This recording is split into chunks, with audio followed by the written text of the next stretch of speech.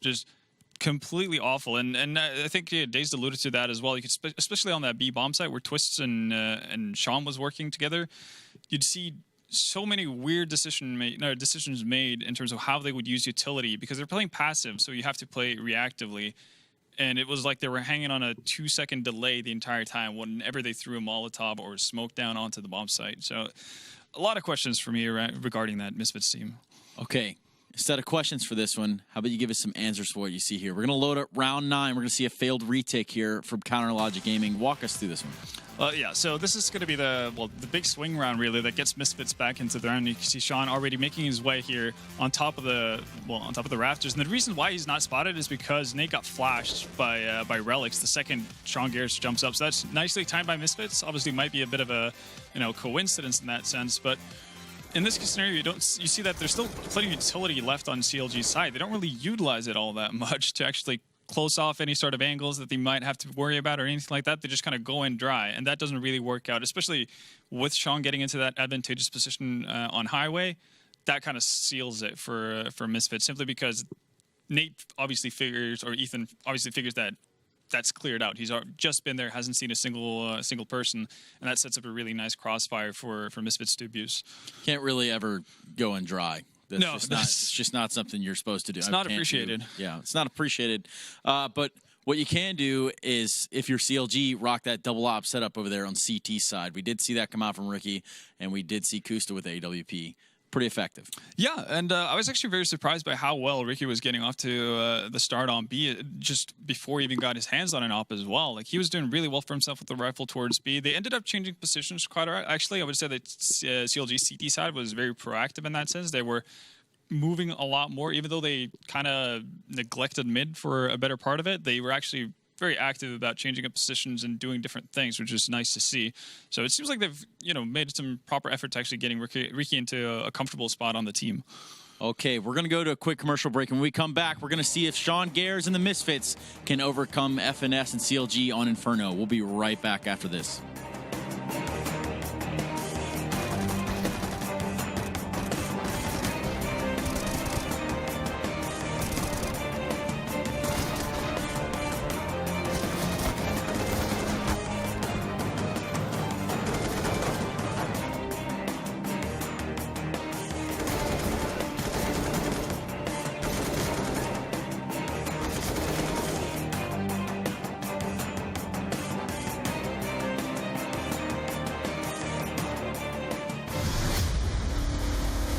I can't understand people watching somebody play a computer game.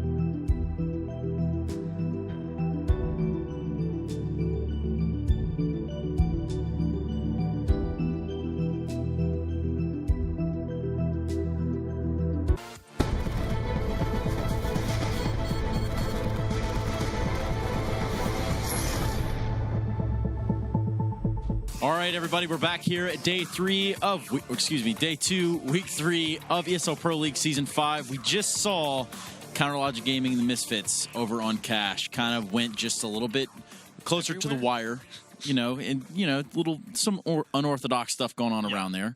But nonetheless, we're about to jump into Inferno. Give me some quick thoughts on Inferno. Inferno, I'm on the train that really likes the new Inferno. I'm one of the big... I'm one of the big fans of that map. I think it's a clear upgrade from what we had in the past with the old version.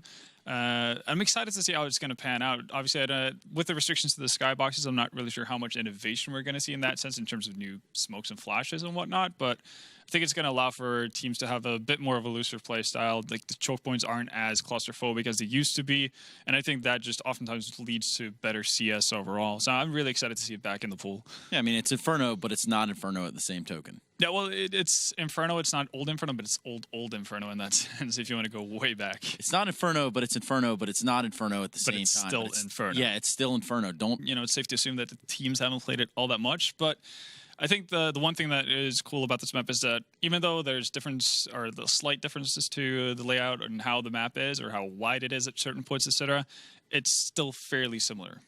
Well, to run us through a little bit of Misfits on Inferno, we've got Eric DeBear Stromberg standing by. Take it away, Eric. Thanks, Stunna. Here we're going to take a look at Misfits against Team Rejects, a premier team. As you see, Sean Garris is already creeped up in the A apartments of Inferno. Shazam already died up middle. Somehow he got a kill. I don't know how that was possible, but as we see, Twist is coming back towards middle. He's going to help set up Sean Garris. He's going to smoke off left middle. As this is happening, Sean Garris is clearing his angles, having a good time, and he's going to be smoking off the pit side. Now, since Rejects are down 14-4, this isn't. They have to respect Misfits at this point. So they have to play passive. They have to respect them in a way that it allows Sean Garris to literally walk up the ramp side uncontested, as Team Rejects has no idea that he could be in this area. They might, but they think it's going to be an A take with all the smokes and utility, but instead, Misfits are already back B, and this puts Sean Garris in a nice flank spot to where Strong Legs, when he rotates back to B, caught off guard, no idea that he was there. Should have expected it maybe, but easy round win for Misfits. Take over bomb site. Sick flank by Sean Garris. Easy game, easy life. And Misfits end up closing around really well on Inferno. Back to you, Stunna. Thank you so much, Eric. Now, we're going to get quickly into this one, but before we do that, let me get some predictions from you on this. I think it's going to be redemption time for Misfits. Haven't seen CLG play Inferno. I'm not sure how much time they're going to have to practice with Ricky. I think that's going to be the benefit that's going to take Misfits over the edge. Well, taking them over the edge and hopefully not too quickly exiting B will be the Misfits taking on Counterlogic Gaming on D Inferno. Standing by are the Blaze combo. Take it away, guys. The second time now that references showed up tonight, so just not giving Shazam any room at all. No redemption for him, unfortunately. I think I actually disagree with Vendetta just based off playing against COG and Misfits. I actually think FNS and Cutler have a good idea how to play Inferno, and I think this Inferno kind of plays pretty similar. And I think we're going to see if they could adapt their setup like they used to do, and I'm pretty sure they are going to do on CT side. I kind of favor them in this matchup, and I'm not. And going into this, I would have thought Misfits would probably 2-0 up. Like, I think roster v roster, Misfits is better. But just seeing the way that Misfits kind of played on Cash, and also having played against COG and playing against FNS and Cutler a lot in the past, I actually think they might have a really good Inferno. They used to vary their setup a lot on CT side. I actually remember watching their VODs, and they used to say, do the iBuyPower setup like all the time. So we'll see. They would like double arch at the right times and things like that. They nade window at the perfect time to bring Sean Garris down to 33 as they set up into what looks to be a quick A play. And they're set up perfectly to jump out of halls here. I mean, there's one player contesting it in Twist. He's not even peeking the end of halls, and one library and one arches. So this could be a quick round for CLG. Yeah, Sean already getting chunked here, in case you missed it there. Then getting tossed across. Twist, one to the face, but unfortunately he's going to get one too.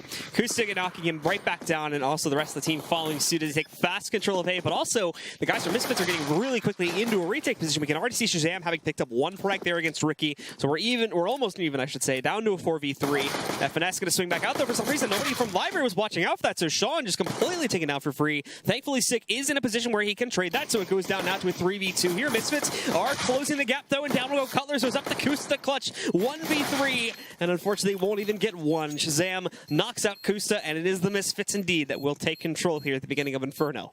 Yeah, and just a very poor, post-plant setup. I think FNS needs to, after he flashes him out, I think he needs to set up more for the post-plant and get in a better spot instead of everybody funneling towards site and pit.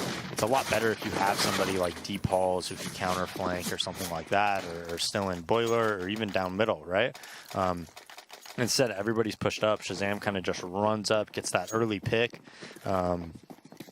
Behind the smoke, and it kind of opens things up for his team. Now it looks like they're going to do a 3 banana at the start. Not sure what Sean Gears is setting up there. He has a nade smoke flash and spawn, and then sick peeks car right away, which is with relics at Spindle. So I'm not sure exactly what their setup is, but Escares comes back, and he sets up for just a default setup essentially. Yeah, Shazam and Twist being your main point players over here on that A-bomb site, and Twist probably going to be the more important one to have to watch out for this early aggression from CLG. Waiting for the smoke to fade, and he does get the Molotov down, and should actually cut off pretty much everyone here. Kusa's the only one that actually makes it across before the Molotov. It really doesn't do anything. I don't know why you do that. I don't understand that at all. Like, all you're doing is delaying them 10 seconds, and like the delay thing doesn't work anymore because they added time to the clock. So even on Inferno, like, he just uses a smoke and a Molotov essentially for no reason. All he did was delay them, but it's not giving them any information or anything like that. And I mean, you're playing an anti-eco anyways. Like, I don't know. It doesn't make any sense to me. So CLG instead just round back away from that and are going to push themselves over towards B, where there's a 2-man setup here from Misfits. Generally, again, the even style of play here. But the problem is Misfits are going to have to be quick on the rotate if they don't just go massive here and shut this all down on their own. Sick finding the first, Relics with the second. They do recover pretty quickly here, and it does not look like the guys from CLG are going to be getting very far at all. Already down to Finesse and Cutler, and they won't. And do you see how Relics used his Molotov? That's how you want to use it. The spot comes, the flash comes, bam, you throw the Molotov. 2 guys come into the site, super easy kills. 3 guys are stuck behind the Molotov. I mean, that's how you want to use the utility. You don't want to just sit there in halls if you're Twist and throw a pre-smoke to delay them 10 seconds, and then throw a Molotov to delay them 8 more, and just use $1,100 essentially to delay them 20, 25 seconds. It's just, it doesn't make any sense. Then when the, hit comes, you don't have anything for it. It just, you'd much rather have a Molotov in the smoke late round. So into the 3rd round we will go, and it is going to be the first up investment from CLG. Still enough, though, to be able to get them all AKs along with armor sitting behind that. Utility is where they will really struggle here. But Misfits have also gotten really aggressive with their own utility. We can see the smoke at the edge of Banana to hold them back. They've reapplied this smoke over here at T-steps here, but it hasn't actually stopped them from moving in. So 2 players are still going to be sitting at the gates to be able to push their way up towards the balcony, and they will indeed follow through with that, as this is looking like a lot of CLG getting ready to move in at a moment's notice onto A. Or on the site itself, actually, Twist is probably going to find himself tested, especially if 2 players do push out from balcony and around over here towards the corner, as he's currently the only one here to defend it. The good news is there are rotations pretty close, but a lot of them are focused over here towards arches, which is smoked off as well. So Sean's not going to be able to get good intel just yet in terms of what's sitting on the other side. They can hear it, but they certainly aren't going to be able to act on it until they actually do follow through with this and move into the site. Still no signs of rotations, but the good news is they did push out towards B's, and they know for a fact that there's nothing there. Finesse strikes first, though, takes down Sean, and now Shazam has to challenge this. He will have teammate support, but now Ricky rolls back out, and Shazam whips big time. Doesn't realize the players are that close, so FNS just shuts him down before anything can be done. And these last 2, there's not a whole lot of room for a retake at all. More than likely, we'll see them fall back to save. And that was actually a really smart play by Misfits. I was talking about Cash, how they weren't adapting, and I know they didn't win the round. They all 3 died, but that was because the execution wasn't there. But they go into this as Relics kills 2 in the back, and that's actually pretty big exit kills. We're going to see if Ricky can kill him on this challenge. He does. And but my point being is, generally speaking, in rounds like that, teams are really reluctant to go up porch. They know you have umps. They want to use some type of range advantage with AKs, and they kind of overplay it. Even the site guy, kind of ran towards Arch as well to contest. It just wasn't set up properly, right? Had they, had it better set up where one guy spots, then the flash comes, and then they all peek together, it would have worked great. But you know, the idea was good, is what I'm getting at. So maybe Misfits can improve on that. Like if Sean Gares just spots there at the crack and then sees them and sees that they're walking up, then the flash comes at Arch and then they double peek, I bet they probably get at least 2 kills there and set their team up for a possible round win instead of what happened. Thankfully for Misfits, they still have enough cash flow to be able to go back in onto the buy here now. So full rifles to work with instead of those SMGs. Decent utility here too, and we'll see still the aggressive presence being held by Sick over here to fend off any players that would push their way up Banana. He's just playing contact around that new wall that's stuck back out there, giving these T's a little bit more coverage to work with. But he does actually give up that position over here in front of the wheelbarrow. And instead just going to push back up. Makes a great flashbang around the corner, but he didn't realize those 2 were there. Just goes for the kill at 1 here. Gets the second, and oh, the spray's not there for the 3rd. So he does get taken out, but still, 2 kills are certainly enough. And not only this, it's going to push CLG back for a couple of extra seconds here and buy time for Relics to prepare in the event that they do follow through with a play over onto the B bomb site.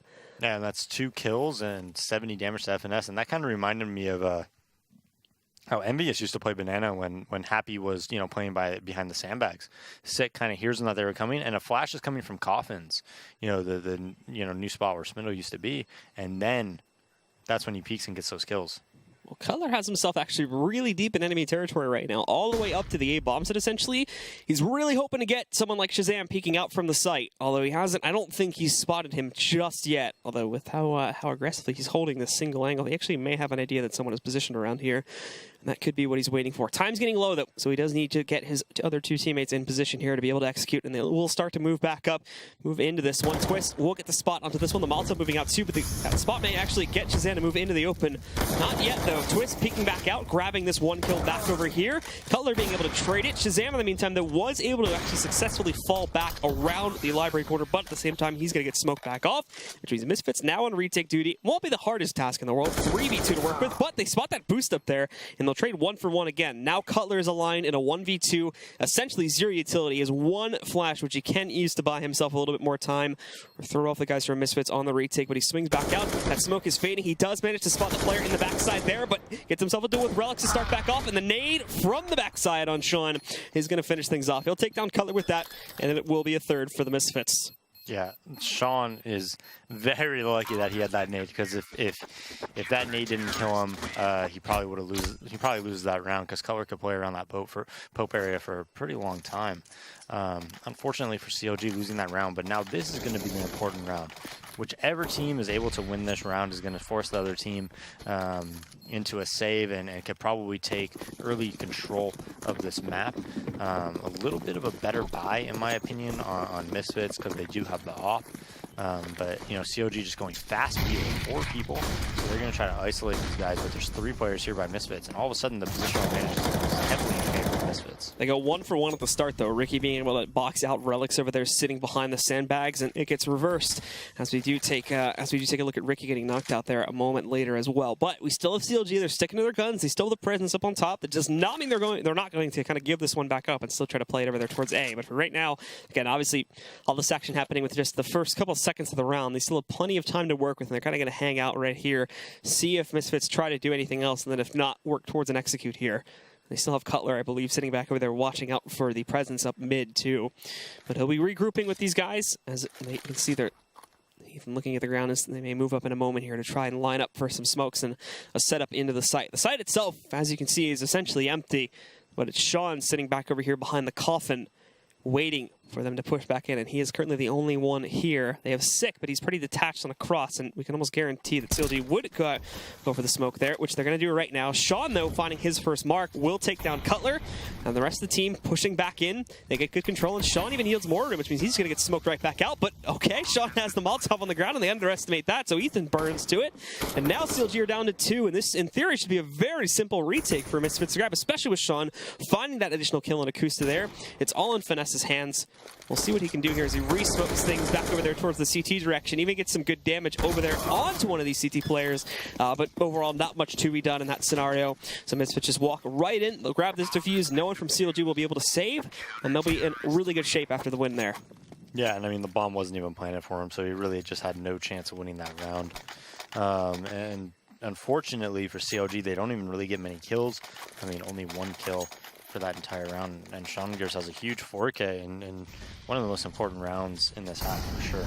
Yeah, he's able to play very passively about things, and it holds it off very, very well. Grabbing that first kill there as they just try to push their way back in.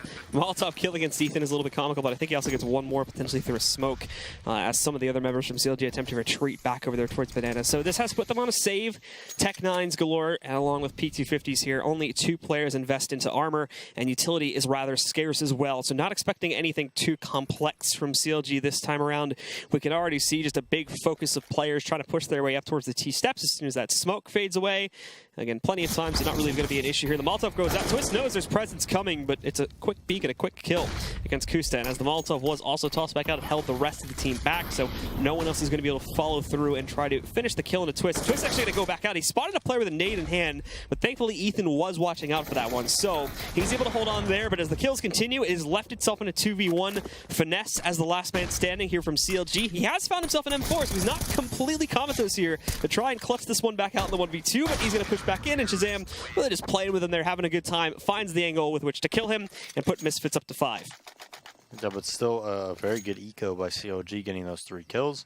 They are going to get almost fully bought up here. I mean, Kustas and FNS are kind of lacking a little bit in utility and whatnot. Kusta actually opts for the Galil, gets double flash and a smoke. So this might be something where we might be looking at like a set strategy here. But Misfits is taking early control in this game, and they're varying their setup. I was worried that Misfits was just going to come into this and just play a default setup, you know, waste their smokes, you know, like really early on the round. See, now the difference is that they have like this 3B setup. It's a little bit different. Like, I don't mind him using the smoke to delay them. When they have a 3B setup like this, like, that's okay because you're letting your teammates get set up and then they could fall back, you know? But when you just use it like in anti-eco, you know, in areas where you're played, you know, a default, that's when I don't like you to use it.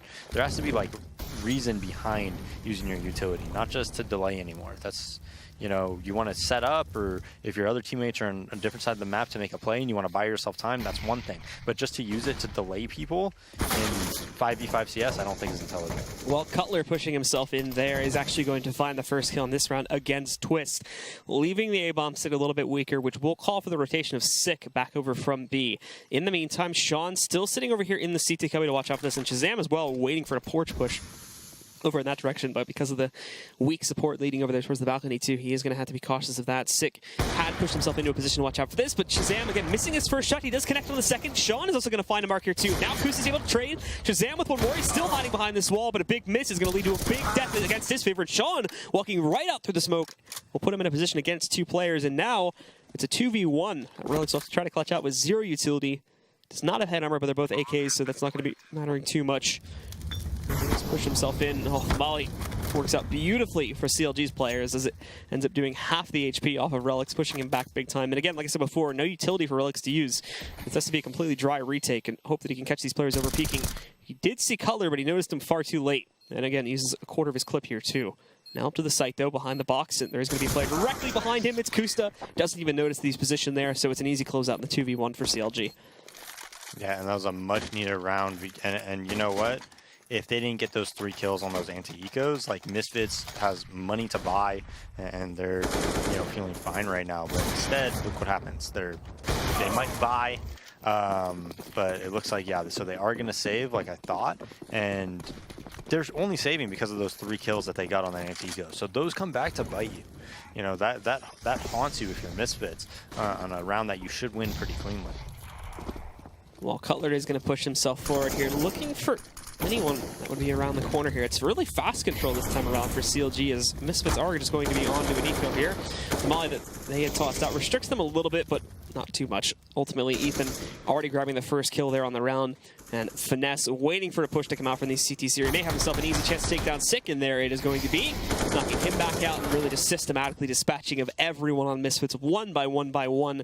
Shazam, one of the last few players standing, tries to go for a peek. That's not going to pan out, and Relic suffers the same fate. A moment later by Cutler, knocking him out, putting CLG up to 3 now. Yeah, 5-3. Misfits money still doesn't look great, but they are going to scrounge up a buy here. And now this is where you really need your Opper and Shazam. And, you know, Sick can opt too if he wants to double up. But you need some type of an advantage, right? you need somebody to make a play.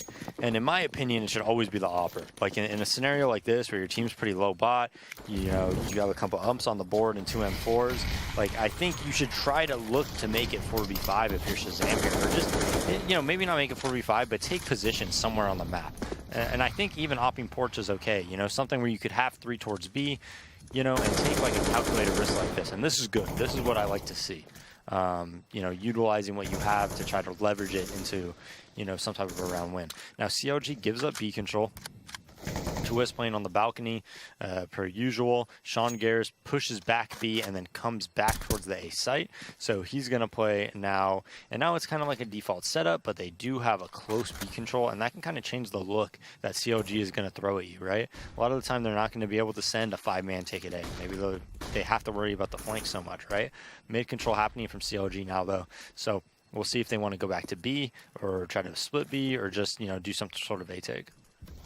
Well, all of CLG, again, have managed to get themselves through the threshold here at mid to start their push in A. Problem being, though, is, again, there was nobody defending Banana. So Misfits were able to push back in there and essentially realize that there is no presence at all, which means defenses on A are going to be very, very strong indeed. They already have a 3-man setup, and a 4th is on his way to try and defend this one. A good lineup, actually, that Relics had there, but they bait them into a team kill, so they will lose an additional player in that exchange. Twist funding one more. It's Ricky that tries to jump down from the balcony here, and Finesse is looking a bit confused as he just kind of loses his life to a combination of Twist and Shazam. Now it's just Cutler, and Shazam's going to finish off that one as well. He ends up with a nice 3K on the round, and Misfits shoot ahead once again, up to 6 now. Yeah, and that was very well done by Misfits. They needed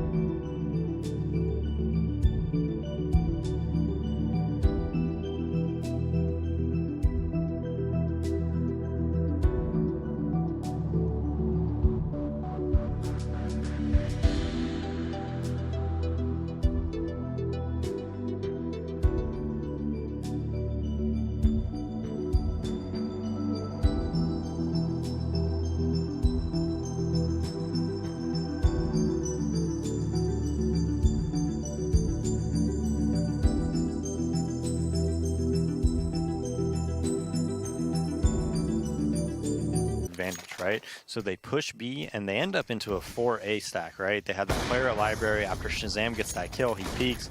He essentially goes 1 for 1 because he forces a TK. And then they still have 3 players towards the A side of the map in Shazam and Moto, one site, and Twist in the pit. Dropping down from balcony. Well, Kusta may have himself a bit of an early fight here too. If he holds that angle, we could see them peeking out a moment ago, and they may do it again. He's got it right there, and there's the shot against Sick. Kusta already finding 1, and that puts them into a 5v4. Yeah, making up for the lost duel on Shazam there to make it 5v4 right away. And Cutler uses Twist smoke against him. Makes it 5v3 right off the bat, and they still have 2 players towards B. Shazam evens it up at Hall, throws a molly down. Porch, Relics makes it 3v3, so just, whenever you get like a 3v5 like that, I think SK plays it the best. They get even more passive, actually. They don't even hold like the angles where they could potentially die at all, even if they feel like they have a slight advantage there. They just go even more passive. Instead, we saw these guys like holding the Hall's angle, kind of still fighting B, instead of just giving up ground. Well, Shazam positions himself back here now to try and wait for more kills to roll back in. And indeed, he's fed one.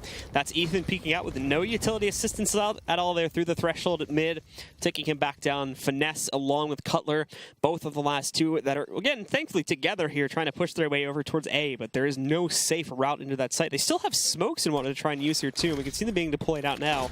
Cutler is going to toss some flashbangs in, both of which is pretty successfully, but can't actually find anyone. And by the time he spots Sean, he's already a dead man. Finesse will be able to trade, but now he's got a 1v2. Only 20 seconds left, and Shazam's close contact here, so he can have a lot of free room to push up while that bomb is being planted.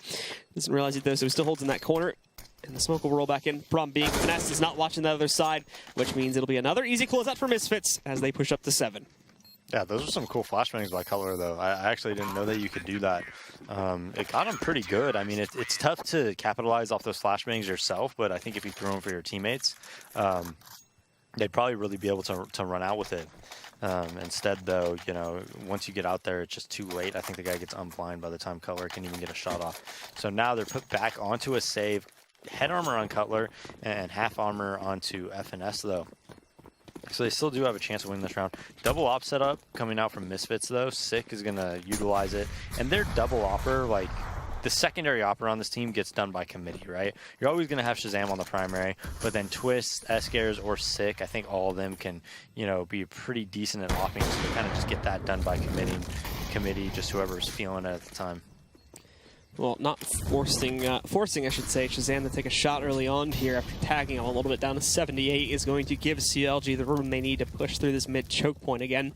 They really haven't been struggling at all to get themselves into this area of the map. It's really just been trying to get past this and get full site control without being completely overwhelmed by Misfits, or Misfits obviously realizing what's happening really early on in the round and then having to rotate there before CLG even start the take. This time, though, things are looking okay. Now they actually need to move in and execute on these entries. It's going to be a little bit tough with this gunpowder, as we do see, though, Shazam missing another shot on the repeat, though. He does take down Ricky. He has Kust at 31, so he actually may have connected that first one through the wall a little bit, but still, now they push back in. Cutler fighting that one pickup there is still the only one they've gotten. FNSC is able to overwhelm Sean a little bit there, and also Kusta sneaking around through CT spawn. You saw the makings of it there about 10 seconds ago, but it ends up working out to where he now picks up the op to work with, and he can also try to hold them off on rotation, but he just got shot through the wall, possibly from really far back. He's not at 8 HP.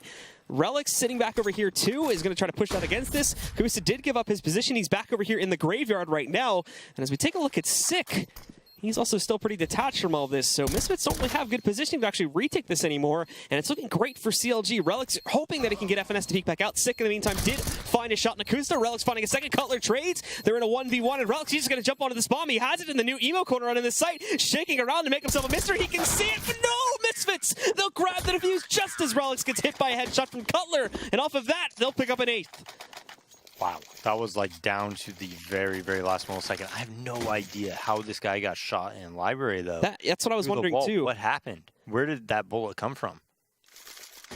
We'd have to take a look at that. That's not something you almost had to go back and take a look at the demo on that, because it almost seemed like it came from the CT, but he was like way in the back of apartments. I know, that's what I thought. I'm like, did this guy like shoot through like 8 walls and hit him or something? I have no idea what happened there. All right, well, we'll have to take a look at that one a little bit later on. Maybe we can get the replay for halftime. But as we take a look here. This is a very, very important round, though. And this is a round, again, that's like one of those swing rounds. And CLG hasn't won one of these yet. Even though they won that anti-eco, they didn't break Misfits' money, you know? So Misfits still has another chance to pick up this round and, you know, force CLG on another save. But if CLG wins it on the other hand, it's going to be a big swing in momentum. Misfits is definitely going to save maybe once or twice, and all of a sudden CLG could get, you know, 6, 7 rounds maybe on this half. CLG sitting at the gates of the entrance to be over here at the outside of Banana. Again, Misfits have not really challenged things on this round. They've grown much, much more passive here now, where previously, actually, they didn't even have a second thought about trying to move out and play aggressively out here in this kind of staging area. Now, though, thoughts have changed. And obviously, with the amount of utility and gunpowder they have, it's not may not be the smartest idea either. It's Relics and Sick that will be playing together here on B in a cross spray angle as Sick sits over there towards CT. Even on top of this little flower pot here as well. So we may be able to see over the smoke. Spots one, drops down. He knows the second one is, but he can't actually execute it. Because of that, Ethan is going to be able to sneak in the kill on the Relics. He tries to wrap back over there through the garden, but unfortunately, the smoke's covering this one off as well. He's now down at 3 HP again, Ethan from before, but now Kusta moving in here. He's already picked up 2 kills. Sick can't do anything until this smoke fades away. He's lost all of his traction all of a sudden that he could have had from that nice little boosted up position on the flower pot, and it looks like both Sick and Twist are just going to have to resolve to fall back and save at the end of the day. Yeah, and even though Sick gets that first kill, he doesn't stay on the ledge. He does 97 to Ethan, but I believe it was Relics that was the anchor at B. Doesn't really do anything. I think he just died right away. Didn't do 1 point of damage. So the site gets taken, and Ricky on the lurk, you know, kind of delays that rotate a little bit, and then you know Gusta just getting those 2 kills, kind of shuts down the round. I'm not sure if it's T or CT sided, if you could take Inferno at B but not have construction control and be in like a 3v4 or you know, a man down, but they have construction control. It's kind of tough to say. In that situation, it was a 4v4 though, so I think CLG definitely does have the advantage, even though Ethan does have 3 HP. Well, now as we get into our next one here at Misfits, although they did have a nice streak going to solidify the lead, regardless of the outcome of these last couple rounds. Now, though, they are going to find themselves in a very stretched out situation. Just upgraded pistols, the AWP and the M4 sitting on Sick and Twist, but the good news is that AWP has already found a kill. Kusta, unfortunately, getting taken down right at the beginning of this round. Sick, though, off of that kill, since no one else is spotted currently back on Banana. He is going to rotate very early on to add a third person over here towards A, where previously they were playing a full 3-player commitment there towards B. Having the up in there before, now Sick will take the mantle up over here around the Arches wrap side to see if he can find anyone else trying to push into that mid choke, which has been a favorite spot for CLG to push in the early round, although he gets banged almost head on. Timing on that one working out perfectly. The good news is that no one suspects him back around this corner, so he's going to sink these 2 kills. In the Molotov, though, just barely gets out of it with 1 HP, and now he's going to get pushed. The timing on the shot is also tries to fall back, but just walks into a corner, and at the end of the day, Shazam comes out with 2 Huandi seemingly out of nowhere and eliminates Ethan and Ricky with it. Yeah, Sick saving that round. I mean, that was a force buy round, another one of those big rounds that they're able to win with limited, you know, a very limited purchase. And now it's 9-4. They're just swapping weapons. I don't know. They're still stuck in spawn. About 7-8 seconds into the round. Luckily, CLG doesn't look like they're rushing. Actually, they're getting in position very, very quickly here. Yeah, Cutler already up on top of the window room here, pushing himself inside to try and play through on this one. Twist also standing back outside of balcony there. Pretty close though, as he has gone kind of in and out there to check the hall to see if anyone from CLG is going to push through that. The smoke is on the cross for it, so won't be able to spot anyone in the back of the apartments. But now we do see the smoke coming back over here on the left side of it, and Shazam specifically sitting back down here, getting prepped in the event they do go for that mid choke point control again. Moving all around currently. Flashbangs rolling back in here. Shazam not going to be hit by anyone, but he is surprised actually by Ricky, who sits in the boiler there, spraying him down through the wall. They edge out that kill. And again, still have plenty of time to work with, so they're actually going to fall back a little bit, sending the bomb back down through alt mid to be able to deploy better smokes one up, but no one is left to watch over there towards the port side, so Twist walks right up, gets the free kill on the Kusta. Sean tries to challenge this one as well, but that doesn't go very well for him. Ethan is going to be able to hold there, picking up the kill. Twist still sitting on the site, hugging around this pole, but of course his teammate blocked it for falling back behind the box, so Finesse found that frag. Ricky takes down Sick as he's able to trade out at least one more kill, and this will come down to a 2v1. Relic's looking to clutch. Again, no utility though. He does have a kit, so he has extra time to play with, and Finesse is very low already at 18 HP. But taking this path, if he goes out too bluntly against this one, there is going to be a player waiting to immediately take him down. Thankfully for Relics, Ricky's going to miss that shot, but now they do know where he is. He'll be hit by a flashbang. He has coverage though behind the new hay barrel there, and Finesse does not seem to be wanting to do anything too aggressive here at this point. Keep in mind, like I said before, Relics does have the kit, so he has the extra time to play with, but that extra time is running out here very quickly, swinging back in. Hasn't even seen Finesse, and when he does wrap around that corner, it's a big surprise to find a T standing out in the open there. He'll finish off the job and put CLG up to 5. Yeah, and now Misfits buy on this last round is pretty bad. I mean, they're just going to have the one rifle mag 7 and 3 pistols.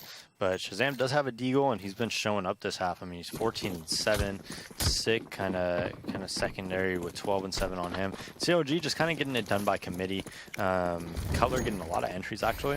I think he's been the most impactful player by far at 12 and 11. Really doing a good job at kind of like pushing Porch back and getting the kills around that area of the map. Well, Sean is going to play much closer contact on this round since Misfits do have to. He should get this kill. CLG isn't spamming at all. This is a spot that you could spam so easily now in these commercials. Like, that should never happen. And Cutler kills Twist right behind him as well. So he's just going to run out A, but Shazam has a nice little flank here. He might be able to save this round for his team. And he's very smartly getting the rotate first. Grabs Finesse mid-air on the headshot. Even Sick taking out the player that was left to watch out for banana control here too. So they're left in a 3v2. Shazam obviously will have plenty of time to hop back down here and pick up the gun from his fallen opponent from before. So yeah, he's got the AK. Relics also has the AK from the guy they killed on banana a couple seconds ago too. And again, Sick coming on 5-7, not the most incapable gun here. We see Shazam impacting already on Nakusa, and now it's down to Cutler. He'll have to ace this if he wants to see his team go up to 6, but not even going to be given a chance. Relics shutting him down, and Misfits on a forced up engagement will be able to put together one more to close out the half. They'll go 10-5 here on the CT side, and it keeps them in good shape as they head over towards the T side. Guys, we're going to be returning here in just a few moments with the second half. Again, it's been a fairly competitive match here between these two teams, so stick around for the conclusion of it as Inferno will be continuing.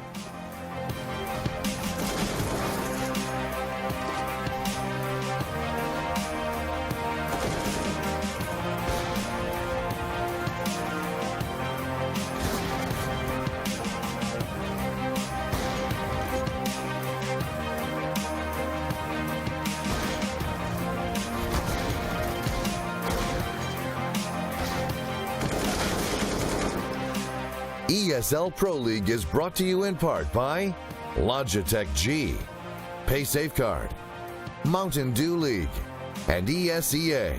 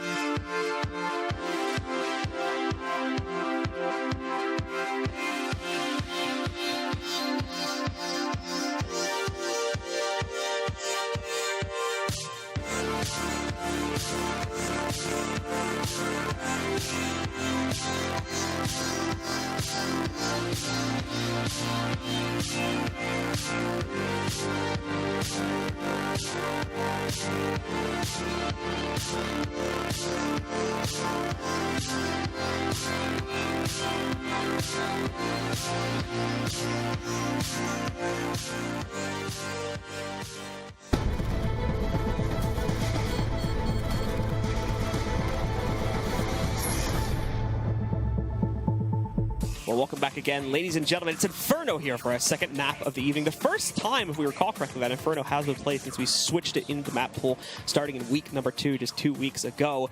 And it has been Misfits and CLG that have been selected as our first teams to play it off here. And, well, it's been going pretty well for Misfits, but coming off their CT side and on a very CT-sided map, traditionally somewhat to be expected here. CLG certainly did not put up certainly put up a bit of a fight, of course, in their T side, racking up 5 rounds there. I think it was actually really, really close. I mean, there was a lot of back and forth. Misfits, they won a couple of those swing rounds. CLG kind of got back into it, but 5 rounds isn't too bad. They just really do need to win the CT pistol.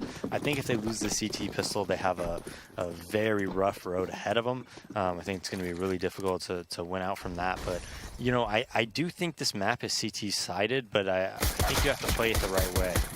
Ricky getting very, very aggressive at mid, kills going down. TK comes out from sick. Shazam killing Ethan. Now FNS is kind of alone on this A site. This is against these jumping blockers. So he's going to try to hold against this one. Finds that first one, finds that second one. There's one more to go, and he gets it. And there's one more sitting back on the balcony, too. Give it time to go for the reload. This one's low as well, and there you go. Finesse holds on a miracle box and holds up with the 4K. CLG will win that pistol, and now they have their route back into the game.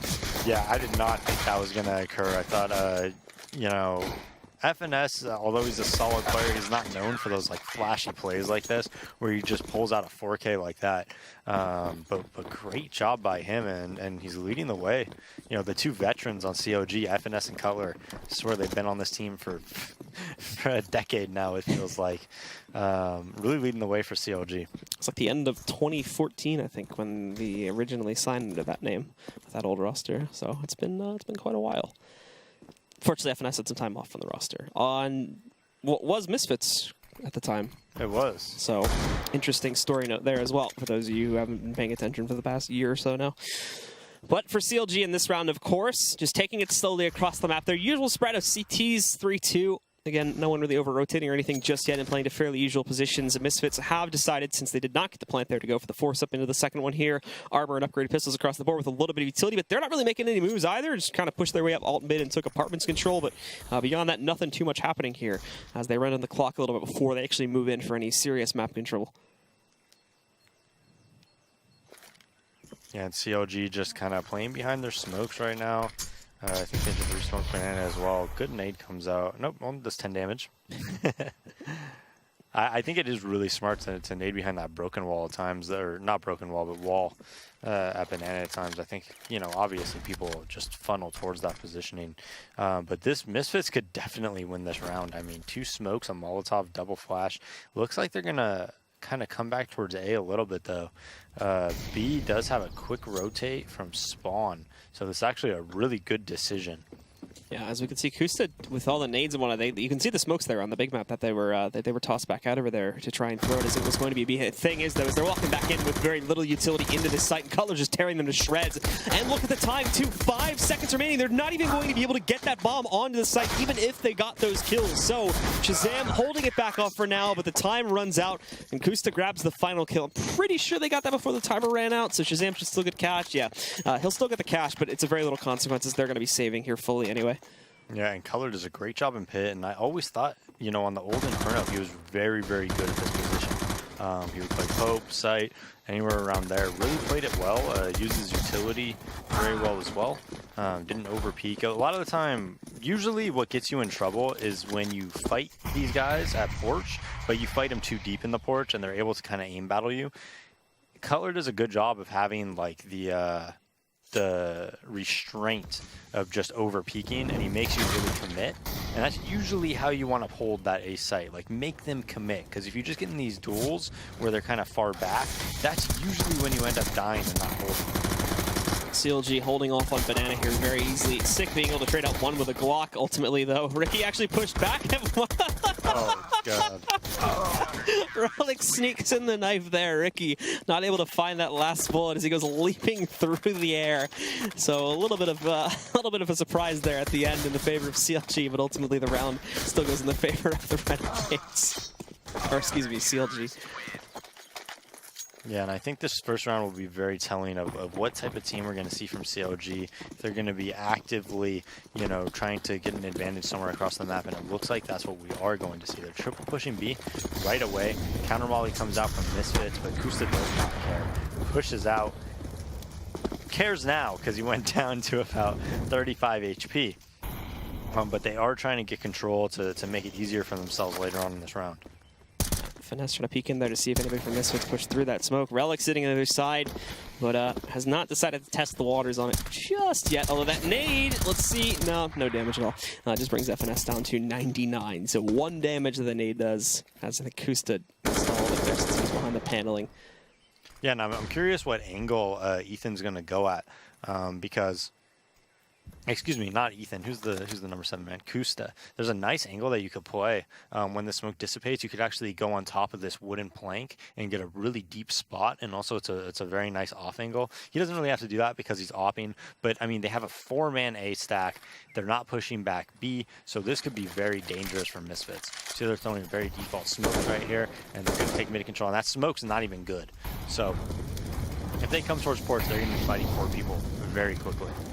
And now CLG getting prepped for this here too, as Misfits do run low on time. They had this problem in the last round where they did essentially run back out. So now they're going to try to go a little bit earlier on. Still, the 28 seconds is not great. Cutler, though, where's the spray going? He's not able to find anyone. Ethan can hold, though. He picks up 2 kills before finally being taken down by Relics. Relics, though, is the one saving Misfits at this point, as he kept them in it for so long. But now he's gone down at the hands of Ricky. And Ricky will also be looking for one more there against Twist, but it's a very, very tiny pixel headshot angle, so a bit rough to try and sink that shot. Nades again being tossed back out, doing about 10 damage overall to Ricky. But Kusta still very heavily lit from previously. The Molotov will force Shazam to play a bit closer to this box over here, and the flashbang will pretty much be a complete miss. It would have allowed his teammate to peek back out, but in the meantime, well, his teammate's going to hide away for a few extra seconds. Shazam will swing out a bit, finding Kusta inside of Moto there, and for Ricky, now left alone to try and clutch this 1v2. No kit to work with, so instead, decides to just pick up the op and run away. Shazam knows it, so he is going to try to chase him back down here. If he can prevent them from saving that up, that'll be great, but as he tries to go back in and a little bit tricky there. Twist does find the headshot angle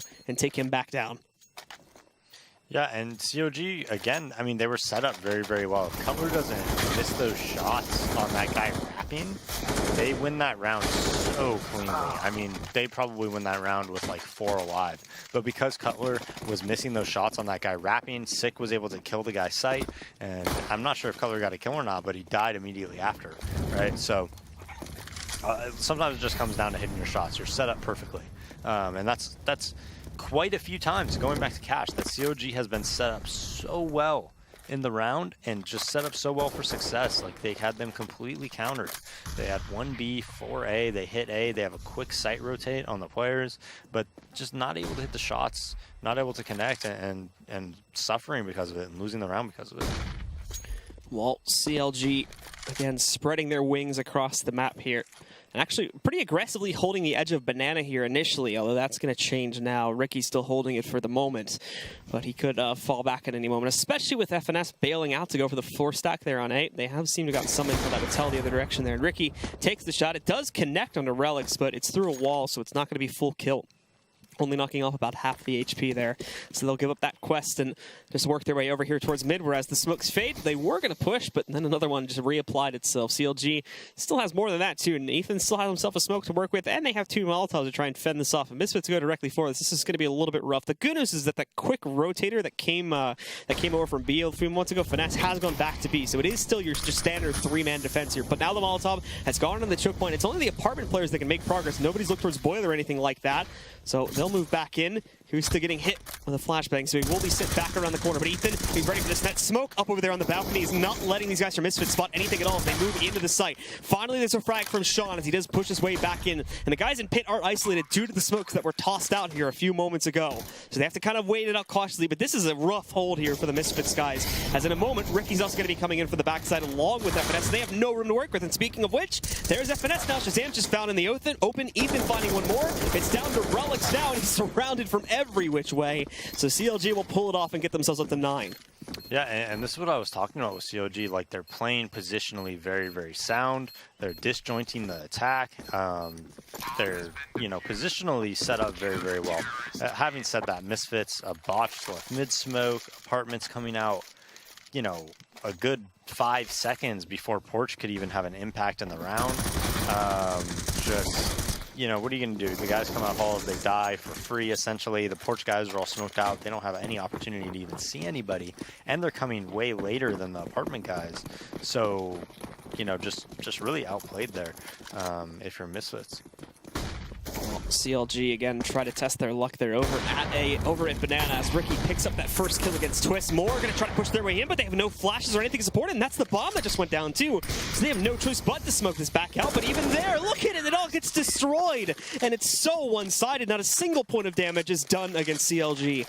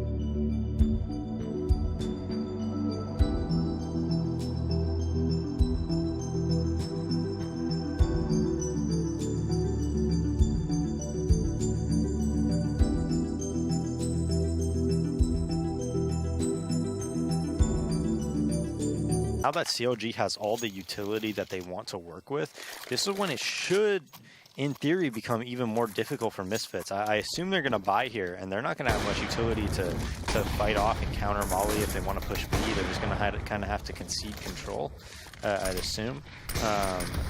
And now this is where it should get really tough for Misfits. CLG should be able to do whatever they want. They do hold the early advantage. Kusa, they're going to hit with a Molotov. Again, not too much damage, only knocking about 20 overall there. So, still in good shape to try and fight for the rest of this round. But Misfits taking a much more diverted opener here. As they have players in the apartments, they had players kind of testing out Banana a little bit there in the opener. They've gone away now, and it's actually left it open, especially due to the smoke that was tossed back out, restricting the exit to it. So, it's allowed the CTs to push back in. Ethan, though, spots them trying to go through that smoke again. Gets a double kill, dives into the smoke here, too. So, the other team has not been able to spot him. It's Twist down below. He took out his teammate, and he was able to follow through with the second one, but not before losing about half of his HP in the exchange.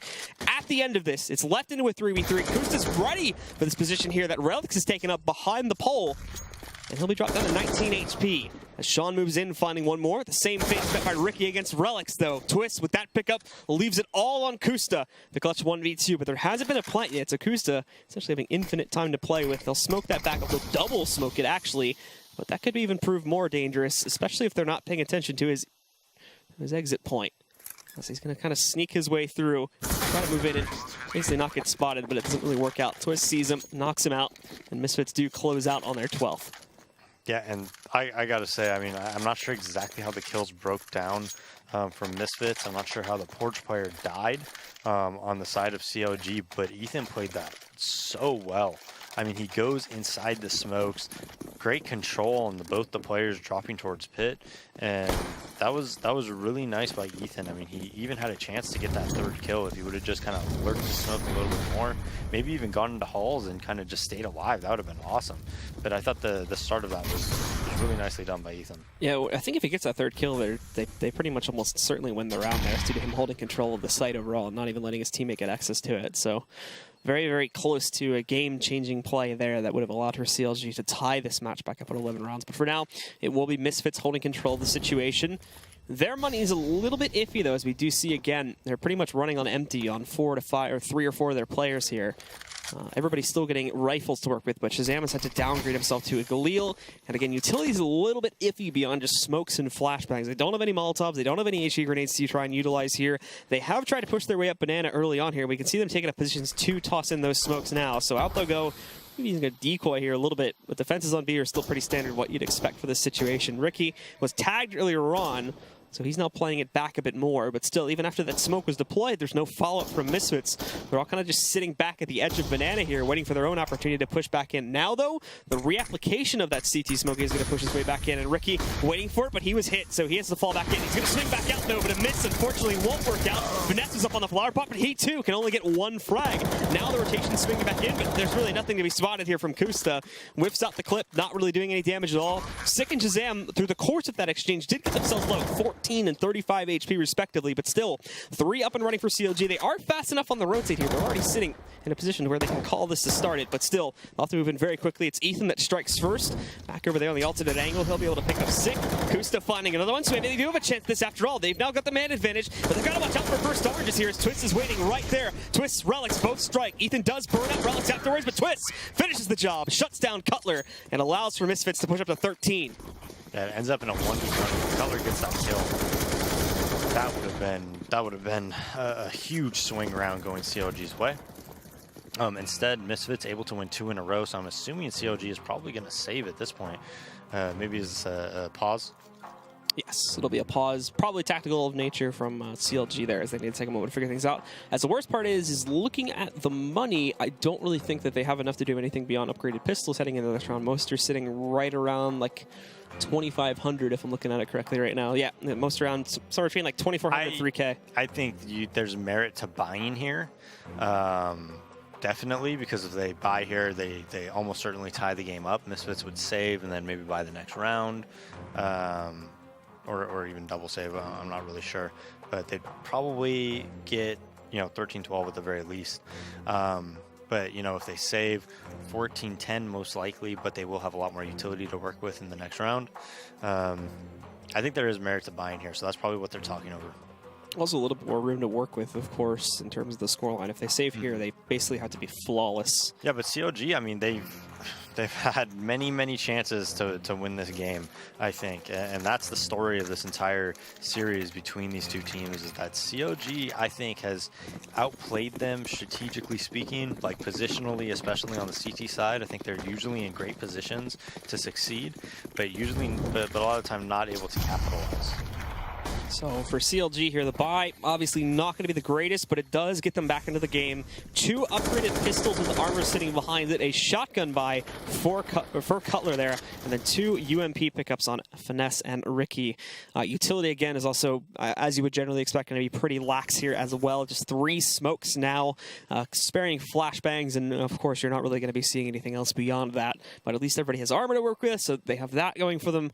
And also, they've tried something interesting here, getting a lot more aggressive. We really haven't seen anyone try to play hyper aggressively inside of the apartments, but it's a bit of a change up here. Ethan playing inside of the boiler, and then up on top you've got Cutler and Kusta playing in that first hallway. They've even kept the aggression going back over here on B too, as you have both Finesse and Ricky playing close up to the wall there that leads into the staging ground just outside of Banana. But they'll give that up as the time gets lower and they don't really see anything as they prepped for the event that Misfits were hiding behind that wall and they would just gone for a straightforward execute. They boosted Finesse up on top of first oranges here, and Ricky's playing a bit more mobily around the site. But as we actually take a look at where the Misfits are positioned, they're still spread out pretty evenly. They've got the presence on Banana, but the bomb itself is positioned just outside of that mid choke point as they do run the timer down. The plan is, I mean, there's only 30 seconds left and they haven't done anything, and that's when these spots get really tricky because you might not have the time and the communication to really clear them properly. And they've done no info searching at all. Ethan, if he wants to push for this, he can find himself a big play, but he waits too long, and now Twist pushes in, watching out for that specific position. Cutler, though, moving in from behind on the shotgun here. He's going to have the range, and there's the headshot against Sean. Quickly diving back into the smoke, but he re-peeks. That's a little bit too long range, unfortunately. And Kusta, this clip not finding anything, does correct it, though, as he finds the frag out of Shazam, but that was a whole clip, essentially, that he had to use. He's only got 14 bullets left. Swings out, though, gets another one. He's going to go for a third here, and he almost gets it. Relic's now down at 23 HP. The last man standing is going to be Finesse in a 1v2, and as he pushes back in, the first target is going to be Twist spinning in the corner, but no, can't find that shot, and it's Twist that closes out for Misfits. Yeah, I mean, they had a great opportunity to win that round. Misfits were with a very strange strategy. I mean, they waited till 35 seconds to do anything, and then they used just one smoke and then just all wrapped to the site except for one player after they got that boiler kill. I mean, that was pretty lucky by them, in my opinion. I mean, I think it would have been very easy for just one thing to go wrong and they could have lost that round. But fortunately for them, you know, they're able to win it pretty cleanly, and now CLG is kind of conceding this round a little bit. Just a taser, or P250 and a CZ with a nade and a flash, and that's really it. Everybody else on default. So it's going to be extremely difficult to win this round. Yeah, and Ricky's getting pretty aggressive about things too. The best hope that they can have to work off of this one is going to be intel gathering, and I think Sean did manage to actually spot Kusta there a moment ago, but also up on top is going to be Finesse waiting for him. He also was tagged down at 98 HP. It seems like things are going pretty straightforward at this point. Indeed, Sean's already cleared at the B-bomb site. They also found that additional kill over there towards A, but with Sean clearing things out, at least getting those 2 kills, I should say, that is going to call for the rest of Misfits to rotate back over, as for the most part, CLG has on every single round been playing to the 3-2 split. I mean, that's generally what you expect on this map, and you very rarely deviate from that unless you're going to be trying some sort of special strat on CT side. So with those 2 kills, they know they've cleared it back out. It's going to be an easy walk-in for Misfits, and for Ethan and Cutler, best hope they can have now is to position up for exits. Yeah, maybe they can get a gun. I'm not sure what CLG's money is looking at. Let's take a look at it. So they're going to have a pretty good buy. I think they're getting, let's see, like 2,400 here maybe? Or is it 2,900? I'm not sure. But anyway, so they're going to have pretty much a full buy. And, you know, we'll see what they do. I mean, I think if they go back to that B control and just kind of leave one guy there and maybe that guy could spot and have a smoke, you know, post B control, I think that could really help them win the round. But, you know, right now Misfits they're winning a lot of these like really important gun battles that are swaying the rounds, where you would think that CLG is going to win them, and then Misfits kind of you know, kind of just wins these gun battles that I don't think they're favored for at all. And you can see the buys again here. Thankfully, everybody was well over, 4.5 to somewhere around 6K there. Even Kusta getting himself the full op buy with utility sitting behind it. So everybody investing, but now it's time to impact here as they've fallen flat over these past few rounds, and it has allowed for them to keep their lead going. And oh my goodness, he lines up the double beautifully. Shazam and Stick make a mistake of stacking up, and that's going to allow for Kusta to get a huge advantage from CLG right off the bat. Stick and Shazam now dead on the ground, and Misfits, no trades or even map control to justify it.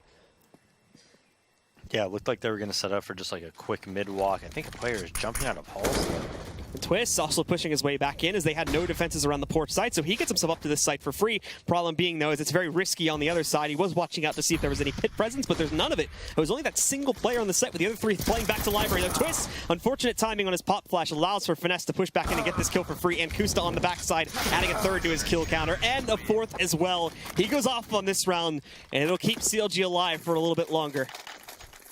Yeah, and I think CLG made a good call there. I mean, you know, Twist definitely could have multi-fragged over there, but they wanted to try to trade on him before Bomb could get up porch, right? And then that way they still have site control. If they would have just let them take site and get post-plant positions in the pit with like one site and one maybe planning, then going back to porch, all of a sudden, just because it's a 3v4 does not mean they're really favored. I think Misfits could definitely have a really good chance of winning that round. So they say, hey, let's just kill this guy in sight before anything happens, and then we can react to these players coming up porch and kill them before, you know, take the site back and take control back.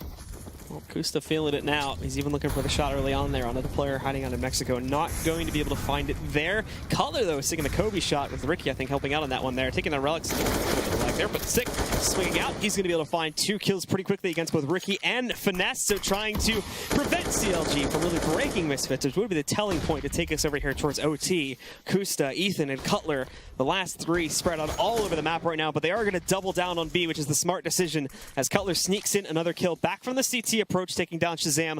They push their way back in to be able to go up for this plant. Site control is theirs. CLG are holding for right now, but they still have the church control here to try and wrap their way out through the garden and back over here into the site, although they are going to have to wait a few more moments as they were still keeping Ethan on the A-bomb, so it's sort of an insurance policy in case it was a fake. Kusta getting the first kill. Sean trying to roll back out, but switches the gun at the last second before he can finalize the kills. He's also paying attention for a flank over there in the event. They would have sent some players down in that direction. Now, Sick trying to hold up in the open right now, but he's overwhelmed very quickly, and again, Sean was nowhere near any of this, so Ethan pushes back in, finds that final frag against Sean, and it will be a nearly flawless retake from CLG. Yeah, I thought for sure that was going to go Misfits' way after Sick gets those 2 kills. Pretty huge mistake by COG. I think when they threw that Molotov, they thought that it was going to get behind the wall, but Sick just kind of sits there and waits and waits and waits, and then finally peeks and wins these 2 gun battles. Takes the B site pretty much by himself. But Cutler's kill through the smoke was absolutely huge on Shazam. And then they're able to take back control and win that 3v3. Sean, again, you know, he was pushing towards there, missing that kill. Like you said, he just stopped shooting for whatever reason, was big as well. But that was Misfits round to lose, definitely. Kusta going to be going again for the spot, and he finds it this time. Missed it on the last round, but sinks the shot here. Okay. I was about to say, a problem being he's going to push himself out really aggressively, but that still works out great as he even gets a second kill against Shazam now. Once again, opens it up with a double, just like he did 2 rounds back. Obviously not with a single shot this time, but still, we're in a 5v3, and Misfits have nothing to show for it. Super aggressive in middle. Was Kusta. Even looking towards that mini pick could be very dangerous.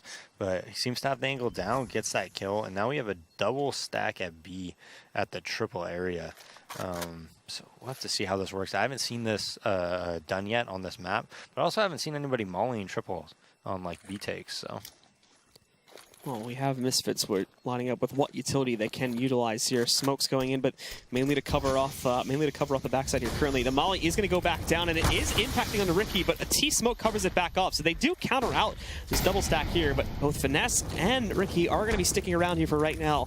Molotov deployed over there under the steps to delay them a few moments, and this nade's going to go back. It may bounce off the wall, though, so it does great damage, as we can see, and Twist and Sick just go spraying into that one to be able to finish off one player. Oh, even see there, too, that Sick tried to react to the Kusta push, but unfortunately was still taken down. Sean is available for a trade. We end up in a 2v2, but again, mind the timer. Only 20 seconds remaining. They still don't put the bomb down onto the ground. Thankfully, neither of the remaining CTs are close enough to challenge that plant, so they do succeed in putting it down. But both of these Ts are also playing in fairly open positions too. And in fact, Ethan's going to walk right in. No one was covering the flanks, but gets that kill for free. Sean is going to try to play back a little bit more over here towards the garden, as Ethan and Cutler do sneak their way back up together here to push into it. There's the first one lined up, but Sean doesn't get the kill. They haven't stacked on the bomb yet. He gets one kill, but now down at 16 HP. He has to try and wrap back around here. Cutler, again, has not jumped on the bomb just yet. Now he's going to swing back out. Cutler still has a huge advantage, but no! Cutler's going to walk right into a headshot angle for Sean, and he'll finish it off. 16-12 will be the final scoreline, and these teams will trade blows this evening, going 1-1 for the night. Yeah, I mean, like I said, I thought CLG played pretty well, like positionally. I think they missed a lot of shots they should have had.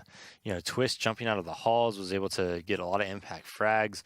Ethan, that one round when we saw that double kill, could have had that third. Cutler, that miss when they were wrapping the site was such a huge swing around, and when he missed that guy wrapping, and then I think it was sick, and then him killing his teammates was just absolutely huge. So CLG, you know, a lot of the time that happens on a new map. You might be in the right position, but you're not used to the shots that you have to hit. You're not used to the angles and things like that, and sometimes you falter because of it. I think that was like a case of that.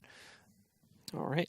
So to close out the discussion here on our first match tonight, let's send it back over to our analysis desk with Stunna and Vendetta. Thank you, Mr. Blue. Good matchup there. A good showing for Misfits, absolutely, here on Inferno. Yeah, much better showing in that sense than what we saw in Cash. They still suffer from some of the same tendencies as we saw in Cash. I think initially we saw them on their CT side try to set up with the three-man towards Banana initially, at least having Sean use the first smoke to kind of alleviate the pressure from the guys who were defending B.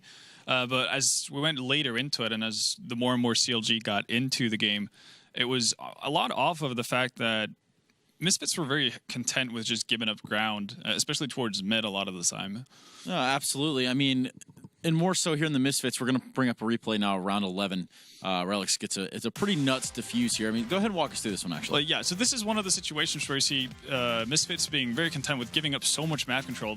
To be fair, they are playing against a force buy pretty much from CLG, and that might be why they're taking the distance they are, but again, it's giving a ton of space for CLG to actually move up and get close and personal with Misfits. So you rely, if you're Misfits, on hitting your shots when they come through. And we're going to see them wrap around Arch. Shazam's going to hit one shot, but it's going to allow Kusta to sneak by in towards Connector.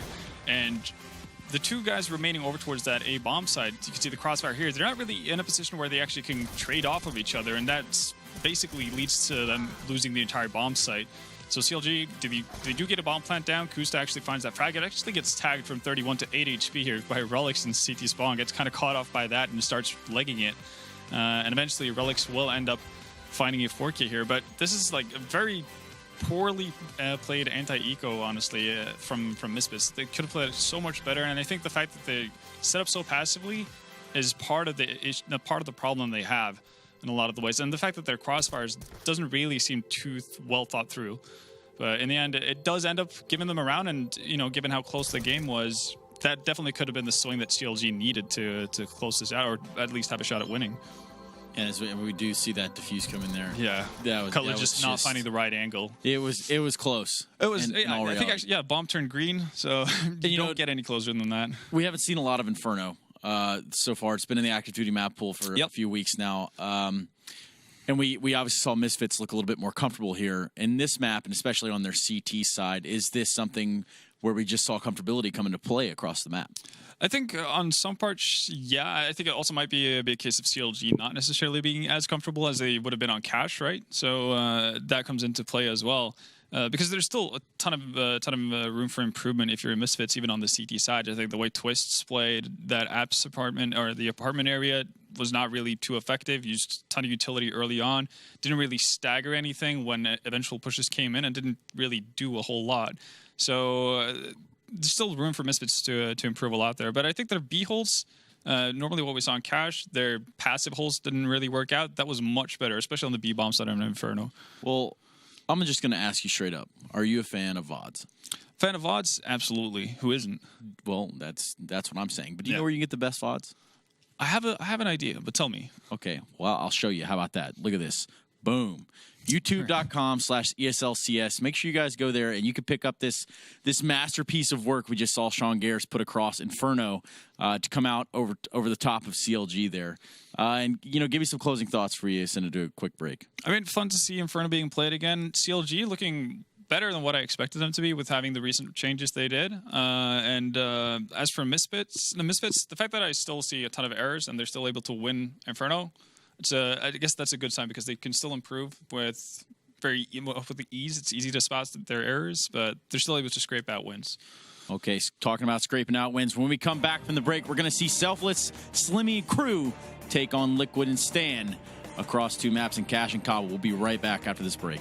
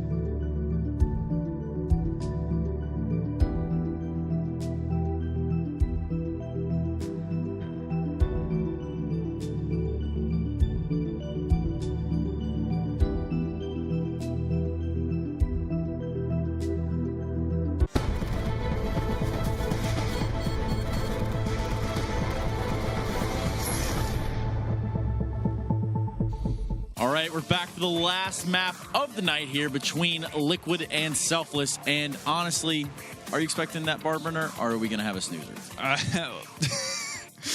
I think it's I was leaning gonna be more straight up. towards. Yeah, I mean, you're honest at least about it. I think it's going to be more towards just snoozer than anything else. I'd say that's very rude and Yeah, ridiculous. well, you know what's not a snoozer? That is Eric de Beer Stromberg standing by at the telestrator to walk us through a little bit of Cobble. Thanks, guys. Here we are looking at BMC. Who do you say? The BMC? That's B's Money Crew, a premier team that happens to beat Selfless. A premier team. Well, I mean, I think any given Sunday is a good thing, but when you consistently lose to premier teams, maybe something has to be done, Ryu. Just kidding. Anyways, back to the replay here. We got it on Cobble as we see Selfless setting up for a little B take, little drop platform take. Nifty's getting in position to set up a flash. You see Haha and CJ and Gladiator. Kabusi is going to sneak up towards there. You know, Nifty watching flank, make sure that everything's okay. But here's the problem. He misses his flash on the first one, but that's okay. He has 2 flashes, guys. He has 2 flashes. One is obviously a fake, a decoy, or whatever. But the second flash, which works, gets it. CLG King swings out, gets a nice, easy kill on Seb. Caboose with a nice exchange. Nice entry kills, nice spacing by Selfless. As we have Haha, I'm assuming it's DSR. Who knows? Who knows these days? As he's holding the rock drop E-box area, covering the flank, good spacing, good communication, and I'm finally glad that last person's watching the flank. You know how many times it drives me nuts when you do a strat and the last guy never watches the flank? It drives me crazy, but they did it right. They did good. Nice, simple strat. They ended up losing the match, but they won the round. Back to you guys. Thank you. All right, Vendetta, give me a quick prediction before we go into this. We've got Selfless, Liquid, Cobble. Liquid, Stomp, Selfless on Cobble. Well, all right then. Yeah. That is just a little aggressive, but that is fine. Standing by are none other than Blue and Dazed, and they're going to be taking it away from here. So, take it away, guys. All right, thank you. Yeah, so a stomp, Days. Would you agree? Yeah, I think so. I think, especially looking at that T-side on Cash, like Liquid is a lot better in all those chaotic scenarios, and I think they might start creating those on Cobble, like really aggressive strats that they were kind of leaning towards the end of the Cash, game. I think they could probably kind of stomp them doing that, just like 4 guys, pop flash out early B, jump out. This Selfless team, I mean, this is a team that was actually officially relegated before Echo Fox died, if you remember. Then Echo Fox lost their roster spot and they played Splice for it and just scraped by and got in. So this is a team that, is definitely towards the bottom of the rankings, and they're playing against a team that, in my opinion, is going to compete for Cloud9 as the best NA team. I think I'm kind of leaning towards what I think is going to happen with Liquid is I think they might be better internationally, but I think head-to-head Cloud9 will beat them just because I know how Stewie kind of just remembers everything in that giant Asian brain of his. And he remembers like all the tendencies of everybody, and he's like, oh yeah, Stan likes doing this, JDM likes doing this, and he'll just be able to like win rounds based off that. And so I think country v country, I think Cloud9 will best them, but I kind of think internationally Liquid is going to end up being better. I think they have the better international, roster. All right, well, we are getting into the second map here now. Our last one of the evening, ladies and gentlemen. Team Liquid will start off on the T side with Selfless jumping over towards CT, and immediately we will probably find ourselves in the action here too, as Team Liquid going pretty much, what you expect for the pistol here on this map. Everybody deploying out towards B to just trying to do a 3-2 split. Well, it will more than likely turn into smokes, or what smokes were purchased here from Selfless will probably hold back the take for a couple of seconds, but actually Selfless getting rather aggressive, especially with these 2 players up on the Broken Wall approach currently. It's DSR along with CJ trying to play it out here, but they're not going to be too hesitant about that. Team Liquid still going in, and they have the split coming back in from the other side of this one too. And at the moment, actually, it's Selfless able to successfully hold. Trades are rolling in, but still 4-2 advantage now for overall here. It's left to Elige in a 1v3. However, he rolls right in, picking up that first one. He does have eyes on the second one, and the third is actually nowhere to be seen in this site. It's Nifty who still has to lurk his way back around. Keep in mind, still a minute on the clock to work with, too. And Elige trying to check every which way. The one area he hasn't checked, though, maybe what spells his doom. He's over on the Broken Wall there, and he's going to find the last player. And he actually might start checking for it now. He sees it, and he tries to flick into it. but it will not work out. Nifty will close it down, and Selfless will take control of the pistol. Yeah, I'm surprised that Elige didn't recognize that he was flanking a lot earlier than that, and after he got that kill, just book it towards A. I thought he would have recognized that once he got that kill onto Slemmy. Instead, challenges Nifty essentially and loses. But this is how Cash started, if you remember. I think Selfless won the pistol, or maybe they won the first round. Liquid did, and then they traded. And they traded like the first 4 rounds. So we'll see if we get a repeat of that. Liquid going 1 towards B, probably around the drop room, 4 towards A right here, kind of jumping through the A halls, and they're jumping through the smoke. So this might be something that Selfless isn't ready for. Yeah, we can see Liquid moving in to try and systematically kind of clear out the A long and mid connector areas. So they don't spot anything from the Selfless side of things. So they'll keep a few players inside, mainly of the suicide step series. We can see them kind of just posting back and waiting. See if Selfless will re-peek to look for any intel. It won't be the case, though. They're just playing a safe 2 on the bomb site, and that 2 specifically in this case being both DSR and Slemmy. Sitting back over there around the right side of the APC, outside of the rat hole room, and up on the platform itself too. But for the rest of the team, including the bomb now, it has been sent over into the B halls. So a possible change up for Liquid maybe in the future, that or just trying to drop split this as we did see an attempt made at in the last round too. But it's actually going to be a reverse split going into B instead. Stanislaw even finds his first kill on the way in. Problem being though, Caboose was able to successfully hold drop for right now, but that's going to change. Pimp trades out the kill. DSR though, coming in on the backside. He does take down Elige, but Pimp finding yet another frag. Nifty holding up on the broken wall approach here. He is going to be able to bring this back down to a 2v2 after he takes down Stanislaw. Pimp will also get knocked out, so again, it's a clutch scenario here for someone on Team Liquid. This time, though, it's Nitro, but he's already found the first kill. The bomb has gone down, however, so he's got to stick into this site, but it's planted in a perfect position for Nitro to play it out if Nifty were to stick it. So this is going to be tough, to say the least. Smoke, Flashbang will go back in, and then it'll send Nitro back a little bit here, and again, he's just playing this as passively as possible, wasting as much time as possible. Nifty realizes this, though, so he doesn't decide to continue that chase. He'll rush over here to the bomb, jump himself on it. He's sticking it this time, too. Does his opponent realize that Nitro's pushing back in, but it's far too slowly, and the defuse will roll back in, giving Selfless control of the round. Yeah, a bit of a misplay by Nitro there, not recognizing that need to get back towards the bomb just a second off, and that 1 second cost him the round. But, you know, their buy here is going to be almost equivalent to Selfless, so I'd assume they do it again and just buy up right away, but we'll see after that replay. Yeah, so they do, and they have a much better buy than Selfless, in my opinion. I mean, Selfless has, you know, 3 SMGs, 2 M4s. They have 2 AKs, 2 SMGs, and a FAMAS. Pretty equivalent nades, but I think it's a better buy because I think it's an easier job to win when you're on T side versus a buy like this than when you're on CT side, especially on a map like Cobble. So Team Liquid again spreading out a little bit more heavy on the B side of things this time, as we can already see aggression towards drop within just the first 20 seconds of the round. They still have 2 kind of investigating over there towards the suicide steps, and again, a long by extension of that as well. But no presence once more from Selfless. They've remained rather passive when it comes to A long. So Slemmy just going to hang out at the entrance towards the alleyway, and DSR sits in the door. No other action beyond that, though, although this may be changing in just a few seconds here. It is looking like Team Liquid wants to start to venture out to get control of Broken Wall along with the drop and start this kind of a B hit here. Caboose waiting behind the box could prove dangerous with the possible Molotov being tossed back, as there goes there for a smoke here. He does molly off the right side. And the Molotov that was tossed back over there does end up going way too far back, so it's not going to burn him out of position. Team Liquid, though, do abandon all of their pushing power over here towards the Broken Wall for right now. Everybody goes in the drop, and now they're drop splitting A. As they swing out, Pimp gets the first kill. Now Stanislaw can post up to watch out for any aggression coming out from that B-bomb. So he does have to watch behind him here, too. He's going to give him plenty of warning, though. CJ not being quiet about this one at all. Very easy for him to spot that, and this looks like it's going to be an easy cleanup now for Liquid after everything is said and done here. Yeah, very easy, and they're going to win this round pretty cleanly. There's even an M4 that they're going to be able to pick up in connector if they want. Caboose just looking for exits with Nifty. They do pick up the M4. So upgrading their weapons, and Nifty just doing everything he can to save his gun here.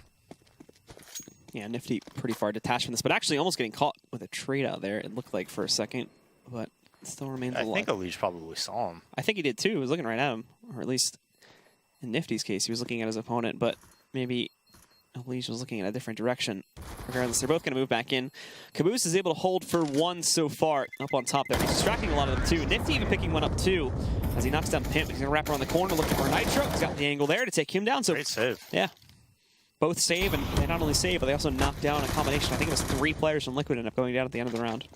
Yeah, and what Liquid did is they kind of threw nades towards B, and they had the read that there would be 2 towards A. So they kept that B guy towards E-Box, and that guy E-Box actually smoked himself out. It was free passage through the connector. As long as they trade kill off that guy at the doors, they're probably going to win that round, because the rotate kills are just so easy there. When you take connector like that, and the players coming from B and drop in the door are like the easiest kills. There's just so many good angles for the T's to take. Very difficult for you to rotate once that spot is taken. Well, beyond that, we do have Team Liquid again spreading out and taking their time here in the 4th round, since Selfless still have a little bit of firepower to work with here. Mainly for those that did have to reinvest, just being Deagle armor buys. In fact, Slummy's not going to even be able to go for that.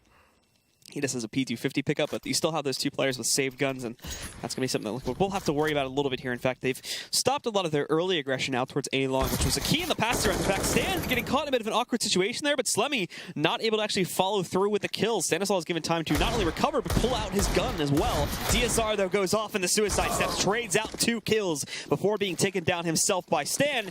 He's following through. We're even in a 3v3, but CJ over-peeking there against the Legion. He will very quickly take him back down. Caboose trying to rotate back in and catch any players here. I try to move over there inside of the shed, and it works out as they actually have a double stacked, and now Nifty's going to get a second one too. So it's Nitro looking at clutch. Thankfully, he's got Caboose down very low, sees the headshot angle there, but he actually can't connect it just yet. And now they're both going to swing back out, and Caboose shuts down the last player on Nitro, and somehow Selfless went out that round. Yeah, just way too aggressive, I think, from Elise there. I mean, they have the smoke on connector, they have the Molotov heaven, and if Elise could take that peek back, I guarantee you he would. I think getting a little bit too frag happy there. They have a nice crossfire if they come out that rat hole. As long as his teammate takes contact and then he peeks, they win the round for sure. But instead, he gets very, very aggressive. And had he waited till Stan took contact and then peeked, that round's 100% over. Well, Liquid's still buying into this one, but unfortunately, already seeing one of their players getting tagged here. That's Stan, down at 9 HP after trying to go for a cross there in the mid connector. We brought down very, very low, and it's probably going to have to play very passive for the rest of the round.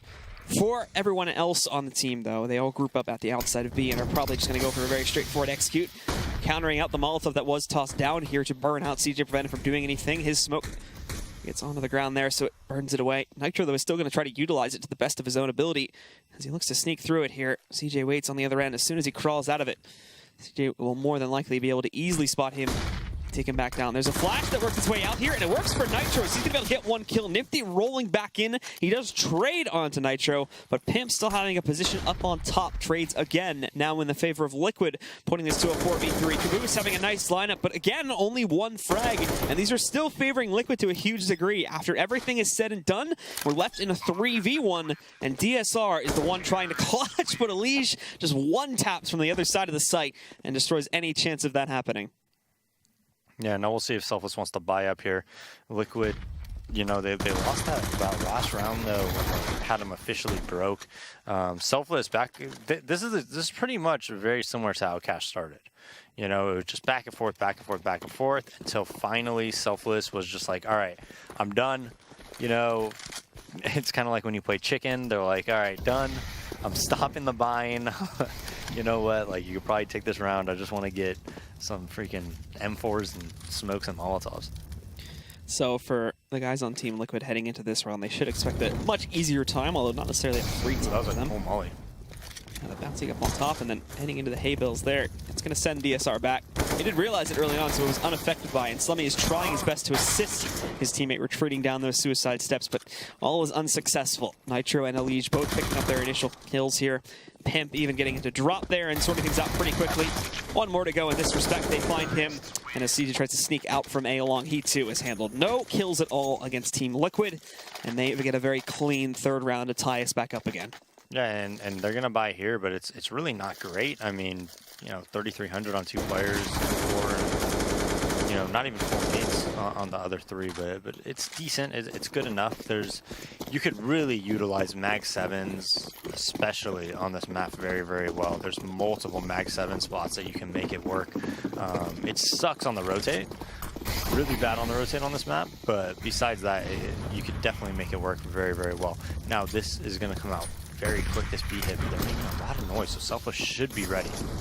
Well, they're pushing back in here now. Nifty hanging out down below, but okay. He's gifted a kill against Nitro. Caboose also finding 2 from up on top. He almost gets a 3rd. But by the virtue of running out of ammo, he'll be taken down by Elige. Even again, 2v2. Problem being, though, is, yeah, he just have to take a moment here to reapply the smoke on Cross. Stanislaw, though, just pushes right past that and is going to get right up to the door.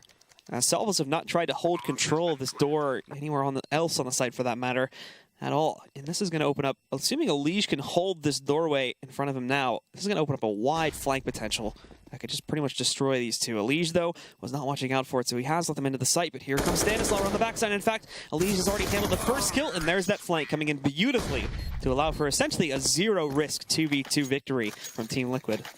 Yeah, and they're taking, I think they're winning by far the majority of these 2v2s, but I don't think that's like a strat that would really work against, no offense to Selfless, but a better team. Like, they're letting them know they're there. They pretty much knew that was a B-take for like a good 7, 8 to 10 seconds before they even actually hit it. And I think against, you know, better teams, that's not going to work out for you. I think the rotate's going to come too quickly, and the contain's going to come, and you're not going to be able to get much out of that. But it seems every time they do these like brute force strategies, I know they won twice against it on Cash near the end as we are into an eco here, but it just seems like Liquid gets it down into like a 2v2, just a manageable situation, sometimes even a 2v3, and then they're able to win, you know, all those tightly contested rounds. Selfless being placed into a full eco round here. Again, really won't be expecting anything crazy from them. They also have gone for a bit of a heavier stack in B, but have not gamble stacked it, which means, systematically speaking here, Liquid should more than likely be able to shut this back down. They did sneak in 1 kill, and they dinged Pimp too, but it's only down to 41 HP, not a huge play. CJ sneaking another kill, so they're actually doing quite a lot of damage. They almost find an additional kill into Nitro here as well, but they get control of it, and Nifty as the last man standing. He's hiding in that smoke somewhere. Pimp will spot him as soon as he tries to push back out, and it's Liquid getting their 5th now. Yeah, but now Selfless does have a great buy. They're going to be able to pretty much get everything they want. I think if they op, though, it'd probably be like a op half armor or smoke or something. Yeah, so just op half armor on DSR. And we haven't really seen Selfless have much op impact. Nifty decides to double op, just... and as soon as I say that, DSR opens it up. But, you know, back to Cash, JDM was having a decent impact. I think he top fragged during the map and was really doing a good job of making it 4v5 a couple rounds that they needed it. But DSR hasn't really been able to do it the same. He did it that one blind shot at B, but then he got traded afterwards. It is 3v5 though, as Nifty is able to claim a kill of his own. And now Selfless finally should be able to, you know, punish the mistakes of Liquid. I mean, I don't think Liquid's playing at all like perfect or anything like that.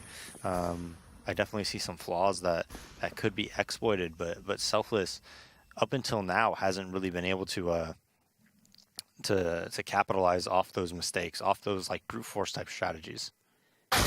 Relatively great job by DSR. Loose CS there from Liquid, and now DSR is going to be able to punish them again, getting a 2nd kill around. It's all ops that have been punishing things here. As the glass cannon up from Nifty even found a kill back over there, and he's been given all the room he needs to get aggressive, and basically all but 100% get the confirmation that there's no presence here. In a moment, if DSR goes for the jump up peek again on top of Shed, I think he may be able to spot the players. The problem being, though, is that, the timing on that one. DSR jumped in, and if Stan had been sticking up there with the op, he may have had the opportunity to take him down. But now they've missed it. That op is still going to be a problem as they do go. When they do know where it is, they can try to successfully molly back out. But no, the molly misses, and it just fizzles into the air. Now the rest of the team is going to roll right back in, and there will be no impact at all. Everyone on Selfless stays at 100 HP. As the guys shut it back down. Liquid, unfortunately, fizzle out. Thankfully,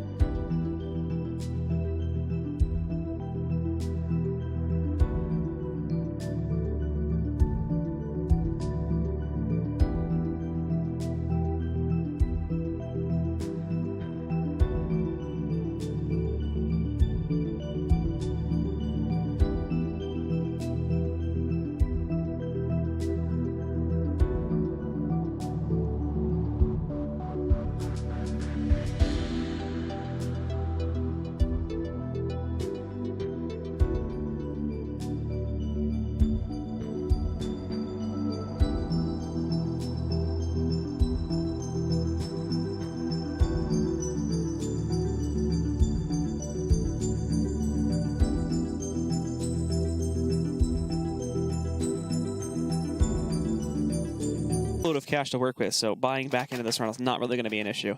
Yeah, JDM having a bit of a rough one right now, 1-7. So despite Liquid, having 5 rounds on the board, not contributing too much towards this half so far.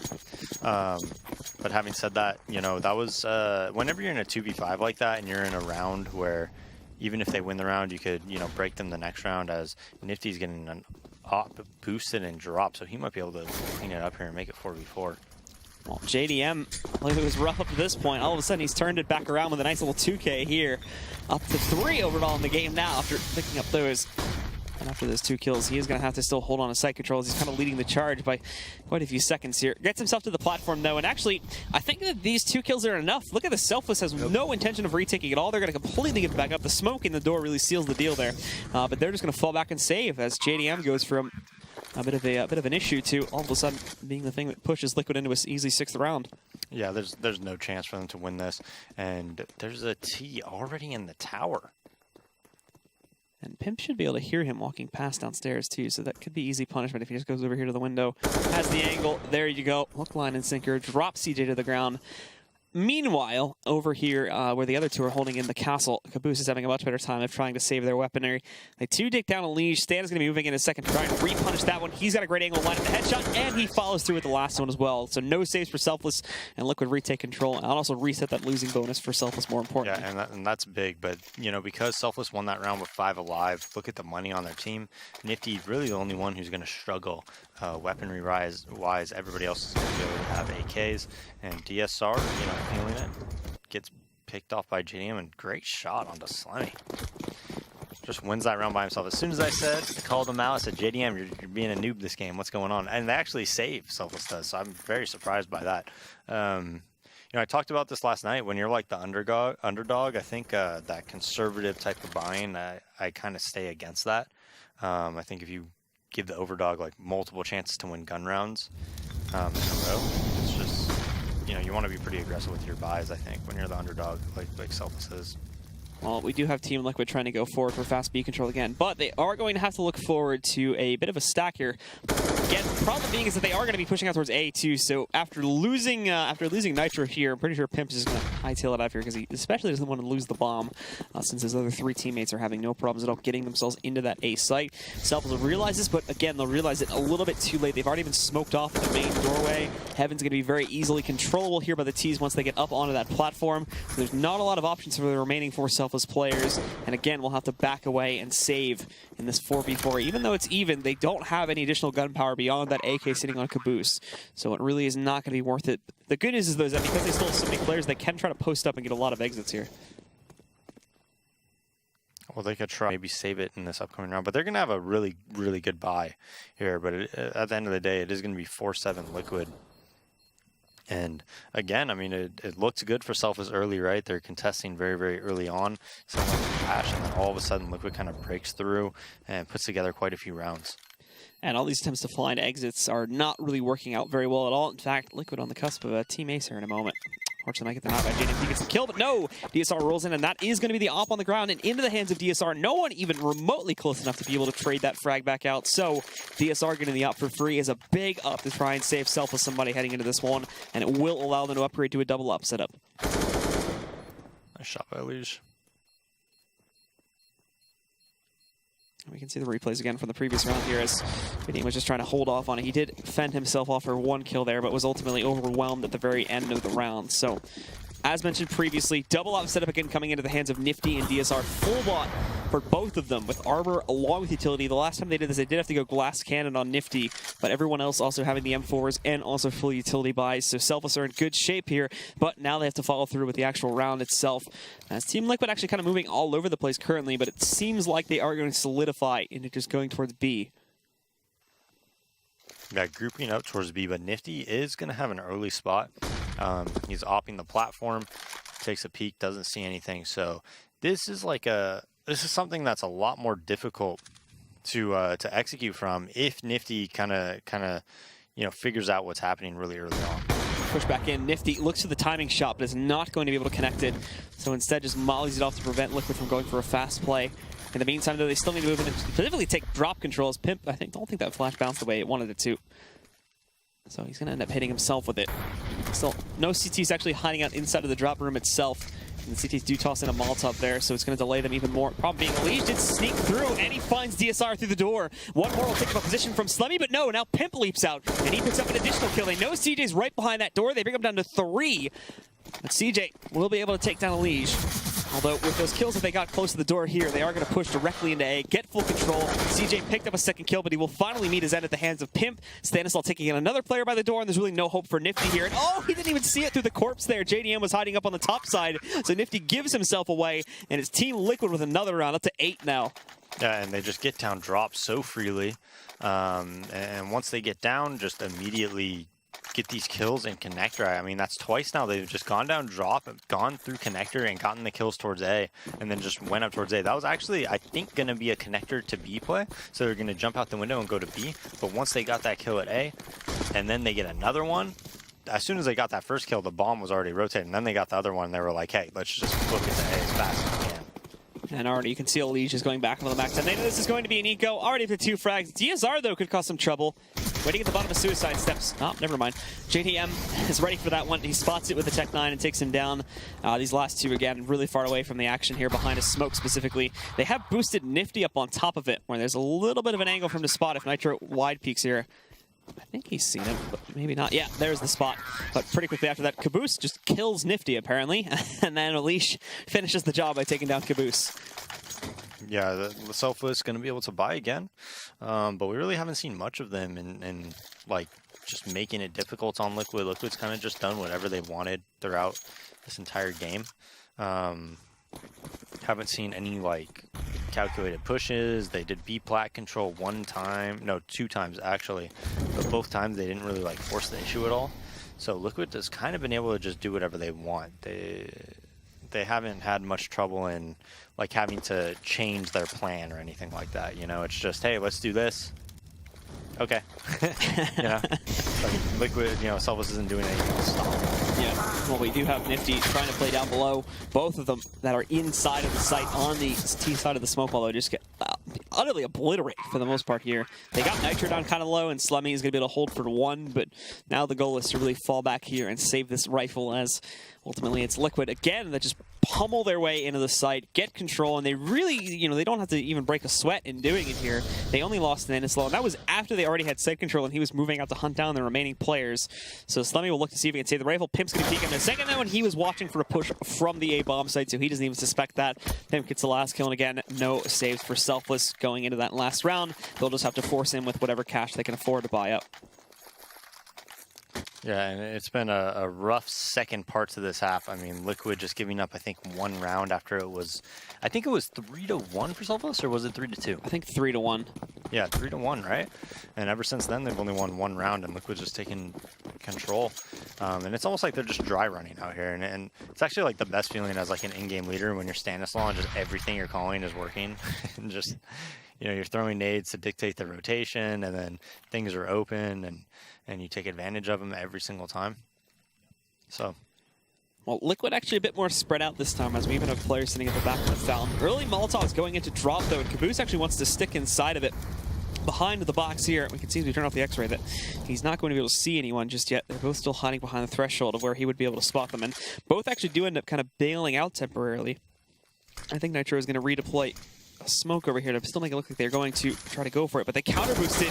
Nitro spotted it, but CJ still ends up coming out on top to take down Nitro, so they get the early 5v4 advantage here. And Liquid's still really not a decisive decision being made about where they actually want to take this bomb. They're still kind of spread out between both sides, playing into a default. And that was good by them, though. Like, those are the type of plays they need to try to take, and battles they need to try to take to stop Liquid from just 5-man executing wherever and doing whatever they want. Well, time getting a little bit lower here. Selfless still kind of eagerly awaiting to see where they're going to push to as they're split 3-2 across the map. Most of the defenses from drop actually have gone outside of the room, so it's going to be a little bit more open now, and that could prove to be an issue as both Liege and his teammate do drop in there. Pimp also getting a second kill against Nifty. CJ waiting outside is not going to be able to impact any further, as Liege will just drop him. And now the last two, well, they were on A, so much like many rounds in the past, they're going to be getting completely smoked out and boxed out from really being able to do anything effective. But this time it's on the 15th round, so there's not really going to be an option to save. They just have to go right for it. And Pimp is sitting at the threshold waiting for it. He basically gets both of those kills, but Slemmy, even though he gets brought down to 13 HP, he's still able to fall through with the second before finally being knocked out there by Stanislaw. Team Liquid, same exact scoreline as the map back on Cash there. 11-4 is the advantage they will hold. We'll see if they'll be able to keep that dominance going as we head into the second half here. In just a few minutes, our final map of the evening at the ESL Pro League will be continuing.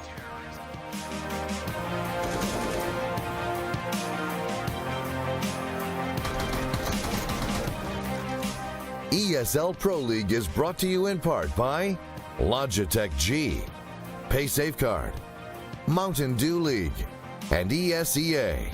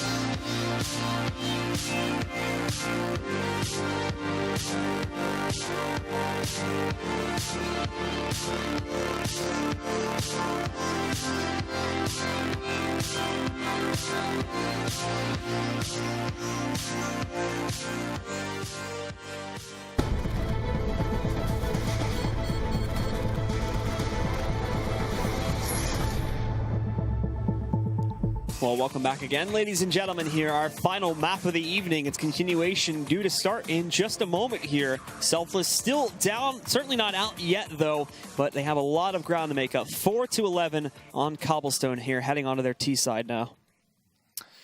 Yeah, and I mean, the same exact story, right, from Cash. Selfless kind of battles a little bit, and then they stop the bind.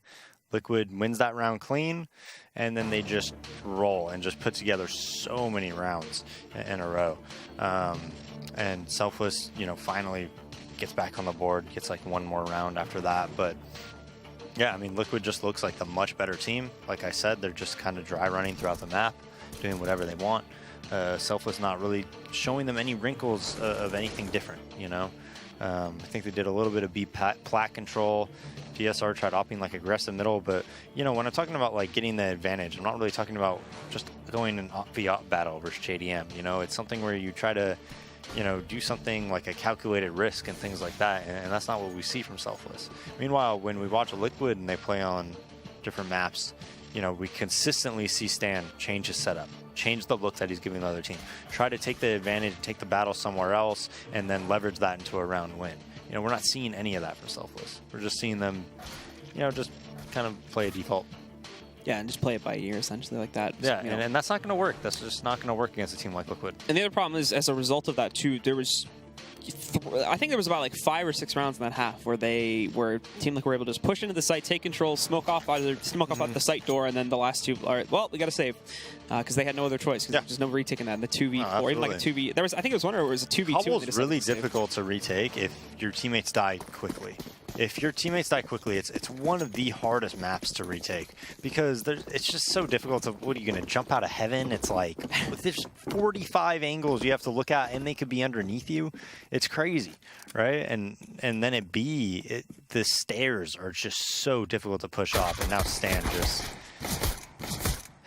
Are you trying to boost there, Nifty? What are you guys doing, man? Just dominating them outside of the entrance. But you know what? Selfless did the same thing on their CT pistol. But you know what they did?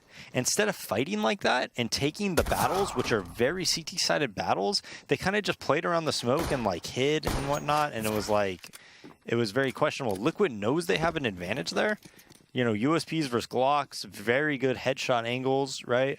You have a guy pushed up, a guy backing him up, right? You could take those battles, you know, and not be afraid. And just kind of knowing where you could take battles on the map to maximize your chances of success is something that Liquid does, you know, a lot better than Selfless. And I think that pistol round kind of shows a little bit of it. Well, we are going to see actually a 2-for-1 trade as they do move out for drop control. DSR is left as the last man standing after everything is said and done. So he'll have to still battle his way onto one of these 2 bomb sites.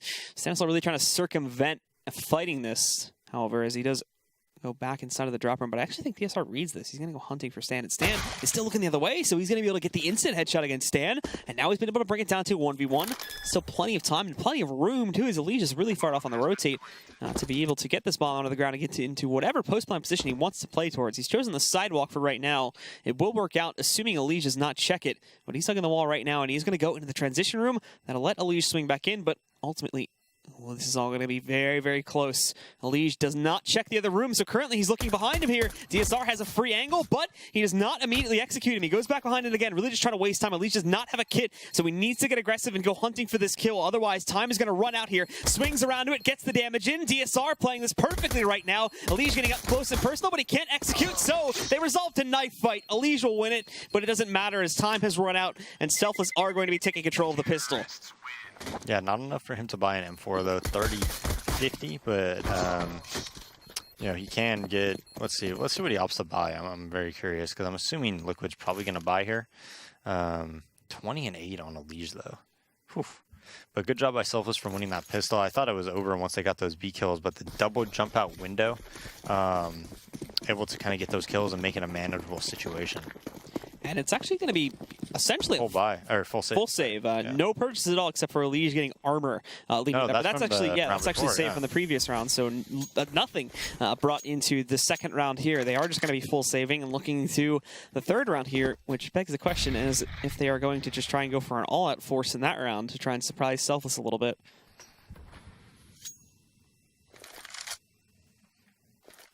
We do still see Selfless spreading out again into a default, though. No real surprises for them in this second round. Regardless of whatever strat they employ, they should find it very easy to close out, since it is just going to be the USPs they'll be working against here.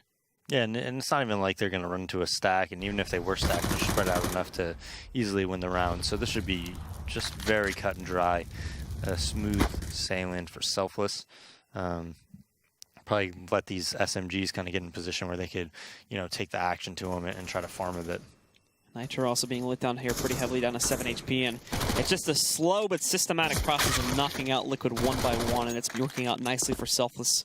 Last one is going to be Elige over here on the broken wall on top, but doesn't really pan out. Nifty takes him down with his own stolen USP, and Selfless will get up to 6 here. But now the money is there, and we'll see if Liquid try to do anything on this round.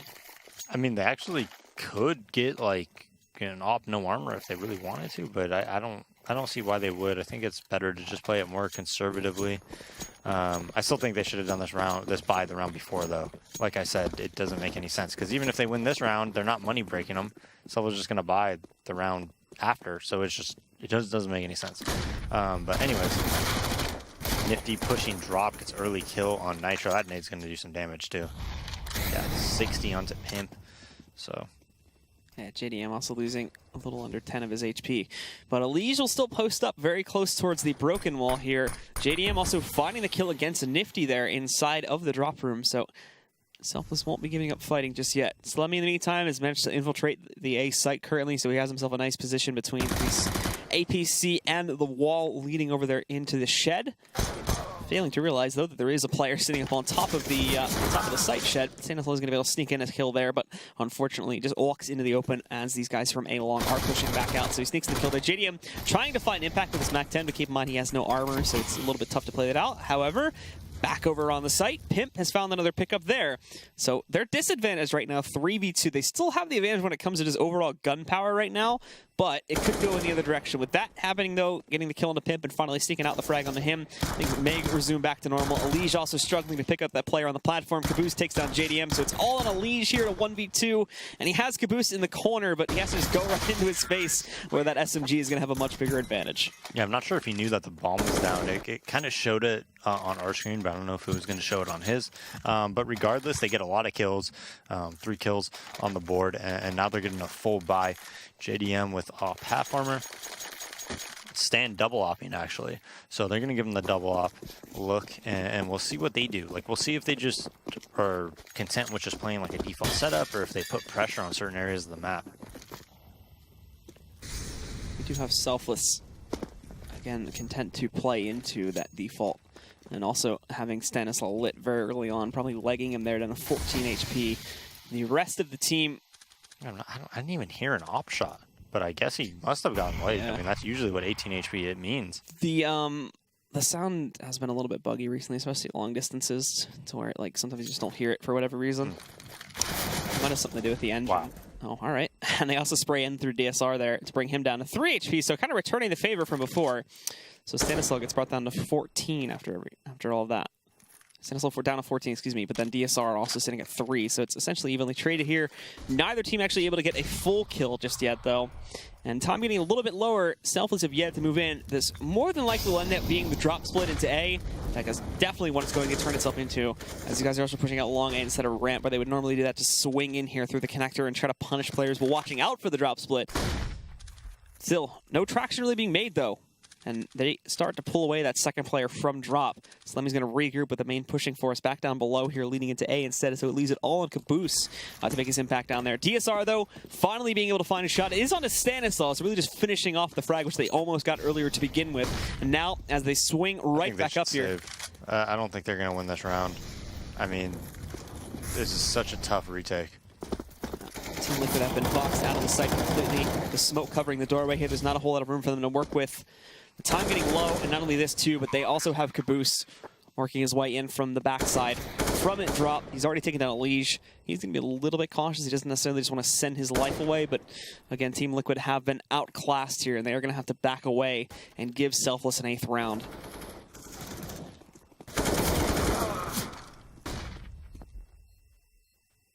Yeah, if JDM could save this op, it could be a difference maker in the next round. So they're definitely going to try to do that. He's hopping towards the doorway, but that's a crucial mix. We'll see a flash over could really hurt his chances of saving it. Pimp holding his drop, though, so CJ about to get in a battle right now. Nope, runs away. Yep, he gives it up there. Again, keep in mind, Selfless are still...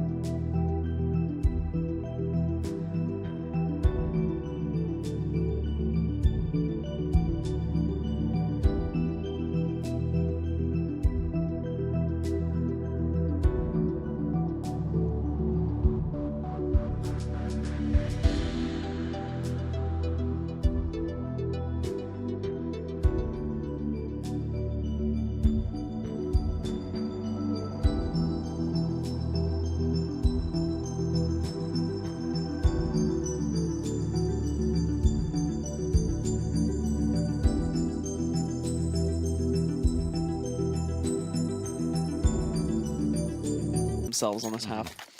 So not really going to be worth it to completely diminish their economies and trying to hunt This them. is like the polar, like, well, actually, last time on Cash, I don't think Selfless won the first gun round, right?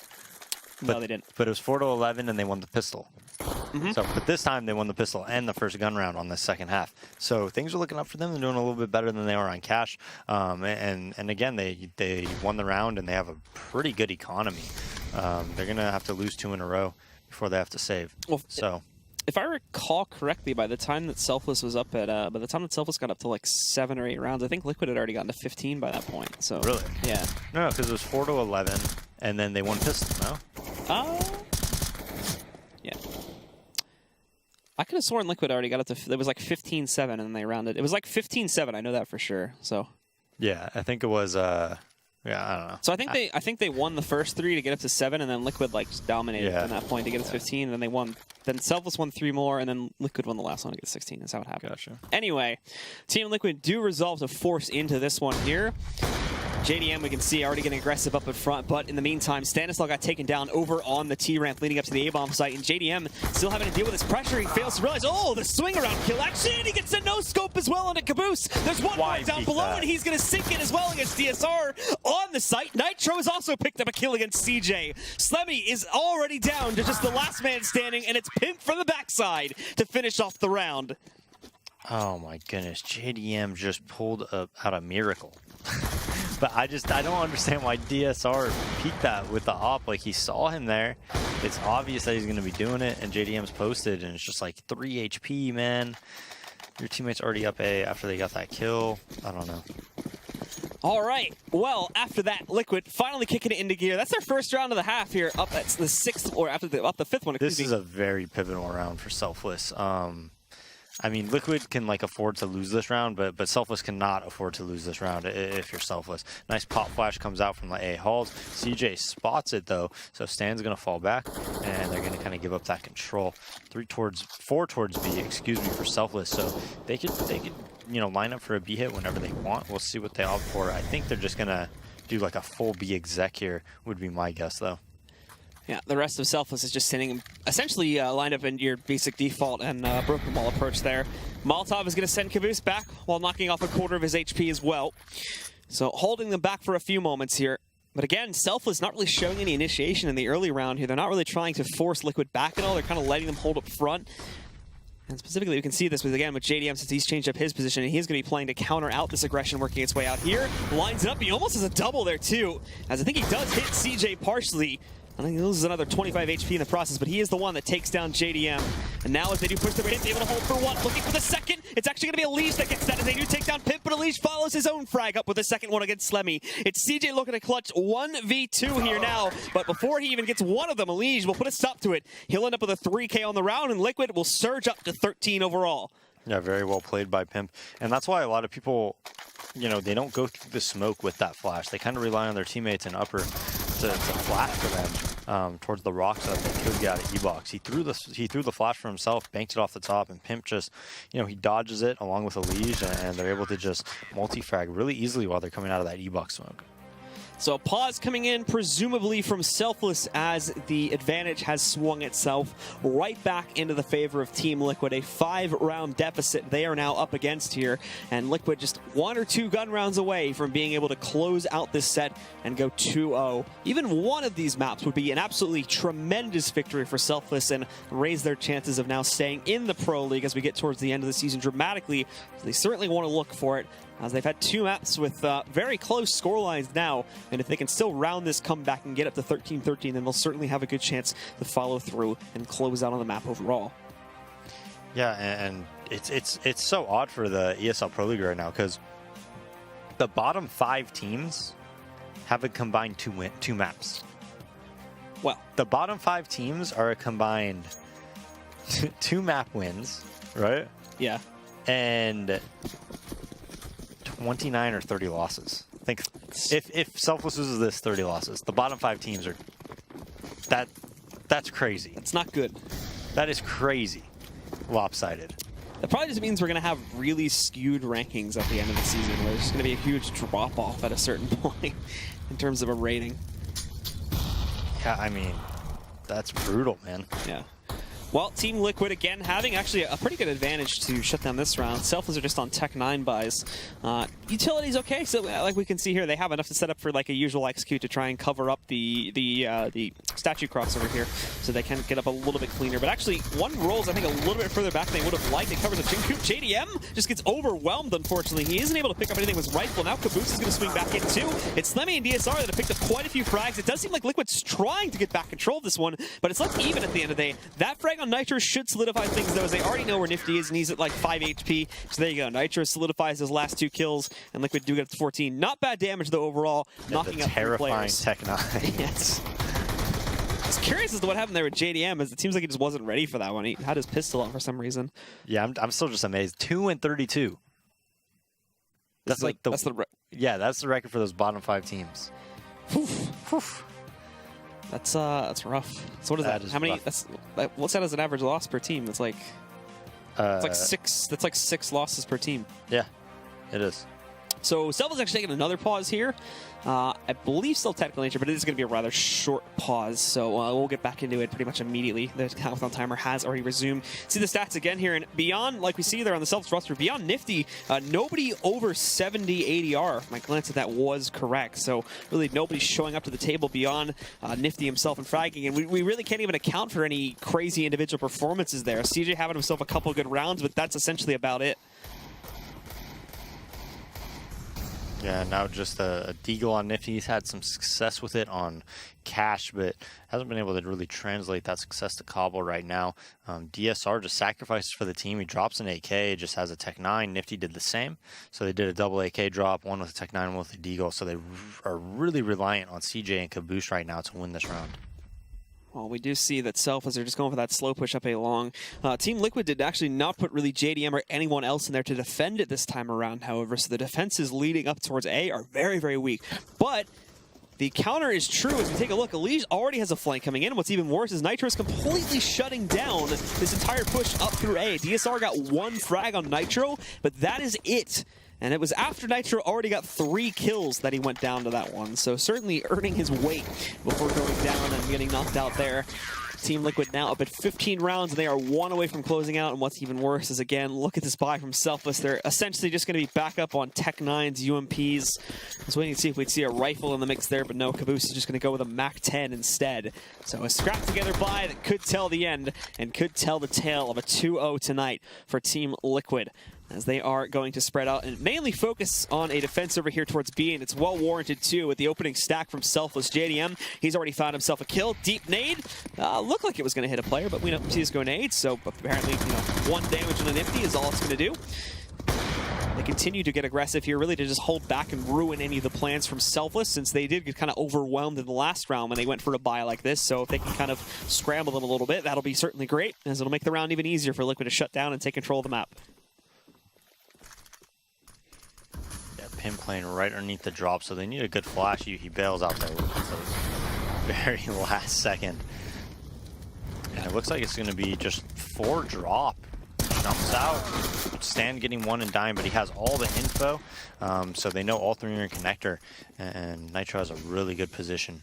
Yeah, not sure if he's heard them jumping back down. Well, he's certainly going to see them now. Gets 1, gets the second, and everything falls to CJ. A 1v4 clutch in the hands of a Mac 10, and he won't even get close. Nitro grabbing a 3rd kill, and that will close it out. It's Team Liquid. 16-8 will be the final score line here. Very similar to our first move, actually. It was 16-10 on that one, so just 2 rounds off from that. Selfless certainly trying their best to put up a fight, but just not enough to strike down one of the best teams here in North America.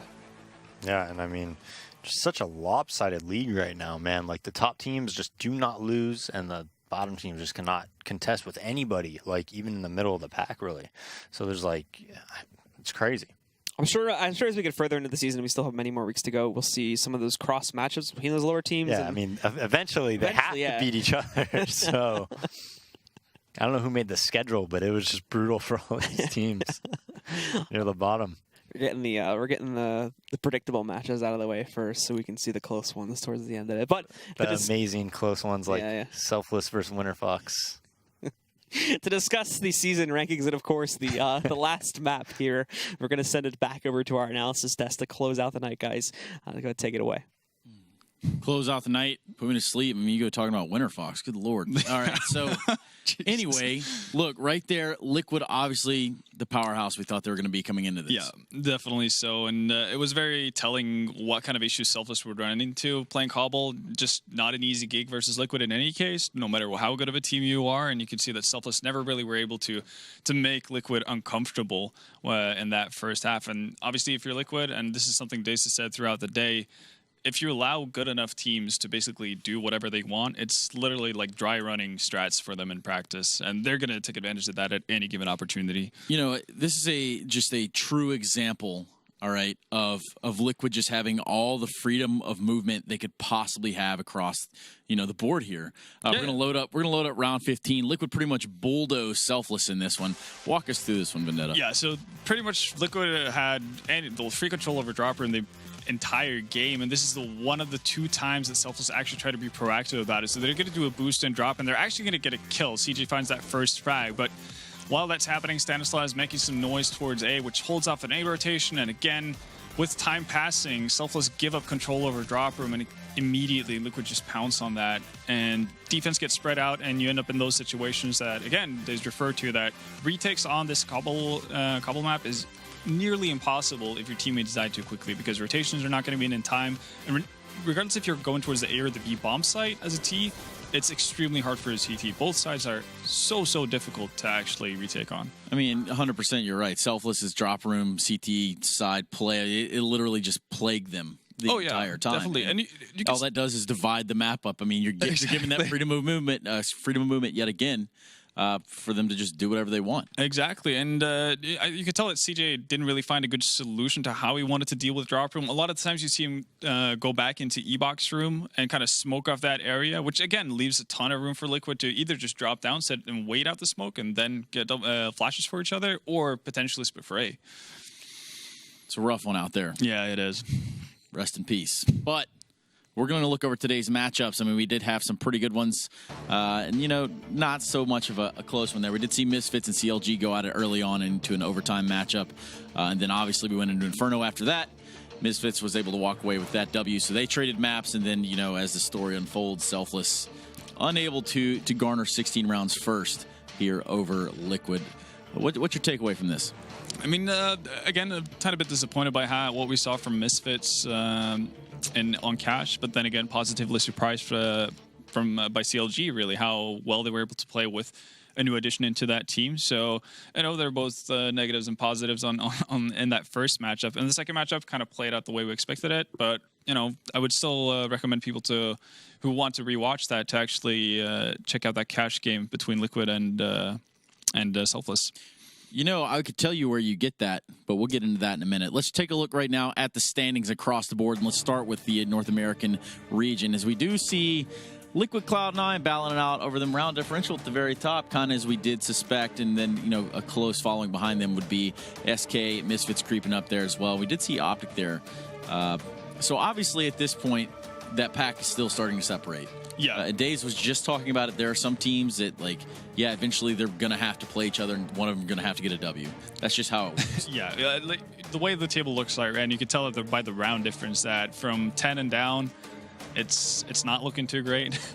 But yeah, no, it's going to even out, I guess, in some ways, because the lower end of the table are going to play each other eventually. But as of right now, it's kind of what you would expect with the favorites getting into an early start or a good start. Well, we're going to go over now to your favorites. Let's go over to the EU side of EPL and take a look there. I'm going to let you do this one yourself. All right, so North topping out, still yet to lose in EPL. A couple of games behind in that sense, but getting off to a great start.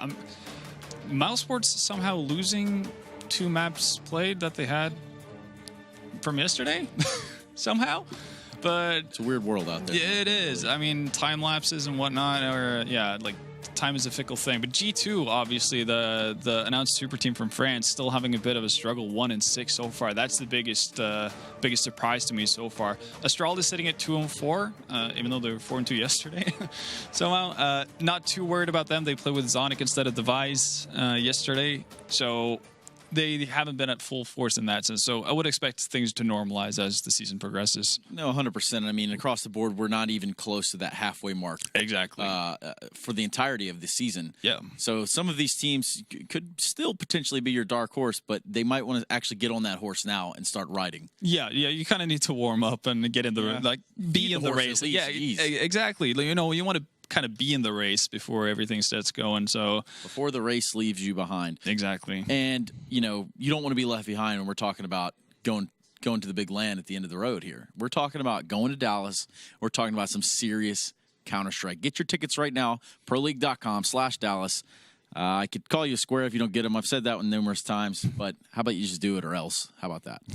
Sounds good to me. I definitely want to be there. Yeah, let's do it. Yeah. I'm telling you, Road you're trip. a road trip from Norway. I'll go from wherever. It's cool.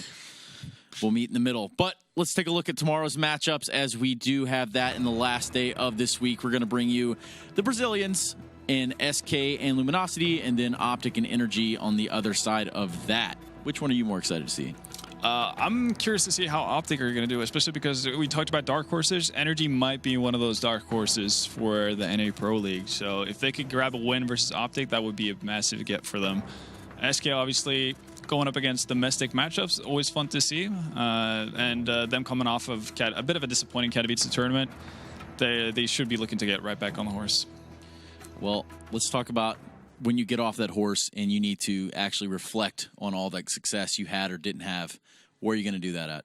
Well, I would probably go to YouTube and check out some VODs. You are absolutely right, my friend. YouTube.com/ESLCS. You can go get all the VODs. You can hear Blue and Days talk. You can hear us talk a little bit. But more importantly, you can learn a lot about some of the Counter-Strike that was played today, yesterday, the past couple of weeks.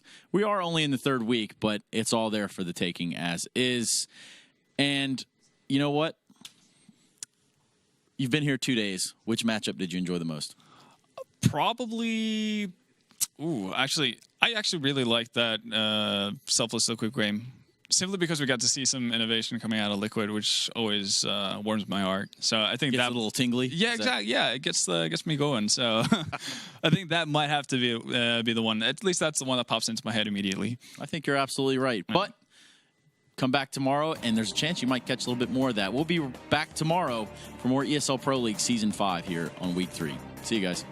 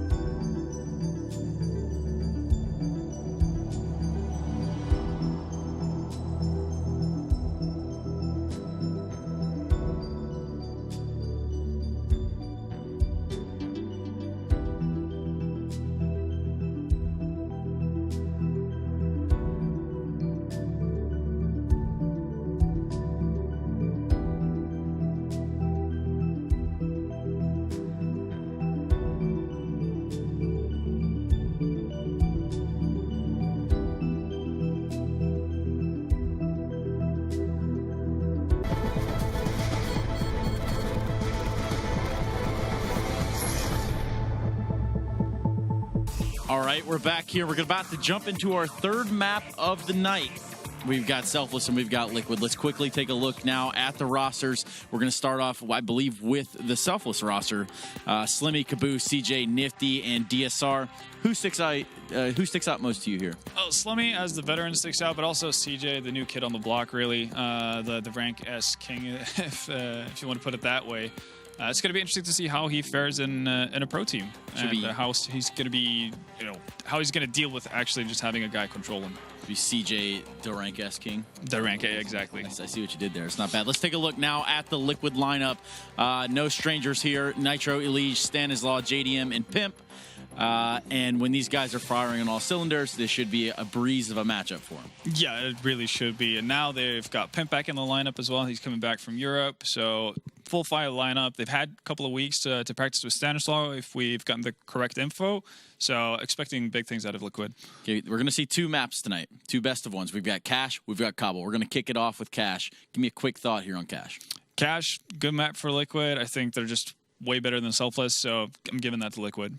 There's always a chance. Standing by to deliver us some of that goodness on Cash is going to be Eric DeBear Stromberg. Run us through Liquid's Cash, Eric.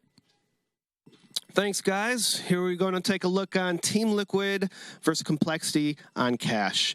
As we're going to take a look as we see JDM64. He's going to play an aggressive angle towards the squeaky door. He's going to open the door. He's waiting for the flash. A lot of teams like to flash peek, but he's waiting for it, anticipating it. He elbow peeks, sees Desi, kills him, closes the door, and he repositions himself to fall back. Now, this is one of the strengths of Team Liquid, especially in their CT side. They mix it up. You have Elige playing 8 different spots in this map. You see him top of Cowok, top of red, whatever. Same thing with JDM. He's peeking squeaky door. He's peeking A main. He's playing passive. He's peeking middle. He's pushing B. They're a very aggressive CT-sided team when they choose to be. They mix it up a lot, so it's a very hard team to read. As you see, now JDM is focusing more on the middle area. That's what's so nice about that quad spot, that he could shift from A main to mid with ease. As you can see, Team Liquid will keep 2 people in A, and for the execute, JDM flashes. He's going to repeat, easy kill, 2 kills off the bat with no effort pretty much. We got Nitro the off angle and Elige with 2 easy headshots from the truck area. They make it look too easy. And it's one of the reasons why Team Liquid is going to be one of the better teams in this pro league. Back to you, Stunna. Thank you, Eric. All right, before we jump right in this thing, give me 2 of your players to watch from either side of the fence. All right, so for Selfless, I'm going to have to go with CJ because he's the new guy on the block. He's going to have to prove himself, see if he's worthy of playing in the Pro League. And on Liquid side, I'm going to side with Elige because he has been the powerhouse, really, within Liquid to kind of drive them forward. Okay, well, to see if Slimmy and CJ can bring the ruckus against this Team Liquid, it's going to be blue and it's going to be days. Take it away, guys. All right, yeah, thank you very much, ladies and gentlemen. We are getting prepped to jump into this first match. Players are standing by and ready to roll. We had one set on a different map, but now we're back to the old standard Cash and Cobblestone again. Just no escaping that, unfortunately. Without Dust 2, right? That's the only, well, that one's out. You can't even pick that one anymore. I know. Without Dust 2, it's like, yeah, we used to see that all the time last season, too. That's true. Now, just these 2 maps. All right. Well, the teams are ready to roll, guys. And it's going to be Selfless starting on the CT side. And I believe this will actually be CJ's Pro League debut. He's been hanging out in Premier, I think, for like 2 or 3 seasons now. But finally jumping up to the Pro League. And we'll see how he fares on the Selfless roster here now.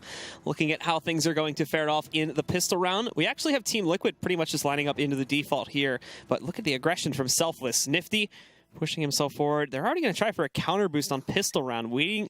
That's not very common. You usually don't play for this too much on the pistol round, so this might catch them off guard. We can see them on top, too. They also got aggressive in A main, so this could really screw them over here initially if they can find these kills. It's been Nifty that picked up one. Unfortunately, back in A main, they did trade out another one, but Nifty's still going at it. He gets a second one before finally going down, and DSR tries to push his way inside a Squeaky, too. So they try to play hyper-aggressively out from A here. JDM, though, punished that Squeaky player before he could get anything done, but at the end of the day, it's left you with 3v2. Certainly not impossible for Selfless to pull off here, especially if they can take out one of these guys trying to push in from A main. It's Nitro back up here by the forklift, and Caboose is a perfect angle to execute. He's going to continue to push forward, but he's put down by JDM now. And he also realizes the position from Slemmy. The last man alive here for Selfless. But regardless, Slemmy pushing himself forward. JDM decides to pull back. Will not challenge it for right now. Let them get a little bit closer to where they can safely peek this back out, and they both pushing the left side of the big red box there will be able to execute him, giving Team Liquid the pistol. Yeah, questionable decision-making by DSR to push door there after his teammates see them at middle. I think he might have thought nobody was door and he can go and get in a safe position and kill them while they're coming out of A main. But a lot of different kills coming down there that were like, you know, big swing kills. I think that door kill was very, very important though. Really allowing Liquid to get in that site with 3 players alive and playing a post plant. So as we take a look at Selfless now across the map again, investment pretty minimal here for a second round P250s and Deagle upgrades, although Nifty botting himself a nice first one here against Elige, trying to peek his way out through the garage. Unfortunately finds himself a nice death early on in the round here. Won't be able to recover the dropped guns or anything though, as it's very far back. And they actually are going to be pretty smart about that to prevent someone like Nifty from pushing back up here when they do go for their execute in A, from being able to push in and grab that. They just tossed it back over there on top of the red box in garage. So for right now, that gun is going to be dead in the water unless Selfless really want to try to boost up or something like that to grab it, which you probably won't see. Across the map, though, again, Selfless still set up pretty evenly as they have gotten really no intel about where the push is going to be coming from. The boost up from Caboose, though, nets him now another kill for his team, dropping down on the Stanislaw there. They spot the push in through A main, and now it's been held up a little bit. Another player being able to assist back in this site, and they did try to boost it up again. This time it's on top of the box, though, so he's a little bit more control over the situation as Caboose is playing into it here. The rest of the team rotating back over slowly. They still have left one more. I believe it's going to be CJ inside of the B-bomb site, but Nifty knocking off another one out. His second on the round and their third Deagle kill overall. Finally, one trade does come back out at the hands of Nitro here, but still, smoke covering the cross. They don't know how many CTs are going to be hiding up behind that red box when they finally do go for the push on it. One of the smoke fades away. Nifty finding another kill now. He's up to 3. Pimp trading out one more on the Slemmy, but Pimp's also at 7 HP, and DSR is hopping around there for some reason. So Pimp's going to push himself forward, focus on getting this bomb on the ground at the very least. He'll succeed, but now he's kind of dug his own grave. Finding one, though, but then being traded out a second later by CJ allows for Selfless to eco upset and go 1-1 at the start of the match. Yeah, just D kills everywhere. Nifty killing 3 people from the truck, and I think all 3 kills were through smoke. I think he was just spamming the white truck continually that entire time. I don't think he saw any of those kills. He was just spamming the smoke and gets 2 more. Caboose with the nice 1 Deagle as well. That's a very common Deagle spot that you usually see on this map. Second round. Very quick reactions though. Yeah, Nifty again being able to spot those kills from the backside. We caught them on the replay there. He got the first one too. But now things have been upset. Team Liquid will be the one forcing into this third round here. UMPs, a Galil for Pimp, and then a Tech 9 and a P250, looking at Stanislaw and Nitro respectively. Decent utility actually considering the circumstances here. They had a mouth up. It's already been used now that are going to events to allow them freer control over middle. So they'll be focusing on that. And for the most part, they actually will be able to get this first half of it for free. They even smoked off that area there too to allow them to transition over to the vents. That may not be the plan. Regardless, though, it's been enough to push DSR back outside of Z, and this will allow Team Liquid to push back in and take the rest of the control if they want to. Yeah, and I think it's fine playing a default setup just because look at all the utility that they have and look at the limited amount of utility that Liquid has, right? So, hypothetically speaking, they should be able to use, well, not if he decides to do that for whatever reason, but they should be able to delay them. And instead, we're seeing Liquid just dismantle them. So Liquid now turning the tables onto what initially was looking okay here for Selfless. Now, unfortunately, it's gone back against them, and it's down to Slemmy and DSR as the last 2 who are just going to be falling back to save. And even that may get counted out depending on how well Stanislaw is able to read this. He's at 12 HP, so obviously he's not going to be in the best position. But if he goes into the vents, he could try to stop them from going any further than the B site. Won't be doing that, though. And again, these 2, judging from the position, should actually be relatively safe to save those 2 rifles. Stan at 12 HP. I'm not going to expect him to upset here, but we'll wait in a moment and see as he gets himself through Z up to the box. Gotta check for this player on the left side, though. But again, does not actually follow through with it. So everyone else is still pretty far away from those 2, so they'll be able to save. But it is Team Liquid that return the favor and now get up to 2-1. But with those saves, more than likely we'll see Selfless force again, too. Yeah, and I mean, I would think what would happen is they'd be able to spot them out early enough that they utilize their utility in those situations, and then they'd be able to, you know, by the time Liquid actually hits the site, they have them contained, they have an extra player rotated, and, you know, are in position to win the round. Instead, though, Nifty gets caught off early. The XU comes without them throwing any nades because they don't spot early enough, and they just get overran. So back-to-back, you know, trading of rounds, pushing door right now with Selfless. Nitro backs off. He knows that it came. He knows that they are indoors, so he's playing it very, very passively here. Nitro positioning himself again, as you mentioned, to wait and see if Selfless will push out against the Squeaky Hall. You do have Slemmy and CJ both positioned in there, waiting to see if the T's will push into it, but right now it's a bit of a standoff. In the meantime, though, the rest of Team Liquid did get themselves into either this hallway here or in A main, but they're going to push against it. These will have a battle for it. Slemmy first up the bat. Pimp quick on the trade, though, and CJ sticking around. They'll go for it, and CJ, he'll be able to pick up Pimp as too, so Selfless get the better of it. They have a 4v3 going for themselves, and well, for right now, CJ just going to close the door. Unfortunately, that kind of leaves his teammate out to dry, and Caboose is going to get knocked out by Elige. Now they push against CJ. He doesn't realize how quickly Elige wrapped around him there. So the tables turn yet again, and we end up in a 3v2 in the favor of Team Liquid as they kind of evacuate out from that A bomb site. Yeah, not opting to even take control. So this is a very strange round. I mean, they kept 2 indoor for a really long time. Caboose misplayed that, though. Had he stayed alive, you know, just because the player in the door is in there and you can't see anybody doesn't mean like they during a post plant, you could give him the sight if you have a player indoor like that. It makes it so difficult for the Liquid guys to actually do anything with it. Instead, he kind of just challenges in the spot that he shouldn't be challenging and kind of gives up the advantage that he had by having CJ in the door. Well, now Nifty creeping his way back up to try and see if he can hunt for a headshot. There you go. He's going to be able to find it. JDM going down. We're even again into a 2v2, and he's recovered an extra rifle here. DSR, speaking of which, using his own rifle to knock down Stanislaw, so it's on Elige, and he gets burned out of cover. And although he picks up Nifty, DSR trades, and again, nobody can hold an advantage here as the rounds continue to go back and forth, and now back again into the hands of Selfless as they're going to tie this up at 2-2. Yeah, so just trading rounds left and right, and this is always going to favor the terrorists, though. Like, you look at their buy, it's a full buy. They're not going to be lacking anything, but Nifty is just impressing me with his deagle work. That's a great shot. Just 6 kills right now, and almost all of them are deagle kills. I think he had 2 USP kills and 4 deagle kills. So just doing great work with his pistol. And Liquid, though, I mean, even though they lost that round, they still have a better buy. Yeah, and we can see the issues with Team Liquid's investment, or excuse me, with Selfless's investment coming in here now as the downgrades galore, along with just scavenged guns they're still working with here, which nothing wrong with that necessarily, but Nifty sitting back down on the SMG, and Caboose also working with a UMP to try and play with here too. Good news is utility is actually really decent over there on the CT side right now. Molotovs galore, as they have 3 of them still to work with on the team, along with a decent amount of smokes, flashbangs, and even an HE grenade sitting on Slemmy there. It's very, very hesitant early on here as Team Liquid do have the op pickup coming in now. It's going to be in the hands of JDM. Position on the boost, but mid is actually going to be relatively quiet, so I don't know if he's actually going to get a chance. He may be able to spot out the sky over here on white box as Caboose is playing towards that, but beyond that, he will have to actually egress inside of mid to take control there and look for those kills. Selfless, though, actually just decided to back up away from it, and they're going to leave it open for right now, keeping... I believe that is going to be Slemmy back over here by the white box position, or possibly Nifty as well. A little bit hard to see the number, unfortunately, but still...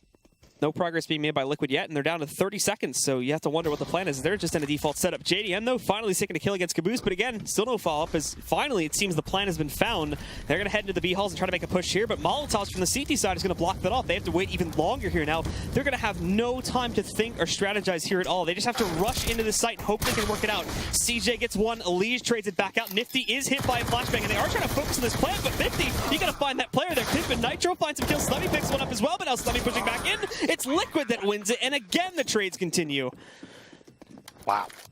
Yeah, they traded, but that was the most important of all. Like, they 100% broke Selfless. It's going to be really difficult for them to win this round. I know they won it before off Nifty's deagle plays, but they are like almost full saving now. They've only spent just a few $100s on P250s, and that was so smart by Nitro. Instead of sticking the plant, he taps it. Nifty starts spamming through the smoke, and he just guns it through there, and you know, gets off the bomb and then gets that kill. That was really, really smart by him. Now this round is going how you typically think anti-eco should go for once. Liquid kind of running them over, and they should take early control of this half here, going up 4-2. They're going to have a pretty decent amount of money. I don't think one player is even going to die here, or, you know, maybe one death max. Yeah, so Selfless finally giving respect to Liquid in terms of the buying power here now, since they ran on empty. The war of attrition has finally concluded in the favor of Team Liquid, and it's not seeming like they're going to have any issues with closing out the follow-up round here. On just P250s and defaults already, Selfless are down to 2 players, and they've been denied access at every single point of access here to the B-bomb site. So more than likely, Team Liquid looking at a 5 or 4-man alive round, assuming that no one else gets caught out here. Yeah, we go. DSR, the last real danger to them, is knocked out. Somebody's pretty disconnected from all of it, so he's not even going to get close to finding any of these remaining 5. Yeah, now 4-2. We'll see if they're going to buy. See, like, even if they buy, the money isn't great. I don't know if they're even going to want to. We'll see if they do a conservative buy or you know, if they save and play conservatively, or if they try to buy here. Does look like it's going to be a save, but they're going to have some type of a nade stack. Usually this happens towards middle. And JDM might pay for it. Does he move into it though? JDM getting hit by. Oh, it looked like he was going to be okay too, but the slowed movement after the nades leaves him in the open for long enough to allow for an nifty impact. Wow. However, immediately after that, yeah, Stan racking up a nice little 3K there, as he pretty much destroys everyone else on Selfless. Caboose not going to get very far either. Nitro sinks the last kill, and yeah, beyond the successful nade stack against JDM, the guys from Selfless do not get anything done there at all. And I believe the op is also recovered back, so no, nothing really lost out of that one. Yeah, not too bad, just, you know, one death. Poor JDM. Yeah, nothing he could really do there, even to try to back up. But like I said, he got slowed by getting hit by those nades, and that left them open for the pistol player. Now DSR grabbing the op. You know, Nifty kind of put down the op. He was opping for a bit. He put it down. Perfect timing onto Pimp. That sucks if you're Pimp. Saying, why me, man? Look where I am. I'm like the 4th guy. He's like in the very back of that huge stack of players. And he's the one that ends up getting knocked back out there. So Selfless now actually still prepared for this too, but Elige all of a sudden spins back around to check for CG, and Nitro finds a beautiful entry onto DSR, who had evacuated all the way to the back of the bomb site there. They take him down. The defenses are gone here on the inner site. So now Nifty, Slemmy, and Caboose have to try and pull up some sort of a retake. We do have Nifty already falling way back over there towards A, so there's not even going to be an attempt at this. They're just going to let Team Liquid take control, and they will push themselves up to 6 now. Ever since we saw the trade spree end, it's been all Team Liquid, and this round's going to be no different. Yeah, and I think it's smart to save here. You're not going to retake against Liquid in this situation when... And the main reason that it's so difficult to retake there isn't necessarily because it's 3v4 and a B, but because they took B with using, you know, very limited nades, right? You know, by the time that they even get to the site, they're going to have to worry about like multiple flashbangs and smokes and HE grenades, and it's just such a difficult retake in that, you know, when that happens, when a site just gets taken cleanly like that. I still think like it's a lot better though to go for safe exits there, maybe like 3 stacking spawn or something like that, instead of just fully saving, since you are going to be saving this round anyways with on the other 2 players, you know. So maybe each of them gets like a D goal. Yeah, that's what I was thinking. So DSR invests into that, but CJ basically picking up nothing beyond a P250. Very light for him, as the rest of Selfless, though, is going to actually put a lot of defense in B this round. It's 3 players quick inside, and CJ even pushing himself out over there inside of the hallway with Nifty sitting just behind him. So they've gone very aggressive to look for intel. Problem being, though, is Team Liquid have gone away, obviously, from their aggressive play they did in the last round. They're right back into the default here, and if they do push too far down that hallway, there's 2 guys on Liquid waiting for them inside of the Useless room. But however, their focus is not really on countering out a push right now. They were trying to set up smokes, as you can see, to get themselves into A. So the possibility for that flank is still very much alive right now, as Liquid did not stick around long enough to be able to handle that. So in they go, and the defenses here on A are very weak. They are just playing it for a retake here currently. Caboose sitting back over here, Truck, but he's not going to find anything at all, which means if they're going to go for this, they need to start wrapping back over now, as the bomb's going to go down in the second, and Selfless have made 0 movements at all, which is going to make this a little bit tougher, obviously. That was sick. I think they threw smoke so that they could wrap from fork to site without even being inside of the smokes and like being able to see everything, and then also smoking off quads, so showing like a completely different look than anybody would really think. I mean, obviously they didn't run into anybody because it was a B stack, but that was cool. Yeah, and with this, look at how clean the mop-up is, too, as Selfless realized what was happening so late. Nobody even really doing any significant damage to anybody on Team Liquid. Stan was down at 59 HP. Finally, Caboose being able to grab a kill. He actually gets a second one, too. They're a little bit hungry to be able to take down Caboose, but finally they succeeded in it. And now DSR, hiding close to the site, he's probably going to leap in here in a second to be able to, at the very least, pick up a gun, if not take down JDM. There's the gun, and oh, he didn't even see JDM there, so he missed an opportunity to drop the op, which would have been big considering how much money they have. Forcing a full rebuy on him would have been very, very expensive, but ultimately, Liquid still taking control and pushing their lead forward even more here. Yeah, Slemmy definitely should have had that.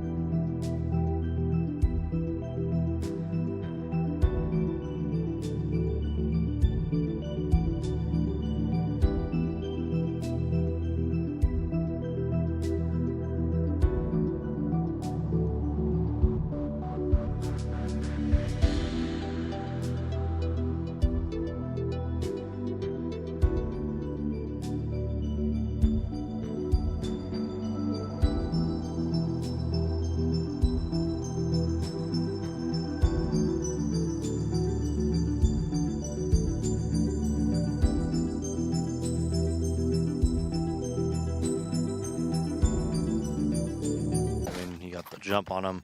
Took Stanislaw about 2 bursts from Slemmy to even realize where he really was. Now they go for the double op setup, Nifty and DSR. DSR going towards the A site, 2 middle, 2 B, so a 1-2-2 setup. He's a fence right away, gets blinded.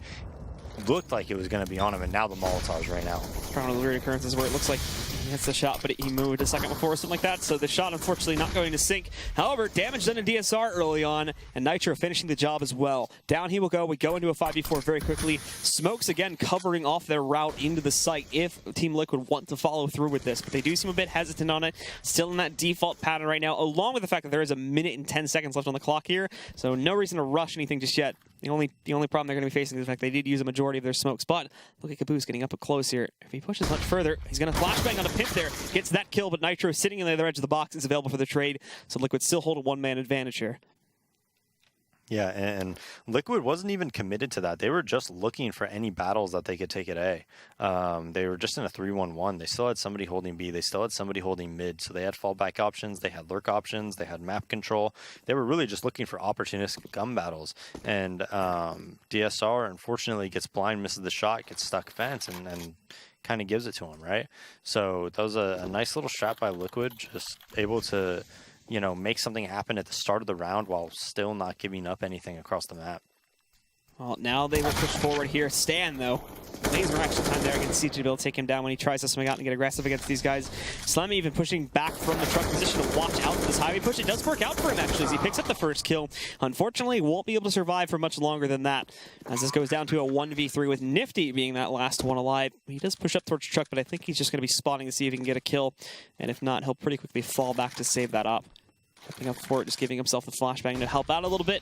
And the flashbang connects, but just nothing for him to actually hit the shot onto. So there's the fallback, and we'll be seeing the save from him in a second. However, Nitro will be moving to challenge that, and if he follows through with this one, he may actually be able to catch Nifty, depending on where he decides to hold himself for the save. Yeah, we'll see. He's walk hunting very early on, and with this extra 5 seconds on the bomb timer, there's a good chance he's going to find out where he is. Yeah, he's already found himself in the right room, but he does have to check over here onto the platform. Is not really there for it, though, unfortunately. So Nifty is able to close out, and that should spell a successful save for him. Unfortunately, the rest of his team is sitting in a bit of an odd spot, so there is going to be a pause call here. Probably part of the discussion being whether they want to justify the buy, which they actually do. So the CTs are going to go for the investment. There's already a second M4 purchase. We just have to see what the rest of them can scavenge together here. Yeah, and I mean, 2 to 8, Liquid has to have a ton of money at this point, right? I mean, and finally, after they, you know, go back and forth and trade, I believe there's like 15K on Nitro right now. Or excuse me, JDM, and everybody else has a ton of money. So they're going to be pretty much good for the rest of the half, you know, going into this 11th round. And at the start there with, you know, Selfless, it was looking like they were going to be able to hang.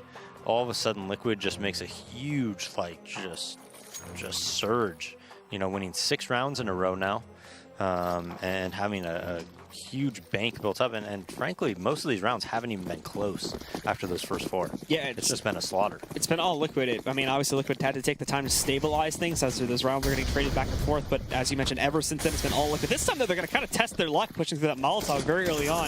It was positioned to counter this boost, but still, they push right in. They already have 3 guys here and control of all the way up to Vents here, along with being able to take down CJ, who, unfortunately, you know, has been, for the majority of the time, positioned here out in mid, has really never been successful in picking up any kills. So once again, he's knocked right back out, probably by the sandbag spot, which has kind of been his favorite spot to play, and doesn't really have anything to show for it beyond a little bit of damage on the Pimp and JDM, and that was probably coming in mainly from the Molotov too. Yeah, and you know, they're reading the situation right. They're going towards B.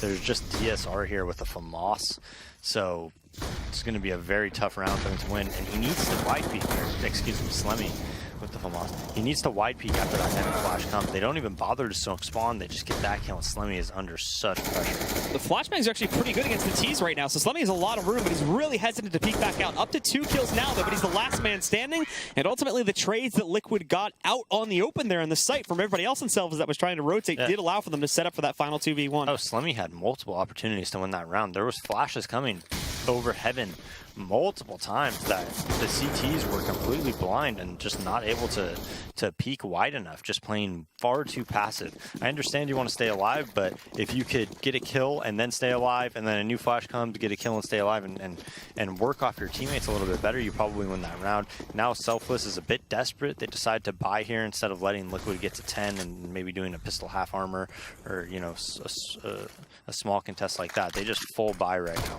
A lot of aggression going to be coming back out, though. Nitro's going to have to challenge someone back over here in the transition room. Gets one. It does get traded back out, but in the meantime, though, they did take down some of the... they did take down, I think, one of them back over here towards mid, too, as it's left down to Slummy and DSR after everything is said and done. And on the other side of it, Team Liquid only lost Nitro back over here. Player that had pushed his way out, though, has retreated in the meantime. And over there on the A-bomb side is where the remaining defenders are going to be positioned here. As Slummy and DSR just stack up on the site. And Elise is going to push towards it. The rest of the team is still kind of hanging out in mid. Not really sure of where they want to play this, but Elise will push up, although he gets dinked and finished off by Slummy. But down at 20 HP, it's still not going to be a whole lot of HP to work with here. But Team Liquid are still better off ignoring that and going to the other site, which is going to be the right call. They never actually confirmed the position of that second player, so there is still, in theory, the possibility that they were split 1-1. But with this going this way, they are going to have an easy path to get onto this bomb site and pretty much win the round for free here, as the guys from Selfless are pretty long on the rotate. Yeah, and I mean, they have a smoke, Molotov, 2 flashes, nades. This would be a very difficult retake, especially with Slemmy only on 20% HP. So it looks like they're probably just going to save. There's just not much you could do in this situation. It's just all Liquid here. I mean, everything they're doing is working. It seems like they're making the right calls, the right reads. They're going to the right spots. And even when, you know, Selfless has like good rotates in order to stop what they're doing, they're not able to execute properly.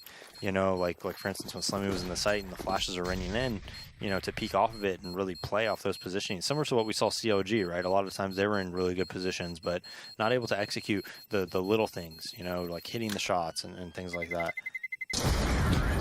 And now recently we've just been seeing a bunch of people just die at the start of the round for Selfless almost immediately.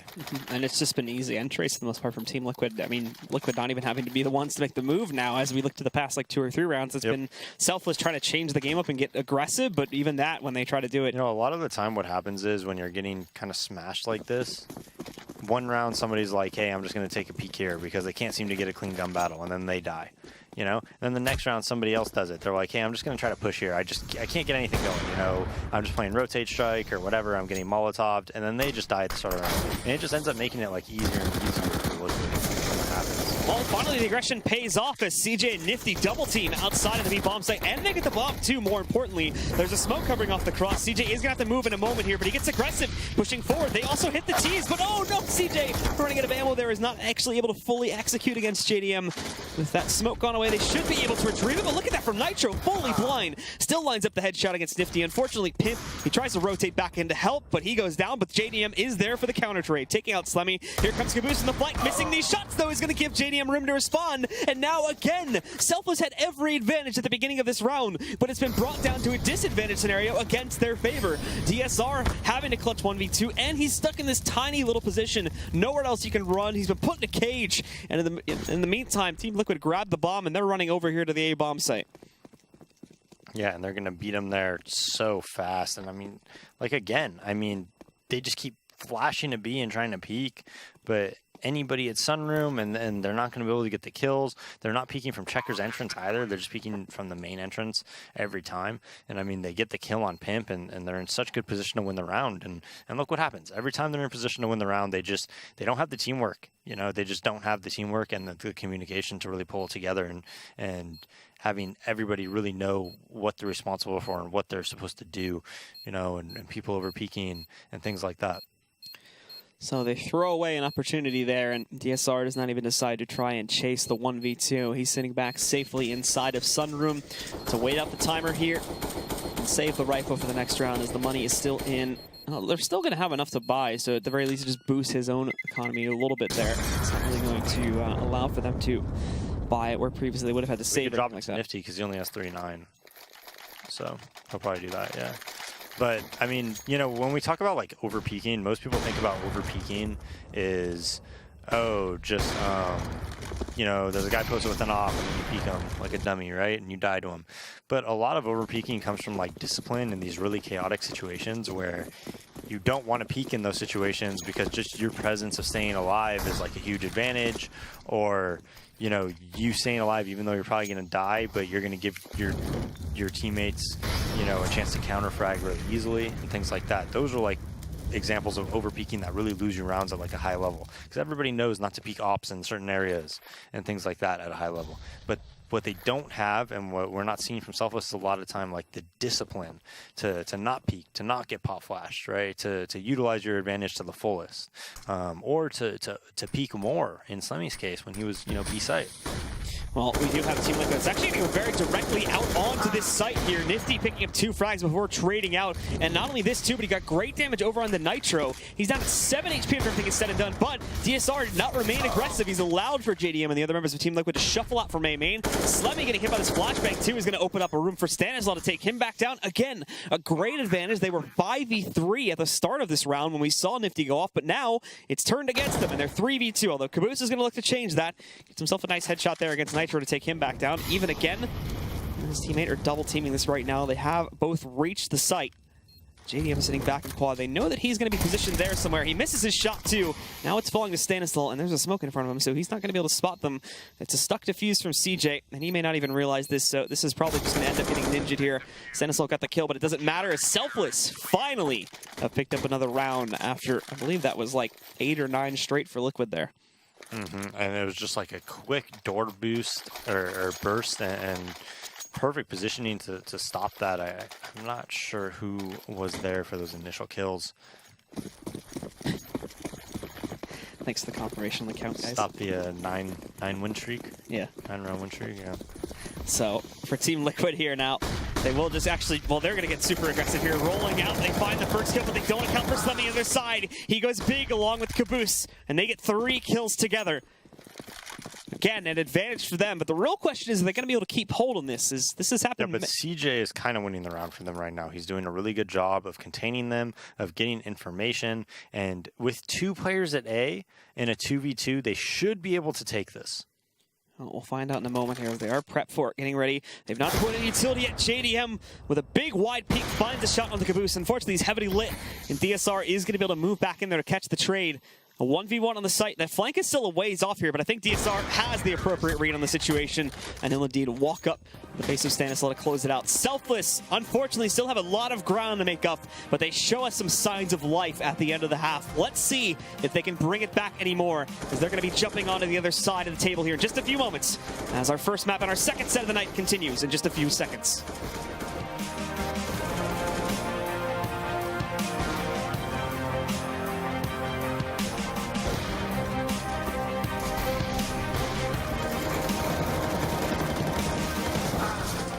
ESL Pro League is brought to you in part by Logitech G, Pay Safeguard, Mountain Dew League, and ESEA.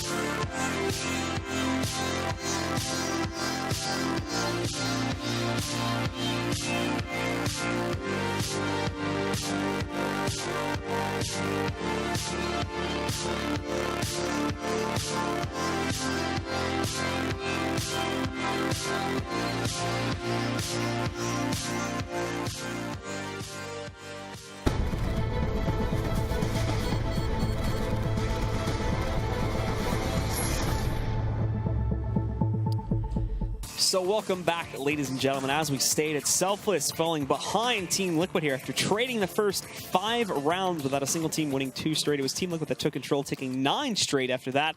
And then Selfless claiming the last 2, so we end up 11-4 at the end of the day there, with Team Liquid having a huge advantage. Obviously, still a lot of ways that Selfless needs to kind of crawl back into this match if they want to have any chance of winning it.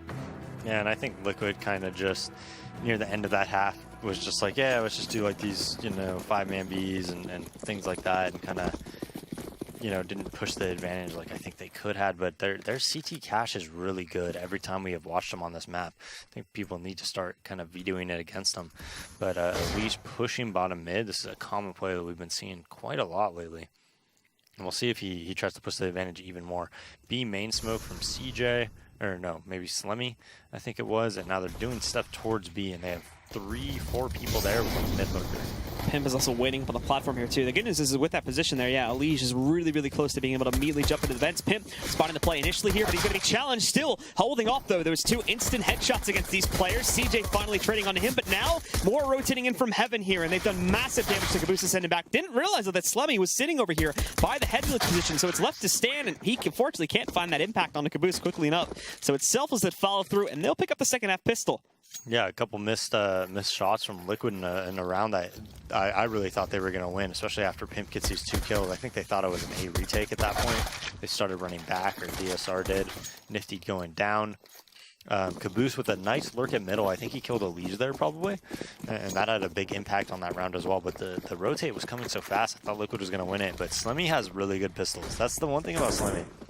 I swear his pistols are nuts, and his P250 is like insane. What Team Liquid is doing here, they have a 4-man stack at Sandbags right now. They take down Nitro, that's like the safe kill. That's the one they assume is going to be there. Now the real question is, are they going to expect the other 3? Problem being though is they may not actually follow through and push all the way up to the edge of Sandbag, since it looks like they are positioned to try and work their way out. Stands next to Peek It. He does spot Caboose, so there's the surprise there. Oh, what's this? There's two more pushing out. Elige grabs one into Caboose, and that's going to send Slimmy back and probably send them hurling into the B-bomb site, since off of that, they're going to know that defenses are very weak. At most, one player will be in there. But actually, it's Nifty going out towards A here that finds Elige. But regardless, they've gotten into B, and they have full control there. So Liquid really have nothing to work with. And more than likely, they'll just position for exits in a second here. Yeah, look at that AK and probably just try to save it at this point. But they came out like roaches. That's when you kill a wolf spider. Yeah. all the babies run out from underneath. Who are you celebrating for International Women's Day, Blue? Women around the world. Yeah. All women. I think Leslie Nope. It's a good one, actually. Yeah. Yeah. It's a real role model. Yep. Yeah. Real role model for April Ludgate. Right. Getting into this next round here, after Selfless do take control, we will have one additional save coming in from Team Liquid, but after this, it is time to get serious, as they'll have the money to invest. They do still have that AK, though, so they won't be completely out of the action for this one. They may still be able to find a couple kills to get the money low on Selfless, and that's what's going to be key for them, is basically just trying to hold on to as large of a gap as possible. When they do get the full gun power rolling, we can even see Nitro having the armor up behind his buy now. So if he can kill, 2 to 3 players here and make it so that if they win that first gun, they've immediately broken Selfless, they can re-solidify their advantage within just the first couple rounds here. I mean, this is definitely doable from Selfless. They actually have a lot of wiggle room if they could just, lose the rounds the right way, where they get a lot of kills and they get the bomb down and they could buy the next round and hurt their economy. They could very easily win this game. But from what I've seen of Liquid's cash so far this season, I mean, they've been very, very stellar on it and have played it very, very well. So I think it's going to be really tough for Selfless to really do this. But just like the score line alone, don't think that Selfless is very far behind at all. 11-7, and on T side of cash, you could really, really hurt the economy of the CTs. Team Liquid, though, they do have a good read on this one. Unfortunately, Lige's position is going to get ruined by that Molotov there, so he's pushed out, and this actually weakens it by quite a bit. There's that surprise initially that they could have worked on. Now, we do see Stanislaus sneaking in that 1 kill onto Nifty, but that's essentially it. Nitro was not able to assist all that much with the AK, as he was found in the wrong spot on the map, so he may stick around here for a couple seconds trying to kill anyone that gets over-aggressive to hunt down these kills. No way we're going to see them try and upset here or do any massive amount of damage. Ultimately, Team Liquid will have to send Nitro back to save that rifle so they can focus up for the first gun round. And that won't even be a possibility, as Caboose does end up getting the better of him there. Yeah, they were going to try to get exits because, Nitro can buy, and he is a white truck, so he could definitely get a couple kills there. Fortunately for him, does not happen. Now they will have a really good buy because they didn't invest too much in the second and third rounds after they lost the pistol. So they'll have a lot of utility, and, Selfless has a lot of money as well, so it's going to take a couple rounds for them to break Selfless. They're going to have to win 2 in a row. CJ gets bumped so the Z-Smoke doesn't land, but his teammates got his back. I think his teammate threw one. They probably wanted to do some type of fast strat, I would assume, but probably had to cancel it off that. No, they still go out middle, and Stan in the vents gets taken out very early by CJ. And Sandbags Molly comes out. He's the only player in middle with 3 players towards A. But JDM's in a really nice position to make something happen. He's getting 2 kills at the highway. Now Slemmy versus Nitro, that's going to be a big frag, but Nitro able to take him out. And the correct read by Liquid, a very passive B play by them, 1 towards middle, 3 towards A. Just that one unexpected player there. It just makes all the world of difference. So that is going to give them their key back into holding control. The problem being, though, is, again, they still lose quite a lot of players in that one, so they're not going to be anywhere near, solidified here. When we take a look at it, they're still basically running on empty for every single player. Stan's still working with a UMP. And Elige really has no utility beyond that smoke, too. So they're still in a bit of a hot seat here, especially if Selfless just come back and swing in. Yeah, but I think they have a better buy than Selfless just because they have the AWP. I mean, Slemmy has a Galil, and it's pretty equivalent to Stan's UMP, but I'd rather have the UMP and a bunch of nades like he has.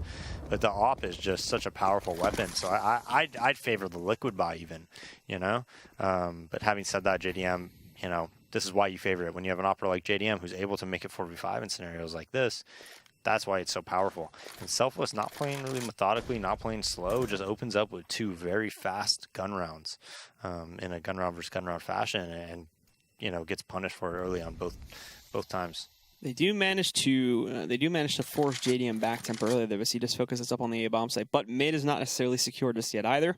Lige having a position in Z. He will have to wait a few moments before he can do anything because of the smoke position, but DSR is certainly investigating here.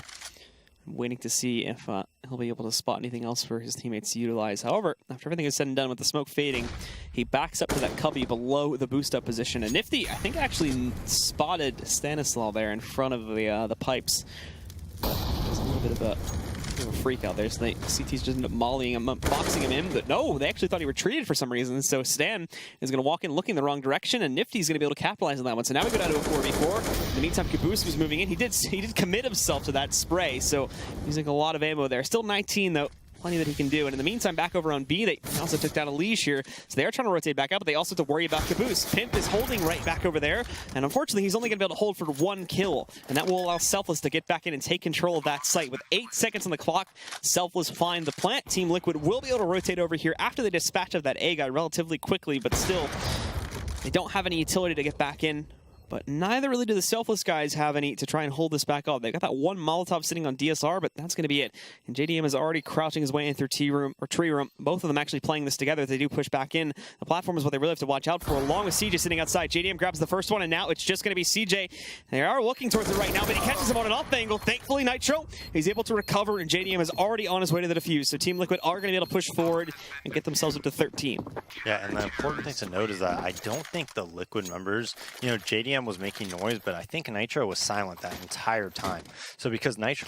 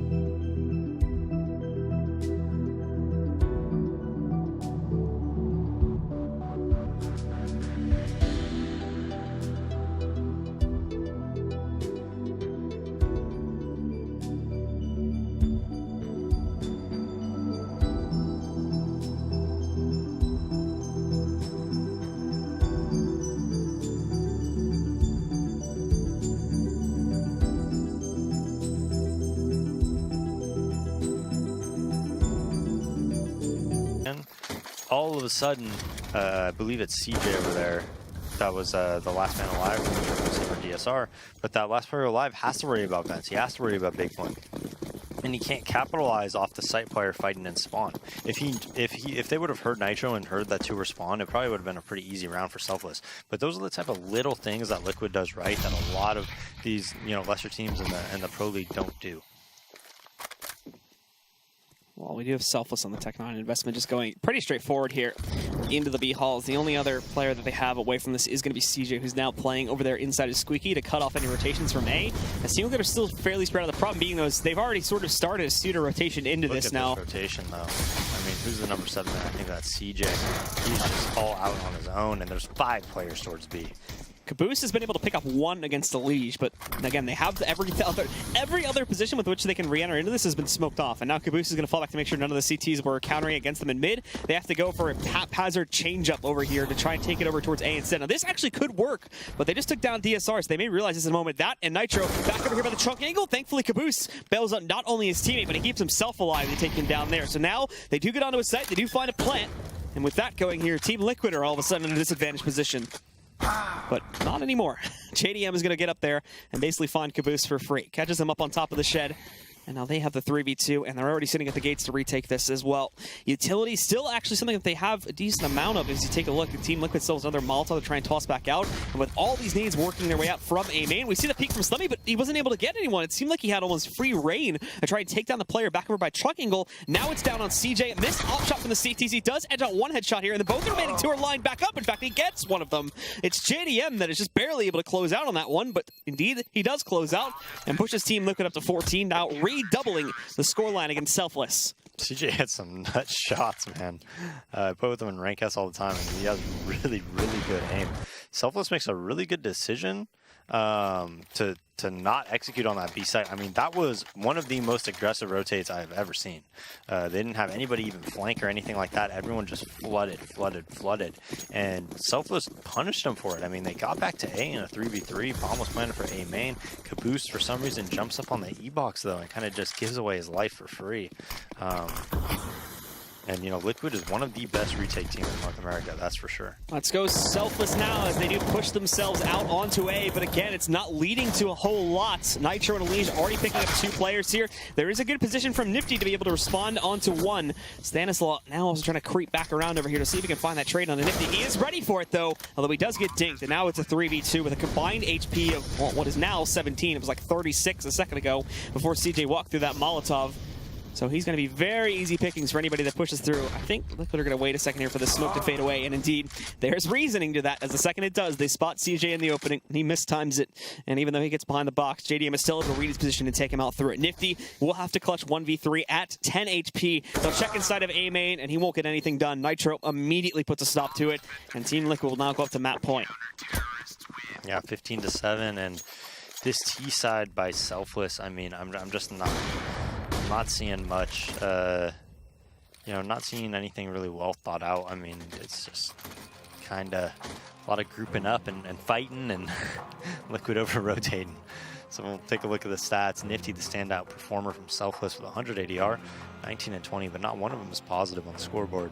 And meanwhile, on Liquid, Alicia's always putting up, you know, big frags with Nitro and JDM, 18, 20, and 18. So getting it done pretty evenly across the Liquid team, you know, but Selfless having a lot of troubles on this T side. And they're gonna buy here. I believe they have 4 AKs and maybe like a Tech 9 or something on Slemmy. He'll probably get utility, but their utility is very low as well. Really just 1 set of nades to work with. No, 2 sets, sorry, on Nifty and Slemmy.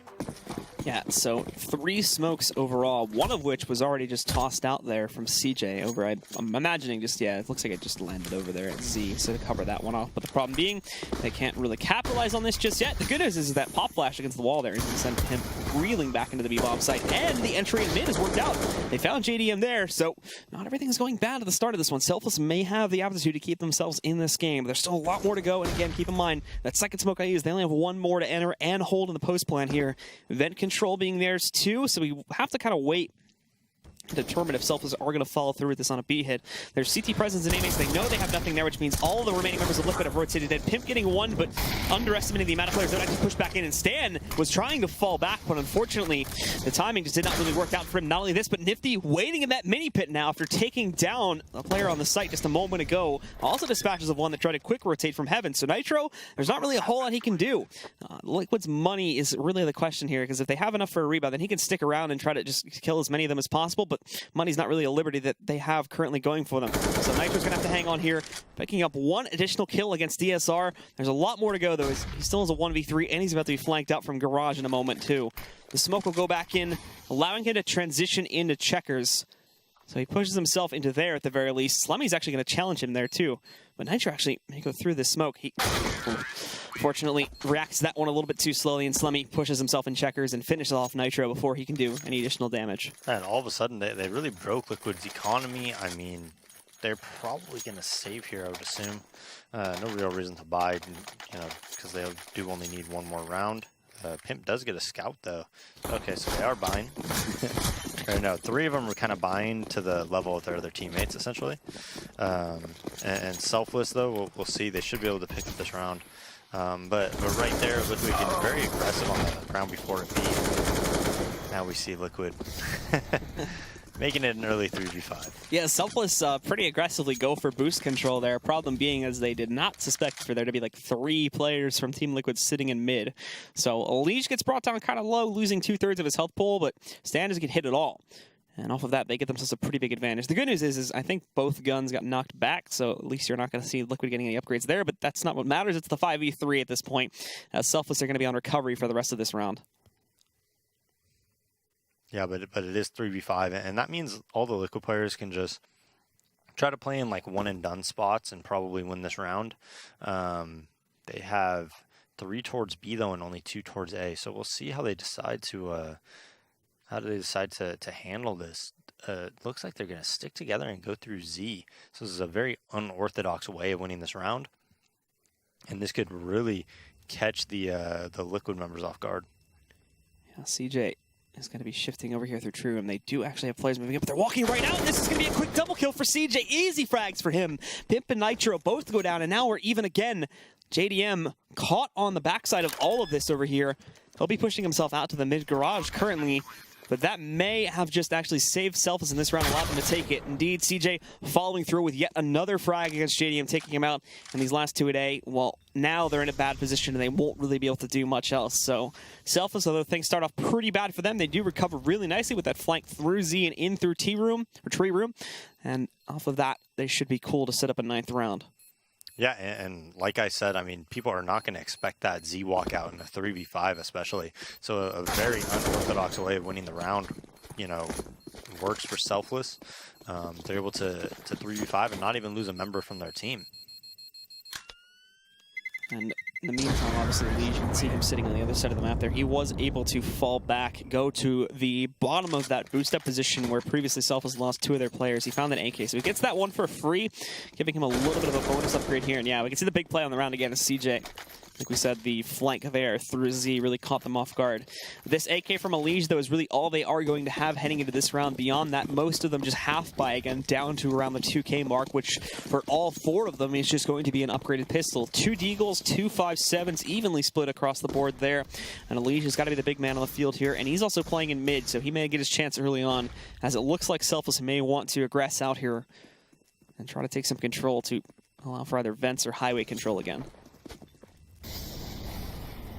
Yeah, they're just going to try to support that AK. 3 towards B, Pimp deagling around the middle. Excuse me, 4 towards A. And Pimp deagling around middle. I think it's boosted on site, if I'm not mistaken. For, who was that? JDM, yeah. And then Liege just kind of hanging around on the right side of E-Box. So if his teammates can get a kill, he might be able to clean up and multi-frag really well here. But we'll see. B site's completely open, so if Selfless finds that out, it'll be an easy round for them. But if they run to this stack, they could be in trouble. Well, Nifty already pushing himself forward here. Has himself the position behind Spindle on Highway. There's a big bee's nest of Team Liquid players waiting up on top of this, so he needs to be very, very cautious of that. Thankfully, I think Slemmy did a job of fishing it out earlier on, so Nifty can take his time about his Highway push now. He's already found Nitro out, being cautious of the possible flank from Z, and it's certainly going to be a reality. As Pimp is sitting inside of there right now, and he does not have any additional teammates to bail him out when he does push back in. He's a little bit confused as he moves back in, but actually holds himself quite nicely. Finally traded up by JDM, who finds both of the kills on this site. In the meanwhile, though, the 3 remaining players from Selfless pushed into B, and again, got easy control here, as CJ is kind of just moving out to hunt down these last 2. JDM has himself an AK to work with, but no armor behind it, no additional utility, and playing out in the open is certainly going to be doomed for him, as CJ solidifies things there with the final headshot kill against JDM. Yeah, so Liquid now able to get their buy that they saved, they double saved for. And even on these double save rounds, they got a decent amount of kills. I think it was 3 kills the first one, 2nd kills the next one. It's not going to really matter because, you know, Selfless is going to be able to full buy pretty much, you know, if they keep winning, you know, until the end, right? So it's not too big of a deal. But slight B pressure by CJ. We'll see B pressure pushing out by Liquid though. And Stan gets both kills, puts it 3v5 right off the bat. Nobody really in position to do anything either from Selfless. Slemmy just jumps out mid. Very lucky for him that Liege got blind. JDM and Z, no smoke there. So just a very desperate play by Slemmy, and Caboose gets punished instantly by Liquid. Caboose threw his opponent's smoke there too. Slemmy had gotten through safely, so he thinks he's going to be good to follow through with it. Yeah, I think they even know that Slemmy sitting in the cubby too, as JDM's already watching out for it. His teammate trying to distract as the reapplication of the smoke does come back, and it definitely was a challenge again, although JDM just barely misses that shot. So now at 4 HP, he actually is going to have to fall back. These last two will get controlled mid, but look at the problem. It is going to be the fact that they'll now have a CT boosted up inside events, and there's going to be another one coming up in the actual boost too. So they have isolated Selfless to essentially just garage control, and now it's just a matter of dispatching these final two. Slemmy, the last man standing, and Nitro is going to handle them both. So there you have it, a 15-7 downside. They do turn it into 15-10 by the end of it, but ultimately Team Liquid do follow through and close out on that last round there to take the 16th round and take control of this first map. Yeah, pretty impressive by Liquid. I think it's one of those games where, CLG versus Misfits on Inferno, I think it was much closer than the score kind of indicated. And in this game, I think it was kind of more distant than the score indicated. I thought Liquid had control that whole time. I really didn't have any, I wasn't thinking at any point that Selfless was going to come back and win that. So Liquid, pretty impressive there. I think they kind of took their foot off the gas a little bit as well on that T-side half. They kind of felt it was in the bag and kind of played way super loose and kind of lost a couple rounds that they probably would normally win. All right, so to close out the discussion on map number 1, we are going to send it back over to our analysis desk. Stun up. Let's hear your guys' thoughts there on Cash. Hey, thanks, Blue. No, just to echo Days' sentiment, I don't think there was a point where Selfless really had the driver's seat at all. There was no real, hey, we have this, and we're going to try to run them back with it. Yeah, no, I think that's definitely a correct assessment of how it played out. Even, that game could have ended so much earlier as well. Even if you go back to the pistol round, where Liquid make the correct read, but just aren't unable to connect with their shots. And, if Liquid come away with the pistol round as well, then we're probably looking at a bit of more of a stomp than what we already saw. Right, I mean, that Selfless CT pistol boost was obviously just a little bit unorthodox, if you will. Yeah, the first time unorthodox, and it does have some merits to it, but obviously it's a big risk coming out from them. But I feel like if you're the underdog, you kind of have to play for, or play that kind of way. Just to keep it centric around middle, we're going to load up a demo now, kind of look at the mid-round woes here that we were able to kind of capture back there. And you know what? Take it away. Yeah, and this is after, obviously, Liquid managed to lose the second round, and Selfless managed to get back onto the weapons, but you can see they've forced up, and one of the issues here, and this is something we saw in CLG versus Misfits as well, they give up mid-control very, very easily, so you can see how much room Liquid has to play around with here, and they've forced up. Selfless probably expecting just something like a Tech 9 buy, that kind of thing to come out, but still they're giving it way too much map control to the point where Liquid are just feasting on this kind of an opportunity. Nifty as well doing some awkward bit of jumps that actually allows him to get picked off by Leech, but the big thing is that Stanislaw is able to get into connector completely unspotted, and that messes up the entire rotation for Selfless, and the entire Selfless team and the defense on that A bomb site is just completely out of order. They don't have anyone to back them up. They don't have the opportunity to set crossfires because they're just getting attacked from so many different angles once that A hit comes in. And that's one of the big swing rounds that, again, you can't afford to lose if you're Selfless and you want to try to bring it to a team like Team Liquid. And they do actually manage to bring back the next round, the following round here, but after that, we see the 9-round streak coming out from Liquid. No, in very simply put, we knew going into this one that Liquid was going to be that more dominant team. Yeah. I don't think there was any doubt here. And, rightfully so with the two rosters we have in front of us, it would make perfect sense. Yeah, exactly. And what's so cool as well is that we kind of it would have been fair to expect Liquid to basically just do cookie cutter stuff and get away with that to a point where they're still going to win the game without having shown anything or done anything out of the ordinary. But I think it was round 9, which we have a clip of actually. That we're going to roll in a minute. And here you can see Stanislaw and him setting up for 2 smokes outside from the useless room, really, to set up for a completely different A execute than I've seen before. And normally you'd see the smokes basically that you have to run through or that you could set up for Molotovs, etc. But this just carves a pathway for them around Forklift in towards the site without them having any sort of disrupted vision the entire time. So completely new way of taking the A bomb site, and it was just super effective and really fun to see, and not something I would have expected to see out of Liquid given how they're under new leadership in that sense. Well, even a new sense of leadership, right? Look at the situation they're in right here. They're up 6-2 against Selfless. Yeah. Now, when you bust out a strategy like that, I would have expected it to be like you're up 6-2 and you're playing against SK at some exactly. sort of you need to bring out some stop here to get some more momentum, get some more money. This is where you break kind of deal. But even if it might not have been necessary in that sense, it's just really cool to see innovation still happening on a map that's been played to extreme amounts in CS:GO. Even though Cache is a new map in CS:GO, if you try to compare it to other maps in the map pool, it's still, one of the more played ones. So the fact that you still see teams innovating and actually coming up with new stuff is really, really fun. And that's the kind of thing that warms my heart. It's kind of uplifting. And for you as a Euro to say the NACS warms your heart, my God. Yeah, it takes a bit, but that was a fun game to watch from my end at least. Well, guess what, Vendetta? We got one more coming back, when we come back from this break, we've got Cobble left here in tonight's matchups, the last of the 4 of the night. And when we come back, we're going to see if Nitro and Elige can drive this bad boy home. We'll be right back after this.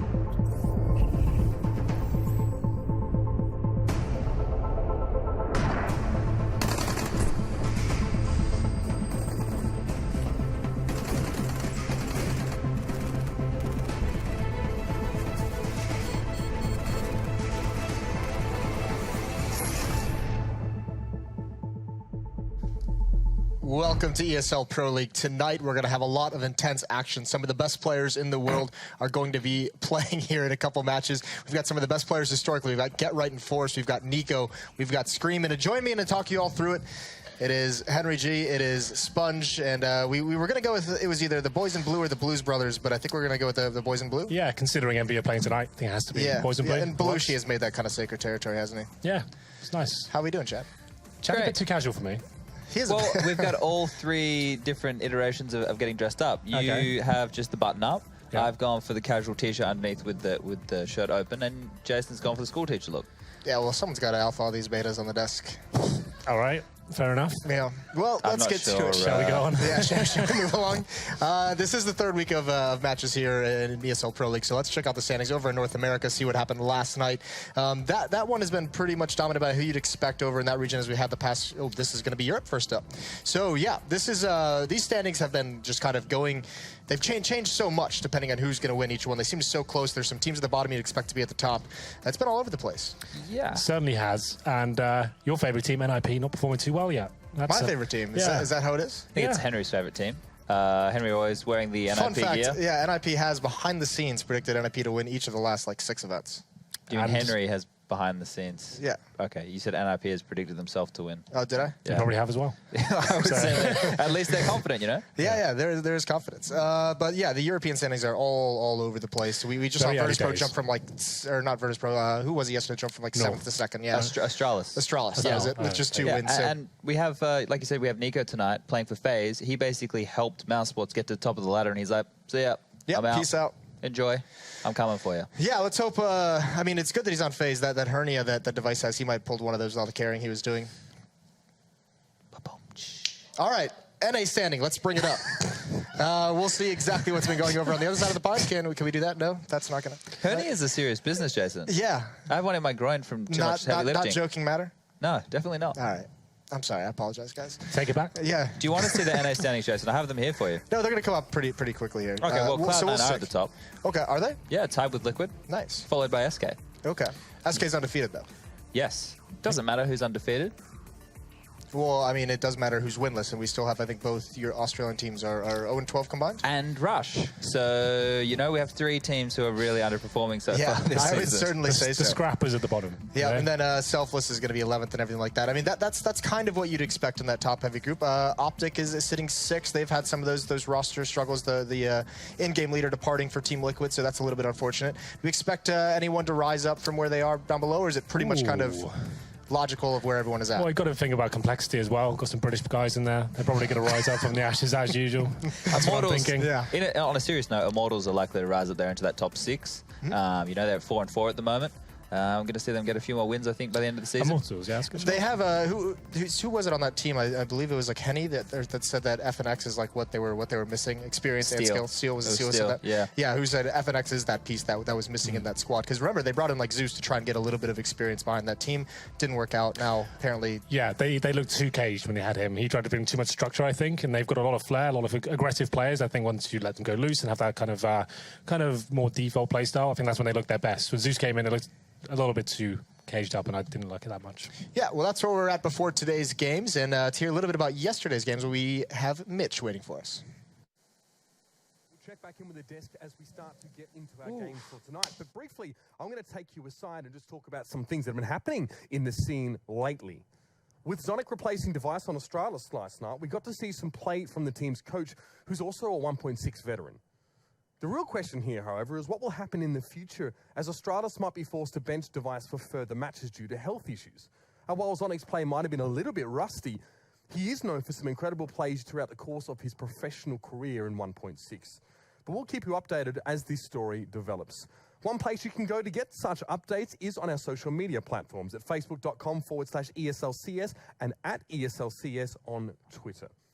We've had some excellent submissions from our community plays so far, but don't stop sending them in.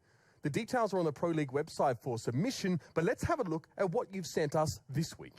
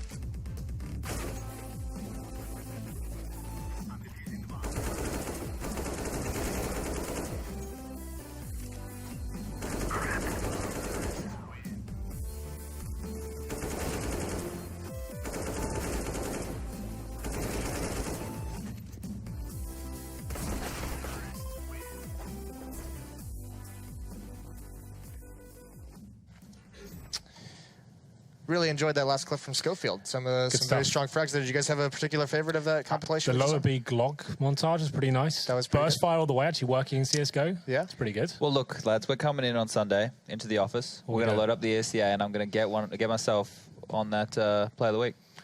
Okay, that's a challenge, I think. Is that what we want to do? Whichever one of us gets to. Yeah, let's say whoever gets the best highlight on Sunday is going to be in there. No pie bets. No pies? Yeah, Jason let's leave pies out of it. Let's leave the pies. We don't need With pies you, anymore. it's all about pies. With Matt, it's all about hair. Like, you guys need to move along here. We need to progress as a group. All right, fair enough. Yeah. So we'll get something new going. But yeah, we are planning on getting the band back together. Start a For team. the first time, really. Yeah. Just bringing together all the old names all and the making a best super nationalities in Counter-Strike, obviously. UK, America, Australia. That's a powerhouse. Can't get better than that, can you? We do have some matches actually tonight, which is going to be interesting. Na'Vi versus Envy is going to be the first match of the evening, and Navi's been a little bit in a rough spot recently, boys. Certainly have. Since New York has been pretty underwhelming. On paper, when Simple came in, we thought this was going to be it. They're going to rise from the ashes and the departure of Zeus. The problem was the timing was pretty off because obviously when the Valve coaching rules came in, that's when they were limited because Staris couldn't call for them anymore. It's forced on towards Seized, and they haven't really shone since that New York victory. We saw them in Katowice. They got to quarterfinals, got pretty battered by Astralis there. But yeah, it's been disappointing, I would say, overall so far. Has there been any improvement, Chad, in these guys? Because I know they've talked about how much they've been working, how much they need to grow. Have you seen any of it? I don't think so, and they keep coming up against the same hurdles. When they make it to those playoffs, they come up against like a team like Astralis, and you're not really going to expect them to progress with the Counter-Strike they're playing at the moment. For me, their biggest hurdle, I think, is a mental one, or the way that they get along as a team, and maybe the way that they're approaching the game because of that at the moment. You can see just how animated players like Seized and Simple can be.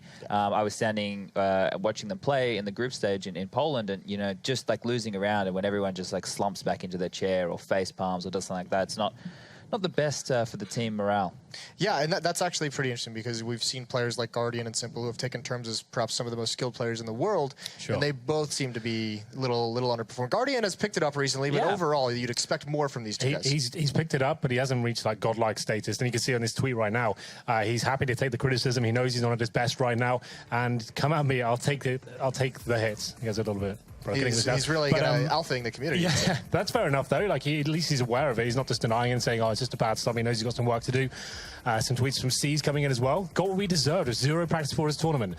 That's a bit of a weird tweet for me. You don't really want to be going out there saying that. What is that about? A lot happened. Simple had those issues that he was talking about with his heart. Issues. So right, that makes sense. They couldn't practice a couple of days because of him. The delayed flight coming back from Vegas. They had a few issues along those lines as well. So not much time to practice. This is a little bit more of a positive spin. Though watching a final motivated me so hard. I want to be back home to practice as much as possible. Tired of losing. Yeah.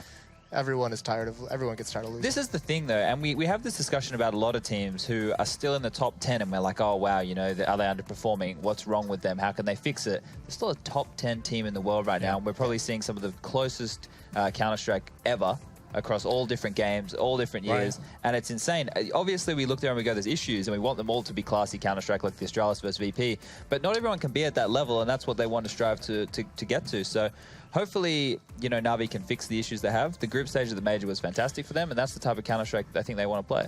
Well, now they're going to be facing up tonight against Envy. And I don't know if you'd say they have issues of their own, but certainly after this French roster shuffle, it seems like they came on the short end of things a little bit. You would think on so. Paper. You would think so on paper, right? But they actually played against G2 in this very league and actually looked like the stronger unit overall. Since the addition of Scream, that was like he was trialing for them at that point when he came in and he actually blasted them. Like he completely blew them out of the water. It's kind of nuts. It's very difficult to take anything away from that. It's one kind of matchup, very early days of both lineups. Both of them looking quite weak right now. Still G2 after a lot of practice. They haven't been to events recently at all. And they're still looking like they're quite ropey overall as the units. Looking at Envious though, yeah, it should be good on paper. Some very big names in there, historic names, and Happy, legendary in-game leader as well. I'm sure it's going to come together quite nicely. Actually, really liking the addition of Sixer. I think he's one of the brighter names of the French scene right now. The problem we have tonight is we're playing Inferno, and neither of these teams have ever played it. So it's going to be an interesting one. Yeah, and another thing, on Envy is we're going to see Sixer get a chance to blossom. He was an AWPer back in 1.6. I've touched on this a few times now. And when you're in a team with Kenny, you don't really get a chance to do that. So we're seeing him AWP a little bit more. Scream as the solid star. Happy going into more I guess, aggressive roles, I've actually been impressed with the way that he's adapted his play. He hasn't just done the same old, hey, I'm going to lurk and you guys do whatever you want kind of strategy. So positive signs, and they haven't been blown out of the water. They haven't lost, 2-0 to anyone, or lost both maps in a Pro League series so far. So they're still chugging along. Yeah, absolutely.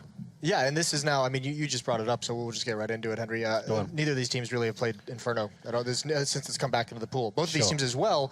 I mean, it was an older lineup it was a different lineup of Envy, but Na'Vi certainly was considered very, very strong on this map. Yeah, they had a pretty unique playing style to it as well. Like the old Na'Vi, when Zeus was at the helm of them, it was considered to be one of their best maps simply because their T side was so slow and methodical. They'd execute those A bomb sites like with literally 10-15 seconds remaining, all the smokes fly over, and they were giving so much space for Guardian to actually work that initial pick. That's what I liked so much about it. You give him time to work the pick, and he'd always seem to get it.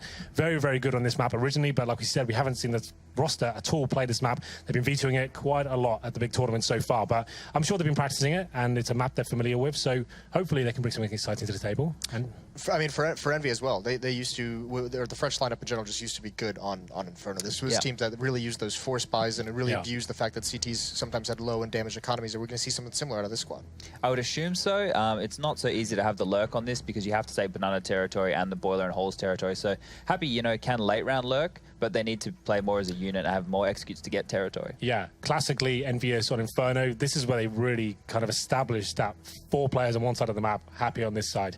He'd normally send 4 players up towards banana, getting control, and he'd be waiting in the boiler room just as they execute. He's stopping the rotations and actually causing a lot of chaos here. This is one of the maps he's actually very good on that role on. So I'm sure we'll see some of that tonight. Like Chad said, not as much. It's not as prolific anymore in terms of that setup, but that's why he was very good at actually using players like Kenny S and stuff like that to make all the aggro towards the other side of the map, and then he cleans up on the rotations, gets his backstabs in. As you mentioned, Navi's going to be very experienced, allowing Guardian a lot of room to work on this map. But with him being maybe in a slump, you keep going to him? Do you let him play himself out of this, or do you make someone like Simple, someone like Flamey, these very, very talented individuals, do you make them the focal point at when Guardian's in a slump? Depends what you mean. Do you mean like taking him off the AWP and saying... No, leave him on the up, and maybe you don't give him like a minute and a half to find a pick. Oh, no, definitely maybe. not. They've moved away from that whole setup entirely. Like the play style I've got right now is more kind of classic Counter-Strike. Instead of very slow and going down to the final few seconds, it's more default style and kind of working as a unit, working map picks and getting slow, progressive control of it. But they don't rely on him to open up the map anymore. I don't think he's that godlike player that can be relied on to do that. So obviously more firepower coming with Simple. He's actually the first port of call going into the bomb sites usually, and very good at doing that job. So I think, yeah, they certainly can't rely on that sort of playstyle going into Inferno especially. I think a lot's changed with Na'Vi as well in the approach to the game since having seized as the in-game leader. You watch the demos and they do a lot more faster plays. They do a lot of explosion strats where they just walk to an area, one flash and go. So those are positive signs that they're a bit more versatile in their approach. Inferno's still playing out, so it's going to be interesting to see their take on it early. I'd love to see some teams trying some fast A kind of stuff, getting that top mid smoke and actually pushing through it and having a fast set execute, because that was something that was really effective on Inferno, because teams would cheat the 3 players over towards B to throw the smokes and maybe go for full banana presence, and they're still doing it now. And you can take advantage of that if you have a good call. While we have you here, Chad, as a former game leader, what's it like when you start out and you accept the fact that you are going to be calling for your team in a match? Like, what is it like for C's, who's never really done the in-game leading, and all of a sudden they're just like, someone has to do it, and it's going to be you? What is it? What is that initial 4 or 5 months like when you start to take over as a leader? I don't know. I did it basically throughout my entire career, so it's difficult for me to look at the point of where I was just thrown into it.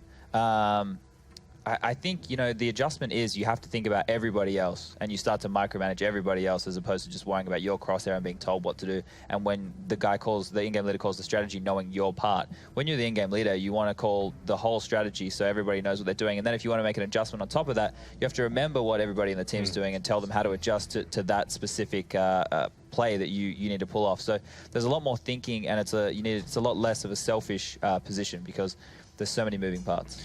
Okay, well, while we have a little bit more time before the players run the server, we're going to throw up the EU standings one more time because there was a short glimpse earlier on. Sure. We can talk a little bit about some of this craziness that's going on. We do have Na'Vi currently in 11th place. They're 2-2. Some of their upcoming series that they have, it's going to be Fnatic, it's going to be FaZe, and it's going to be NIP. So let's talk about, those aren't exactly easy matchups at all.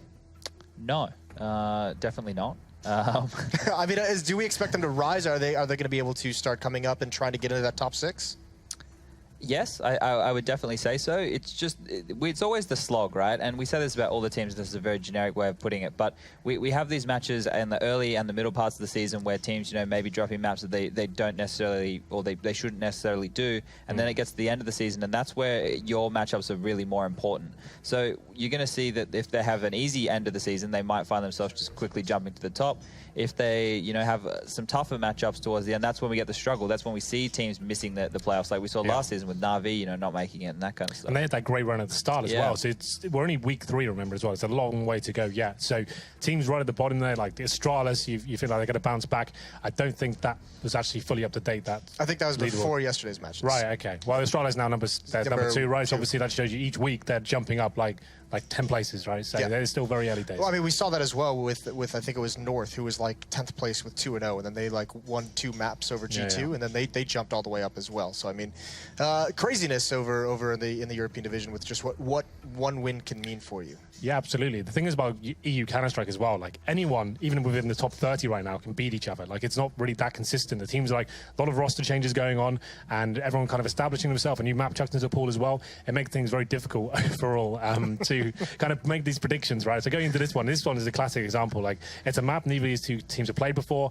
still very new in the Envious roster. We haven't seen them at an event or anything. Difficult to predict what they bring to the table. So that's why Counter-Strike, I would say, is probably at its most exciting point it's been at for a very long time. Shall we stop filling about the teams and start talking about my new favorite map, Inferno? I would love to. Yeah. It's my favorite map. Yeah. So I think something which is really interesting for me, and people are saying it's overpowered, is that boost towards the B side that you and I like to use. I don't think it is either. They need to learn how to deal with it. Something which I think is really unique about it is how it enables them to retake B or potentially peek on the Ts as they're clearing that site. And if it can be used really well, it's a great way to grab a cheeky frag. I think the adjustment is going to be pretty simple. It'll just be throwing a Molotov behind that smoke. Yeah, that makes sense, right? Because that's always the go-to thing. You're going for 1 kill in that position, and you're dropping back. It's a one-and-done position, right? But there hasn't been a hard counter to it yet. I've heard speculations of a decent Molotov that can be thrown. Yeah, Alex threw that one out there. Yeah, right. He did. He gave it away. But the thing is, I haven't really seen anyone properly hard counter that position. It seems every single time you're up there, you're guaranteed a kill at the moment in top-level play. But that's just signs of the infancy of the map, and hopefully that will be adjusted. I don't think it'll be a viable position like the next few months. I feel like it will be overused, and people will start to counter with either HE grenades or the Molotov that can be chucked up. I don't remember who it was exactly. I think I brought it up in a clip somewhere. There's been too many events recently. Go on. Welcome to hell. Yeah, no, this is lots of fun. This is the best job in the world, Jason. And we get to talk about a computer game all the time. So don't be salty. Yeah, go on. They did the wall smokes across the site, right? They did the wall smokes across the site. And then, yes. Yep. And then the idea is to flash the guy on the boost and then just face him, not smoke CT. Yep. They just had bad timing, and they didn't get killed. That's very viable these days. That was very prevalent in the source as well. Instead of actually going towards the bomb site itself, you focus on CT spawn, and then you're actually going through ruins and then backstabbing the guys at oranges and stuff like that. So that's already. Let's talk about you guys. I know from just watching this map a little bit at all these events that we've been at. I know there's a couple small tweaks. Like, are there any changes you guys would like to see? I know we specifically talked about one. If you're wrapping through construction, there's that little cubby, that corner to the right of the door. We saw JW play in there. Yeah. That makes that a very, very hard room to clear. Like things like that. Is there any small tweaks that Yeah, I think that one right there is one of the hardest places to clear as it is. The sandbags they can hide behind. They can set up crossfires on either side once you actually get in. You can't even get in construction really with that point. And we were talking about it. Even if you Molotov the guy, that's just denying yourself entry. So that's something that you could probably fix pretty quickly. I know people are talking about Banana needs changes, but I think we need to see how that plays out first. Like something massive as that. It's way too early to tell. Like when Nuke first came out, and the current version it is slow tweaks every 2 or 3 months, right? I think we need the same thing. We need to see more games on it. We need to see more competition online as well, and just kind of see where the problem areas are. If you see a team focusing on particular strategies over and over again and everyone starts doing it, that's when you think, okay, this position might be overpowered, or this certain Molotov might be too easy. So it's really difficult to tell right now. I'm quite happy with the way it's playing, because every single time I'm seeing it, someone brings something new to the table, which is quite cool. Now, this map, new to the map pool, obviously, as we're talking about, last year, Virtus.pro, the reason why they got back on track, part of the reason why they got back on track is they were one of the first teams to really bring Nuke into their map pool and be effective on it. Is this a map that Na'Vi, as people who are formerly good on it, is this a map that if they can get this back into the pool, you can start to see a little bit of light at the end of the tunnel for these guys? Difficult to say, Jason, until I see them play it. Yes, I know. That's why I'm wondering, is this something that... definitely. If they can kind of go back to the kind of style they used to play, and maybe that they can go to those set pieces once again, allow Guardian to come back to life, maybe it is going to be promising for them. But right now, the whole map pool looks a little bit up and down. Yeah. Like it's sometimes they have really good days, and sometimes they don't turn up at all. Inferno coming into it, I think that's a positive sign for them. I think it's a bit of a shame they're losing Dust 2. But still, Inferno, like we said, was a promising map for them, and hopefully it will kind of revitalize their gameplay, and we see kind of some signs of life, like you said. Their map pool against other top tier or tier 1 opponents is the issue, I think, or part of the issue. They're okay on, like, they're pretty good on Train. They're pretty good on Mirage. But then you go over to a map like Cobble, and they have a lot of struggles. You go over to a map like Nuke, and they also have a lot of struggles. So they have to, and they don't play Cage. So they have to play Inferno. Nuke, especially for them. We saw them get battered 16-2 by Astralis on that map. Yeah, Astralis are very good, but they just looked so flat on that map. They didn't really have any sort of approach or kind of understanding of how they should be winning rounds. And yeah, it was really difficult to watch. So Inferno, to answer your question, Jason, yes, hopefully this is the kind of lifeline they need to go forward. And we'll find out tonight whether they've been putting in the homework. And the problem is they've been at all the events recently, right? I think this month will be good for them because now we have got like, what, a month? Be good for everyone. Yeah, we've got a month of events to actually just do a couple of online matches a week and actually do some hard practice. They know they've got work to do. We saw in the tweets earlier, and hopefully we can get to that level at the major again when everyone had that kind of break and looked amazing when they came to it. And now we've had like 3 big events in a row. Now it's time to calm down and kind of go back to the drawing board. I think for these guys as well, they need to start playing Cage because, you know, if Nuke's going to be weak for them and Cobble's going to be weak for them, bring a map that you've never, like, sit here for this month and just practice the hell out of it. Well, and have it as a sleeper pick. Go on, Jason. I've actually asked StarX that exact question at Pro League Finals Season 2, actually. I talked to him. I was like, why don't you guys sit down for like 3 weeks, just grind the hell out of cash and just surprise someone with that pick in a series. No one will know it's coming, and they'll be so incredibly surprised that you're picking it. It's a good thing to do. We saw Cloud9 do that at Katowice with Nuke. Like, no one thinks they're going to play that map whatsoever. They turn up and beat VP on it, right? They just, like, they didn't even veto it. They thought, okay, Cloud9 would definitely veto that. It comes in, and you kind of just chuck it in as a little wild card. He brought up the one good counter to that argument is the fact that if you're actually, I mean, you can theory craft it all you want, but these guys not playing cash, they have to play it against someone to see if it's going to work. And at that point, everyone kind of knows you're working on it. At least with Cloud9, there was that whole story about them not playing against SK, the whole thing where they were turning each other down for scrims or whatever it might have been. But like just having it on the radar, just in case you want to play, if you know a team, like just to know that if you go up against a team, you know they're automatically vetoing this map every single time. That almost gives you a free veto, right? Because you know we don't even if we don't play that map, they're definitely going to veto it for us. If you see a team like North now, they used to be famously, they didn't ever touch cash. But now that they're not happy to play it, but they will if they have to, right? And it's not always amazing to watch, but the fact is they don't have to automatically veto it every single time. So it gives them something, a little bit to work with. They know the other team doesn't like necessarily playing it. They can allow them to veto it. Just having it on your radar just to fall back onto if needed. Just so it's not an automatic veto for me would be something. If they want to be super secretive about it, back in the Sydney Underground days, right? No one in Australia, would play us because we'd just destroy them, right? It wasn't fair.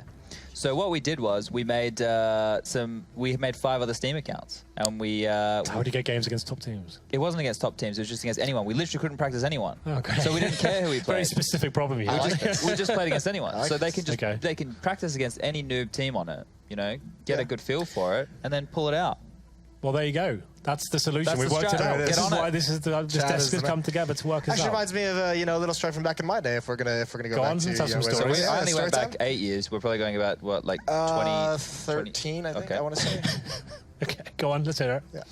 So we had a team back in the day, and then all the Midwest small lands that would just go and win. It was all like the invite players, and no other invite players were in the Midwest. So it'd be like me and my brother, DeBears, back when he was a legend. Just a bunch of like Dominator, who was in Team 3D, Sunman as well, and like eventually it gets to the point where no one wants to go to those tournaments and like pay like the $100 entrance fee and then just get knocked out immediately. So we ended up having to start using aliases when we signed up for those events. What was your alias?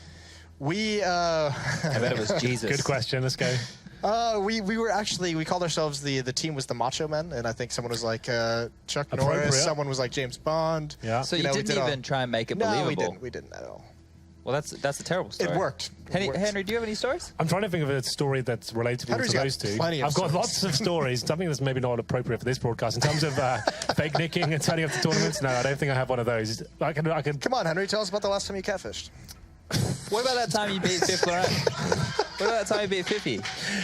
That actually hasn't happened. Oh, well, I did. We've got stories. Yeah, you've got a story where you beat for Paramount, didn't you? Yeah, that's not a really interesting story.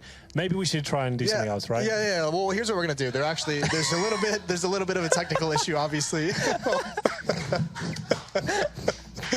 We're having a little bit of a good time. We'll think of some more stories. There's a little bit of technical issues for some of the players. So as soon as that gets fixed up, we'll be back. We'll get this match underway. So stay tuned, and we'll be right back.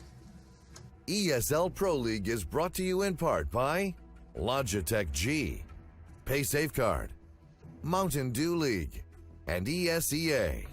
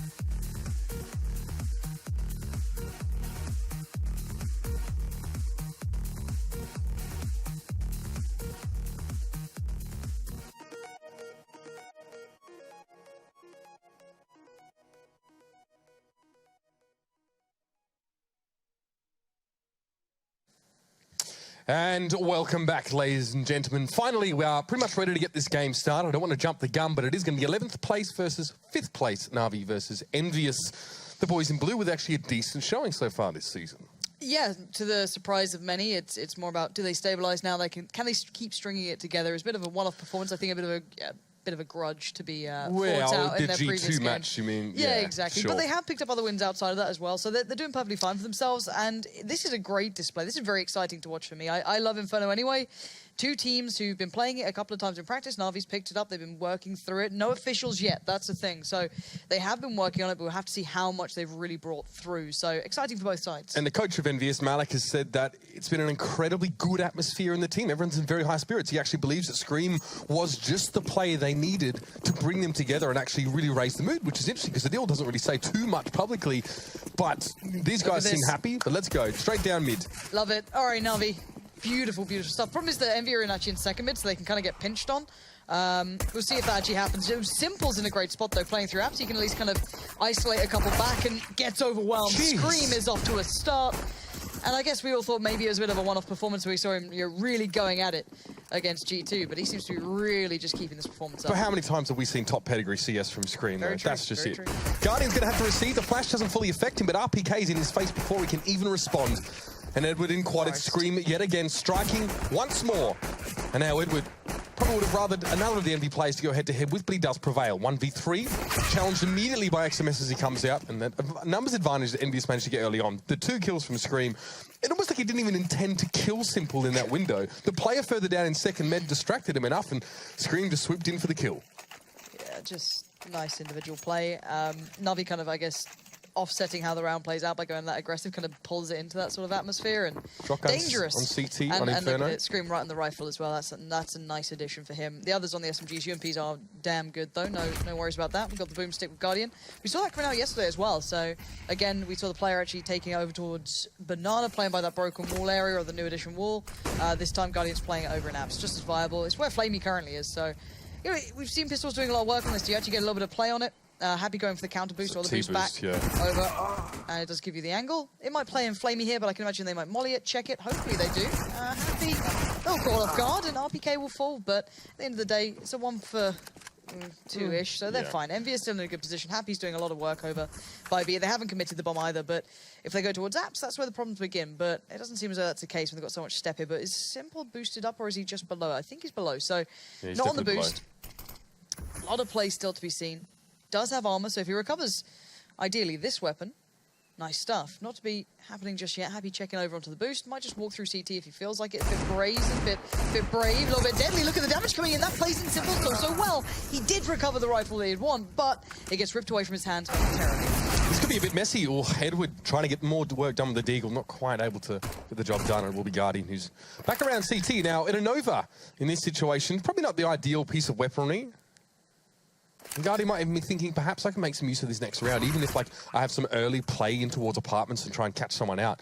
But at this stage, the only way he's getting a kill is if someone from Envious walks into him. And it's so unlikely they're going to walk that way. No armor as well. It's just, you want to be just nintering them here. Yeah, I wouldn't be surprised if one of them goes hunting for him anyway, just for the sake of getting the kill more than anything. Happy's having a good look around as well. They've got UMPs and SMGs. They probably want to keep that rifle. I don't know where it's gone. It's probably still down by the boost, so they want to get that AK back in their hands at some point. But also ensuring that the site says they weren't even sure that Ruins was completely cleared. They didn't have that much information. So Guardian's actually going to have maybe an opportunity here if they keep pushing out this way. You can just sit on the other end of Speedway, like here. He's going to hear the steps. And he might try and play this one out. Oh, Lord, he's been spotted. That's unfortunate for him.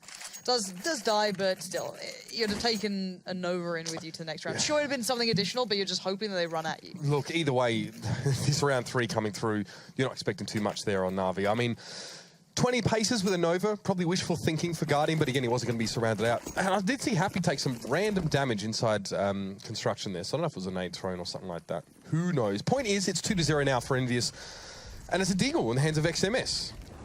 All right, fair enough.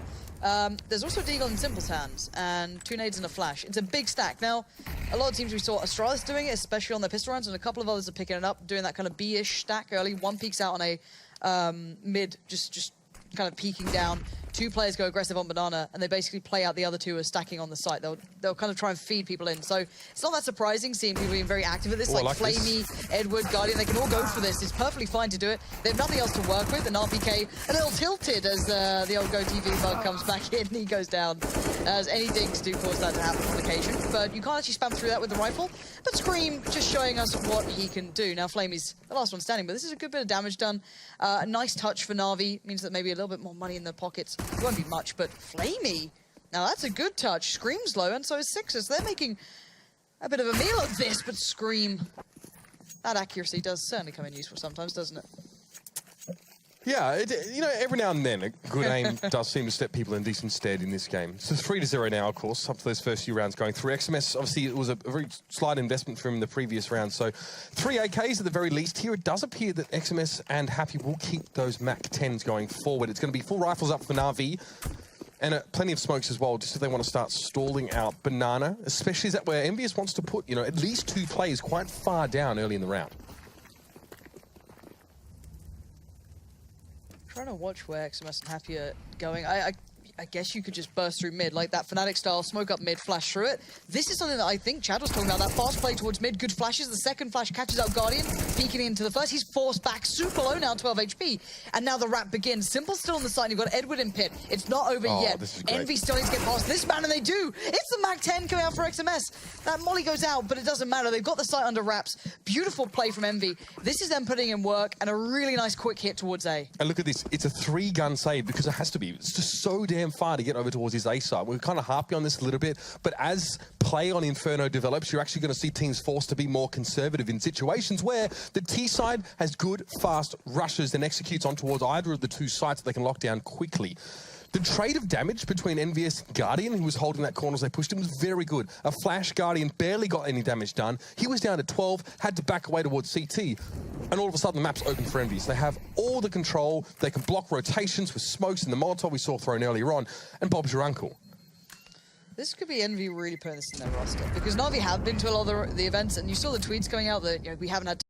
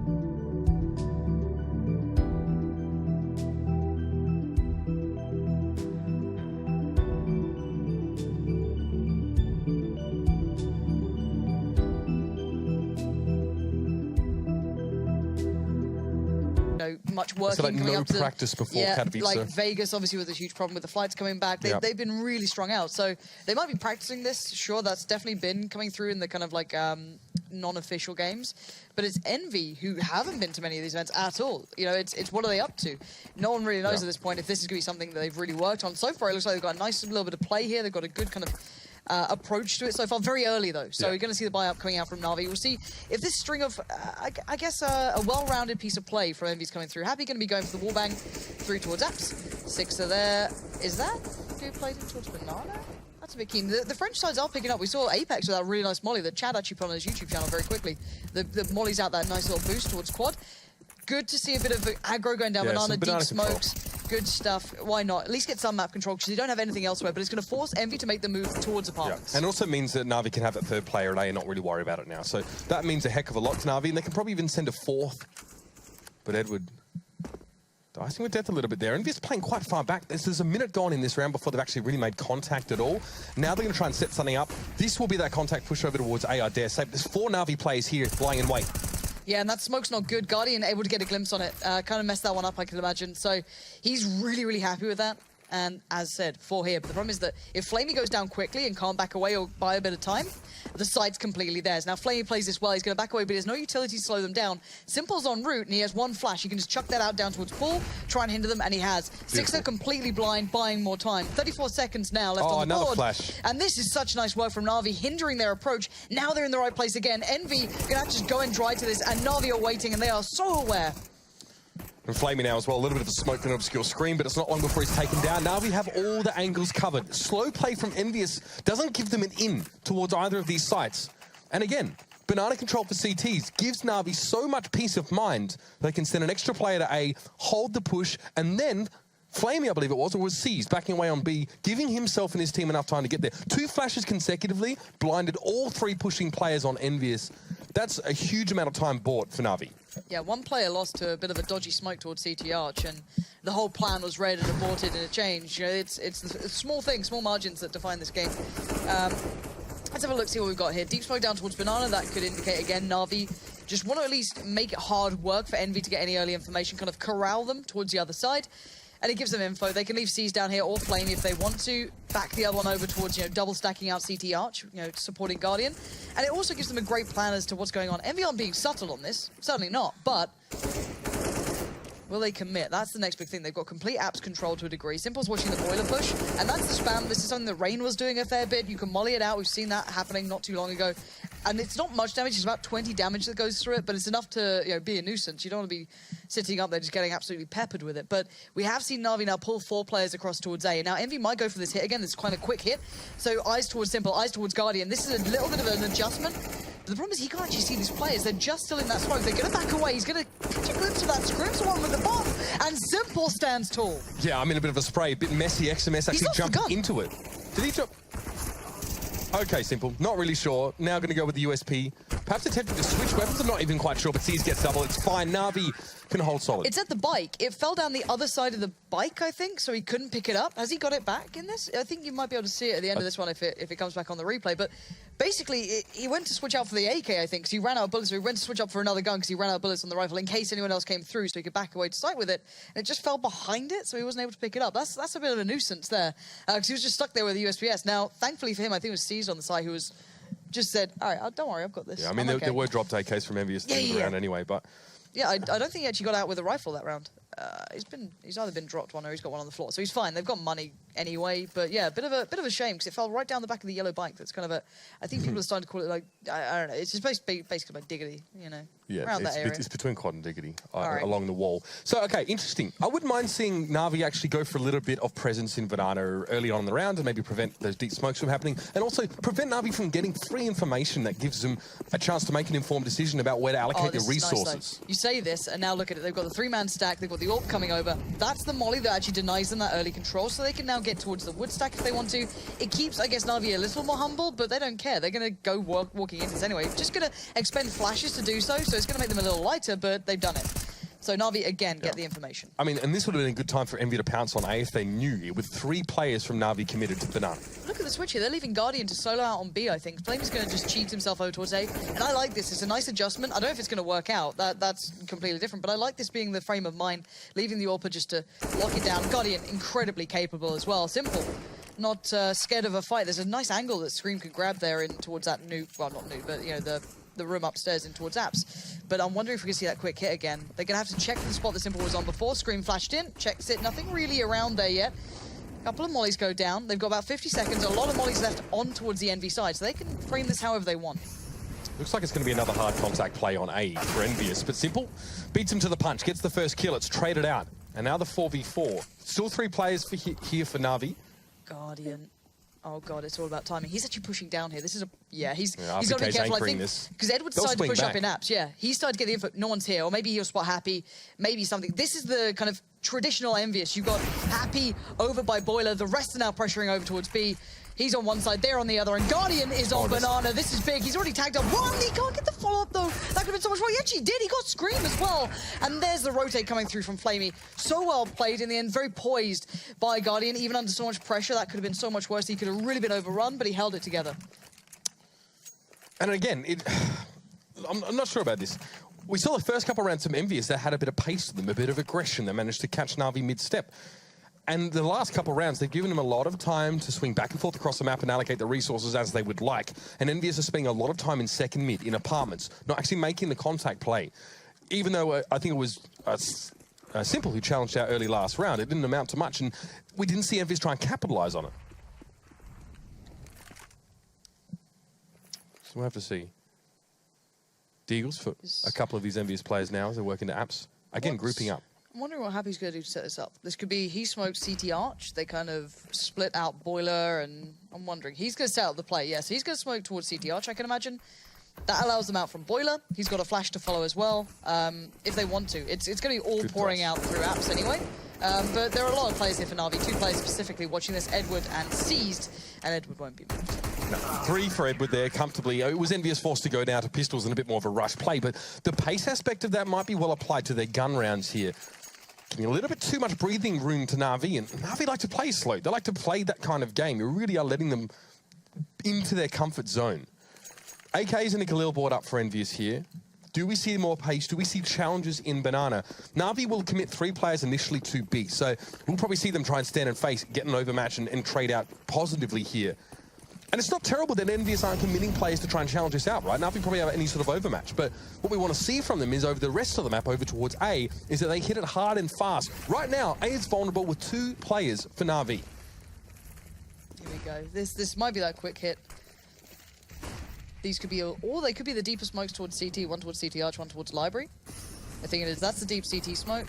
And let's see how this goes down. So there it is. It kind of forces the player to either commit or just completely back away. But you can see the utility that Na'Vi have being put down in this place. But great flashes has allowed them through. Now, Edward, oh, that's a gift from the gods. RPK, nothing to be done there. But Envious have one out on CT Arch for now. Yeah, much better. They've got progress towards the site. They've got the numbers. And now they're able to face down single players as 2s and 3s.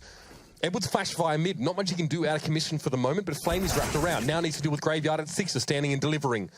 Edward had backed away in towards apartments after getting flashed, essentially making himself useless in that situation and being forced to wait. Now Happy can bring up the rear. The trap starts to close on Edward. Fear been spotted. Oh, and there it is. A little bit awkward, but, you know, it's fine. He gets the upgrade, he gets everything he wants. Nice adjustment from Envy, just real solid hit there. In my opinion, it's that pace and setup element from the force or the Deagle round they played applied to their gun round. So they had 3 players at CT Arch on the T side, so you get them all the way through up and mid. That's a very good start for you taking that site. Now, 3 down towards B this time. Is Guardian with them, or are they doing Guardian going the long route around towards A? Okay, so this is again a little bit different from Na'Vi last time. Oh, it's Simple on the AWP, so they're going for the double AWP here. Something that Fnatic have started to run throughout their practices as well, though. If they're in trouble, if they're starting to feel pressure, they'll go to the double AWP on the CT side. Simple takes a lot of damage there. Now, an inordinate amount of damage. Yeah, a lot, let's put it that way. Now, he's not actually stuck on this side, so you've got both AWPs coming over towards A. Again, it's almost like that weird overpass hold they had where they're both playing toilets together, but Guardian's going to show him how it's done so far. Sixer goes down, bomb spotted. That encourages Na'Vi to flex down towards B, but the problem is that RPK was waiting there. So now you're going to, again, see Simple having to come back around. Now they're a little bit worried. So they're actually splitting up Na'Vi pretty well here. Envious still have the utility to make that quick hit if they want to. Just lacking players, and also there's a Guardian in their way. Brave as you like. Pushes forward down towards Spoiler, backs away from it, but still, this is keeping Envy on their toes. Great round from both sides. And I love RPK's role in this map as a pivot here. You see, he's been here the whole round. He gets that one player who pushed 2D that was flaming from Na'Vi. He does go down a Simple, and now Scream's going to try and step up and fill those shoes in, but there's still 2 AWPs on the side of Na'Vi, and we just need to respect this. Oh, Simple. A centimetre away, and you just wouldn't expect Cease to be out in this position at this time. Just wants to buy a little bit more in the form of seconds. He makes XMS turn, and look at this man. He'll burn alive, sure, but it's worth it for what he did. And now you're down to the last 2 warps. Now this could be a problem if there's a retake coming in, but we'll see what Happy can do. The other 2 Na'Vi players are coming up Banana. This is weird. He gets the 1v1 against Simple, and Simple's already low. But would you expect the last 2 players to be on Banana? No. Time is running out. 10 seconds. It's done. It's over. Na'Vi regain control, even though that looked very on a knife's edge. Maybe even a different story if that smoke for Happy went towards... Yeah, okay. That's quite annoying. But why, Bike? But why? Yeah, I mean, yeah, Happy obviously had to choose between CT or Banana. So I'm really interested in the play around RPK, though. I mean, this isn't obviously going to be a gun round, but he's often the spearhead if enemies decide that A is not working for them. I honestly think their T-side's been really weird, Lauren, and their pace has been quite hard to read into, especially the way they work A. It's very slow often. The rounds where they are fast, if they hit A with 1 minute left in the round, they're usually winning it. I think teams are just getting used to what works as well in officials, because this is the first official for both teams on this map. They're short practices or something, but it changes when you go into these environments. Sure. So you're just kind of seeing what works, if those kind of keen mollies you've been doing actually pay off, if the positions you've been working out, the hits you've been planning actually create the atmosphere that you want it to. So I think Envious, once they realize, okay, maybe we can depend on this, that's quite good. But I love this aggression. This is what I like to see. It's something Alu was so good at it as well. JW in the previous iteration, any sort of aggression down mid or into apps through like any sort of variety, I think it's great. But it does become a little bit predictable though. In I guess specific cases, it was like when we saw Fnatic on this map just yesterday, I think it was. You knew that as soon as they were on like a bit of a forced up buy on the CT side, they're gonna try and take apps control with limited weaponry. They'll always put JW in there, or always put someone in there with someone else to just try and get some control back, because they know they can't really challenge out on Banana. But this is it. This is what I love to see. Now the problem is they're all in second mid, so Guardians, he can't really stay out here too long. He's risking it now, because time starts, becoming a problem when they can get to second mid and just wander around. Happy just checked mid, by the way, just as Guardian backed away.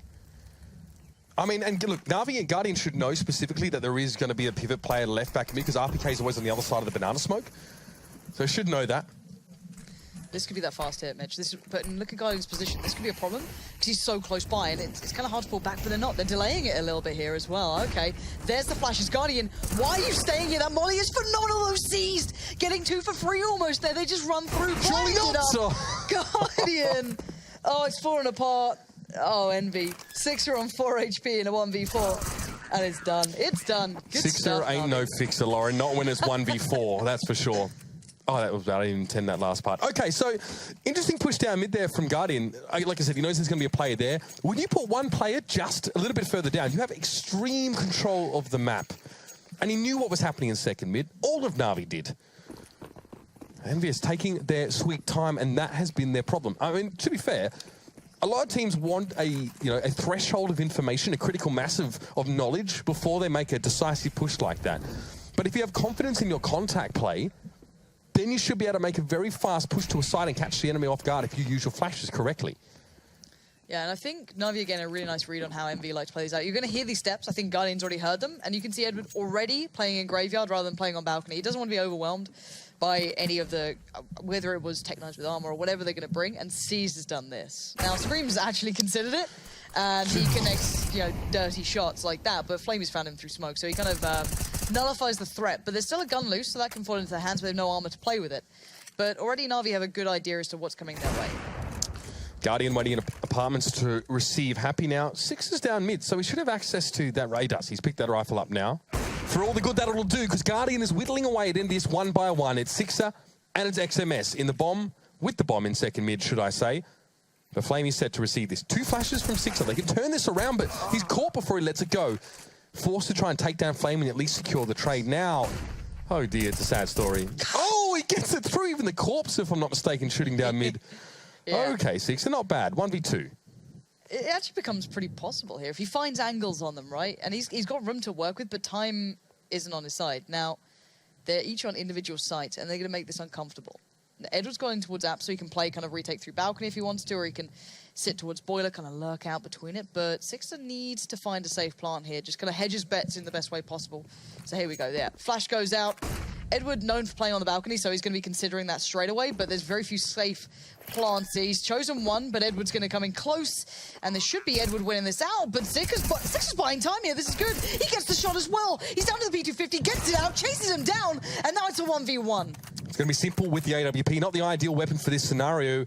Sixer won't know where he's coming from, though. That's the issue. Time ticks down. Sixer has heard nothing. He hears the drop, though, now for the shot. It's Simple to take him. A multitude of locations where Sixer could have been, but Simple finds the right one. He finds the frag, and that's going to be Na'Vi with 8 on the board.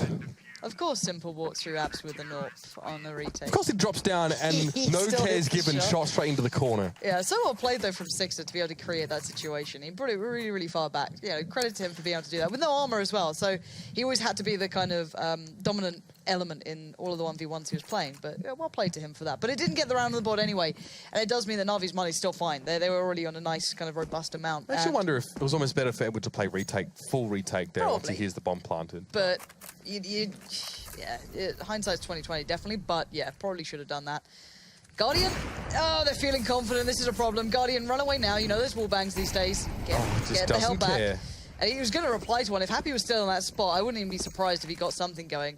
And Envy have taken over apps, but you're still terrified the Guardian's just going to wander down again at some point. And the Slovakian now seems to have found his legs. He's back and forth, even thinking about the peak towards mid. That's the little rushes of impetus that give us those great plays, from plays like Alu especially. A bit of aggression goes a long way for an AWPer. And now it's going to be Scream, just Molly over. This is just to cut off that CT arch, at least for the time being.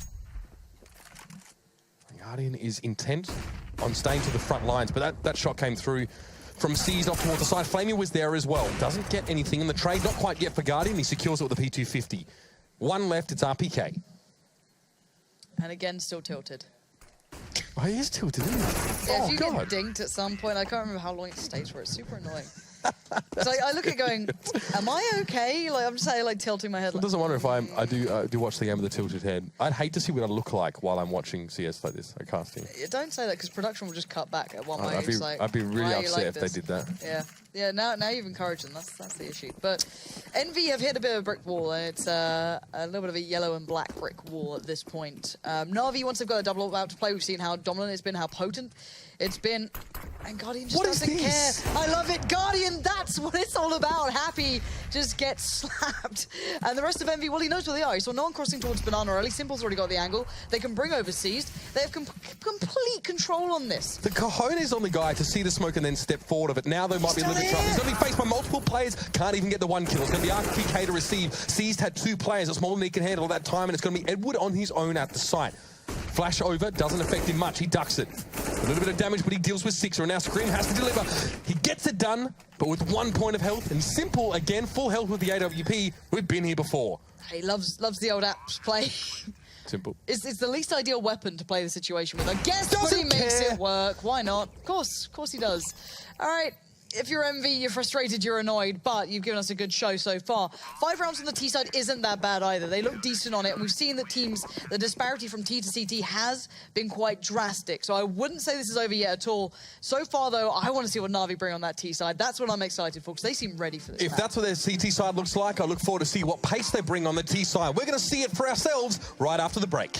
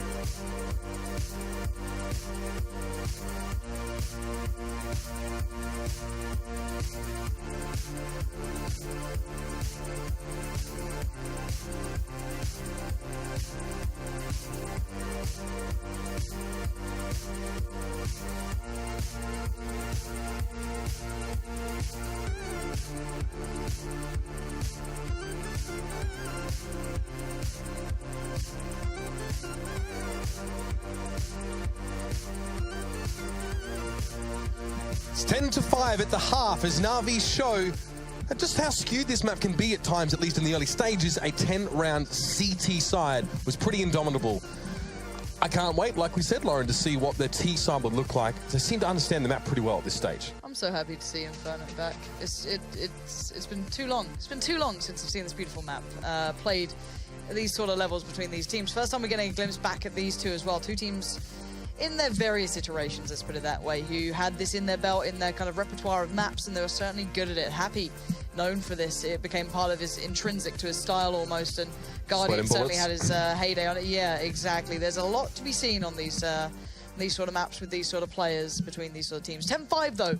Na'Vi's CT side was robust. Envy brought a nice bit of pace to it though on their T side. I quite liked some of their hits. The first few rounds I feel like they did, and they really just sat back a little bit, I feel, and tried to go for a pick-oriented comp, try and, get one pick and then sort of rush the site, but they never got that first pick sometimes, and they spent a lot of time chasing their tails around the map, so we'll see. Let's see what Na'Vi do, though, for this. I love pistol rounds on this map. You can create some really nice kind of unique plays, and Na'Vi going through a 3-man contact piece on B, but the bomb's not there, and neither is anyone else from Envious extra. No one's rotated yet. Okay, this is fun. All right. Guardian taking banana control. Oh, happy. And the problem is they've lost out on Simple and Apps. He was meant to be the other player, but RPK finding him means that they're, to be fair, if you're Envy, you're just confused. It's like, why is there one here? Guardian's going to find Happy, can't follow up, and now they're all going to meet up on B, and off we go. Seized has a smoke, and they've just used it now. This seems a very strange hit from Na'Vi. I don't think this one went to plan at all. No, CT smoked an XMS to receive Edward. Seized actually pushed in, trying to secure the trade. I think it was for Guardian, but by the time he got to the side, XMS was already in a different position and allowed a crossfire to occur. So, Envious will get the pistol, and that's precisely what they needed here. We won't really get to see any theatrics from Na'Vi until possibly the next round, or even the one after that, actually. Given how much they're buying in this one, they still want to go for it, Lauren. Tech-9s are coming in. Get yourself in apps, flash yourself out now. You can do it these days. That's the early smoke that goes down. It's still pretty much to the top of Banana, but it gives you at least some safety early on, right? You can just kind of hold it down. But yeah, this should be an apps play. You've got the 2 flashes on Guardian that can be placed, with the new kind of windows, I guess, on the right side through apps that kind of go out and completely blind at balcony, and anyone who's facing, from sight towards that. So this wouldn't be bad. You could probably catch Scream with a flash or 2 if they want to do that. But RPK's in a good spot, and no one's playing to get caught out by this. Just care for Scream at this point. This is what I'm talking about, these flashes. So 1, 2, off we go. Scream is blind. He does come out of it by the time they actually hit there, and RPK's ready, but that's good. Na'Vi have a plan in mind. This is nothing completely ingenious. We've seen it before already, but it's got them a chance to get to the site. And Guardian's got himself an M4 as well. That's important. RPK lying in wait there. The MP9 hoping to tear strips off. Simple will be challenging with that rifle. Key player now. This is what he's been able to salvage here. Biggest weapon in Na'Vi's arsenal. Needs to use it well, and he doesn't. He's double faced down by Envious. RPK takes him down, but Flamey's there for the trade and gets a second. The Tech-9. Will there be more? Happy waiting now, and another Na'Vi player comes up. XMS kills his teammate, and now the 1v1. What is going on here? Flamey has such a good shot, and this is where he gets it done. Beautifully played out by Flamey. He's going to get that M4 as well, just to add insult to injury. But a well-constructed round from Na'Vi, and Scream got caught out then. He had the rifle, he had everything. If he's stuck in Graveyard, he would have been fine there. He probably wouldn't have caught the flash as badly as he did, and nor would have been overrun so quickly by the Na'Vi boys. But you get Tech-9s, you get P250s that close into your face. You're kind of coming out of a flash. You're going to be in trouble. So a bit of a problem there from Envious to just get caught by this again, though. Na'Vi back in control here. 3 rifles now coming out. 2 UMPs. And for Envy, they better be ready with those CZs. XMS just on the corner. Small piece to try and gain information. He won't see Edward, and Flamey has the option to boost up on top of him now as well. Backs away as soon as the flash comes through. XMS, at best, has seen 1 player in Banana. But it's not been enough to promote Sixer just to rotate. Six is still very uncertain, but this is seized now in apps. Molotov does dissipate. Simple trying to distract a little bit of attention. It's going to be a double face on towards Scream. Luckily for Scream, he wasn't straight in the doorway. Very passive angle held by him. Any more than that, and he would have been facing down 2 Na'Vi guns at once. He didn't see it. He saw him. He actually saw him. That's a shame. Hashtag motion blur. And Edward going to get CT control. Sixer about to be... This gets a bit awkward now, especially when you get dinked from the back. Yeah, thank you, Flamey. Nice one. Why is this happening? Why is this happening? Why are you able to do this, boys? Come on, Navi, put it together. And actually, this is something I like, where Sixter was just then in that spot. You can kind of play a little bit deeper towards CT now. You actually get positions you can play. Now, it doesn't matter in this round, but actually the theory crafting that was going down on the desk when they're talking about you can smoke off the B site almost, and then kind of like wrap or pressure towards your CT. Oh, God. God, if you're... Rip. But there's a couple new positions that are a little bit deeper now in CT spawn that you can actually play off if they keep trying to abuse that. You've got the one by Ruins a little further back. And then you've actually got the house that is just off to the right there. You can see the plant point in the corner. There's a couple of ridged walls there. Exactly. You can sit in them, do a couple of nice pop flashes off the side. There's a lot more viability to it. But the problem is now, all of that stuff aside, Envy's money is done this round, and RPK is still tilted about it. Losing to a second round force buy when you're already behind on Inferno, not ideal. No. This is actually one reason on the offside why FaZe got a lot of rounds, but it doesn't matter. We're going to push in, but Simple's there to receive. 3 kills to the UMP. It went on to RPK, and that should do the job. Happy won't last long here. Yeah, sorry, I was trying to say that losing those second round force buys is something that FaZe used to do very well against teams. They used to win those second round force buys. They did really well in Katowice and got them so many free rounds off of it, but 13 is 6 for Na'Vi. And you can see Happy and XMS having to go on to the lesser rifle, let's put it that way. It's not what you want to be seeing. But the problem is, well, not the problem. The fact is they want the utility because they're playing on B. They need the mollies, they need the nades, and they've kind of forgone having the M4s for this. And you can't blame them. They haven't been able to dominate any early control. And look at it, Edward doesn't care. He's still got the UMP, and they just about check it in time. Sixer, well played from him to be able to check that, not let it get away from him, but it's going to force Na'Vi to respond in kind. They're looking for that trade back or a pick back. But the rest of Envy are very far away. You've got RPK and Scream sitting just on towards the quad side of the map. So long rotates. If they did lose out on B, it's a bit of a risk, but instantly Sixer and Happy are coming back over. Yeah, there was an opening. There was a window for Na'Vi, but Scream had smoked the top of apartments where the balcony was, so Na'Vi couldn't see anything. No certainty for them going forward. So now they have to wait, and now Envious actually have 4 players up on this A site. But look at the rotate. Na'Vi again reading into this well. They're starting to feel out Envious, and you know, when they get nervous. Guardian, even if he shows, and even if he dies here, it's not the end of the world. That's going to keep the players present more than anything. Sixer might start wondering, well, where is he? RPK's pushing for info. This is smart. They're going to find out soon. Na'Vi need to go towards B pretty quick here, because already Envy have worked out they are not on A. If anything, they may be in apps, and that's about it. Ooh, XMS has to lock this down. Good smoke from him. That you can actually line that one up with the window. It's the perfect smoke now that you can set off, and he is in trouble. Going to sit back towards Nubox because he knows that Na'Vi are on the doorstep. Sixer is here, but he needs to hold on a couple of seconds, buy a bit of time. Seized already through towards CT, though. This is an issue. Ooh, that got a little bit close, but Happy found out the hard way. Now, 30 seconds. This could still be problematic if Envy get a couple of kills, but Seized in such a good spot. Decimated. I'm really enjoying this T-side from Na'Vi here. The rotation back was perfect. They hesitated with the smoke and molly thrown down by XMS, but now they're on the site. Now there's 2 left. Make that 1 for Envious. RPK is felled by Guardian. It's the zoom stick to get the job done, and Screen knows he needs to back away.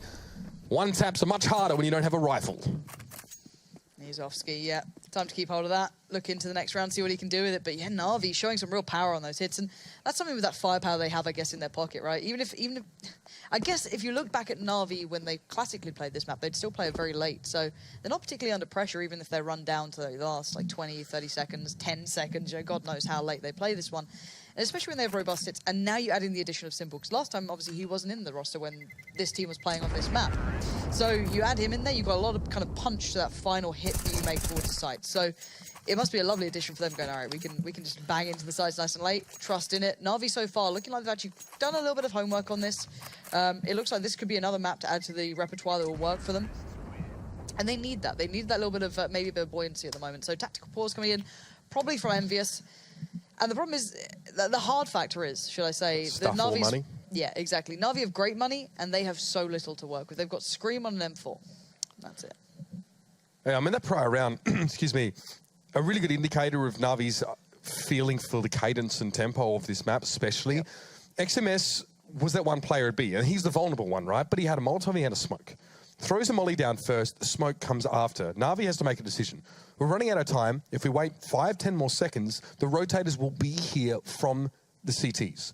So they push a smoke. They push the 1 smoke from XMS, they flash themselves in, and they smoke the 1 player into CT who can check and be the contingency for the rotators if they have done it too late, which was technically slightly too late. There was already 2 rotators that had come through from CT, 1 caught midway through. It still worked out, though, because they were, you know, wise to be mindful of reinforcements from CT. It was really nice.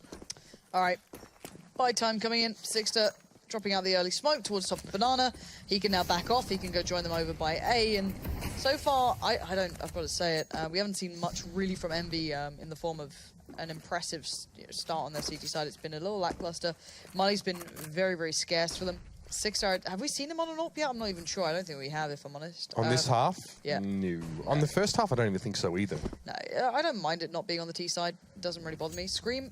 Now, this is the Molly, well, not this one, but these were the positions that Apex was able to Molly out. I'm not sure about the second balcony, but the first and the main piece Yeah, there. it spills Really across from nice. the awning onto the balcony. It's a nice piece to have in your arsenal, because that position gets abused a lot. We saw Kyo, yeah. being pretty much a huge advocate for that spot during the major Katowice. even. So yeah, it's quite a nice one to have there, just in case you need it. But so far, this looks like Na'Vi going to play towards B for now, but the bomb's all the way back in spawn, so Guardian's off to get that. But they have control on this map so far. They've got a bit of apartments control. C's playing up in mid. Oh, how does he get away with this? Simple and Seized doing what they need to, and this is a huge problem for Sixer. He needs to back away, but that's not even where the hit's coming in. Happy! You better save the day here. You've got 3 players, and now the bomb. He's timed it, though. Has he been waiting for this final player to come through? He can get the individual 1v1 here. He doesn't know that, of course. But Edward and Flamey, they're already in ruins. He gets the tag, he gets the bomb down. Good work. And he backs away. It's a bit of a hit and run here. Does he know who else is at this B site, though? Absolutely not. He'll have no idea. He heard people cross. Perfect flash as well. He tried to do everything he could, but outnumbered, outgunned. You're going to go down eventually. And that's Na'Vi getting onto map point here. Yeah, and that's pretty much donezo at this stage. I do like that from Na'Vi. You know, whether they knew of how many players were at B at that stage or not, they seem to have an understanding. If we can just tease this enough, it's about knowing where your balance point is, right? Have we thrown enough flashes? Have we, got enough kills over at A to know that we can guarantee, more than 3 players here? Yeah. Then they go and hit B. I really love it. This map is specifically about those rotations. They're very important. Cobblestone has a similarity in that regard in terms of the information actually has a higher value on that kind of map, or it's harder to get. But it's match point. And Envious, it's a torrid showing of weapons at the very least. And look at the way Na'Vi are approaching second mid as well. Simple, really far back in T-Apps. Sees as well, working quite late in. It's been a while yet. But it does mean they have to clean out apps now. They have to clear the corners. They have to put some of that utility into it. This is the wallbang we were seeing yesterday as well. Just kind of goes down to that slow build-up they're doing. It's not a bad idea to do. Why not? Expend a couple of bullets. They know you're going to be there anyway. Yeah, exactly. It's totally fine. If it does any damage, that's even better. Simple's actually in that spot now. So if Scream goes back and does it, you could actually see a bit of damage coming through. But I doubt he will. And Na'Vi have taken over apps control. So this becomes a problem now. Less and less real estate goes towards Envy. Scream flashes himself out. I don't know if he saw anything, He tried to pop flash there, and there was no one at the other end of the corridor at the time. It might be time for B. These two teams, if you look at the minimap, it looks like a little bit of a do-si-do across. But Happy has a sense of it. He has a feeling that maybe Na'Vi, it's time to pull the trigger on B. I mean, this slow style of Na'Vi suits in this map so well, because you've got to draw out this stall. But it's still smoking Flamey's way, and doesn't want to go for it. XMS, those can be nasty. Flamey still doesn't know he's there. Finally spots him out, but at least Edward was able to handle him on his own. And Happy doing the pop flashes off the back of the wall now, going to swing out. Lovely flashes, but he can't do it. Edward was still waiting and somehow wasn't flashed like the others. Don't know if he was anti-flash or not, but whatever happened, Na'Vi now have the site. They have it under control. The full smokes are up. The UMP sprays him wildly, but it's RPK with the FAMAS to actually do the work. But still, it's down to 10 seconds. Na'Vi have 3 alive, bomb yet to be planted, and that's in the hands of Guardian. It's got to go, and this is why Flamey needs to watch his corner, catches 6 at the moment he pushes through. Guardian gets a comfortable plant. RPK's forced to challenge now in towards construction, but then the site, 2 players on there. Scream trades it through, but Guardian was there for that final trade, and it's more like the boys in black and blue on Inferno. Not the strongest showing from Envious here. Na'Vi have a far more elegant T side, and it flowed for them really beautifully. Black and blue, I like it, Mitch. I'm kind of impressed with that. I'm not gonna lie. How long do you have that one? It's slightly better than Heroes Don't Exist, I guess. Yeah, that's very true. It up. But no, I loved watching these two on this map. I'm hoping Na'Vi keep bringing this one out. I want to see more of it, and Envy, that hopefully they have more in their arsenal to bring out in this game. Well, that's the first map done. One more to come, but before we do, let's head over to the desk and get their take on what just transpired. Yes, thank you, Pansy. Thank you, Uber. Boys is in black and blue. That's pretty good. That's not bad. That's not bad at all. Great stuff. And they did get a little bit beat up there. They got out to a hot start 4-0, but it was all Na'Vi off the back of that double op setup. Neither of the teams have played it before, played Inferno before. What do we think of the first showing here? Quietly happy with Na'Vi there. I think they looked solid. Envy, definitely some holes to plug overall. You could see their T side especially looked a bit ropey. You could see some of the set smokes weren't really landing. Lots of gaps there. We saw some frags coming in from there. Great start though. They got the 3-0, the 4-0 in fact, at that bonus round towards middle. As soon as the double orbs came out, though, that's when they got completely shut down. Couldn't really do anything on their T side. Na'Vi ran away with it. Got that 10-5, and you have to remember as well, Envy won both pistols there and only got 6 rounds in total. So that goes to show you that's a pretty poor showing overall as well. Yeah, those set smokes that you're talking about on the T side from Envy is very reminiscent of old Inferno, the way that they were doing those executes as well. The French scene had a lot of executes where jungle wraps or arch wraps were coming into play like we saw. Something that I was very interested in was the fact that they didn't even bother with Banana early. There was no presence. There was no nade usage there. RPK was just like babysitting it, just keeping an eye on it, but he wasn't actually shooting it. He wasn't even spamming bullets towards it. He was just waiting for pushes, and they had a lot of emphasis towards that A site. That might be something they need to address. Those A executes I really liked, but you need a bit more B presence maybe earlier in the round. One thing I will say as well, Jason, if you don't mind, Guardian, we talked about him in the pre-game. Yes, we did. What an amazing game he had there. Actually back to some old aggression there. It seemed like he had some confidence, pushing through smokes towards middle especially as well, finding the frags that are required. And he seemed dynamic as well. He's moving towards B, towards middle, apartments. He was just everywhere. And that's what we want to see from Guardian, hitting all the shots, the crazy close range stuff as well. So it's good to see that finally coming back for once. Oppers in general, that's a big thing. You move in that kind of aggression, because we've seen a couple Oppers have success. That Alu at Katowice, I believe that was in the finals when he was aggressive down mid. So yeah, great to see Guardian get back there.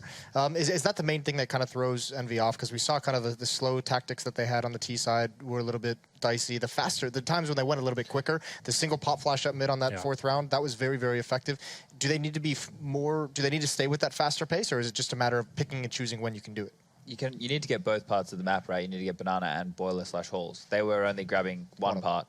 So they need to bring that into their game. I also like the pop flash through the mid smoke, but it's something which I would prefer if teams would do when they're lower on utility, because it's such an all-in. If they don't get flashed, they do a mid-wall retake, and you get slammed, and you have a whole heap of utility left when you could have done a smarter, more well-paced execute to take the territory safer. I start to question, the motives, or if that's the best decision. If the fast player is going to catch a CT defense off guard, then for sure go for it every day of the week. It's just you need to pick your battles when you're going to do that. Something which I thought was good was Flamey and winning that second round of the TK. What round that was. It's not too shabby. That summed it up, didn't it? The fact that they won the second pistol, thought, okay, there's a chance here, boys, you can do this. Flamey, 4 kills with Tech9, a team kill as well. They had a 3-on-1 at that point. It all fell apart, and I think that was the end of the game for me. I thought, okay, this is definitely over now. NBA's are going to come back from this one. You can see they haven't played it a ton. You can just tell that from their T side overall. But that round, when that happens to you, you're going to be quite crushed at that point, and then you feel like it's all going to fall apart. They got lots of 4 spies coming in after that, never really stabilized, didn't really get the AWP out on the CT side, so it didn't really work too well for them. Crushed, especially if you're XMS who gets that team kill. But either way, Na'Vi with a good showing on Inferno, maybe against an underperforming Envy on that map. We'll have to see if they can bounce back on the second map of the series, which is going to be Train. So stay tuned, and we'll return with that in just a few minutes.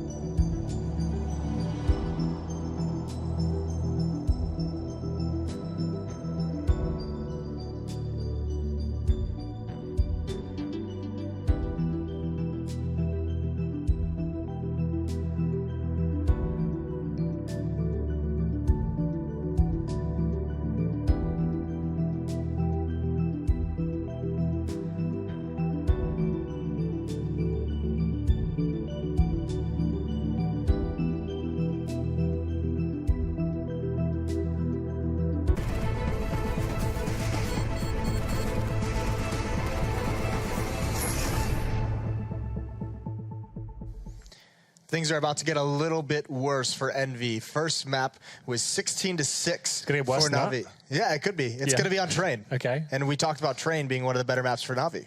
It's true. They didn't really get to play it at all, though, Katowice. I think they played it once against Virtus.pro. They actually won that, to be fair. Yeah. It's a map people normally veto against them. They are very good on it historically. It's normally that double AWP presence from Guardian and Simple. That's something to behold, on paper especially. That's right? the thing. We see them with Guardian and Simple sometimes forcing the double up. On Train, it's entirely viable. Oh, for sure. This is one of the maps where it's a go-to strategy. You can have that swing player and connector rotating between the inner and outer bomb sites. Another AWPer is always effective over towards Ivy. He can help with Pop Dog. He can spot T mid, and he can spot down lines. So yeah, just to elaborate on your point there. Like Na'Vi are known to force by double AWPs on a lot of maps, especially Cobble, which is like something that's the reason I would say why they got so weak on that map, because every single time someone could buy it, it actually was losing them rounds, and they didn't ever seem to adjust. But on Train, definitely, I would go double AWP every single time you have the opportunity to it. Yeah, and so we're certain we're going to be able to see that at Na'Vi. And I know, Chad, you have a clip that I do have a clip. This is, we were talking about the explosions that Na'Vi have brought into their game. This is an example of that. So they are sending 3 members towards the inner bomb site straight away in this clip, and they want to basically explode. This is a low utility round, and what they're doing is they're taking advantage of the fact that CTs normally play 1 player inside on their own. Now Guardian will throw this flash, and we're going to see 3 players, Simple, Edward, and Flamey, all bust out high ramp and take ground. The flash that Guardian is throwing is not for Taco in this. It's not to stop him from having vision. It's to stop the CT rotator, which is usually an AWPer. In this case, it's Fur. He's not there at the time, but the idea is that flash gets him. The high ramp players push out, take a lot of ground, take the duel as that AWPer comes unflashed, gets the frag, and is able to collapse onto the inside player, in this case Taco, which they do. Edward's going to grab this kill on Fur, and the bomb site's all theirs with 1 flash used. Normally you see, teams using a lot of utility, smokes, flashes, Molotovs on that inside bomb site, and that's a telegraph play. The CTs already know to rotate. In that case, they've already taken the bomb site before the CTs know what's going on. Yeah, that's a really cool play, actually. I love that. Flashbang list is very simple execution. Towards the upper ramp as well means it's not so congested. Towards the lower ramp, you can't get stopped really by the Molotov. That's going to be focused towards that area. You've got the bird's eye view of the site. You can see connector as well.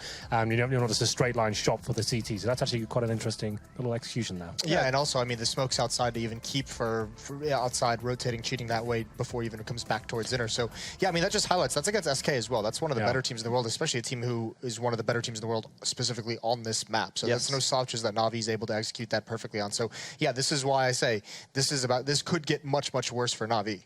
Yeah, well, for yeah. But something that at Envy, well, at least Scream anyway, they basically innovated, or at least I saw them innovating, was the passive rifle play on the boost in CD connector.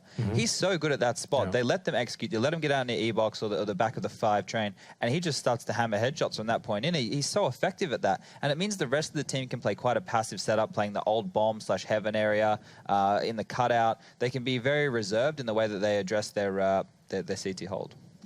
Now, do we think that, starting on the T side for Na'Vi, this is one thing that might get Envy back into this game at the very least, is that they get the easier side first? More rounds for sure. They actually did well against Hellraisers. They beat them 16-10, who Hellraisers just beat Kingwin on Train on the B stream. Yeah, that's a good point. This is still one of the few maps we have in CSGO that's still, I'd say, very CT-sided. Nuke was to an extent, but now it's obviously balancing out. It's about 50-50 right now. So starting CT-side on this map is always very beneficial if that's going to be happening going forward. But Na'Vi's T-side is not exactly bad. They're very good. This is they're very good at this one. It's one of the maps where Guardian's very influential indeed. He'll go towards the main entrance at the start. No one's really going to out-duel him in that position, especially in the form we just saw right now as well. And that's an interesting question for Envious. Do they really have an AWPer right now that can go toe-to-toe with him? Well, that's going to be the question that we're going to find out as this game is about to go live. So we're going to give it over to Pansy and Uber, your casters for Train. And here we go. Excuse me. Map number 2 of this, well, it's best of 2, I guess, or 2 best of 1s. Doesn't matter which way you want to put it. The fact is, it's Train. Na'Vi look good. A map that used to be in Envy's wheelhouse to a degree, but this is not the same team. And they're definitely not on the same level that they were back when it was that superstar lineup we knew and loved. Yeah, for me, all eyes on Na'Vi. What do they bring? What do they have? How robust are they going to be? It looked decent for Na'Vi on their Inferno. It seems like everyone individually is certainly there. So this could add insult to injury for Envious. These guys, they've had moments on this map. They've said that they liked it previously in different lineups. So big showing for these boys. They need to stabilize here for themselves. But ooh, this is a little spicy. Hello. Oh, is this the connector? A deep connect smoke. That is lovely. You see it done the other way around almost, but this just perfectly allows them in, but only to be seen by Scream, which is still a problem they have to overcome. Yeah, I know we're a multi-phase Scream at the moment, but RPK is already there to help out, and this is just carnage, and it's Envious that are all over it. The bomb's on the ramp. C's is going to have to go down. No, it's on the bomb side, in fact. Of all... Okay, it's like, pause, record, scratch. You're probably wondering how I got here. Well, Scream happened. The rest of my team got completely decimated, but C's at least able to make amends in a small way. A USP is what he trades into. Pristine, unfired. All the bullets where they need to be, and problem is they need to be delivered. Flash himself through. Oh, no, it was a decoy. Either way, Happy's going to catch him as he comes down, and that's going to be that Envious, a very strong hold on the B side to start things off. Yeah, very, very nice. I like the approach from Na'Vi, though. I thought it was quite a nice idea what they had. I like the smoke, but, you know, you still have to overcome the players, isn't it?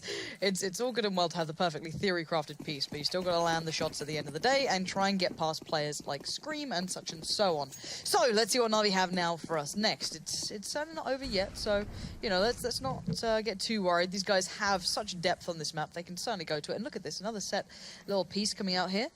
And, yeah... Hey, Future Pros. Yeah, Future Pros. Get into it. Get into this one. Maybe they've been watching Rush's tips. I doubt it. But the smoke's throughout the map. One up on top of the bomb tray means you can't peer up and over it, but that's a nice adjustment. Scream actually above it. Gets a perfect bit of a one-way there. And, oh, that's insult to injury for these guys. Lovely bit of theory, but the practice, the putting it into practice doesn't quite work out. But still, now the other two try and make the assault towards B, and we can see how well that's going. Deja vu to a degree here, as Scream now looks to challenge Guardian. He'd be the last man standing. Seized was felled in connector as he tried to make his way towards B. And again, not much for Na'Vi, getting picked off very early into the round. A great adjustment, like you said, on A. And the thing is, they've had very few kills as well. So by the time they get to that gun round, I'm wondering how much they're going to actually have. One kill. Yeah, exactly. Yeah, they've just seized. So, yeah, this could be problematic. And for Envy, they're going to get that really nice, robust 4-buy. And this one, they can just stick on the SMGs. They know they're coming up against a very weak Na'Vi with only a flash to their name, which is going to be on C's. So, limited amount to be gained. I can imagine this. They're going to try and get a bit cheeky here. But simple to be thwarted very quickly. Nice little flash up, and they're going to be pushing off the back of it. But there's 3 players waiting, but RPK... The tank just continues to roll with the MP9, spots one jumping away and scared that there might be more holding the angle, and he's right to be feeling as so. Deep mollies, and they're not unrelenting. Look at that, Happy, straight up, gets the job done. Scream's done the same in the meantime, and Na'Vi just eyes on the gun round now. Well, I mean, going to the gun round, it's not going to be fantastic money for Na'Vi, if I'm honest with you. Like I said, only 1 kill gained in the previous round, 1 here. 2 rounds out of 2 kills out of 3 rounds, should I say? So getting themselves some AKs by a little bit light, perhaps on utility. We'll see. Very light. Yeah, Edward could go for something here as well. Yeah, no warp, obviously. Something the Na'Vi side certainly can utilize incredibly well. Just not this time. Oh, look at all those sprays. You made a mess on the floor, boys. God's sake. Who doesn't have the Na'Vi one as well? It's like the stage after they cream pied Moses, the cleaners looking on in dismay. I was worried about what you were saying then. Sixer on the AWP. There's no other way to put that verb. All right. It looks like a bit of a hit coming in towards B. RPK is going to be the first port of call. He can molly out the lower ramp, force Na'Vi to then adjust eyes towards the upper side of things. Guardian could be sending out a pop flash or something of the such to try and alleviate some of the pressure, but they're playing ahead of it, and it actually doesn't even catch RPK, who again will stop it before it starts. Not looking good for Na'Vi early in the round. Again, losing players before they can even hit a site. They've managed to establish themselves to a degree in simple. Tapping away, fine Scream. He took a lot of damage for it, and that's an easy trade out for Happy. Now looking for another one here. This is getting messy, switching over to the pistol, but no, Guardian catches him out. A headshot with one of the few bullets he had left. That AWP for 6 that needs to come into effect here. But the bomb is down on XMS going in to do the dirty work. All right, Seized, what have you got for us? Bomb's down for you. You've just heard one on the site. He's committed to the angle. XMS pushes off it, and now he's down to the 1v1. Sixer up against Seized. And Seized is going to back away from this for a sec. Just going to bank that Sixer wasn't going to fully do it. And here we go. He's going to leap into this one. He's cleared out. Are you for real? Are you for real? Sixer. You're an animal. Love it. He's got it. He's got it. Last second available. All right, you know, if you're going to hold the AWP that Kenny S once held, it is the exact same AWP as well. It was traded over to him when Kenny left that side. You better be able to use it. And I think he's just proven he can. The pain train has left the station, Lauren. 4 rounds to none for Envious, and that was a decisive one there. That was when Navi was going to buy in. Again, they can go for some AKs here. Still, obviously, conspicuously lacking the AWP for Guardian. They're going to have to make do without it here. They've got a small amount of utility here just to tease the A site. Looks like they're going to hit the inner. Yeah, and again, it's RPK. Waiting with that molly, goes down, nice and close, forces Flamey to run through it, and he's got, just perfect work from RPK. This is so nice, being able to isolate any player coming their way, and Na'Vi are just getting rinsed at the moment, if I'm completely honest. Quick rotate as well, you've got now Happy here, XMS here, leaving Scream and Sixer over towards A, so there's still someone to deal with C's. That's a beautiful addition. They just haven't been pulled off these sites.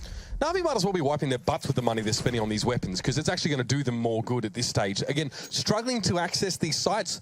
Envy are holding him at arm's length. You've got players like Scream on A who are very hard to challenge at range. And then pushing on towards B. Can't even get a look in towards a site. Now Na'Vi have to make do with these 2 players. No flashes, no smokes, no nothing. Just, well, just the steely nerve. I was going to say something there. Point is, they managed to at least reduce Envy's numbers by 1. But they've made no further inroads towards this site. Might try for Ivy here. This would be probably their last attempt of the round. Yeah, I don't know what you're going to make happen with this one. All right. Simple's got the bomb there. You got 2, I guess you got your 2 heavyweights still up. XMS sat in the corner. Simple. Onto the ladder, gets the angle, gets the shot. That was nice. And now things become a little possible. You've got to play by your bomb train, which is Sixer, but he can't stop this plant. And now you've got to think about Guardian. Where's his positioning? It's well adjusted for that. Sixer goes down, but Happy keeps it together. Happy with a nice play back into this one. He can recover the AWP if required, if they want to get that back from Sixer's fallen corpse, or leave RPK to do so. Yeah, Diffuse going to come in really nicely done on the retake, but those 2 brought it back to a bit of a closer affair than it could have, it maybe possibly should have been. Yeah, pulling right out of the inner bomb side of B, all around the map towards Ivy, and then trying to go for something there. The issue here, honestly, is that Flamey and Edward haven't gotten any kills yet. Now, it might seem very basic, FPS 101 kind of stuff here, but those 2 are often involved in those brute force pushes, whether it's out of T-Con or if it's that first peek on upper on that B side. They're losing those challenges. There are no entry frags coming from them, and the score reflects this inability to access these sites. Yeah, and a bit of variation here. Well, I say that. I guess the individual is XMS being very aggressive over by Pop, just pushing up here. Sixer holding the slightest of angles. Going to see that go past. Flash comes in, times it well. He actually gets the leg onto Seized as well, so that's good for him. He's done a little bit of work there, can readjust off the angle, back away from it, and then kind of keep his mind as to what's going to be happening next. But beyond that, Na'Vi are hitting a bit of a brick wall at the moment, so they need to break back into this game. They need to get an opening kill. I don't think Na'Vi have had any of the opening kills in these rounds so far.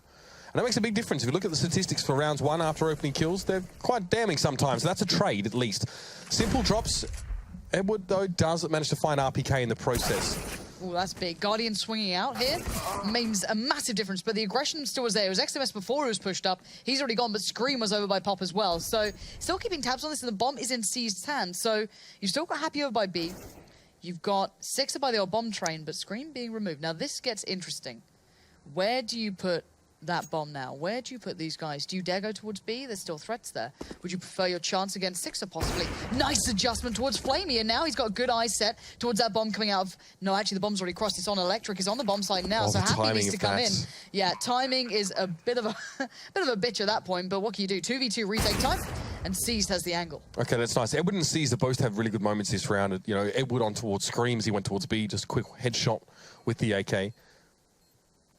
Happy doesn't like being in this position, but he still deals with C's pretty comfortably. He does have a kit, but he hasn't heard where Edward is. Still going to check the corner. The head goes rolling, and Happy completes the clutch. Beautifully done. 2 for him in the round, and they were the only 2 that mattered. Envious continue to take strides out in front. It's 6-0. Look at the money on Happy as well. If he, I didn't even need the off, I guess. He can drop out anyone he wants to. A couple of players in around 4K. That's fine. He can just kind of roll the entirety of his team if he needs in this sort of situation as Na'Vi start to hit that.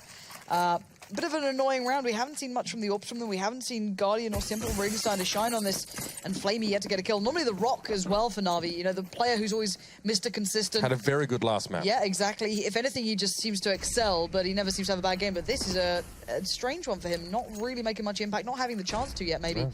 And Guardian managed to make his way out last time from from here. But look at this Scream going walking down Ivy. This is huge information gathered. He's in a great position. Now they can adjust for this so well. They can pull the player off of B, but actually Edwards just walked out. Suddenly Na'Vi are out on the side and they're wondering how this has happened so fast. 6 a second round in a row, he gets trashed by an AK player there. Peak a little bit too slow. Maybe the shot didn't come when it needed to. Now it's XMS again, extreme range. Still manages to get a little bit of damage across towards the site. Scream had the player lined up. This could be nasty. The spray down coming through. Only one, though. Flamey able to respond in time, and he gets another one. Now the blood's pumping as XMS. He's in the smoke, and no one's going to see what's left of him. One round here for Na'Vi being brought back. Still haven't had an AWP in this match. Won't have it this round, but at least they get on the board. No, for Na'Vi, though, we could see Guardian dropped out over to the Opera. I think their teammate might have picked it up towards the end, so that could be nice. That could be fun to see. But it was a little bit surprising that Scream didn't get more then. Maybe as soon as the sprays get called into effect, he falls out of favor, you know, just the one tap. Honestly, we actually see that sometimes with the A1S in some situations, especially when you're spraying down low leg in some situations. Not easy. I mean, it was a really good response from Flamey because as soon as he turns to deal with Scream, he then turns back towards the side and frags another player on the side of Envy. So it's quite a good response from him in general. Yeah, but again, it had to be Na'Vi make this very loosely supported by utility contact play on towards A and just had to kind of go for it there and try and get the first frag and shake Envy off their perch. It's going to take a lot more rounds than just the one here, but Guardian has had an AWP drop for him by Edward by the looks of things. All right, finally. A little bit scary to use it in this sort of round because Envy, they like to get aggressive on these sort of things, and this is the smoke again that we saw before. Indicates that B hit's coming in, and there's a CZ waiting. This is the problem. Happy's got an AK now, and he's going to get the job done. Guardian gets absolutely decimated. Backs away Happy now. Gets flashed out. He can happily readjust, reset the complete picture of this round, and Na'Vi left in a shambles, 3 alive, but you've lost out on Guardian and Edward here. Na'Vi just got torn limb from limb there from Happy. Look at the weapons that Envy has had to work with. They needed to play to someone in those close quarters with a pistol. And it was flawless from Happy. The second kill he completes with that AK and then knows to back away instead of potentially giving back that gun to Na'Vi or at least preventing Envy from using it later on in the round. The composure from Happy to get out of there and take a back position is just really impressive. Yeah, it really is. Especially against players like Guardian as well, who always seems to deny that sort of play, always seems so aware. And at this point, though, Envy are just waiting. Happy's still in the right place. That's the important factor for him, that if this hit actually comes into this site, at least he's here to play off the back of it. He does have RPK playing very close towards the site. They jump down towards the lower side of it, and now Happy gets a chance again. Happy is not letting this round go any other way than his so far. 2 remain. Simple on the AWP, though. That could swing it back. It's going to have to. 2v4. Gets another one. Simple might be starting to make some work happen. Now he's up close and personal. Gets his stir for the round, but XMS is going to be able to corral him into the corner and clean him up. He'll get himself an AWP if he wants it. And he does, but it may not be enough. It is. He flicks over towards Flamey. The opportunity was there, but he doesn't take it, and it slips through Na'Vi's hands yet again. They had the weapon advantage in this round, but Happy started things off beautifully. And then another AK kill further.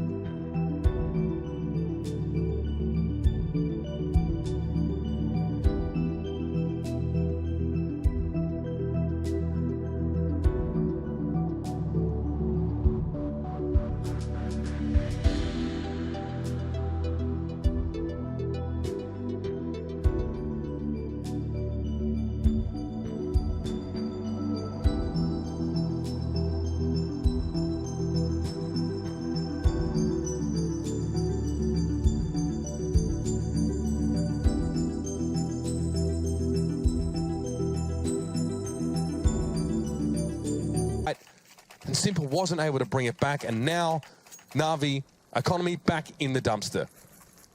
That's really disastrous.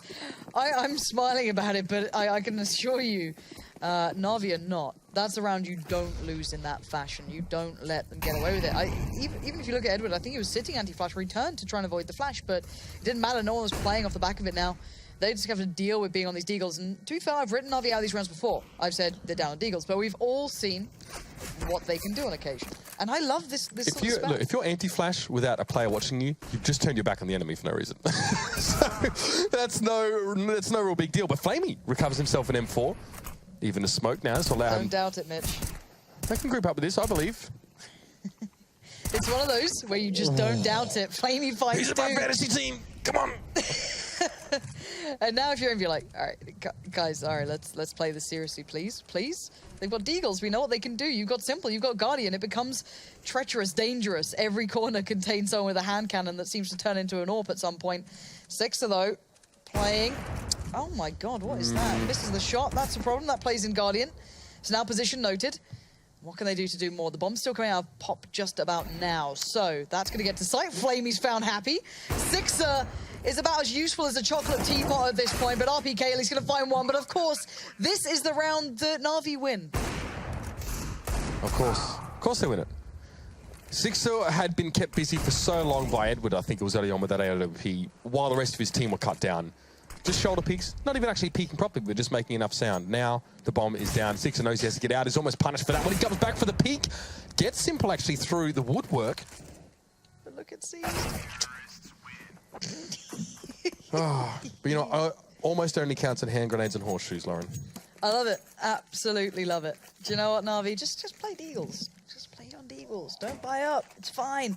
But the big thing there is it's actually screwed the money for Envy as well. Even though they were having so many rounds in their favor, they were quite close back and forward for a little while. So this is quite fun. Yeah, you're mad if you're happy, by the way, because you got them out of the situation by going ham early. And it's just like, guys, can you not and then you deal lose with to this? anti-eco. Yep. Brilliant. What are you going to do? All right, Na'Vi. Game on, happy. You're not going to go away with it twice. Don't you dare. He's sitting well back. That was a welcome mat for him. Yeah, it's like, don't do this. Dry your shoes before you come in happy. Simple's on the other side waiting for this. Edward's there further back in case he somehow walked past. But God, look at this. Na'Vi so aware this is a possibility and happy doing just the same thing. Having none of it. I love it. Absolutely love a bit of this. They can pinch towards A quite nice. You've got the two players down Ivy as well. Guardian and C's being there going to be played into this. Because there's still three players kind of around this spot. Scream, Sixter, and XMS. Now Happy's like, all right, they've learned. It's just not happening, mate. They are learning. There's the flash, and there's this time Simple not falling for it, but oh dear, sweet Jesus, of course. Oh God. How is this the way the game goes? Thank you, Flamey. Thank you very much for reminding me that rifles are meant to be more powerful than pistols. As Sixter's got his own rifle, but no armor to supplement it. And so it should be. Guardian will catch him just as he tries to walk amongst the train tracks. Definitely a dangerous exercise. I don't recommend anyone tries that. 10 rounds in here. Envious, that big lead they had earlier on now starting to be stunted a little bit. It's Na'Vi breaking back in. We've actually seen highly unstable economies between both of these two teams over the last couple of rounds, and that's what happens when you're winning these pistol forces, when you shouldn't be. And now, justifiably and reasonably, Envy, this is actually going to be a second pistol force for them now. Rolling back. Well, it's only really been 1 year to roll back, but again, going for something aggressive here. It's somewhat similar to what we saw last round if you look at where the players are and who's there. So Simple and Edward given the job of dealing with Happy and RPK by B, and the split coming in towards Ivy as well. Guardian there joined by Seized, and then Flamey playing out of main. This is kind of just how they seem to like to play these rounds out. Don't really blame him. It's only really the only vulnerability is Flamey, and I don't think you can call him that at this point if he's fully aware. Scream going to be forced to back away from this, and of course lands a blinder. So there was the threat, there was the danger, and it has been capitalized on, but there's the response. Very clean, very crisp, and exactly what you'd be seeing if you're Na'Vi at this point. You want to be able to try and get back in this game, get back in as cleanly as possible, and they do get around with 4 alive as well. That's important. All right, so Envy, they've sat in the corner. They've worn the dunce cap for a couple of rounds. Now they're back. They're allowed to join the rest of the class. Going to buy a few of those weapons straight up and straight into double AWP here. Happy with one for himself. So a change of tact here for Envious. Yeah, Envious, no one puts Envy in the corner. So Sixer, Happy on the orbs, double orb. To be precise, something that most teams can go to on this, but We do have Sixer being probably the more dominant AWP if you want to look at it traditionally throughout the Envy side. Happy, very, very diligent as well. I like to take that over Kenny S on occasion. Let's remind ourselves of that one. Yes, probably was a personal decision on Happy's part. But Certainly an interesting way of playing it out. But it's the same approach from Na'Vi here, same sort of positions, and I wonder how long they can run this one without being kind of unraveled or worked out by Envy. so far, it's been Na'Vi do the unraveling, like your favorite Christmas sweater that you didn't actually want, that you pretend to your grandma that you like. And Never had a Christmas sweater, Mitch. Do you know how much that upsets me? Well, we don't do them in Australia because there's no reason. Yeah. Just doesn't work. Maybe Matt's going to knit me one, producer. That'd be great. Oh, if he can do one for both of us, that'd be really, really nice. We survived this shocking German weather, which I despise. Anyway, Happy now in upper, so he's ready for this angle here. Simple. I don't know if he'll expect the AWP actually here, or at least the double AWP to be in play. Opens with the smoke. Yeah, but eyes on Edward and Guardian as well. Oh, come on! Come on! Perfectly timed. Really nice job. The double AWPs are paying off and then some. This is Envy holding them at arm's length. As soon as they got the money back into this, even though they had almost no utility left by this point in the round, they've recovered whatever's on the ground as well, so even better for them. Nice upgrades to the rifles too. They won the AKs, why not grab them? And there we have it. So Envy readjust. Clean round. And yeah, clean as you like. So they get the perfect purchase now. Kits galore, whatever you fancy, it's all yours. Na'Vi, though, they're fine for money. They can be dropped out if needed. It's just a little bit weird, the discrepancy, I guess, on Simple's total and Guardians. They both had almost a 10K as opposed to the rest of their team. But regardless, they're able to spread that wealth a little bit around. Capitalism, Kappa. Double AWP, though, he is still in play for Envious. Worked really well last round. Sometimes plays like that from Happy just can't guarantee it'll occur all the time. But when you get them, you're happy to. 8-4 now. Moments away from first contact here on B, I dare say. Is Na'Vi will want to set up a little bit. But I like this. Happy's adjusted as well. He's not sitting for the same fight as he was last round. If he was, he'd be taking on Guardian. But he's got to be careful. He can't sit out too far over by connecting because Guardian can see it. But RPK is playing the site as well. So these two kind of adjusting off each other. I like small switch-ups, but this is going to be a very, very comprehensive hit from Na'Vi about to come in towards B. The smokes and flashes are going up right now. Happy still focused towards upper, but players already pouring out towards side. RPK has to greet them at the door, and he's done just that with Happy in tow. Really well played out so far, but there's still Flamey and Simple alive that could maybe do something. Tickle, it's just a fake for Flamey on the bomb site there. XMS knows taking down his last teammates, and now he needs to face down from the left side. It is going to be Happy there. And Flamey will fall. And Envy is actually, to be fair, taking a leaf out of Na'Vi's book. And the double AWP on that CT side, almost signature in some ways, gives them an extreme amount of control over both of those sides at long range. Sixer, honestly, he's probably lost. He's got 6 deaths. I'd say 2 or 3 of those are failed challenges against AK players that we've actually seen on this half, or on this map in general. So he's been a little bit, great shots and then some average ones. Let's see how it works out now. Ivy is the name of the game here for Na'Vi. Good luck, Sixer. Flash in, has to back the angle. There it is. 3 players appear. He actually tagged Guardian, but the problem is there's so many there. What are you going to do? But an instant response from Envious. They're not going to let that slip away numbers-wise. You're in a 4v3 still, and Scream is still taking the fights. They could have pulled out of Ivy here because Simple has the site. He's moved in towards A. If you get out of Ivy, come back around through T-Con, let Simple get advanced positioning here on the site. Even just hide in the corner right up there on the left side of the screen, you can do something. But now, the bomb's, well, just outside of Ivy, and Simple needs to do something here because Guardian's pinned, and there's a smoke in his way. Yeah, but Guardian wants to play out this as well. He's going to go, as soon as Simple made contact, he's going to take the fight as well. There it is. So he's going to find Scream while attentions were turned. And it's left in a 2v2, but RPK's position wasn't noted, and that's the big swing factor. Sure, Guardian's got the bomb, but he's got 53 seconds now. 1v2 to work out. And 16 HP is not going to allow you much. He's got $350 dollary dues. It's Guardian. It's logic. It's Guardian. He's... Well, I'm no economy major, but Guardian will probably think better of trying to YOLO Swaggins this one. Yeah. Well, the thing is, let's see if he gets any play in the next 5 seconds odd. Otherwise, what are you going to do? The thing is that RPK's put himself in pop, which is a really hard angle to deal with. And there it is. Done, dusted, over. RPK shuts the book. And Envy, I've got to give them credit. After a little bit of a harsh time they had on the first map, they've recovered very, very nicely. I just think their CT site's been really crisp. I definitely have one. Scream hasn't had a great match in general. His first map actually was really quite poor on Inferno. But RPK and Happy been playing really, really well. Yep. And that's, you know, RPK and Happy, that lends itself to that B-side presence that Envious have had on at least on this map on the CT side. Obviously, we saw some shenanigans from Happy earlier on. There's a bit of aggression, then the ridiculous smoke shots. So he's feeling pretty good. Na'Vi don't get to take Guardians AWP into the last round of the half here, and they're going to have to settle for probably just Deagles, go UMP here or there. That's really all they can afford, and try and get some utility for a bit of MacGyver execute on towards one of these sites. Yeah, normally on these sort of buys, you can just hit the B side, normally get the bomb down. But to be fair, the deadly duo of RPK and Happy has not even allowed that to happen. Play and fast Happy contact. still has the AWP as well, so it'd be quite hard for them to actually work their way back into this. But we'll see what Na'Vi can scrape together for the final round of the first half here in the second map. And a bit of a vital one for Na'Vi to get on the board. A 10-5 half isn't awful, but we know Na'Vi to have good T-sides. And that's what we're looking at. It's not the fact that it's perfectly recoverable from, it's the fact that you expect almost more from Na'Vi. Yeah, absolutely. I mean, the CT side, I think, is what I really love about Na'Vi in general, but we need to see, you know, some strength in that first half of the match here. Sixer, 2 shots missed, a little bit excitable, a little bit flaky, but he gets one, won't get the second. It's traded out there as an AWP once the flames clear. But Na'Vi might not have that much time. They want to play fast and loose. Contact Counter-Strike up on this A side, and it's working like a charm. But XMS, throwing a spanner in the works.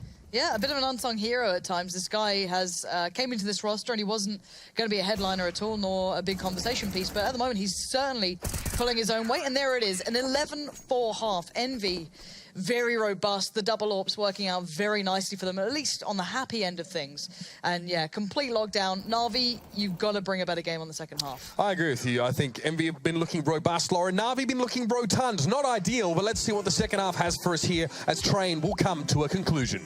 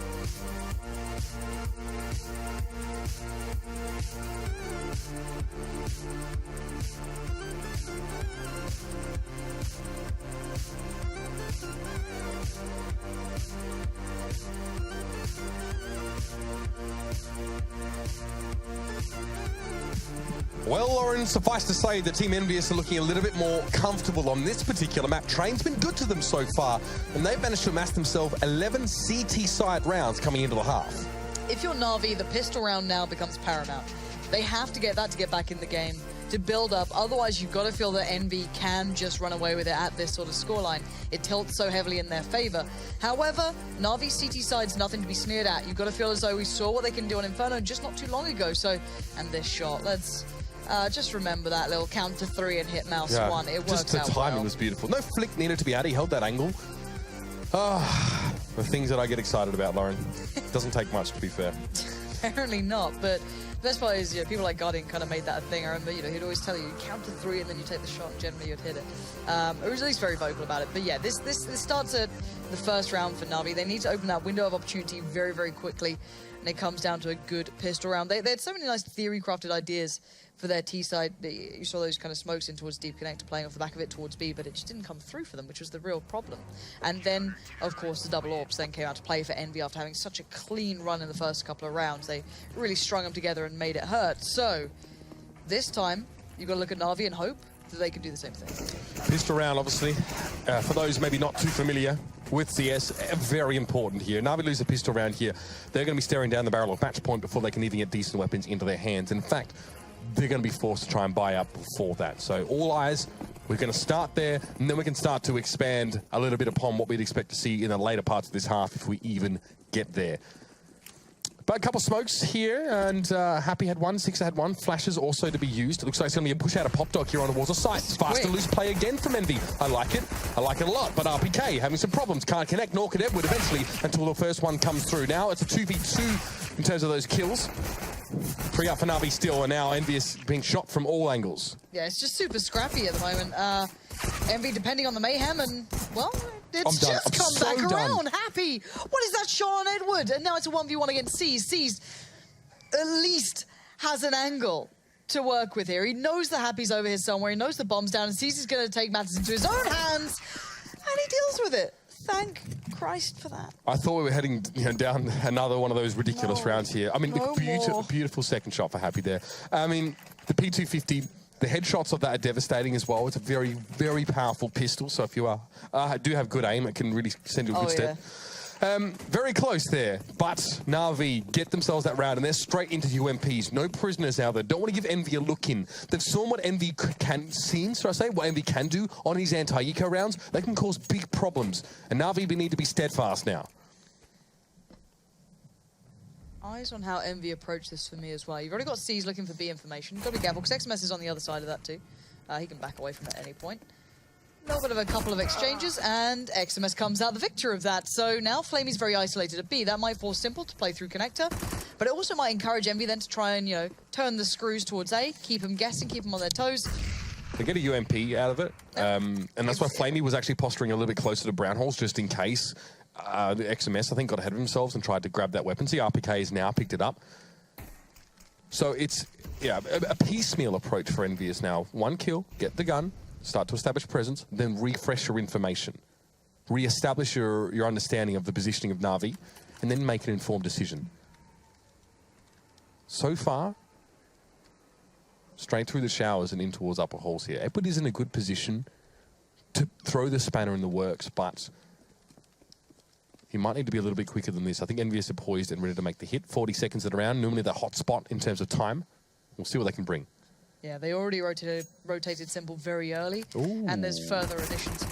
Edward round the back as well, going to give away. Yeah, it's just going to force them down into the grinder here, and yeah, Na'Vi perfectly positioned, not going to move out of the way of this one. RPK does at least find 1, but it doesn't really matter. Hopefully they can recover the M4. No, doesn't fall back, but they'll be okay anyway. And this is what they needed, Na'Vi. It's a step-by-step to pull themselves back into the game. They need clean rounds. They need to be very, very aware and critical about how they're playing this one through, because otherwise, any small window of opportunity, and Envy can just run with what they get. And I'm not certain what Envy were waiting for there in Brown Halls. They actually, I don't think, had a lot of utilities sort of been using. They wanted to set up there. If they maybe pulled the trigger at 40 seconds left in the round, I don't think Edward would have been able to flank in that particular way, and then they would just sort of put in a trash compactor. But now Simple flashes himself out. He spotted them as well. Yep, Guardian going to come forward. Oh, okay, back and forth trade. The Deagle doing work, and Happy finds his second. Okay, we've already had Inferno tonight, but maybe something special for us here on Train from Happy. Needs to get through Edward first, and the UMP, it's a capricious animal. I don't know what to say, Mitch. I don't know what to say. Okay, Sixer gets an MP9 off that. Still doesn't really want to... Yeah, there it is again. So that flank coming through. The headshot! No, come on. Silence USP. Sixer goes for the Glock. Seized was reloading. Sixer had an opening, but you can't know those things in CS. You just have to go for it. What is up with these rounds, Mitch? Well, the problem is that... What is this? Yeah. Oh, dearie me. And Happy, that's really nice. Really nice. Happy's just playing not at a level. Sweat. Happy's playing at a level that we're just sort of haven't seen for a little while, at least not in the old iteration of Envious. It was a very different situation, and Happy's role in the team was arguably different, the way he worked with Devil, but this is nice. I'm enjoying it. But now the guns come in for Envious. 5 AKs, and they hold themselves up, mostly in Ivy for the moment here. I'm hoping, if anything, now they know they're against a full buy now Na'Vi, they're just going to be like, all right, let's not feed. That'd be really cool. Well, Envious are set up to receive CT aggression here. Yeah. See how they're positioned on the minimap. Quite passive in holding these angles. Yeah, and look at Edward, Flamey, and Simple. Look how far pushed up these guys are. This is very aggressive, should I say. And having Simple here as well. Yeah, individuals peeking from T-Con are going to get trashed by Na'Vi, so it's not a terrible idea. No, it's perfectly fine. It's just, you know, you're depending on that skill to hit the shots. And you're depending that it's not going to be a B hit with alert coming out. Right, because going up Pop Dog's going to get killed. Yeah, so Guardian has 3 to handle and he's pushing into it. And Guardian wins it out. And now he backs away. Nicely done from Guardian. Well played from him. Gets a little bit of damage. And then Flamey finds a little bit of work himself. But the flex, the push, down Ivy's actually worked out for Envy in the end. They don't know that it's a pretty clear run. Simple is playing from CT, kind of by the very deep stairs of it all. But they've got a nice avenue of attack. But Na'Vi are so aggressive, it's still hard to play out of this now for Envy. Envy opt to give Guardian a ceremonial cremation, which prevents them from actually pushing on towards the side for a little bit. The Molotov hampering any further progress. Flaming catches XMS, walks out into the open. It's hard to know if they don't have information about the positions of players up on that ace side. Sixter has to bail them out here. He does find Simple. Wallbangs through the cart. He's low on health, but Happy can chip in here. Or not. He can check out. Alright, 6 is done. Edward going to pick it up. It's weird seeing wallbangs or like shooting underneath the trains. It probably showed up on the radar more than anything.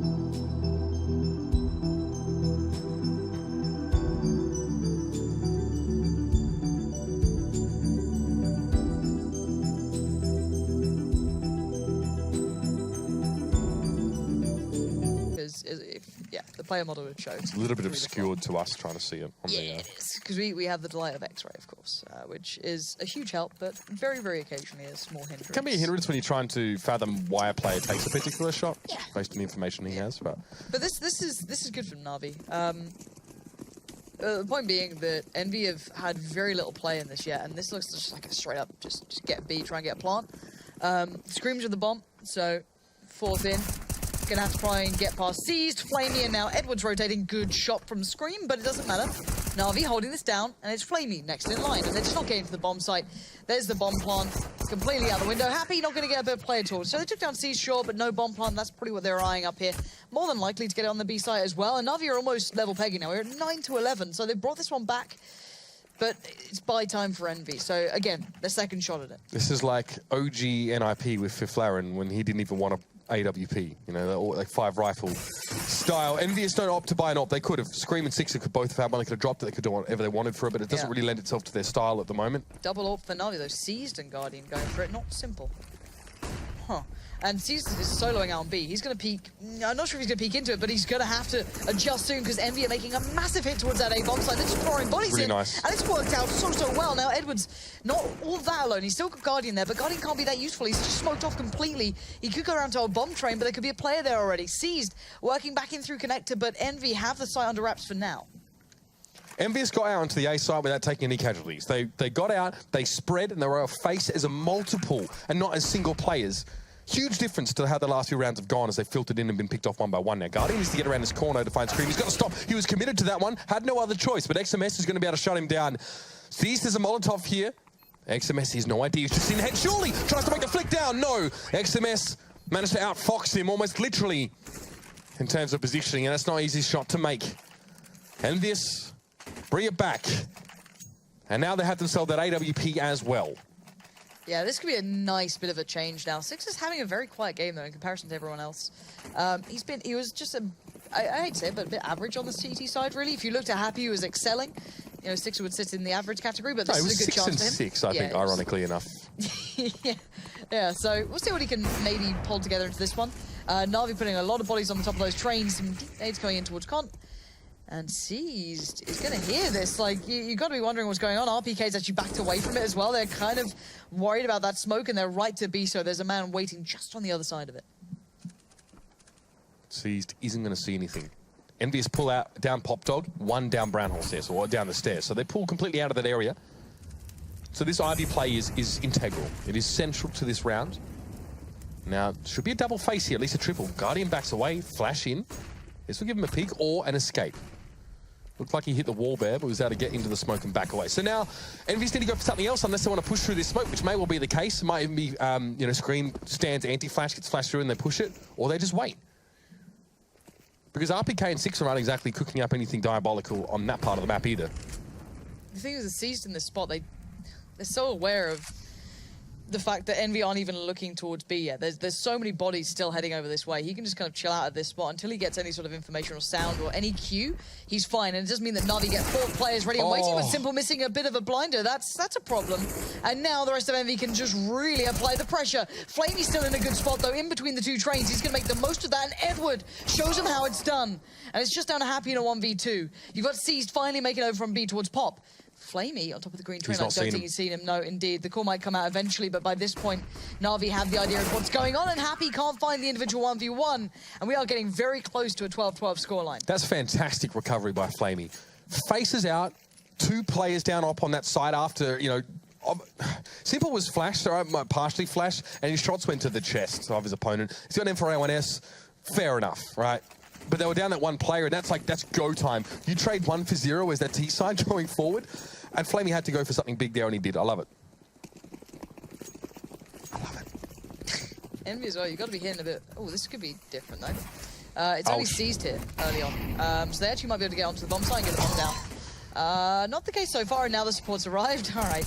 There was a window of opportunity where they could have actually got a bomb plant, but Seized is having none of it. Look at that. Just so precise. Really well played.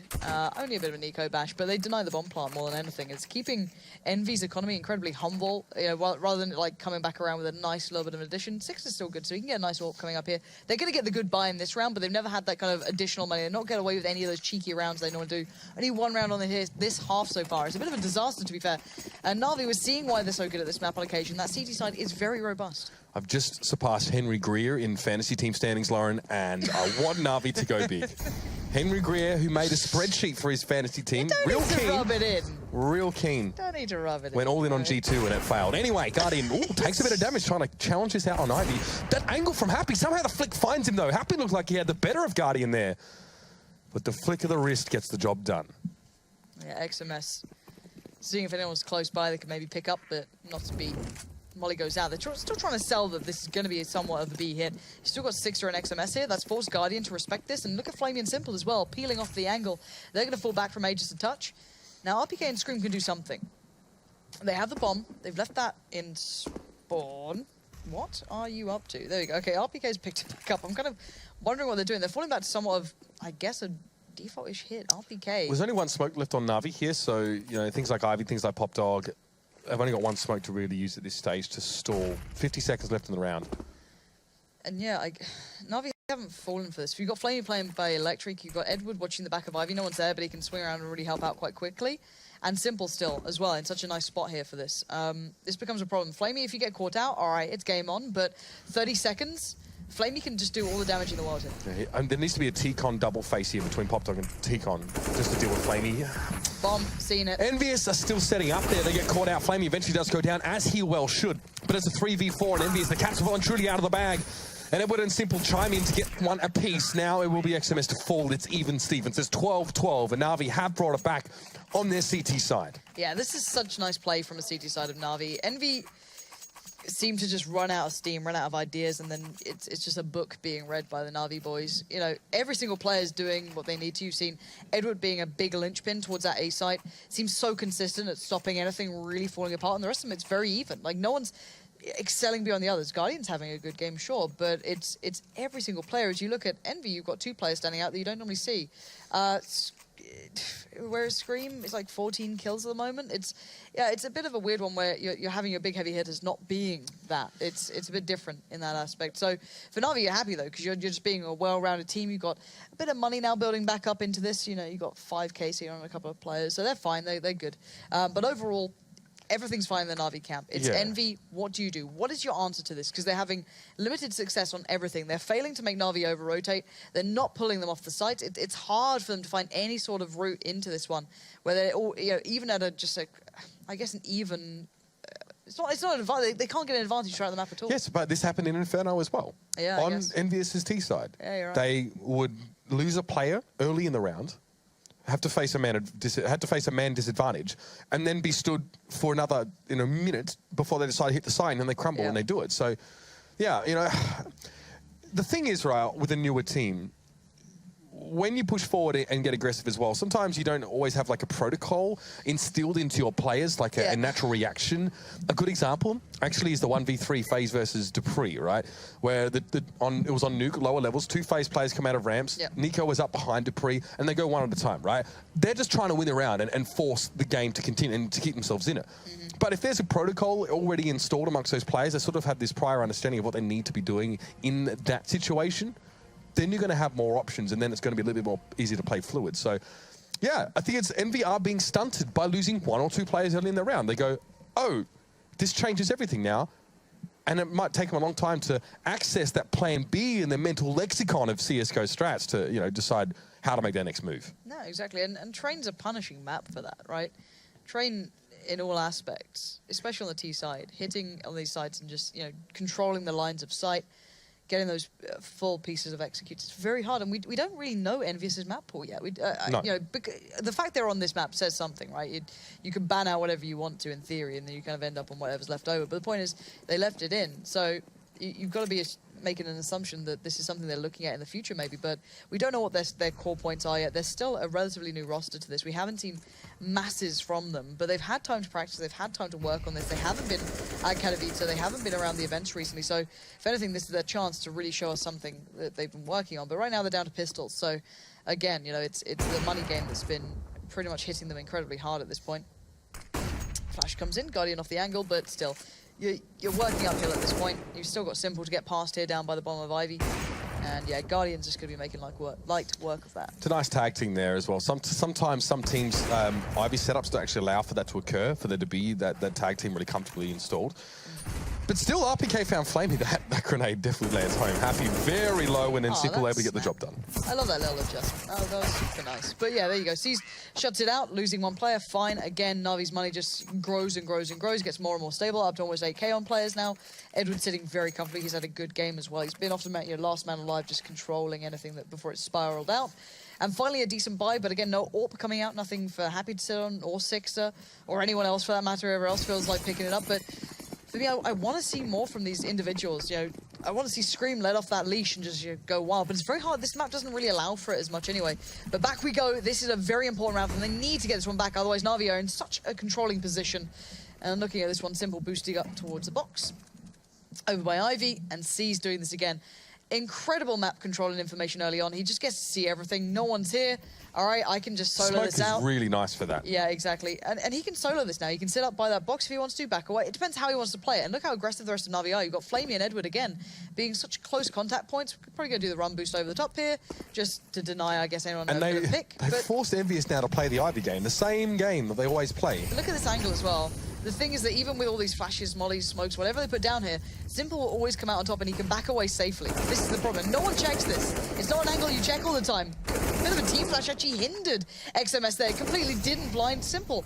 And there's the dominance. They've got the bomb, and Flamey's already supporting. Sixer gets met by Guardian, and this is Na'Vi just displaying real brilliance. Flamey feeds himself, Simple feeds himself to the Flames in the end, but again, it's put Envy down to nothing. They're down to, 4K here in max. So what do you go for? Do you just go back in on UMPs maybe? Go for as many rifles as you can? You've got to try and do something. I don't know. This is a very one-sided affair, and it's frustrating to watch because you can see Na'Vi now just enjoying it, right? Sorry, it's a crap T-side from Envious. Yeah, it is. One round they've gotten. And Henry G pointed this out specifically as well. He's like, Na'Vi don't have a bad T-side, but it's their CT side which teams find so hard to break. They like to play slow, they like to set up, establish, they like to receive, and that's exactly what they're doing now. And then they're going to send it back to Envious as well. Very quickly, they close the round out, and that's going to bring up that match point. And Envious just bought. They spent the money. They're on full loss bonus, but still sub 4K.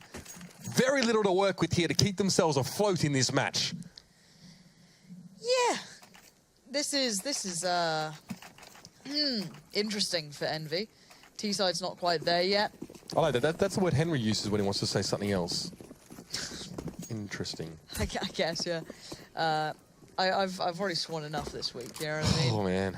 That was because Flush was being good. I don't want to do it because someone's being bad. That's you got to save it. You know, like there's a couple you can do before you get fired, so you really wait for you got to those moments. make the moment count, right? So in this one, seized again, so good. So I wonder if he ever going to get punished for it. It'd be nice if Envy worked that out, but so far, nope. Spots it. Can he back away in time? They don't even pressure him that quickly. Seized gets away with murder. He's just mollied down, denies everything. Now, Na'Vi have kind of responded. You've got 3 players over at B very early on. We haven't seen that a lot. We've seen kind of this like 4-1, Seized getting complete rain.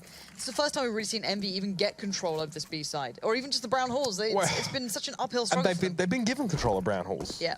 I mean, let's be honest. It's not like they've really asserted themselves to a great degree. It was the player from Na'Vi that backed away at the time. Flamey, they were under threat. Yeah, a lot of damage going in towards him. Seized was there, but he still had to fall to XMS eventually. Flash in. But I like the way Envy are pushing forward. They're not just sitting on the site or playing passive. They're pushing forward to try and take the challenges and bring this map into some sort of angles they can control. But it's still Simple, and there's nothing simple about what he's doing right now. He's pulling this one back to a situation that maybe Guardian can win here. Now, Guardian's heard Happy. He's got 2 of them. Now, oh my god, he's not screaming. He knows where Happy is. Do it big! That is sick. What a beast of a player. Of course it's Guardian to close it out like that. As soon as Envy almost get around, it gets shut the hell down. GG. I'm just getting my voice back. I felt it. Almost felt the certainty of that shot coming through from Guardian. Yeah, you kind of do with him, though, don't you? That's the crazy part. It's like any other operator, like, I don't know if he's going to get it. Of course he does. That soundbite is going to haunt me for the rest of my life, but my lord, it was worth it. Guardian, incredible stuff from him to seal things up here for Na'Vi. It's 2-0 over these 2 maps. Envy is getting a look in on Train, but it just wasn't enough. Now, over to Broses and the lads to take us through it. Yes, thank you, Uber, and another heartbreak for Envy. A good start again for them. I mean, on Inferno, they started out 4-0 and just collapsed. This time, they had a massive lead after the first half, 11-4, boys. Everything was going their way. They were winning clutches, winning ecos, and it just gets decimated. Yeah, they were winning all the clutches, to be fair. That was the kind of problem, really, for Na'Vi as a whole. They're actually managing to get it down to the 1v1 almost every single time, but they found themselves 7-0 down, but it wasn't actually a problem. We asked the question, can Six actually step as an AWP? The answer was yes in the first half. He actually looked pretty decent. They had a double AWP set up at one point as well with Happy. That was actually quite promising, I have to say. Second half comes in, though, and they look so flat. I think they pick up 1 round in total and couldn't actually do anything in terms of executions. The defaults were bad. They look lost on the map. Lack of map control on their T side. I think Lauren and Mitch were talking about it. They weren't getting the brown walls control. C's had all the information in the world. It makes it very easy when you know you can confidently play 4 players on that outside bomb site and no one has to rotate in to help your anchor. So, you know, they maybe need to look at that. They have the same issue on Inferno. Yep. The thing with the Na'Vi T side, right, when they did play VP in Poland, the rounds that they were winning was the rounds they shouldn't, like the pistol force buys. They had a couple of cool executes, or they got away with a couple of things that they maybe shouldn't have against VP. They didn't get any of those rounds here. You know, the ones that they won were hard-fought gun rounds, so that's why their T side looked a little bit underwhelming in comparison to more recent results. But their CT side, if you look at it, when they play the outside bomb site, if they're playing passive, they're all playing passive. You could basically draw a straight line from Ivy all the way across to CT Con to where these guys are playing. The back of the bomb train, stop. You've got a guy CT connector or up heaven, and then the Ivy player, of course, is at back of 6 area.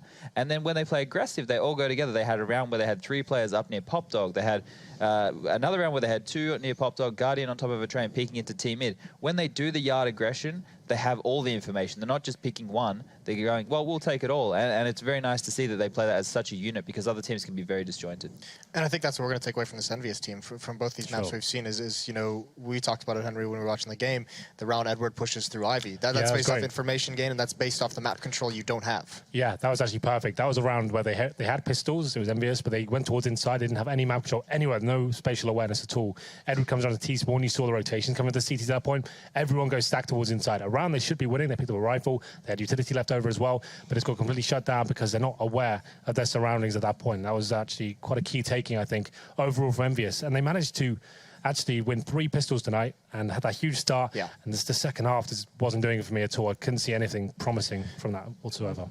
Do we see anything from Na'Vi of them building upon, you know, getting better, improving something that they've been lacking in the past? What I liked was the fact that it wasn't just matchup specific to the VP game, them having that Ivy aggression. It was here again that they did it, right? And it seems like it's a very good pressure point on the map for the CTs to be able to push and get a heap of information. And you could see Guardian over both maps being relatively aggressive with the AWP in certain situations where he shouldn't be, which is good because if he can get that spark, he seems to get rolling from it. So that's a positive in terms of the way that they play the CT side. It was the same of what I've seen, so not really any improvement, but good that they're continuing to be disciplined online. Agree. What's next for these guys? I mean, we now have Na'Vi who's you know up the standing boards of you know on this trying to start climbing up. They were at 11th to start the day. Now they're going to start moving up. Are we feeling a little bit better about them? They play for the rest of the season. They have a series against Fnatic, FaZe, and NIP coming up. So that's a tough stretch. The next 4 games are going to be relatively difficult. Especially against FaZe as well. I'm really liking the new complexion of them. The addition of Nico as well. They had a rough start in Pro League overall, but you have to say, like you mentioned earlier, when Nico was in Mouse Sports, he's managed to get them to the top of the table, right? Yeah. I'm sure he's going to be able to do similar sort of things for FaZe as well. Fnatic, I'm still pretty confident Navi should be picking that one up. Fnatic getting better, I think, but like they are starting to bring more strategies to their game. But overall, I still think Navi are the deeper team right now, but we'll see. Navi have a really good run at the end of the season. LDLC, Mouse Sports, and Heroic. So we have a bit of a Mouse Sports that's 6-game stretch. Nice little finale. Yeah. They had this amazing start in the last season of Pro League. They were up like 6-0, but didn't make it to the finals. They had a tough so this is a nice kind of flip reverse. They have this nice easy finish, almost easy, should be. Apart from Heroic maybe. But they should be making it to the finals, I'm going to say. Yeah, easy finish on the season and easy finish at the end of that game as Envy can only pick up 1 round in the second half. It does end 16-12. When we return, it's going to be that FaZe clan that Henry just mentioned facing off against NIP. So stay tuned and we'll be right back with those games. Welcome back to the ESL Pro League, ladies and gentlemen.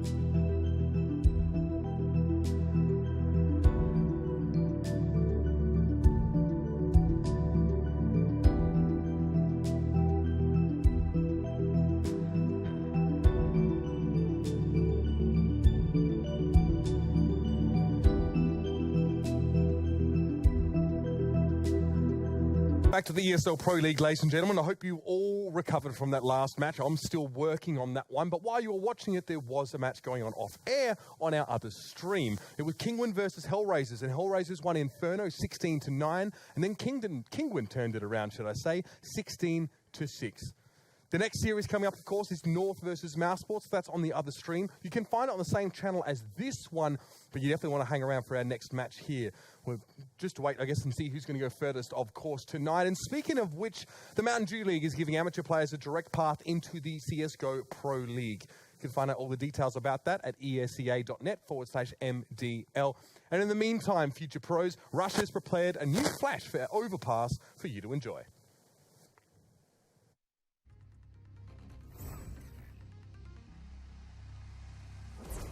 Hey Future Pros, this flash will aid in pushing out of T-Connector. It will also flash off any AWPer posted on T-Con from Connector. First of all, whack yourself into this corner. Aim anywhere inside of the highlight section, then throw the flash.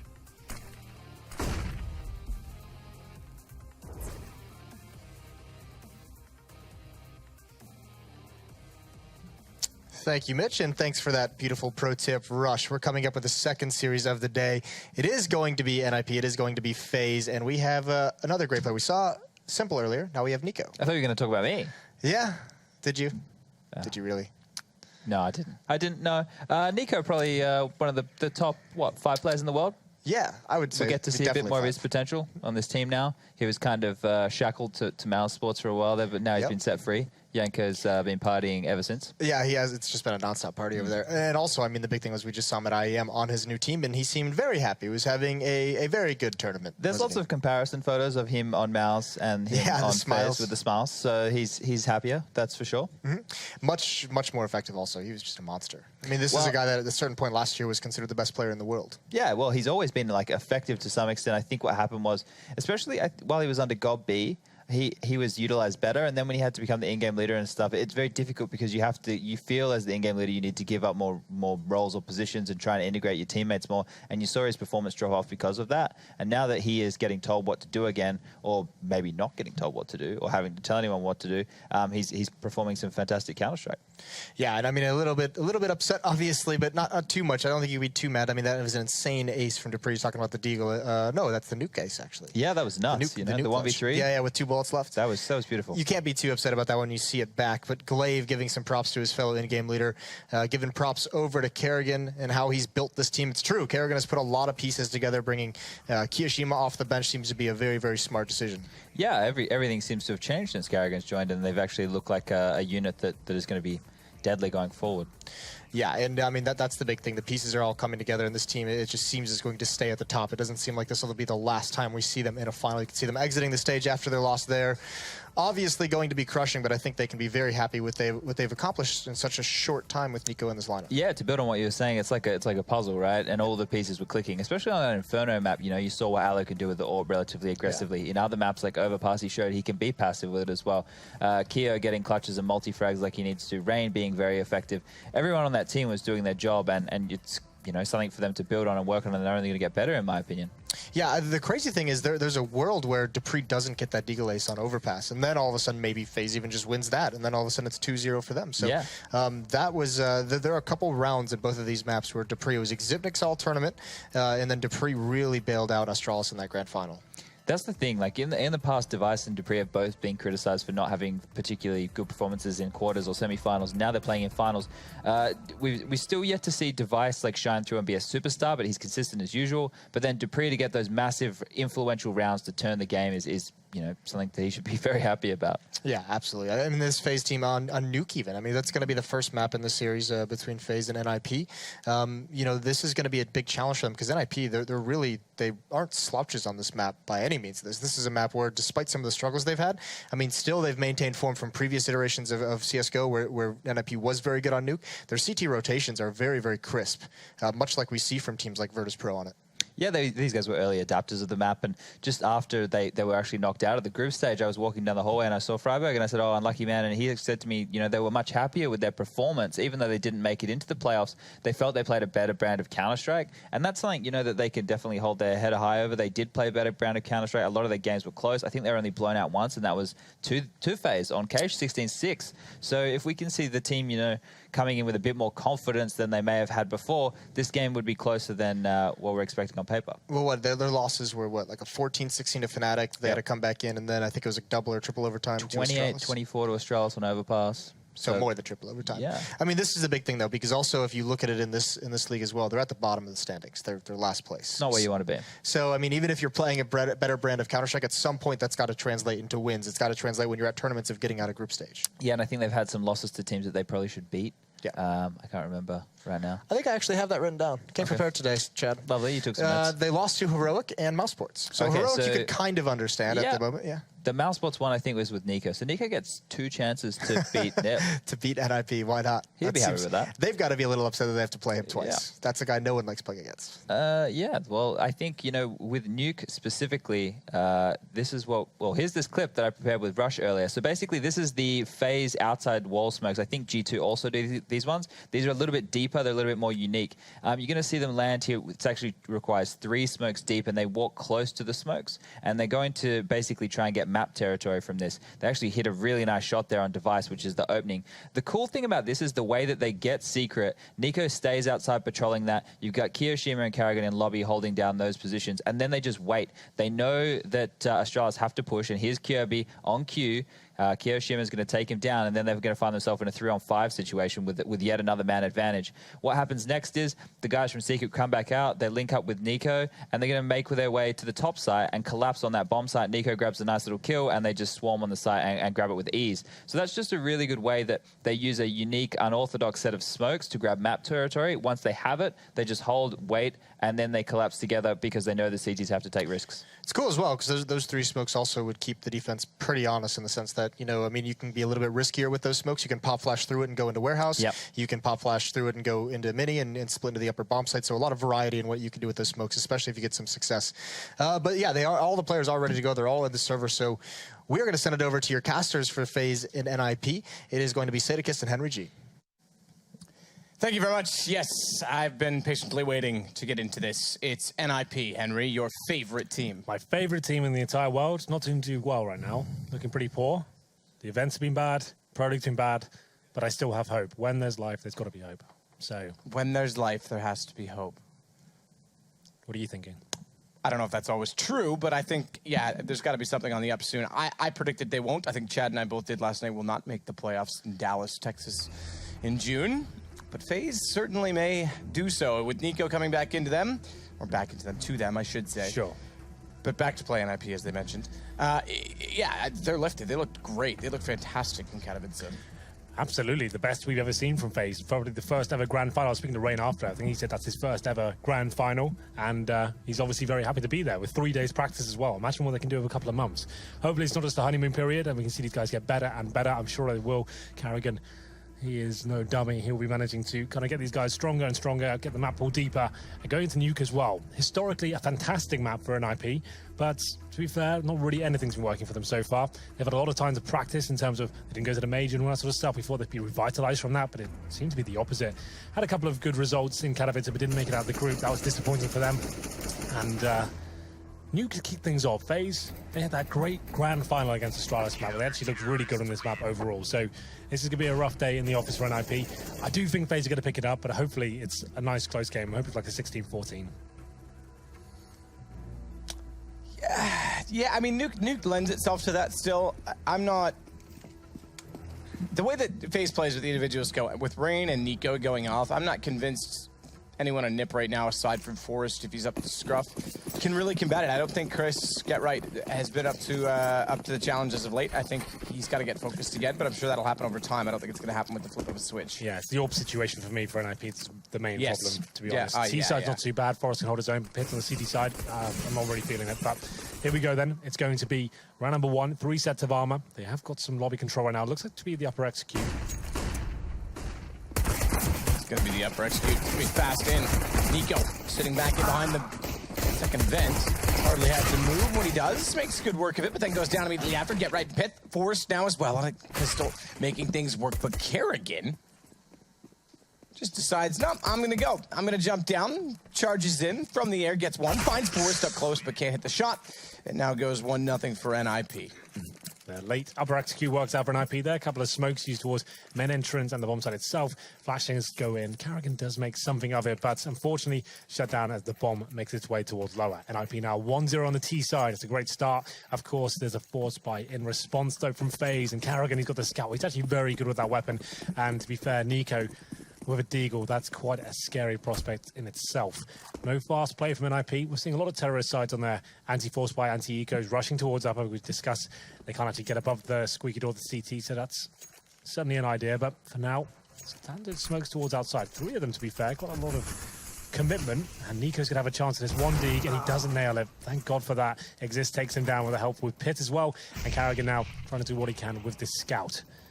Allo rotates towards Secret, but the round is falling apart for FaZe here. Allo should pick up this goal. Can't land the headshot, though, so that's going to be it. 5 versus 2. Rain and Kiyoshima trying to make something of it, but this force by amounting to almost nothing.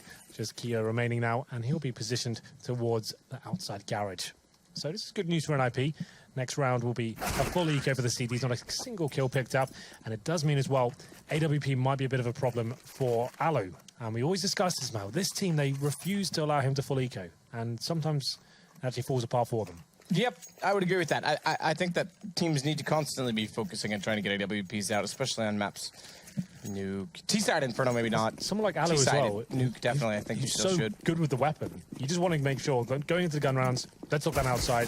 Not many people can actually challenge Allo and take him down. It just seems that he's always part of the force by say. Like, it's fine if they win the round, obviously it pays off, but if they don't, they set themselves up for a bit of a disaster. But regardless, let's get into this one, shall we? It's going to be USPs across the board, not a single dollar invested by FaZe Clan. And towards outside we go once again. Same smokes used, and there's an upper little stack going on from the CTs here. 3 of them on the bomb side floor. Kiyoshima up above. And Forrest now, he goes hunting in the catwalk area. The Kerrigan, he's about to meet his maker, I think, as he wants to peek towards outside. Pit's waiting for him, decides better over Freiburg. He's no messing around. And it'll be 3 kills just like that for NIP. Somewhere to start. Allo looking back to make sure there's no push in from the radio room. Get Right has gotten in behind them, though. They're going to have to be very careful because Get Right, he's trying to do damage. He's going to spot in toward the library. Forrest does it all on his own. Get Right doesn't even need to do much, but it's all but one staying alive for NIP. And a 3-0 start for them. Yeah. FaZe to bring up weapons, but as you mentioned, Allo not in a position to go on the AWP. So this is an interesting round for NIP. They know the Orb's not going to be a possibility. They should know. If they killed him with a headshot, they could feel he has armor. This is always an interesting round for the CTs. You're lacking utility, you're lacking defuse kits and AWP. Nico's even on the SMG there as well. Normally, most terrorist teams will go very quickly here and try and exploit that. Maybe bait out the utility to the start and just go somewhere as a 5-man unit. You know they're not going to have a huge amount of trade potential there without the smokes to lock you out or the Molotovs to segregate terrorists. So, big round for NIP. Possibility to go with 5-0s. Very prominent as there it is. A simple play. Flashbang towards upper and Pit. He does find Kiyoshima, and that's the problem here. No head armor on 3 of the CTs. They're going to get absolutely wrecked here by these Galils and SMGs. And a Molotov. Kerrigan gets greeted by authority when he walks up to the site. That's why we called it the bonus round, right? Because you know you can get towards the upper site and you've 4 players in front of you without head armor. This means so much for the economy of NIP. Rain's doing what he can right now, but at this stage, it's pretty much unwinnable. Smoked out, no kid on him as well. 2 players to find a bomb to defuse. I don't see it happening, but he did some fantastic things over in Katowice, so maybe he can find some room to wiggle, but apparently not. He'll be falling back, and this should be the 5-0 round. He saves the M4. Something to work with next round, but NIP pretty successful overall. That's the problem. No head armor against this bonus round. You've opted for utility over firepower, or defensive, I guess. But Pit goes down with the bomb. So they dented NIP slightly, I guess, but it's not really going to matter. 11k on 3 players. Do they buy into this phase? Surely not.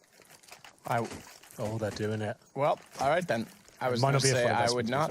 No, it's not. They're going to stay around 2K. Yeah, okay. Maybe that's even a bit too much, considering Kerrigan's gone down to $500. They will get 3,400 into the next round, so let's hope Kerrigan can step up with that scout, because he'll be down to Famous next if he doesn't. But smokes, once again, keep it consistent. Take that vision away from the CTs. They want to treat this like a gun round, and a 5-0 will be very beneficial to them indeed. Well, following on to Kerrigan. Spot in. Can't find it. Smokes go down. I'll make it to secret. Forest will lead the way. There is a rotation already in place from Kiyoshima. From Nico. But Alu's already down inside of the control room as well, so they have the crossfire potential. No one's going to peek it. I imagine they'll wait for information from the other side, but that side's already taken down as Forest opens up onto Nico. Alu immediately vacates the control room and gets greeted inside of the site by Forest, who managed to make it around to decontamination, but Rain's done very well. Bomb goes down. He picks up a second kill. Molotov'd off. They can't peek the same side. Kerrigan instead tries to do so with the scout, and they've got a man advantage. Kiyoshima, meanwhile, he's still above, waiting to rotate back down, because even if they want to go lower, they've got to confront Rain, who now has a fourth kill, excuse me. And the bomb drop, they have to come in. They were hoping they could even pick that up and head back. Get Right's going to find Keo. That's above, drops down. That gives the information that he's inside of the vents. And immediately Rain hits the ace. One of the sickest you'll see. He's been in amazing form recently. Katowice is one of the best tournaments I've ever seen him play. And what a round that is to post #1 for FaZe Clan there. 5 kills. He's the only player of the M4 there. Kerrigan joined him with a scout. They pretty much were eco. And they go towards lower. They actually had the 5-on-3 advantage as well. And Rain finds an ace. Fantastic work from him. And gutting for NIP. They still have money to buy into this round, but that's sent out a clear message that FaZe have arrived on the server. And Alu now has the AWP as well. This should be a chance for them to start stringing some rounds together. No AWP on the NIP side. We discussed that being a bit of a problem for NIP right now. No superstar AWP to work with. Forest can pick it up occasionally, but it's hardly his main weapon at this point. Number 6 comes in. No smokes deployed as of yet. This looks like it'll finish towards upper. No one really outside for now.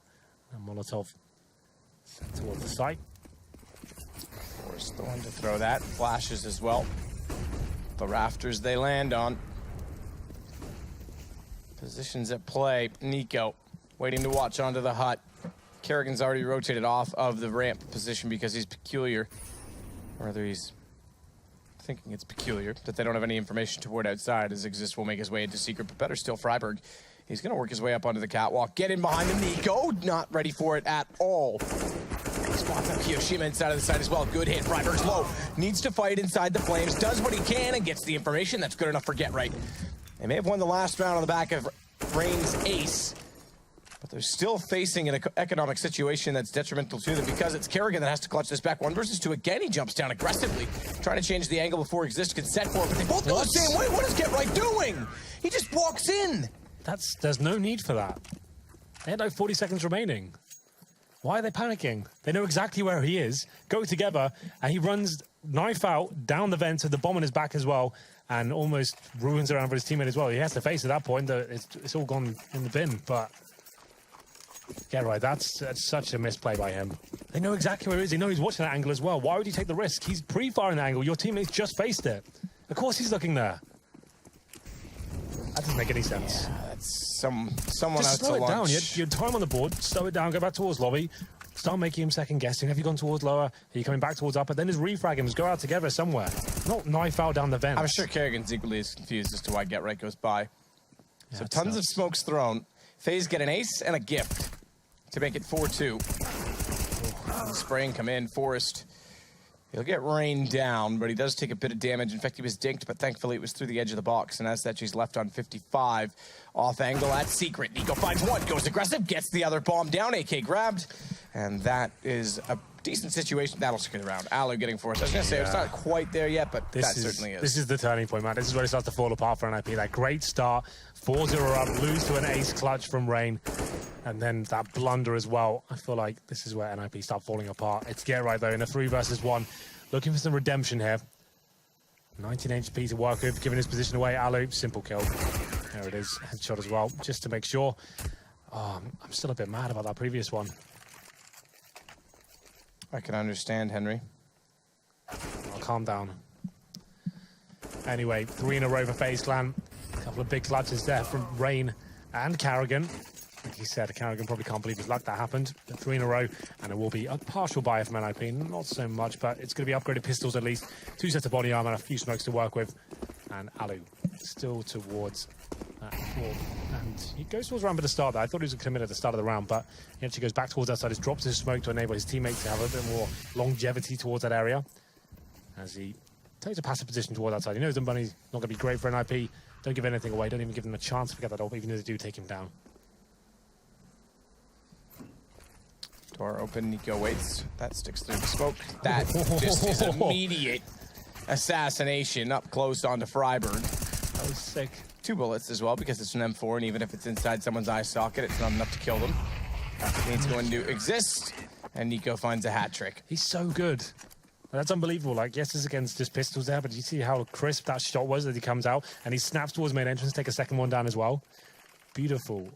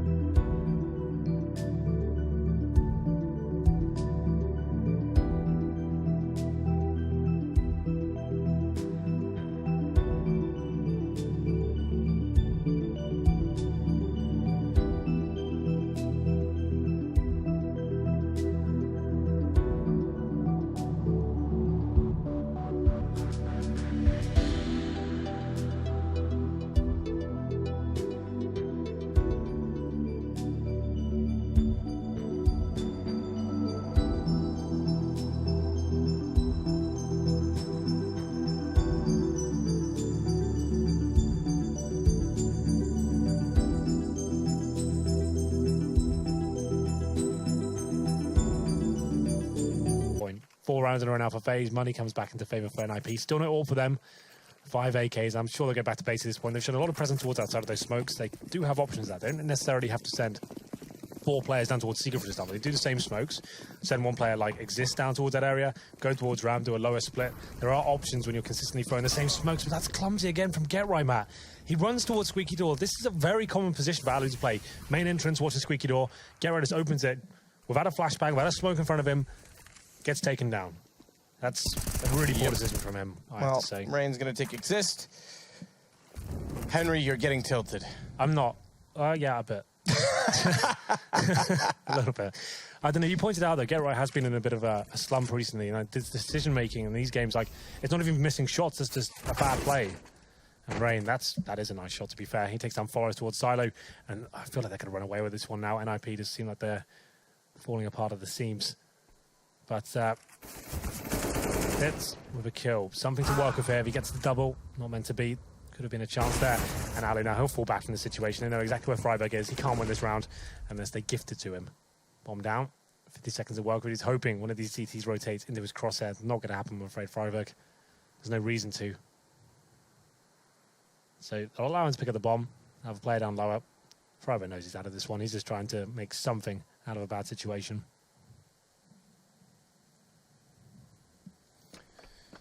Well, if you can get a plant, that's something.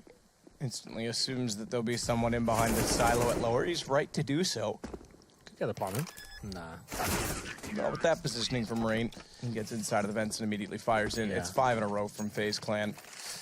This is the replay. Look how fast that was. That's so nice. Oh, I love watching Nico play. It's amazing. You sound slightly aroused. I thought as that when I said it as well. I had to rephrase it at the last minute, but yeah, that's fine. That's fine. It's going to be another partial buy for NIP. He really likes Counter-Strike, guys. I'm addicted to Counter-Strike. Have been for 15 years. There are worse devices to have. Yeah. Got those as well. Yeah, I was going to say. Your words, not mine. Yeah. Well, that said, it's slow pace this time. Pistols for NIP. They'll use Tech 9s and 1 P250. That's really all they have to work with. Kyoshima above on top of Hut will wait for them to walk in. Does spot one, immediately tries to follow up with a second, but goes down. Doesn't even matter because Nico's there. He picks up 2. Rain gets another. Those 2 have been going off all night. Nico's dead. But so too is Forest. And so too is the round because now it's in 6-4 NIP. I've had nothing since the opening. Talk about a turning point, too. You said Rain, and then that push in from Get Right. Look at the amount of rounds it's led to. No AWP going to be brought out from NIP on the T side. And as you mentioned, that's a problem for them anyway, so maybe it's better if they don't. 6 rounds in a row, though. After that great start, they had 11 grand in the bank. Losing to the rounds to that 1 and 4. To be fair, that's amazing play from Rain, but that shouldn't be happening, really. Carrigan, aggressive. Pick core of an 8 in his hand. 5 and 4, just like that. They've got the betting now to actually work those sort of plays. He wants to push through smokes and deploy the unexpected strategy there. No one's going to be thinking a CT's going to wildly push through from round for him. And Rain now taking quite a lot of damage there at the start of the round. Goes under 50, goes to back up from Nico. And that's always a good teammate to come back you up. It's going to be Kiyoshima. They finding the second frag. NIP just can't get rolling here since their FaZe have arrived on the board. But Exist finds Alu. That's a promising kill. Forrest trying to get an opening inside from the lobby. 3 versus 3, best chance for NIP, but unfortunately they've lost Freiburg, even though Exist has ground to work with. He's found Nico. But Kerrigan is slowly hunting him down, and he's now the last alive. Kerrigan must know he's gone above. Makes it onto the catwalk. Silently as well. He did it silently. You are correct in saying so, but as mentioned, Kerrigan's got to assume this. Good shot from Exist. That's 4 kills from him. Individualism going to pull them back, perhaps. Kiyoshima's inside of the site. Exist can't find it. This is Kiyo's round to win. He's got the angle. He's got the lineup. He's got the information. He's got the kill. Such a good round from Exist as well. Heartbreaking to see him lose it there at the very final hurdle. 4 kills in total. Here's another little replay from the main man, Nico. If you're not aware, he is the newest signing. From what we've heard, is one of the most record-breaking deals in CSGO from Mouse Sports. And what the team has turned out to be their first event after 3 days practice. They get to the grand final of IEM Katowice and give Astralis a good run for their money as well, the #1 team in the world. So a tactical pause, probably a good time to do it as well. Still at that maximum loss bonus from Matt. Since that loss bonus began, they haven't actually got the bomb down at all. So that's quite indicative of how these rounds are going. They're losing the initial duels, they're getting pushed all over the place. 5-on-3s coming in quite commonly, and NIP had a decent attempt over Exist, finding 4 kills, but you're not winning the round. It's all for naught, really. It just controls the FaZe economy a little bit there. So Carrigan, Zando, 5K, same story with Rain. 2 players on $1,000, so they can still break FaZe if they were to win a couple in a row. Another buy comes in for NIP. Still haven't seen a single AWP from them as of yet. They've got 3 AK so far. Exist and Get Right still to buy. It's round number 12. And I was on the hype train at the start. They were looking very good after winning the pistol. But they really have fallen apart here. So the buy comes in. 2 players without any utility whatsoever. Make it 3 now. Forrest just has 1 smoke grenade. Get Right has $4,000. It costs $3,700 to get armor and an AK-47. That means you can buy 1 smoke as well. Mm-hmm. So what do you do with that? You buy the 1 smoke. So 3 smokes to work with, some flashbangs, and 5 AKs. That means you can do the outside execution like they normally do, but once they get to lower, that gets shut down, it seems.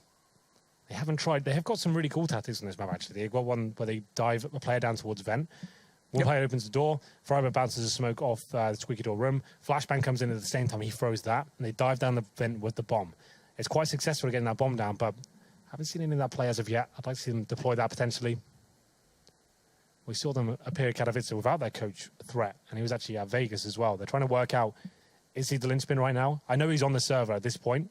I saw him in warm-up actually taking part, so he's there. He can call for them as well in an online capacity.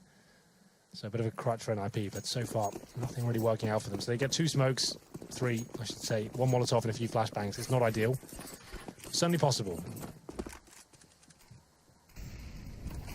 Alu smoked off by the first of the 3 smokes, which NIP used just to get outside. 1 also at ramp, so they're down to 1 smoke, and not really much map control gained. In fact, they haven't even pushed on to Kerrigan. They're just trying to keep him in place to give them more to work with outside. Good shot from Forrest. Down goes Alu. And rather than the wall, they use it on the big garage, hence why Alu was forced to relocate, and Forrest knew exactly where he'd likely go. But things slow. Exist sneaks in beside the smoke. Oh, second player on the catwalk, didn't see him. Exist goes down, Freiburg. He sits to find Rain, but it's Nico that's going to start pushing up into secret. NIP maybe have something in this, you know. They've still got 3 flashes. It's not a lot, but they could explode onto a bomb site. Better still if they can get the shot from Freiburg, but he went slow to react, down to 22 HP.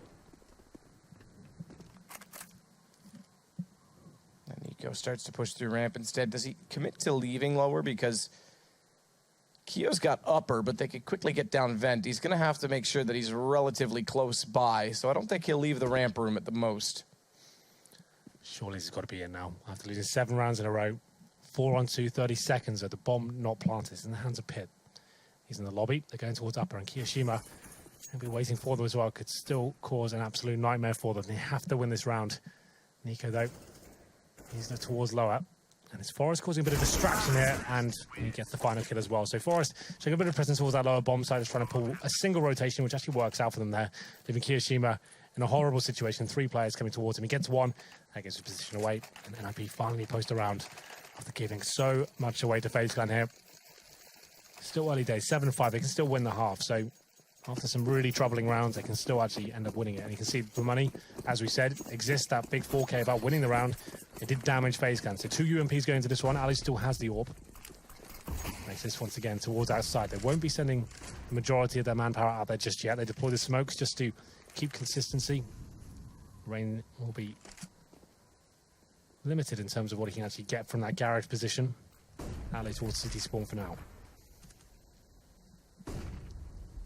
We'll wait for the cross. Nico, meanwhile, opening Squeaky is going to push him toward the lobby. Terrorist needs to be ready for it. Get right, seemingly is. He takes him down.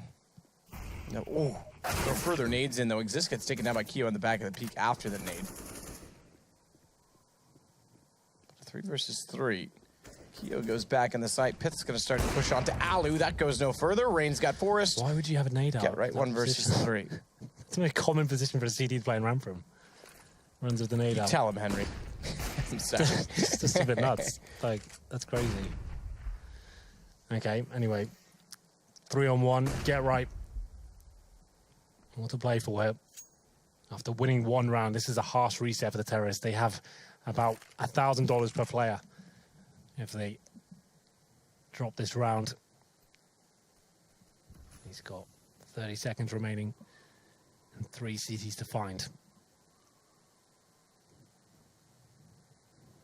Starts to look upper. No one peeking in through the silo gap mid-sight, so Get Right. It's got a little bit to work with to get in closer. Kio's still inside from secret door shot. Rain's looking the wrong way. Get Right throwing the Molotov, though, gives it up. And Rain turns very easily to take him down. If he had walked around to check the site, as potentially he should have done, he would have found Rain quite easily, I think. Yeah, that's a big round for NIP to give away. 5 rounds on the board now. So the decision comes in. Do they actually force buy into round number 14 here with 1 player maybe on an AWP and the rest of them on Tech 9s? Go for the rush. Or take an eco and aim for round number 15. It should be 9-5 at this point. So Deagles and a Glock for Pit. That suggests he might want to go for the AWP in the next round. Okay. Or he just dropped some Deagles over. Freiburg, that's better. Here we go. Takes down Rain outside. Lovely shot from him. The shot indeed. Nico gets down below. He's going to rotate around to make sure Secret's covered off. He'll greet Forest and Freiburg. Freiburg goes down immediately.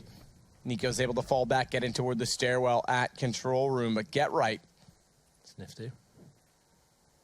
Question is, does anyone peek him and where from? Carrigan might have to. Sorry? Carrigan might have to because they're losing players across the board now. A chance to pick this round up. It's a 4-on-2, Alu and Nico. Nico towards lower as well. Alu getting aggressive towards ramp. He's trying to get something going in their favor. He might get it. The timing's going to work against him just about. I think he spots Exist, takes him down. Oh, works well. Nico, a little bit desperate, but why not? Makes it work.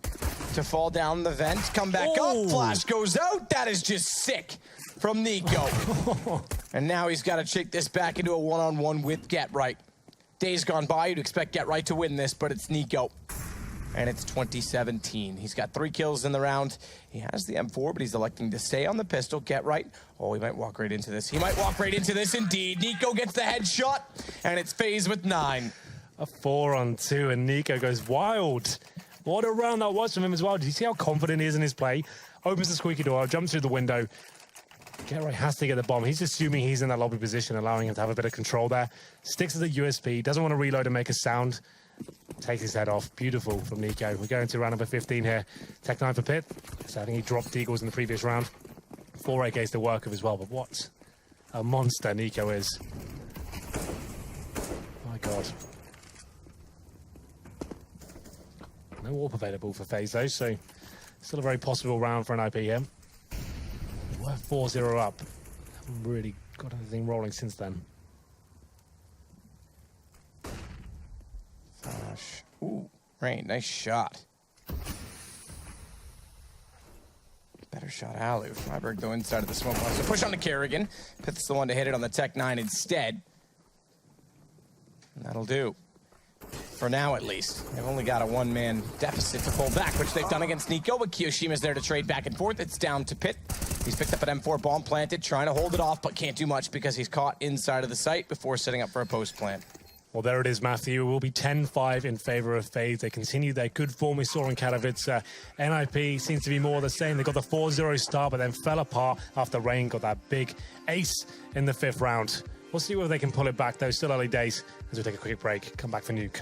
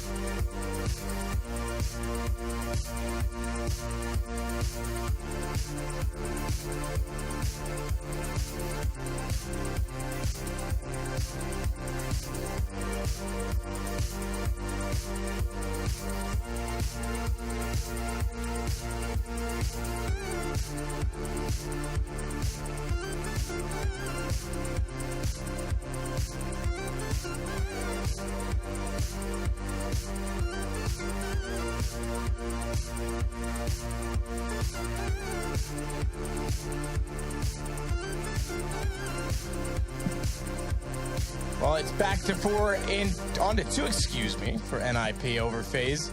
That's how it started, at least. Everything looked good. And then all of a sudden, it all fell apart. Ace from Rain. Yeah. Nico goes nuts.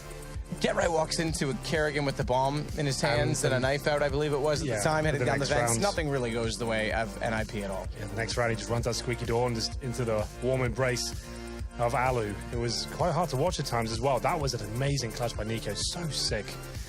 As we get into the second half, it's 10-5 overall. FaZe looking strong. That's after losing the pistol on a 3-0 as well. 4-0. They get the double digits. So that's very impressive from them. We go into the second half, a much-needed pistol from NIP. It's normally a common tale with them. As soon as they have one massive mistake, like that round against Rain, where he gets an ace, I'm not necessarily sure you call that mistake, but one sort of blunder, I guess, that's when they seem to fall apart as a unit. And it's something they really need to work on, because then at that point, it just didn't really see the comeback at all. They picked up one round after that, and that was it. We're going to the second half. 5 sets of armor for NIP here. A little decoy there as well. 4 sets of armor for FaZe and Kerrigan, the single smoke 2 flashbang. Most teams favoring that upper bomb site, smoking the main entrance, and then unloading with those flashbangs. And this has the potential to be quick. Smokes will be, or excuse me, Skylight will be blown out, so maybe not smokes, but Kerrigan will be tossing in at least a flash. He does go for the smoke. It goes up toward heaven. That'll cover off where no one's playing right now. It is similar, but is it going to... Oh, it looks like it. They've got pressure on ramp. 3 players there. No one waiting within the confines of it. Pitt's gone back toward Turnpike instead. He would greet them, but instead they go right back to upper. It's Freiburg. Get right. Exist. All with kills until Nico gets one of his own, and Exist follows it up to get Kerrigan. It's down to just Nico. And they always go down to the vents, but they just go into a choke silver. as they walk to silver walls. That's what I meant. Of the vents, obviously not calling them silvers. As they walk into a choke point, gives Nico a bomb plant. No way wins And this. he'll be sitting back to watch for Exist to entry from the same point. Crosshair placement looks good. Finds the damage, looking for the additional shot, but Exist. God. He gets his third of the round. That's enough for NIP to get their 6th in the game. Oh. They certainly test the old heart there. Jumping down the vent, that didn't really make any sense. They know Nico's going to be there, right? And they jump into this crosshair. One's fine, right? You establish, okay, he's there. The second one to go down straight away. Against a player like Nico as well, very interesting decision. Like, you've got 4 on 1 at that point. Let's just force an plant, then we'll face him 1 by 1 if we have to. But still, they do manage to pick up the round, so no harm, no foul overall. 10-6. Force buy from FaZe. They're looking to play this round. It's going to be Rain with the AK-47, a UMP for Karrigan as well, Deagles and armor. It's unorthodox. Normally, you're going to be buying up the AKs in the 3rd round here, but this certainly can work as well, especially with a player like Rain on this AK-47. Towards that side he goes, using that range advantage against the Famas' UMPs and a couple of M4s here as well. This could still be a very dangerous round indeed. Rain peeks towards Secret instead and then goes back on top of Red Crate, jumps above to see over top of the smoke. It gives him a better angle as well to see into the stairs where Forrest is playing. Whether or not he can take advantage of that, that's another story. Nice shot from Rain. That is sick. My God, that's one of the M4s gone as well. That is so sick. Goodbye. But they still have to watch to make sure Forrest doesn't strike and take down the weapons that are outside with them. Pre-fire from Rain on top of Hut. Likely position. It's his teammate. I got excited for a moment too, just the way he's been firing. He was going to open things up and spot them. Knows that Freiburg's in behind the vent. That allows them to walk in. Karrigan's able to get the kill. Rain's guys exist. Rain has got more than that. Take it back at Nico. Doesn't even matter though. Pith goes down and it's 11-6. Henry's having an aneurysm. He's not. Henry's happy, as usual. Rain, well, to be fair, what can he do when he's hitting shots like that? Perfect stuff from him. And what was clever about that, just as his teammate, right, it's quite a subtle nuance, but as his teammate was making his way towards heaven, he fires a couple of bullets. Like you said, he pre-fires towards Hut. He fires a few more shots out of that, just randomly. And that takes attention away towards that main entrance. They know there's only 1 AK available, so they're going to be focusing towards main. His teammate goes down towards the heaven position. As soon as they do that, they're forcing themselves out of squeaky door, overwhelming the CTs. Nothing really they could do about that. And it will be 11-6. Bit of a risk that second round force buy, but it works out. And in return, NIP have forced themselves Deagles, 5-7 and a CZ and body armor. It's not looking great, but they do a little bit of damage and Pip. That certainly helps. 2 kills for NIP. Rain fighting back. Fighting back indeed. Pith, he'll get off of ramp position, get a little bit closer with the Deagle.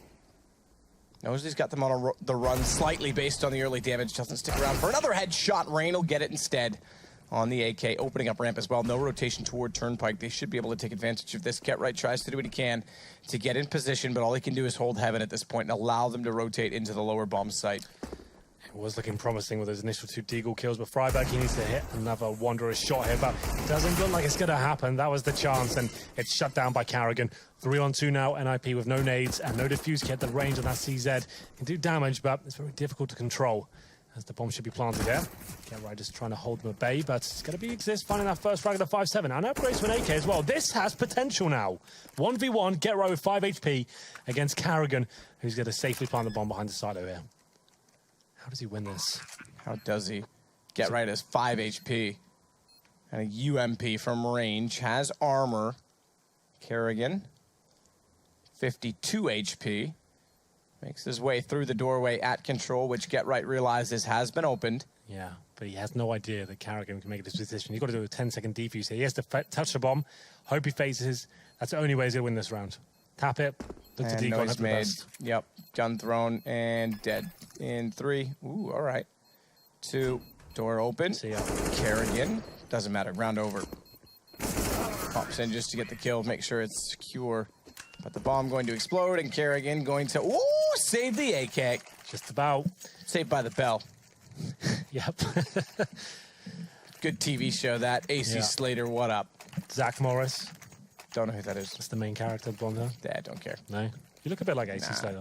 I've been told that. Yeah, you actually do. Mario Lopez. My future is going from an actor to the guy who talks about actors on a little tabloid show.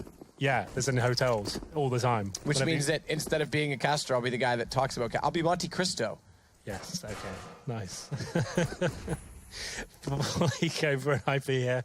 P250, that was the force buy in the previous round. And they get towards a ramp from that FaZe gun, of course. And towards those should be a very simple procedure for them. It's Alu with Mac 10, going to throw himself in first to all these tight little choke points. If he goes down, not a big deal. If he gets in the vent, that's perfect. Nothing really the CTs can do at this point. And that's round over without a frag even being made. That's quite pretty when you manage to pull that off. Bomb plant from Rain inside of the smoke. 12 rounds, all the potential and ingredients to make it a 13th for FaZe. And then guns will be redrawn by NIP. In terms of the guns they can bring out, third stage loss bonus after this one will mean $2,400 on top of the around 2K they've got. So the AWP's not a possibility. Maybe that's a good thing, though, for the reasons we discussed in the pre-game. They seem to do better with 5 rifles as a whole. Nico did spot a player there. I'm not sure it was the X-ray being a little bit misleading, but it's, on my screen at least, it looked like he did. Get right, should be dropping out. Ooh, gets the headshot, takes him down, but he doesn't find the frag. Existo trying to find at least one kill, get $300. Not meant to be. All 5 players for FaZe staying alive there, but a lot of damage inflicted. That's about the only good news I can give you from that round. 13-6 now. Lose this one, it's pretty much over. 4th stage loss bonus on a CT side. Not going to be winning enough to win the round, and they'll be down to 14-6. They'll have to force buy. It's looking grim. They won both pistols as well, man. That's ridiculous. Yeah. On Nuke. I think Virtus.pro did it against Heroic. Both pistols with a 4-0. It's Kiyashima going aggressively towards outside. Exist has to hold them off now. He can only find 1 kill. Forrest is trading, though. It's something, but not quite enough. Just Pitt in the 2 versus 1. The Pitt gets positioned faster than they were expecting, so 2 players in heaven works to get the bomb down, but he's going to give up the position. Molotov off, perhaps smart that he does. He'll try and take advantage of the flames being put down to mask his noise and get a little bit quicker toward the lobby instead. Oh, he thought it was going to be lower. And he thought wrong. You're right. No I thought he care. was going to go all the way through to radio. He knows he can't win his round. That little shake is a bit of frustration there. He's just like, well, no nades, no kip. Don't know where they are. Bombs down. How do I even possibly consider winning this round? We have no money Spray next through round. that garage. That's what I'm thinking. That's what I would have done. Get both kills. You definitely would have done that. Yeah, I know, right? Oh, well, not the kill part, obviously. No. But Alu will get the kill, and FaZe get 14-6. 20 rounds done. FaZe have the bulk of the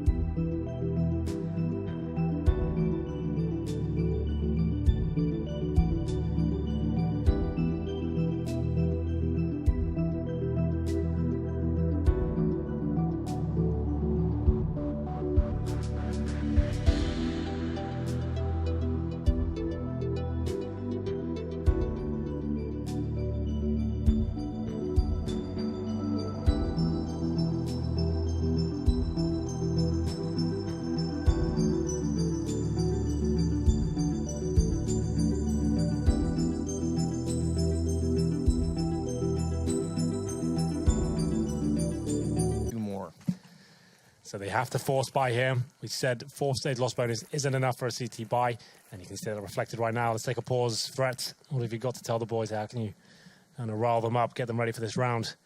4 UMPs, get right with less than $3,000. You might just have to go down to a pistol here.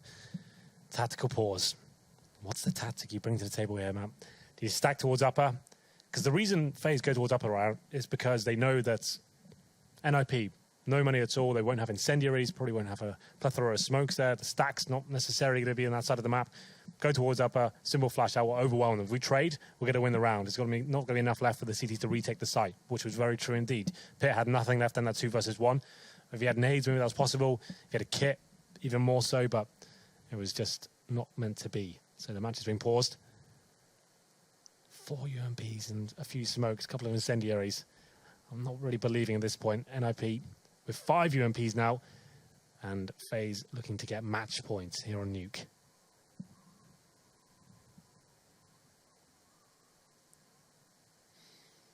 Match point comes quite early considering how this started as well. I mean, I think this epitomizes NIP's current form right now. You kind of predicted in an interview recently that you think there has to be changes, right? I didn't what are your feelings predict. behind I just think that there needs to be. Yeah. I didn't watch it. You know, a lot of people call me up for stating the obvious. Well, yeah, that's kind of why it's the obvious, because it needs to happen. The point I'd like to see is, as you mentioned, the AWP role needs to be occupied by someone greater. A couple of people mentioned Freddie B. I think Draken could come in. Do you think that's going to be enough to sort That's the thing. out? I don't know that it needs to be 1 or 2, or if we sort the roles out. You know, it's a shame. I do very much like these guys. Yeah, this is the complete dynasty, right? This is the original OGs of CSGO. Yeah, and it's a shame to see it kind of... And they're nice guys in general. I enjoy talking to them. They carry on conversations about more than just Counter-Strike, which is a rarity sometimes in our field. But it's, I mean, it might be time. It might be time to really just move on and get on to a new project. Interesting thoughts. Well, again, it's round number 6, 5 UMPs. They have got a bit of utility that's been expended quite early on the round as to stop that upper rush coming in. That's where they thought it might be going. Incendiaries have been dropped. There's 1 smoke remaining now. They've got kits to work with here, but can they defend a full upper execution if that comes in? Shooting out the skylights just to keep the rotations in towards that inner side. 3 players for NIP there for now. Make it 4 in the inner side. That's the gamble. That's the cool threats come up with here. Play 4 on the upper side. Hope they commit. We'll see if we can hold them off with the close range weaponry. So Forrest and Freiberg to play together inside of the site to watch both Annex and Squeaky. Which isn't that Squeaky anymore. A little bit. They got the WD-40 out. They did. They fixed it. Well, Ramprim's open, and honestly, this is so perfect for FaZe. They've established a part of the map, and they have no presence whatsoever. Carrigan nails a lovely shot there. Get right at the drop on him, but doesn't have the weaponry to actually find the kill. So they go to 5-on-4. They have control of the map, and if they go towards lower, it's over. Freiberg, how is he going to hold off everyone with just that weapon in his hand? Magic.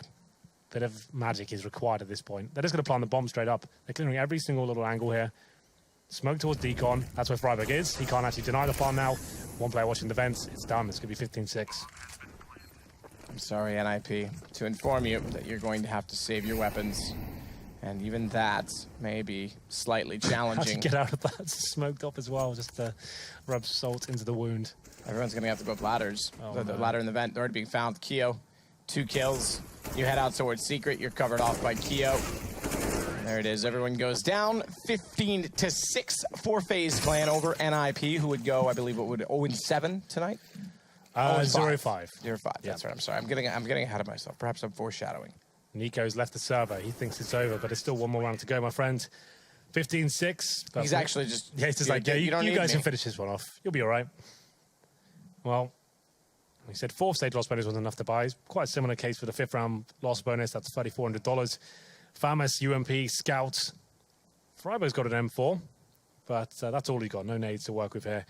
Get right yet to buy him 3,400, and they need 9 rounds in a row now. And from what I've seen, that ain't gonna happen. So, this is a technical pause, of course. We're just waiting for Nico to come back in. This should be job done at this point. NIP not really going to do much about the situation. Nico's joining the server once again. Should be good to go momentarily. But yeah, just a reminder, if you are just joining us and wondering what the hell happened here, NIP were 4-0 up. And he got 1 round after that, won the 2nd round pistol as well. And here we are. It was a great force buy in the 2nd round from Rain and co. Like we said, it wasn't traditional CS. If you get the bomb on the pistol, you normally bring out the AKs in the 3rd. Take a bit of a gamble after getting some kills. And Rain, what amazing form he's in right now. I spoke to him at the after party. He's just like, yeah, I'm just feeling it. Like, I feel like this is having the best CS I'm playing right now. And he just feels more confident with the addition of Nico. Like, he can actually rely on to take some more aggressive picks at the start of rounds because, you know, he's got Nico there to fall back onto if it goes wrong. But he's hitting all the shots, to be fair. That's confidence they both have, to be fair. It just goes to show what Nico's capable of when he's got confidence as well. And flash off toward Forest. Does find one of the scouts, something to work with to get the ball rolling, but are they rolling back the years? Because they need to win rounds. They need to find the skill they used to have, and Forrest, he shows that it works well. A second headshot, a third kill in the round, and suddenly, NIP's got a chance. They're in it with a shout. Look at the two that are alive, though, Kiyoshima and Nico. If they can keep 5 players alive here and then upgrade to the M4s, maybe we have a game on our hands, who knows, but great work from Forrest. Just when they needed someone to step up, he gets 3 kills with a scout. Freiberg, little backstab there as well. He finds the 4th kill. Round done. Something to work with. Keep 5 players alive. They can upgrade those to AKs now. We can see him desperately trying to scavenge for them. They get 4 of those. Scout goes down as well. So Forrest, yeah, she's on 18 kills, and that's quite surprising, all things considered. It's actually 19 for Exist as well. You'd think this would be a closer game with those kind of numbers posted.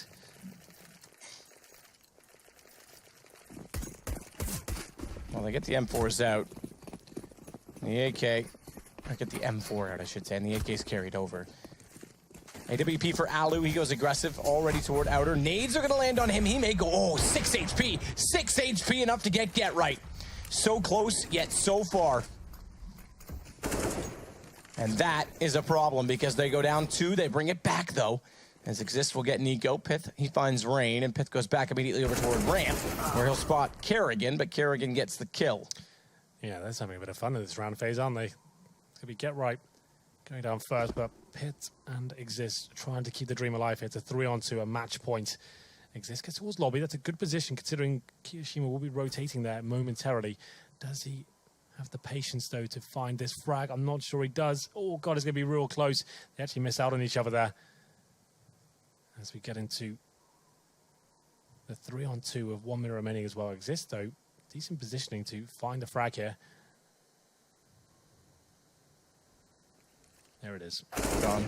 Slips in, undetected. Alu now rotating down in a 2 versus 2. He's going to give bomb, rather get the bomb, excuse me, from his teammate, and they'll start to work in. He's got the AWP, needs to find the opening shot as well. Not yet a full rotation down to the lower site. In fact, they're both still upstairs. They'll come down together. Yeah. Exist playing at the ramp. So they're going to do that smoke out of the window door there, plant inside it. Game on now for NIP, the retake, one of the hardest sites to get back into in the game. Can they find it? 2 to work with. Both have kits. HP advantage, they find Alu. Molotov off Kiyoshima, he's able to put that on the right side. That should tell Forrest that he's inside of the control room. Smoke on the door, better shot. Nip, stay in it. They do indeed. Comes down to the 2-on-2, and it's a good retake as well. Forrest just delaying the defuse there slightly to see if there's anything they can scavenge, maybe an AWP, but not really picking it up just yet. And now, NIP, 2 rounds in a row. Still a rough round for them. They will be able to fully buy into this one. And I think it's a similar case for FaZe, considering they got the bomb down as well. Yep, 5 AKs, no Alu AWP. They found those initial frags, but NIP 4 back there. Got 2 of their own, brought it back to a winnable situation since Alu went down. Kiyoshima couldn't do much about it. Round number 9. 7 in a row now for NIP. Slowly but surely, getting back into it slightly. Get right. Throwing a nade out toward Red. Gets aggressive on the flash, makes it work, takes down Alu, former teammate. I'm sure Alu's loving the conditions right now of this match. Nico tries to open back up that same position, but Get Right slipped back into secret instead of sticking around.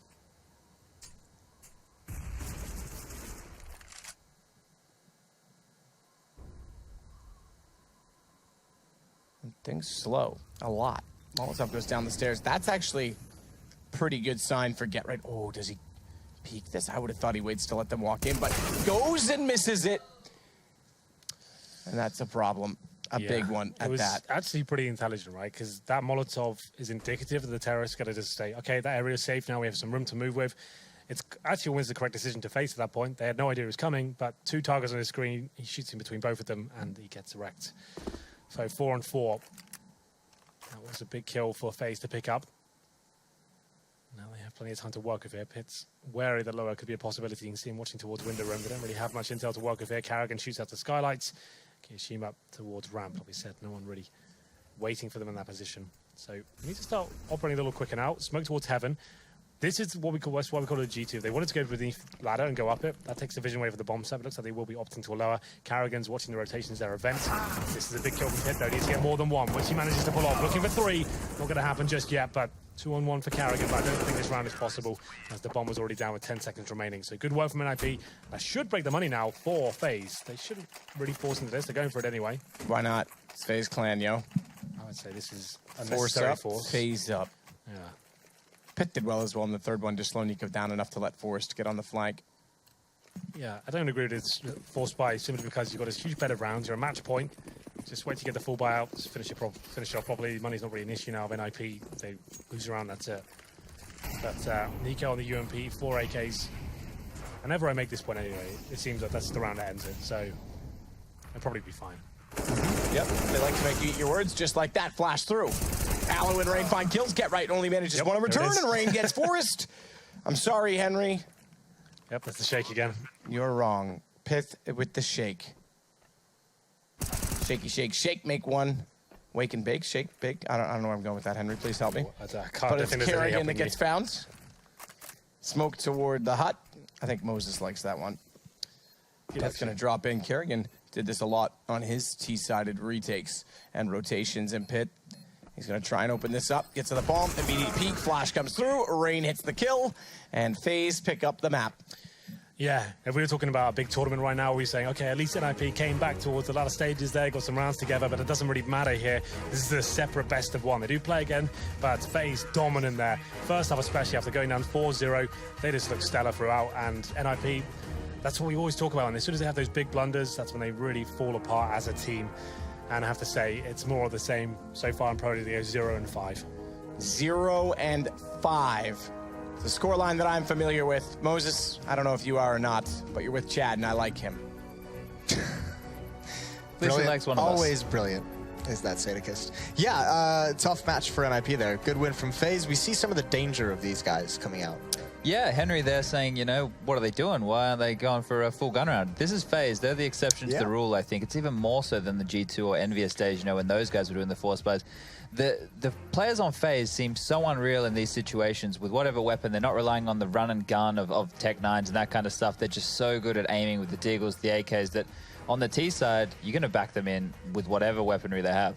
Yeah, I mean, the funny thing is there was a point in time when Nico was still in Mouse Sports, and this is an extreme example, obviously, where on these kinds of rounds when he has the Deagle instead of the AK, we're saying, like, what the hell's going on? Yeah. Put the AK in your best player.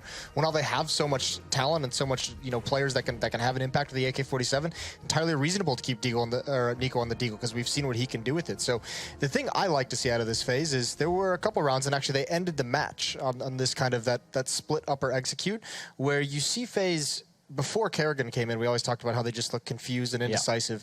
Yeah. And there's a point in these tactics when they're setting them up, and then you just see the call come out. You see the flip switch, and they all just converge and hit the bomb set at the same time, and it's so scary. It's great to see, you know, and that's what they needed. Before it was just players going one at a time and doing their best entering a site. This way there's a little bit of cohesion. They can actually trade. They can use their aim effectively. And we saw it a couple of times in that match. Something that I was, you know, there's the get right blunder that was early on. Now, him going down the vent in that situation makes absolutely no sense. Now, normally I don't want to harp on this kind of stuff, but it's just like, the question is why? I can't really I can't think of an answer. Maybe I have to watch the demo to see what happened there. But that wasn't the round which kind of started it. It was the Rain Ace where he with the save down 4, which was a huge round by him, right? And things like that happen in Counter-Strike. You can't let that tilt you. So that's like, if that's what happened, then that's probably not a great response. But at the same time, it was 4-0 at that point. Yeah. And then he wins that, and then it goes on to be a 10-5 half. So you got to feel like that round is just like that. Maybe that's what it is. Maybe that kind of a mistake is just we've gotten to the point where these players are so frustrated with all the different changes, things they're trying to do to improve, that when that happens, it just puts them down low again. And that's when the further mistakes occur after that. Yeah, and that's what you have to try and avoid, right? They did early on when they started that 4-0, they did that top execute. But what they do is I saw this with VP initially. They do the top execute, throw all the Molotovs and stuff, force the top players to call call for rotations. That draws the outside player to come either help wherever he's playing from, fall back to ladder, go help Annex, something along those lines. They sent 2 players around catwalk. Those players get a heap of territory, and then they're able to split the bomb site through ladder and then lobby again in kind of like a double pump fashion. And it's really effective. The problem is, you know, it's difficult to use that again, but you can use that to fake, and we didn't see that happen from NIP. Yeah, I mean, and that's the thing. One of the strengths of NIP on this map is that CT side. I don't think they give themselves a great chance to really get into that CT side. FaZe was just so very good on both sides of the map, really. I mean, that was just a very dominant performance. I think we're going to see, this is why we see this team continuing their success. This isn't just like a honeymoon period of Nico coming in and being so happy with the additional firepower. This is now a team that's clicking in many, many different ways. Kerrigan, Alu playing much, much better within this team now. Kiyoshima being a monster at times. I mean, and then that's even before you get to Rain and Nico, who are just unbelievable. So this team is very, very deep. Yeah, I have to agree, and I think, you know, the longer they have, the deeper their map pool can get, they can actually get some proper set executes in there other than just the team play and the trading. And I'm really happy with what they're showing so far. They're continuing this dominance. Yeah, well, we'll see if they can dominate again on the second map of the series. That's going to be Overpass. We're going to have to hope that NIP can get onto this map and split this, because they're still winless in this series. So we'll find out when we return. So stay tuned, and after the break, it'll be that second map.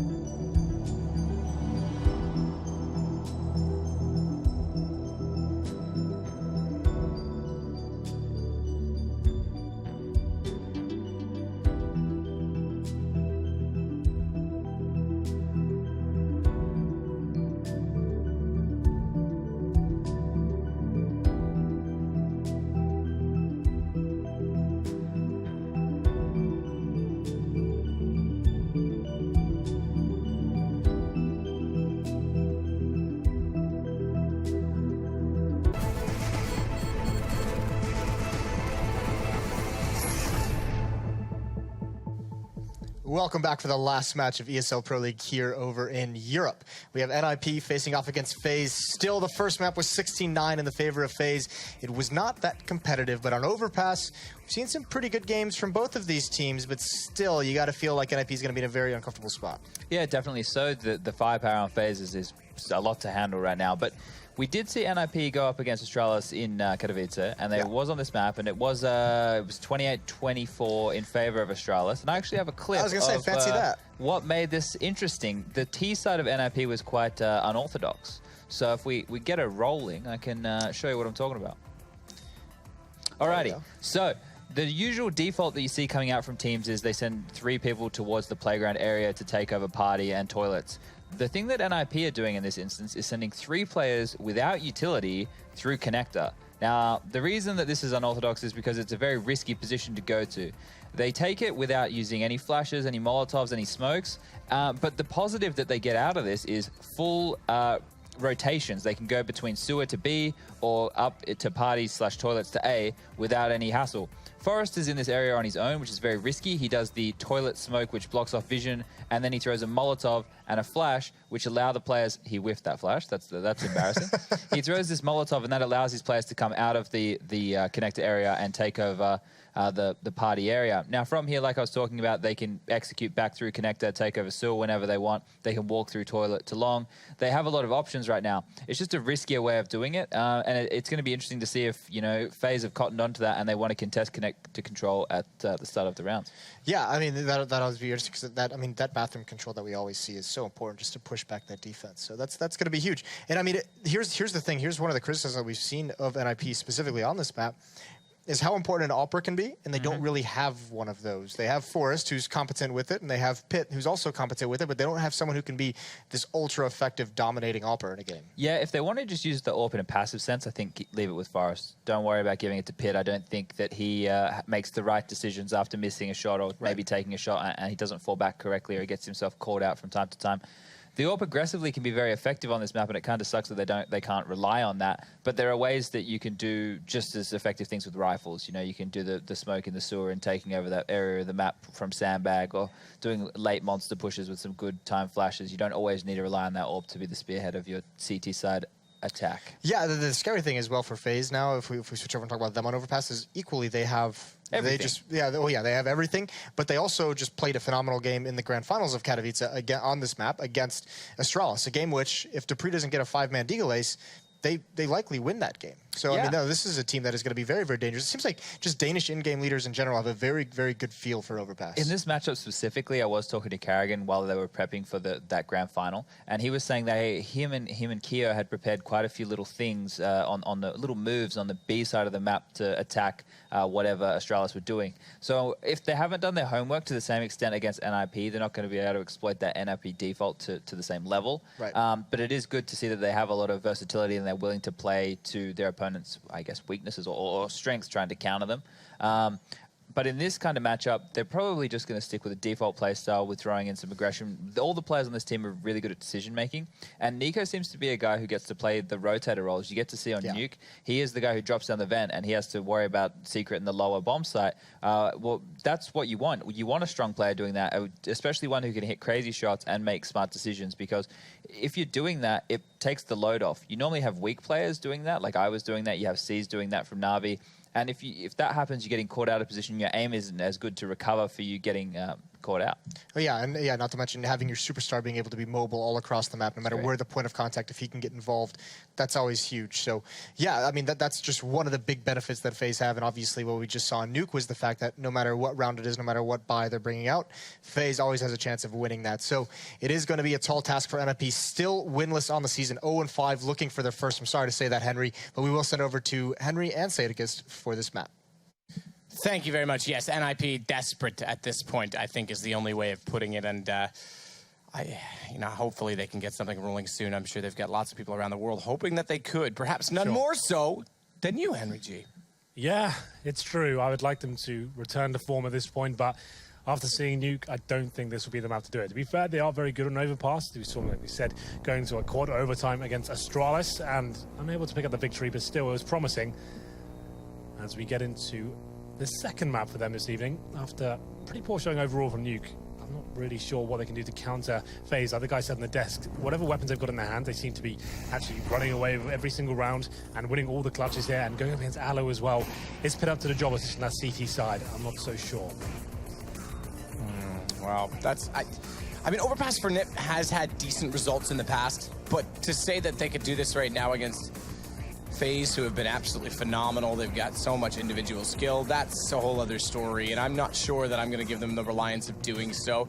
Definitely Freiburg last year in Pro League, when they were struggling then, or at least seemed to be, was the one to step it up inside of the B side. Yeah, it's right. Him and Exist, very good in that B side together. They're great at using utility and detecting when the final commitment's coming in from the terrorists there. And that was a huge string to their bow, actually managing to hold off a lot of the executes here. And we'll see whether they can step up as we go into the T side for them. 5 sets of armor suggests something quite simple coming in, maybe towards middle, as we'll see FaZe Clan bring up 4 sets of armor. And Carrigan, of course, it's normally the in-game leader that has the bit of utility. He's got a defuse kit, 2 flashbangs, and Alu aggressive towards mid, and Rain checking connector. So Pith wants to try and be the one to open things up for NIP. Hold on. Okay. What are you holding on about? I got a bit confused, don't worry. Forrest is flying around the map. He's just absolutely on a tear, looking to try and open things up. Alu's the one that's outside in the bathrooms he has to consider. Rain's behind him at the park sign. But who strikes first and who gets the opening? Seems to be NIP. Forrest with the shot on Alu. Looks for more, swaps to the USPS. I would say probably the best gun in all of Counter-Strike. And that stands from a satisfactory point of view. Every time I get a kill on it, it's just so satisfying. It's true. Well, for now, it's a 4-on-4. NIP not overcommitting just yet. The bomb's towards B, that's in the back of Pit. So contact play towards this side of the map, and it's very defensive hold from the CTs here. Nico and Kiyoshima watching those tight angles, and the Kiyo just strike first. He doesn't spot Pit crossing across, and it's going to be the same story for Get Right as well. Bomb will make it to the site, undetected for now. Undetected indeed. But bomb planted. It's going to have to be swift from FaZe to try and get back in. Shots come through. They find the first. Nico doing the damage. Filthy. 2 kills with Nico there. Look promising for NIP as they walk into the site. Like we said, undetected, but nice sort of crossfire there in the CT entrance from the CTs. One watching towards short on the left-hand side. On the right-hand side is Kiyoshima is watching the bomb site itself. NIP get the bomb down, but they might not buy into this round, considering what we've seen so far. I think the safe bet would be getting the AKs and the third, but it's FaZe Clan to get 3 UMPs, now 4, and an M401S in the hands of Nico as well. Nothing really purchased here for NIP. A couple of PT50s, a Deagle, that's about it. About it indeed. See if they can make do.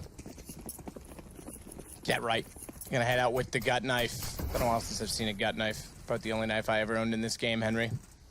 I've got a few you can have. Really? That would be remarkable if you did. But it's Rain that's going to walk around the corner, finds 2, make it a third. Down goes Exist. And the UMP has built Rain a ton of cash. Yep. Nice little $1,800 as quickly as that. It's going to be 5-on-2. Get Right and Forrest. Not really much I can do into this round. They're looking for the AKs in the next one. So we weren't expecting much, to be fair. They found 1 or 2 kills. That would have been amazing. Bomb going down would have been a miracle. But there it is. Forrest. He gets a headshot towards Rain.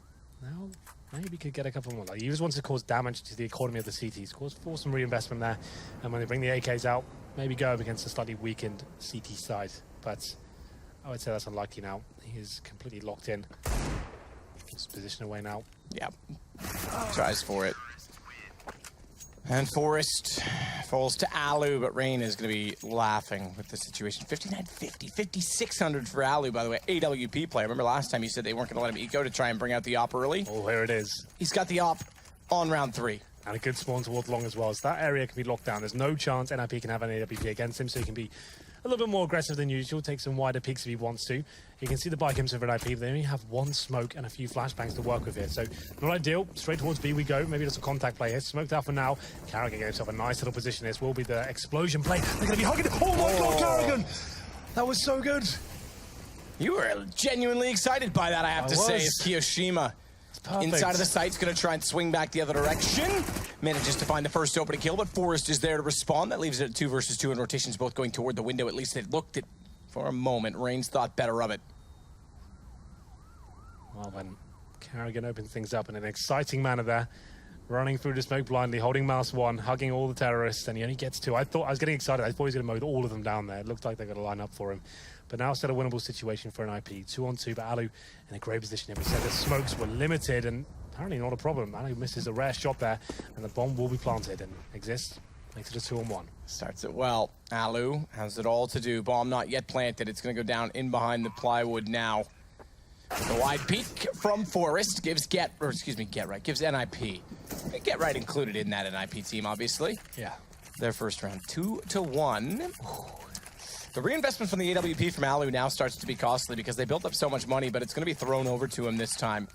And it's Kerrigan that buys it. So leader of the pack going to be the one that sacrifices. Yeah, Orp is so influential in this map. He's happy to go down to a pistol, allow Alu to maybe go a bit more dynamic here, pick up a kill towards middle. That's what he's going to try and do here. That smoke allows him to jump up. It's normally Rain, to be fair, but that's silenced M4 that tries to take this position. NIP seem to be aware, though. Double nades in towards it, and he goes down to 25 HP. That's going to hurt a lot. So he'll fall back. NIP suddenly done their homework when they see that smoke go down. Rain was causing havoc with that. At Katowice, he was finding two kills consistently in that position with the silence M4. Normally that's an AWP play, but it's going to be Exist going down first at the party position as well. This is why they dropped the AWP over towards Alu. And it's a 5-on-4. 1:20 mark. So NIP, in terms of their map control, Get Right is making his way towards the end of the bathrooms here. It's a nice little shot to take down Rain. He was the low HP player. Alu looking to return the favor almost instantaneously as he gets flashed off. And he's still hunting to get intel for his team at this point. Kerrigan. Go ahead and work in back toward the water position. Got one. Oh, careful on the quick switch. Goes back. How do they let him live in that situation? Because he nearly does further damage. But Get Right will put him down in the end. He does indeed. But Kiyoshima with the M4. Same story for Nikio as well. NIP still have a lot of work to do here. 30 seconds remaining. Looks like the B commitment will come in. Smokes towards the side. Molotovs at the barrels as well, but that's not going to force Kiyoshima out of position. He's playing behind the pillar. And a good shot towards Get Right. He takes a lot of damage, but he can fall back to safety here. To safety indeed. Kiyoshima gap to try and look up toward the site when Forest crosses back over the man advantage is what they're hoping will buy them time and space. Ooh. Unfortunately, Alu has now limited again to a 1 versus 2. Dragon Lore looking to try and find its way in. It is. I think he has to save there. That's the better call. Yeah, definitely the better call. With no kit and 2 players final to get into the bomb to defuse, very, very unlikely he does anything there. Still walking a no-scope, one of them. Hope the other one's not facing at the same time. There's just no chance, really. So there will be eco next round with Alu on the AWP. We saw on Nuke with a saved M4 what FaZe can do. There's so much talent in this team, bucket loads of it. If Alu can get going, maybe goes towards B, Monster Tunnel goes to that first pick, goes back towards A at that point, maybe he can win the round single-handedly. That's what will be required. I don't think they'll force into this round. That'd be bizarre at this point. So early on, it's 2-2. Don't want to throw the money completely away. So Alu, it's up to him. Maybe get some P250s. See if he goes towards B. Looks like he will. That makes the most sense to me, at least. Monster Tunnel pick at the start. Go back towards A. See whether he can make something out of nothing here. Something out of nothing indeed. Freiburg down toward the underpass position. The 8K. Alu with the op is actually getting very close to Monster Tunnel, and he nails Pit. The up-close pick, no chance he saw that coming. Now he goes back towards A. Oh, this connector position as well. This could actually work out for FaZe. He could get 1 or 2 kills there. Unfortunately, Nico taken down, but it doesn't matter because Rain's going to strike back with a P250. Gets an AK as well. Oh, that got very scary indeed. It's still going to be a 3-on-3 advantage towards the Ninjas, though, because they have the weaponry. Alu, the only player on the CD side with a weapon, and that's the AWP. Check into water from Exist. He'll fire in through the tin wall. No one on the other side to receive it. Kerrigan's going to push up as well at long. He could strike opportunistically toward long. Forest is actually going to rotate all the way back around instead. Just going to hold off the flank. So they're slowing things down at 55 seconds. It seems peculiar that Forest would run back further away from the objective on the map, but he's making sure there's no flight coming out from B. Also making sure Kerrigan can't push out from long, which the flash will help to secure as they head back over this direction. Alu, though, is waiting still inside of this B site. Oh, he's going to look the wrong direction, though. If he had waited a second longer, he may have had that door open for him. 30 seconds remaining now. They're going to the position where Alu is waiting for them. He's a Monster Tunnel, though. They come short. He's actually in quite a lot of trouble. Kiyoshima desperately trying to back him up. And Alu now in a world of pain. 25 HP, has to hit at least the first shot. Witty nails, back towards Monster Tunnel, and he gets a second as well, but can't find the frag, but it's a 2 versus 1 for Forest. And the low HP. Forest has 10 to work with, bomb down, and 10 seconds to work with as well. Alu wins the round on the op alone. He said it was a possibility, and that's why he saves that weapon. It was almost as we predicted, Matt. Towards our Monster Tunnel at the start of the round, he finds the player in T-spawn. I'm not really sure what they're facing an angle, to be fair. That's such a common strategy for an AWP that's saved. That's, like I said at the start of the round, that's where I'd be going with it at the start, and Alu does the same thing.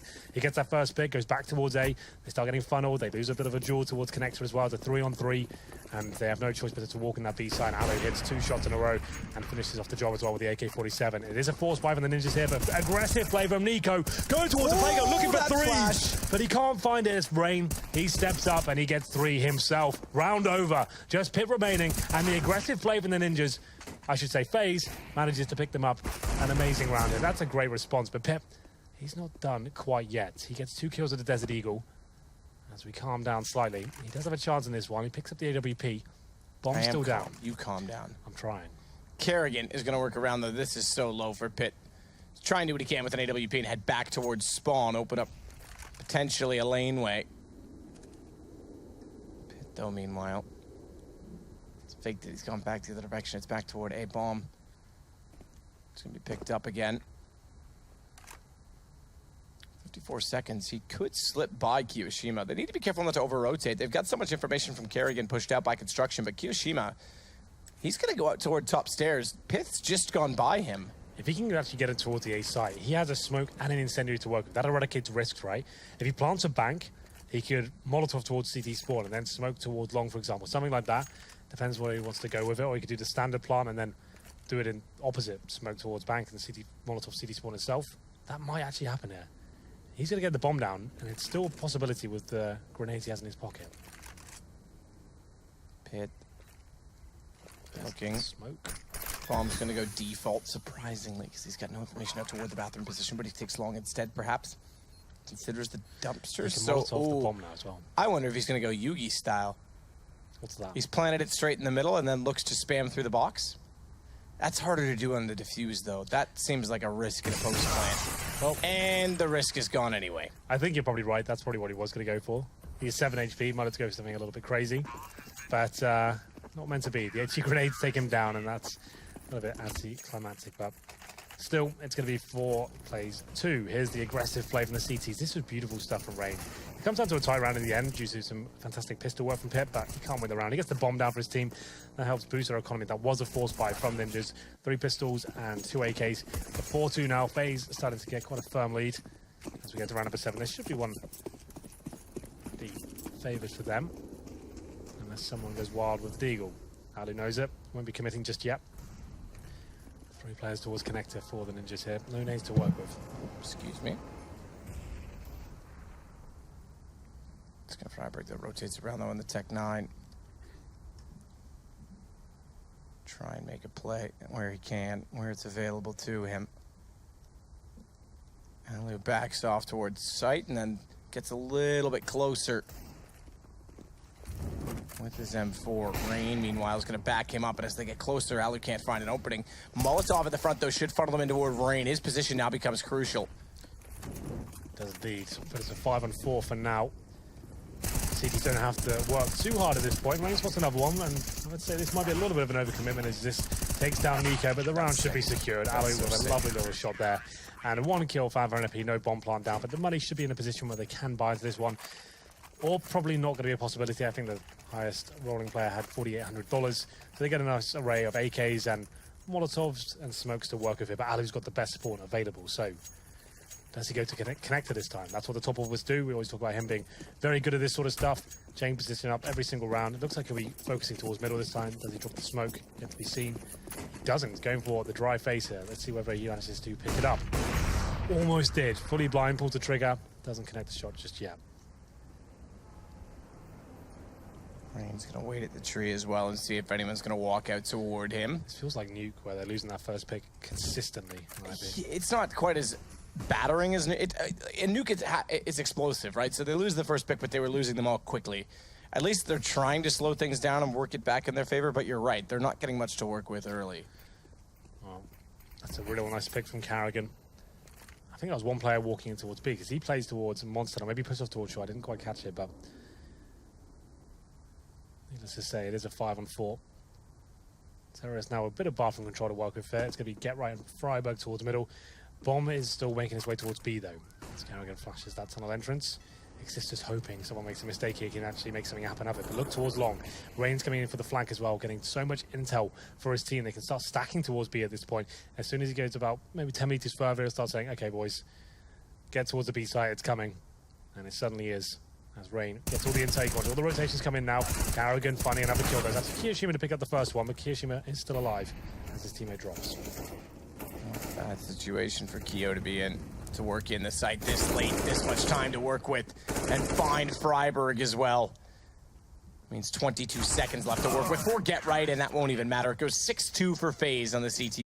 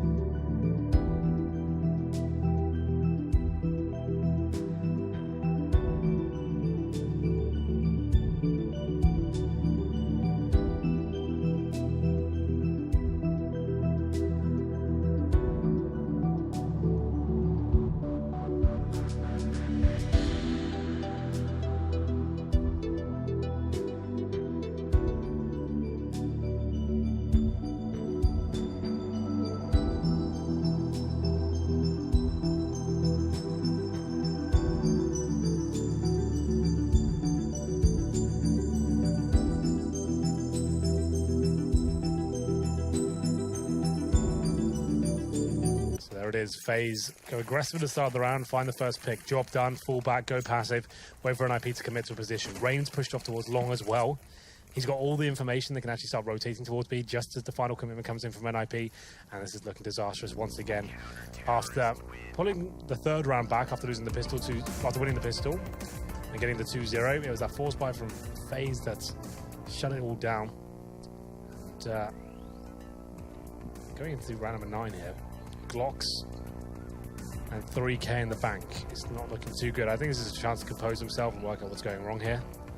A lot. I mean, this goes 0-6. That's not great, is it? That's out of the playoffs at that point. And just to note as well, Mouse Sports just beat North in the first map there. They're currently... What? That means they could actually push through. Yeah, how crazy is that? After losing Nico, they're actually looking better than ever. Teams to the playoffs. That's nuts. And no one thought that team would be able to survive after that. But they're proving us all wrong, and I'm happy to say it. Like, that's really cool. Maybe they feel like there's not so much pressure anymore, and they can just play as a little team and not rely on... A little team. Well, do you know what I mean, though? Like, no, I know. I just the like, choice of adjective. It's just like the fact that they're not having anyone barking them, they can take a few more risks. Like, I've casted one game with theirs since Nico left, and Dennis actually looks pretty good. He's actually taking peeks and not scared of dying for once. Like, he knows if he dies early in a round, he's going to get shouted at by Nico, right? Yep. So he actually looks like a little bit more confident. Chris J coming back as well. I think they have a bit better spirit overall, so that's quite cool to see them beating North. That's a really big result for them, and they're currently top of the table, if I'm not mistaken, after winning that. So yep, they would be. Especially because North was top as well. They were co-top table, I think it was almost tied. I'd have to look. It changes so quickly, so frequently. It's hard to believe we're week 3 already. Yeah, still early days. How many weeks are in total? Like 12 or something? Yeah, it was quite a few. Quite a few. There's no definitive amount. I can't say there's 12 or there's 11 because if there's a carryover amount of games, right? There's an extra week on the calendar in case it's required. As we already know, G2 and Fnatic played each other, and they had one that had to be rescheduled. So it's designed for that type of purpose. But we're back underway. And NIP, we'll see if the timeouts yielded anything beneficial for the fact that they're on Tech 9s. They will smoke off the Molotov. It does minor damage to Get Right. They're going to push through. And by pushing through, they're hoping to catch off Kiyoshima, but he gets one flash. He'll fall down inside of the water position instead, and that brings Kerrigan into the equation. Takes down one, nearly lines up the second. He'll go back and forth again, and then back and forth again, and then dancing around a pole like someone who's being paid, and try and do the damage, and finally Exist will go down to Rain. Well, they tried to go very fast towards B. The Molotov shut them down towards short. They had to delay it slightly there. Kiyoshima had a ton of footsteps coming in. Good flashbangs from NIP, but ultimately only find one kill and no bomb plant. That was a partial buy. They were looking to run number 10 here. They've already taken the pause. So 5 AKs once again. I can't think of a round so far in this series where we've seen NIP with an AWP on either side. Nuke, I can't tell you a single round they had it. I haven't seen it so far in Overpass. So that was a big question going into this one, to be fair. What's NIP going to do with their AWP situation? Those double nades, once again, are quite punishing, but they're still going to commit to this boost. Oh, I saw 2 players! And it's going to be Get Right to pick up that frag. That boost can be very good, but not when the T's are operating that quickly. Rain. Fall away inside of the bathrooms, go into the site instead, and NIP are going to try and beat him down long. Careful, Forest! Careful, Rain. Because Get Right's able to take him down, and Forrest nearly gets a nade pulled out in the wrong moment. It's Kiyoshima, though, that's pulled it back to Get Right. And Freiburg starts to look for the flank. He's got to be very careful of this consideration, this position that he has. And he may have timed this just well enough, because Kerrigan is thinking of it, but doesn't have the information yet that they're committed into the site. When does he elect that he has to go? It's a minute to work with. There's no need for him to overextend. He's got map control by pinching them off, but Freiburg's got a better shot. It's good work by Freiburg there, but still work to do. It's Kiyoshima with 2 kills so far. That plan could be disastrous. No! They knew they opened up. There's a minute. They knew they opened up behind them. They knew Kerrigan was down. As soon as they spotted at Bank, you would have expected Pitt to back off. Instead, he commits to the bomb plant. And it's 4 HP, 13 for Kyo. He has tagged it back. Flash goes out. No, God! Kiyoshima runs out of ammo, goes back and finds it. This is sloppy Counter-Strike, but it's another round for FaZe. What a horrible way to finish it. Oh, God. And there's the round. Similar scenes to what we saw on Nuke. The blunder comes in.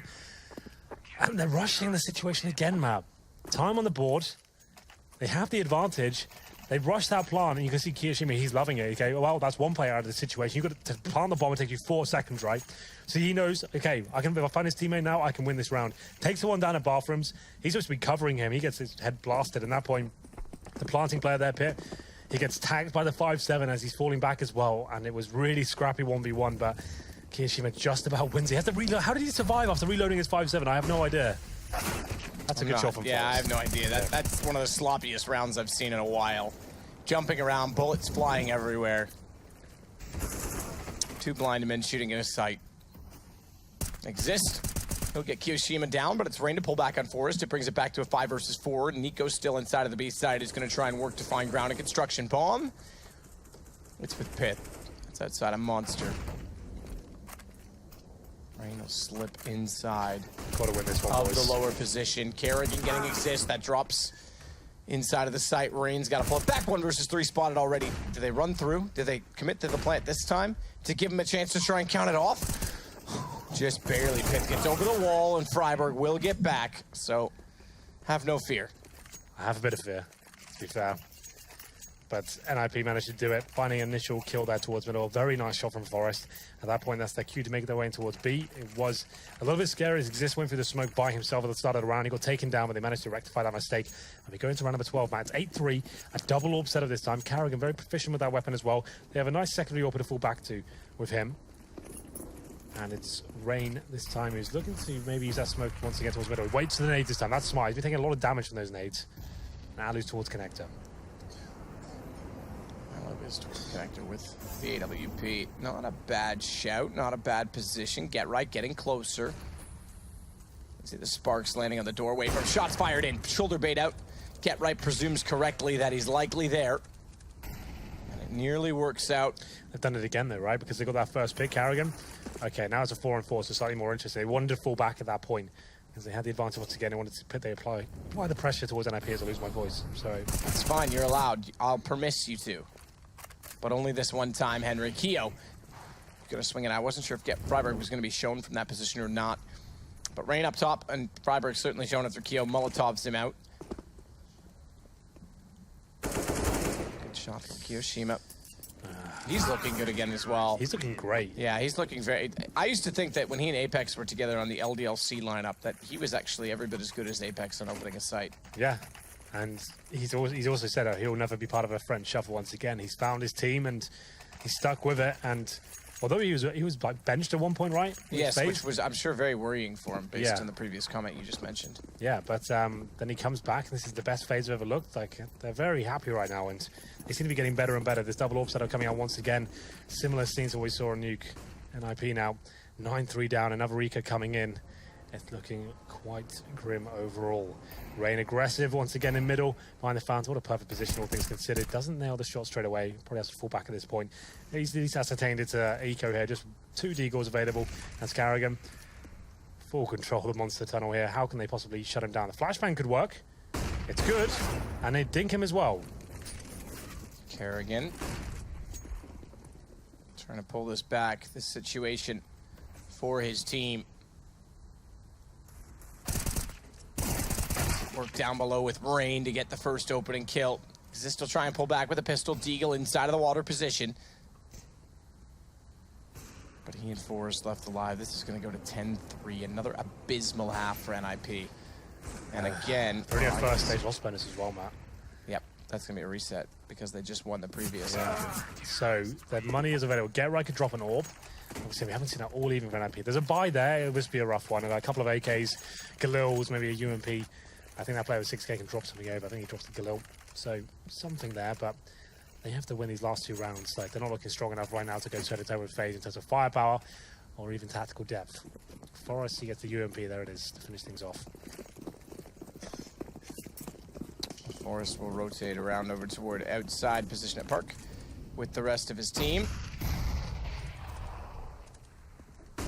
Alu's waiting as well with the aggressive push out from CT spawn, but no one's going to be there this time for him to pick up. He'll have to be a little bit more patient, hold off the position. Pick, meanwhile, is waiting to see if there'll be pushes on the other side of the map. Nip needs to find the opening pick this time, Henry. I'm going to say it. They haven't done it multiple times. They're going to have to this time. Well, in terms of their control right now, Party has been taken over. They go towards long. That's one of the orbs are waiting for them, though. It's going to be Alu playing quite passively here, watching the flower bed. Bomb's still down towards B, though, so this could be a bit of a ruse coming in. Show some presence towards long. Smoke out Alu's vision at the end there, force him back. At that point, get ready to send the bomb towards B. Alu's looking, trying. Low smoke gonna go down. Does land in front of him. It looks like it might go deep for a moment. Rain, though. This is such a good position Just for him to be in. hasn't he? Yep. Just wait. Don't shoot. You already saw 2. Just be careful how much you want to run, though, because he gives himself up quite easily in doing so. He's got to be careful as well because his rotation's going in behind him. But it doesn't even matter. Rain strikes. Down goes Xist. Knows now they're on B, but Kerrigan somehow peculiar enough. A bit of an overcommitment toward Monster. Gets caught. Leaves it to a 3 versus 3, which means the bomb plant can go down. And the rotations aren't in, so we're back to square footing despite Rain's position. Nico gonna get aggressive above the smoke, try and hold off to make sure that if they do peek out, he's ready to strike. But eventually has to commit inside of the site. Forrest will get Kiyoshima. It's an advantage for Nip. They may find another one here, Henry. Should do. Nico's gonna commit to it. Another smoke goes in. Forrest finds him first, but Rain strikes back out. Sneaks in. 1 versus 2. Spots another. Over top of the barrels. It's Forrest down at Freiburg. He's got a kit. He's gonna try and bait him out. He knows he's toward the bags, or does he? Second guesses it. Freiburg commits. Down he goes. And Rain, I think he's just barely got it. I think he's got it. He does indeed. 4 kills. And he's gonna make it 11-3. A 3-on-1 map. He does it again. It looked like it was all done for. He had no time to win that round. He gets 4 kills in total, and it's 11-3. They did so well to get back in their own. Such beautiful CS from FaZe overall. The fact that Ray's back, sacked him like that, didn't go for the kills, allowed Alu to get information, and then funneled him towards B. NIP get himself in a perfect situation. Forrest doing great work with the AWP. 3 versus 1. The round they have to win, and Rain clutches it. Amazing from him, to be fair, but that was so winnable. They just don't give him anything to work with. Just don't challenge at all. Just wait till he touches the bomb. Ooh, Freiburg does open it up at this time for NIP. Get right before the smoke blooms. Will get Keo. They're starting to make some of these rounds closer, though, Henry. I will say that. Okay, something I guess. Stop it. You stop it, man. They can't have 0-6, dude. It has to be 11-4. Still possible with that scoreline. That's possible, but how likely? is it all to be? As Exist gets downed by Nico. It's not the situation they needed, not the next result they were looking for. Nico. Kerrigan inside of the site as well, jumping. That'll be heard by Get Right. But does Get Right call their rotating off because Kerrigan immediately runs toward the stairwell. Bomb is going toward A, and Alu has forced down. A 3 versus 3 with Bomb in front of Bathrooms, 41 seconds remaining. And it's just going to go back to B now. Finally, they make the call, and they've made a lot of poor calls, I think, with information after having Bomb in a situation where it walks into essentially a trap. Cue the Kiyoshima round. Okay, then Kerrigan, what have you got? Flashbang is poor, but will be punished for. I thought he was going to miss the shot there, Kerrigan. He's dropped the bomb now. That's Walden some time as the rotation will come in as well. There's a low HP player in front of them as well. Oh god, this is looking scary, but Get Right pulls the frag back. It's up to Alu now to win the 2 versus 1. The Molotov could deny the plant here. I think it will. Don't think yet. Just barely. Freiburg gets it in. Now that means that Alu's best chance is missed. He's got to go full clutch mode with an M4 to work with, and Get Right's going to hold it off. 11-4, Henry. They get what you said they need. But can they do better? Can they try and pull this back in the second half? Yeah, it's looking pretty bad so far for NIP, 11-4, but they do win their last round. Not over just yet. We'll take a quick break and see whether, once again, can NIP pull it back.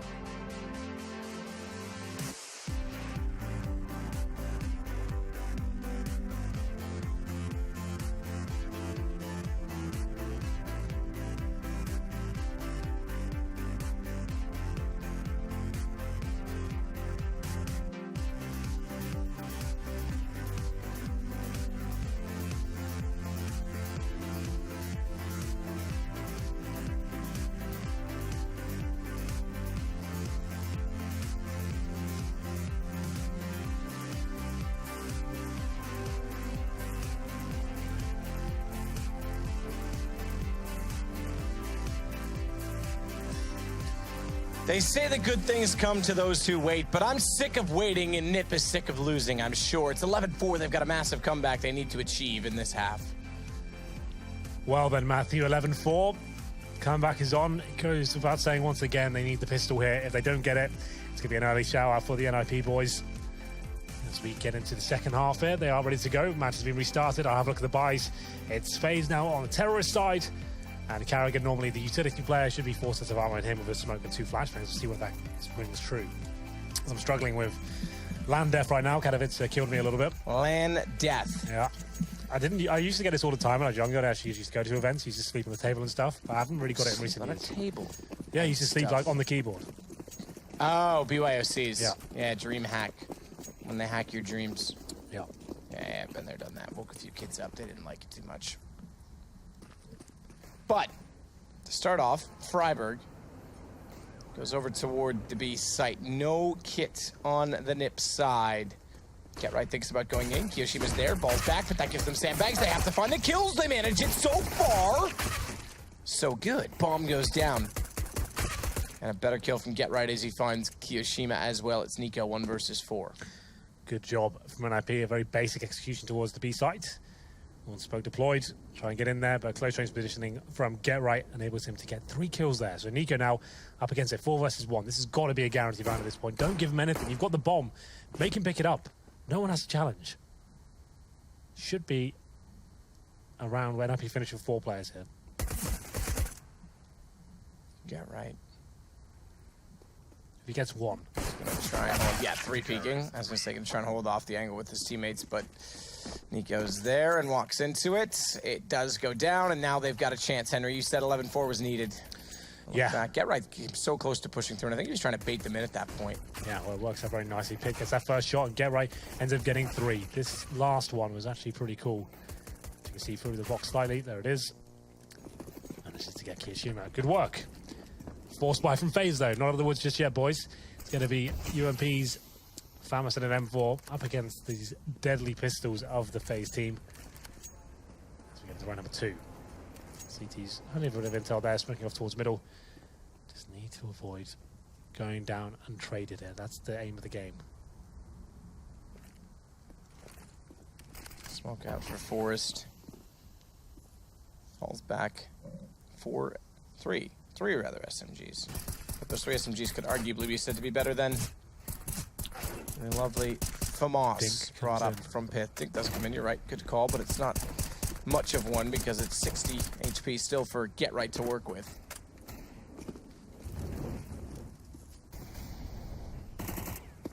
Shots fired back as well. Either way, it's Get Right to find the first kill. Bomb is dropped. And Alu starts to slip in, hopefully undetected. He wants to catch off Exist. He may do. In transition, tries to relocate, can't do it. Tech9, low HP. Yeah. He gets another, but Nips should be able to secure this situation now. In fact, they will. Done. They will indeed. That was a bit scary at points, but Get Right there, getting 4 kills once again. He's got 17 in total, actually playing pretty well at Overpass, considering the scoreline. Same story for Freiburg, though, 6 and 14. But excuse me, round number 3 coming in. This should be the full eco for FaZe Clan. Nothing invested whatsoever. Won't be an AWP available within the next round either. So let's try and get the bomb down this round. If they get that down, that's amazing. But what's the play here? How do you even find a kill with just Glocks and no nades? Well, this goes aggressive toward the park. Let's see what he can find in that position with an M4. Forest as well is hoping to get baited in by the fact that he's backed off. That'll work to find damage and a kill. Drive by, trying to tap because he's running low on ammunition. And Rain gives himself up as tribute, but it is Kiyoshima to get Forest back. And that means problems for Exist because he's overstepped the mark. That's guns picked up. It's 3 versus 3. Low HP for Kiyo. Call it what you will because they can still make a play of this with numbers toward the A site. Thankfully, Get Right's in position and ready for it.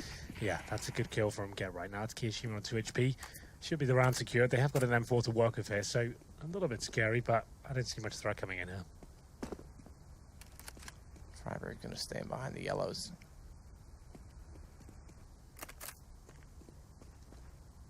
Make do where he can. 2 HP for Kiyoshima. Cops rolling their sirens off in the distance, Henry. They better need an ambulance rather than a cop because they're going to need to heal Alu. He goes down last. It's 11-7. So they are pulling back the 3 standard rounds. Now the first gun. That's the next test. Cross that hurdle. You get 5 in a row. You're at 9-11 and you get a game. Yeah, certainly. Well, FaZe don't have the ult to work with, but Forest does. We've always criticized Pitt on this map, saying he's not really necessarily built for this one. It seems like his decision-making isn't fantastic, especially towards long. Like, he doesn't know whether to be aggressive or passive. It's a mixture of both. And doesn't really work out too well. So it seems Forest is back on opening responsibilities on the CT side at least. This gets towards Connector, but he's going to be challenged as well. Get Roby backing him up, trying to get the aggro from him. It's a nice setup. It's difficult to handle. They Molotov that position, and that's when it becomes a bit of an issue. Perfect position. Pops out, takes the bomb down as well. And this now means a bit of problems for FaZe. Bigger problems as well, because Alu's found this is the gun round, exactly the gun round that NIP needed. Kiyoshima tries to Molotov back toward bathrooms, push them back a little bit further, and hopefully get toward that bomb. But look how hard, it's being babysat right now from NIP. Yeah, 5 on 2. And Kyoshima and Nico should be out as well. A nice crossfire from NIP there as we round over. Just a note as well, Matt, Mouseball's just beat North on Inferno as well. They got to 2-0. Wow. What is going on? That's ridiculous. On Inferno, North's pretty good on that little map. Yep. Do. That's pretty impressive. I have to say that'll certainly shake things up as well because Mousesport's getting a great start that they had with Nico. If they continue on with that and they make the playoffs, it's one other team that's going to be chomping at the bit trying to find their way to a better position in the season, undoubtedly. Well, Nico now finds one kill, but that should be all he gets as Pip takes him down there. And there it is, 4-0 for NIP. They're slowly getting back into this one map. And we have a game on our hands potentially here. It's 11-8, and they can't really buy into this round. They do get maximum loss minutes next round, so probably a possibility.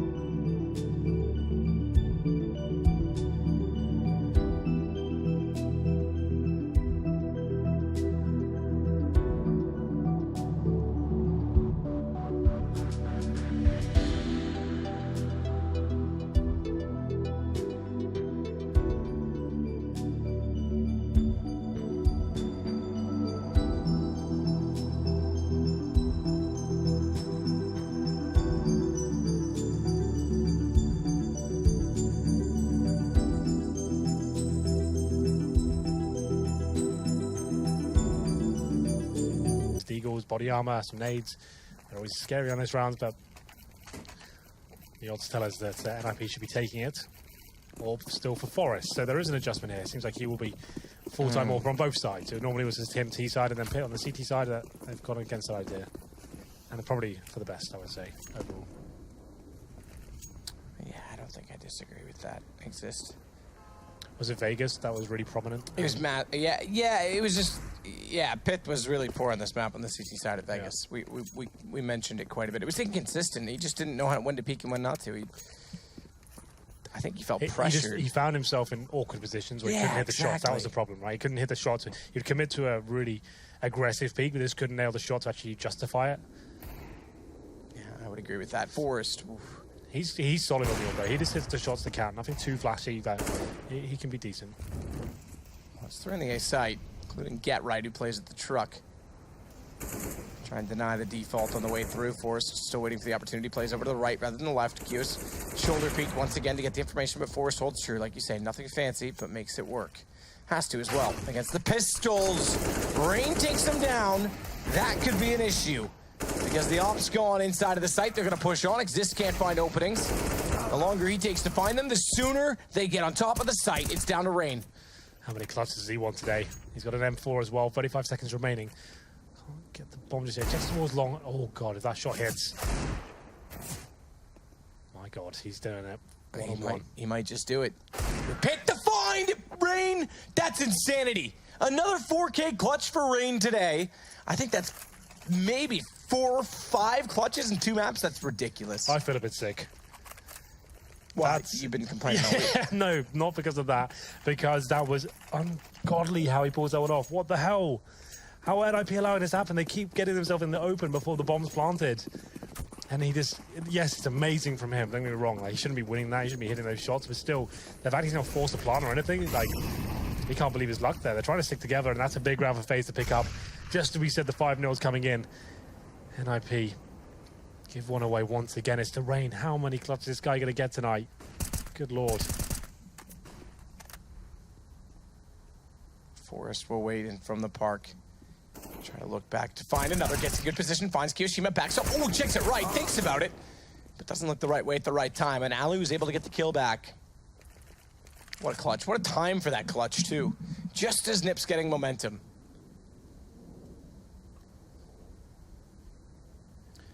Indeed. You could make a frag montage with Rain's 2 maps here alone. Like, he's been... Do it, then. I might do tonight. That'll be on my little project. Windows Movie Maker. I was going to say, yep. Yeah. Get the old classic in there. Yeah. But round number 6 and no utility left for NIP. You can see they've got the rifle, sure, but only 2 flashbangs to work with. FaZe, on the other hand, they've got 3 smokes, a Molotov, and flashbangs to work with. And in terms of the situation, a 4-on-4 favors the terrorists, and they were going towards B here. A smoke from Carrigan. Smokes off the CT entrance. As you can see it flying in right now, one towards Heaven as well. But there's a boost coming in. Freiburg, he has to deliver here. This is their only chance to really defend this. This boost is good. It's a nice idea. Okay, dead. Dead indeed. But look at Pitt to walk in, smoke down, smoke off in front. Oh, save, Chad is saying. Right. Chad has been saved by Jesus, apparently. Smoke in front of him. Pitt going to try and walk back out. Plywood, they boost up as well. This is good position for Nico. Man advantage flash in. Does he find him in time? Certainly will. And it's down to Get Right in Pitt. This could be 13th round for FaZe. What a remarkable storyline that would be, considering... I mean, not so much for them. We expect them to play well, but considering the situation for NIP and Mouse Sports picking up those wins, the whole table's on its head. Nico's going to find Pitt. That's done. Get Right's gone to save. Well, that is the money gone for NIP. They save 1 weapon here, but it's 13-8. With 1 weapon in hand, they probably have to force into this round. And God, it all comes from a Rain clutch once again, doesn't it? It's looking like they're getting back into it, but what the hell was this? This last Eagle shot as well, I think it's against Pitt as well. He's having a rough game. He seems to be the last player alive in all of these clutches and gets punished once more. Rain's stats is coming up there. He's currently on 24 kills and 13 deaths. If you've got him in your fantasy team, congratulations. You've just made about 1,000 points. Yeah, exactly. I was thinking about him too. Damn it. I got all of G2, and that did not work. Yeah, you're in last place. Yep. How does that feel? Really bad. Thanks for asking. Well, Jason's beating me, so that feels awful. Last place, though. We can't have North American talent beating us, Henry. Well, they didn't force. Okay, they're going to use that. I thought with the M-Force there, they just go all in. But they're going to take a save here. So let's get right goes wild. He has been playing well so far. Should be 14 in favor of FaZe, and they're going very slow and methodically right now. 1 player towards long.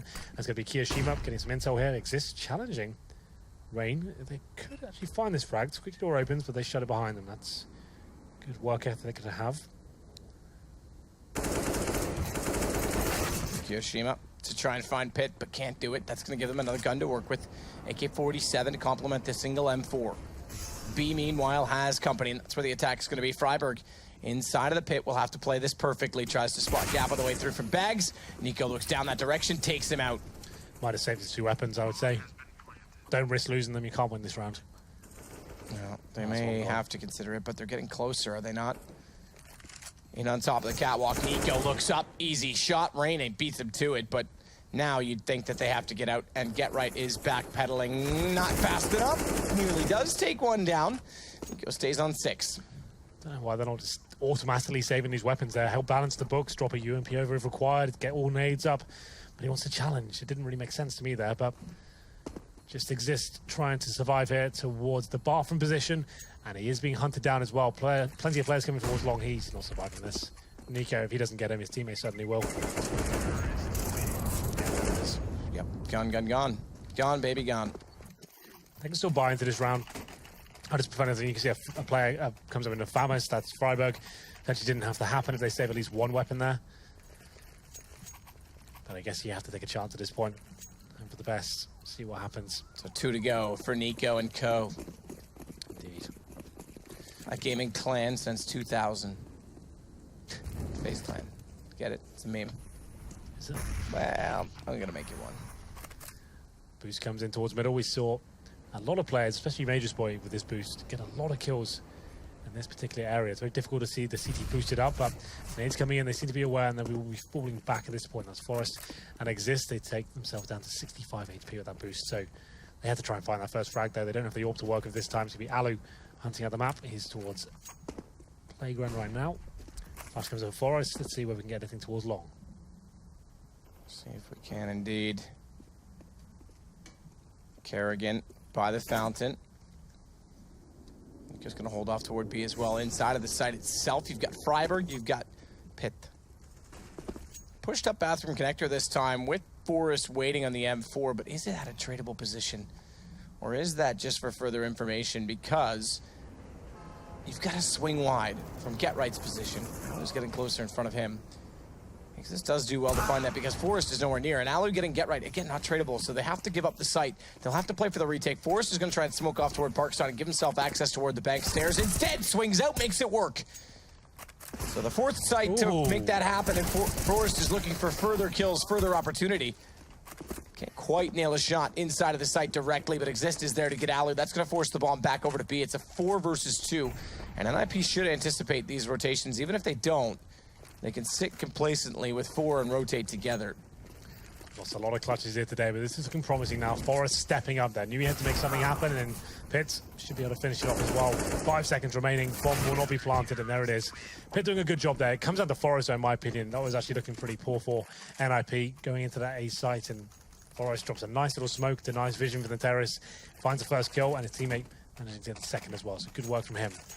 Still money available, though, for the FaZe clan, and 2 rounds separate them from getting the 2-0. Excuse me, this evening. Well, that's the thing, 2 rounds. That's all it takes at this point in time. They've got an op-out on Alu this time around. You'd expect they'll capitalize with that at some point to make good work of a situation, to make light work of the situation. You want to use a whole magazine of bullets from an AK when you can use one from an op. Well, never mind, that's why, because they walk in, blinded off. Freiberg and Pitt go down the entry they need. Smoke to cover off Forest is the only kill back. He's going to try for more. He's downed as well, and what's Exist's call? Well, they've got no money and $1,400 next round. Save the M4. You're not going to do anything. Even if you find 3 kills, it doesn't really mean that much. No, it means nothing. So let's just save the gun, shall we? Okay, well, gives his position away. To be fair, no one's going to trade that, so he's okay for now. So at least gives himself $300 to work with, but I know exactly where he is now. They will be hunting as well. You see Kirishima coming from middle. They want to take him down. They know what this means. They get him down, which they will. It means $1,400 for each player. So Get Right, 2K. Pitt, $1,500. Forest, less than 3. Exist and Freiberg, 3K each. And there's the replay just flashing in. Freiberg is completely wrecked by that. Pitt can't even back him up. And it seems they've adjusted that B-side slightly. We talked about Exist and Freiberg being that tag team combo usually. Yep. And maybe they've had to readdress things because Pitt's AWP situation wasn't really working out for them. Yeah, that's the problem. And that becomes an inherent problem, right? Like, an inherent problem in the fact that the one good thing you had going. Yeah, well, you're compromising, constantly compromising. That doesn't work. Yeah. Well, that said, Nico makes it work. He finds 2 inside of the water. Get Right's going to wrap around. It's Kerrigan to find him, and that's going to be the game. Forest and Exist, both on scouts. But the scouts' honor may not be enough for them to do anything. It's down to 1 remaining. They know where Forest is. Forest will keep this going for us a little bit, try and get the shooting gallery going for the sake of statistics, but no reason to do so because statistics are this. Nips 0-6. 0-6. That's unbelievable. Overpass, we thought they could kind of pick themselves up after Nuke, but it's just more of the same. Couldn't really ever get rolling. FaZe running away with it. 11-4 in that first half. NIP had a little flourish there in the second, but unfortunately just can't pick up a victory here in Pro League. This is looking very unlikely they'll get to the finals here. And FaZe can continue their dominance, Matt. Can't really take much away from them. Rain especially, how many clutches did he win today? He was influential in these beatdowns of NIP. Absolutely unreal. He actually was so sick. Very impressive. The fact that he's fragging and Nico is looking the way he is on FaZe, I think they're the team to watch right now. We'll see if that's what the desks thinks. Jason, I hope your outro's better tonight. Well, now he's made me nervous. Now he's made me entirely alert. Now he's ruined everything. Oh, I didn't have anything prepared either. Yeah, this is now a winless NIP. You could hear the pain in Henry's voice. Yeah. Really what we just saw with those 2 maps against FaZe is that they just couldn't put a complete game together. They had They had a couple halves in there where you could see they had some ideas they could get back into it, but like they just never give themselves a chance, really. I think, like they said, you know, when Rain's putting on a show and NIP have front row tickets, they're not going to have a good time. That was so rough. That 1-on-3 is just unreal, and that's the thing with NIP at the moment, is that you can't drop those rounds, because some of the other rounds do look good. It looks like you are doing some very good things in these other rounds, but you have too many of those heartbreaks where you lose these post-plant clutches. You can't expect to win matches at this level doing that. Yeah, for sure. And the thing I addressed tactically with NIP's unorthodox default, they didn't do it once.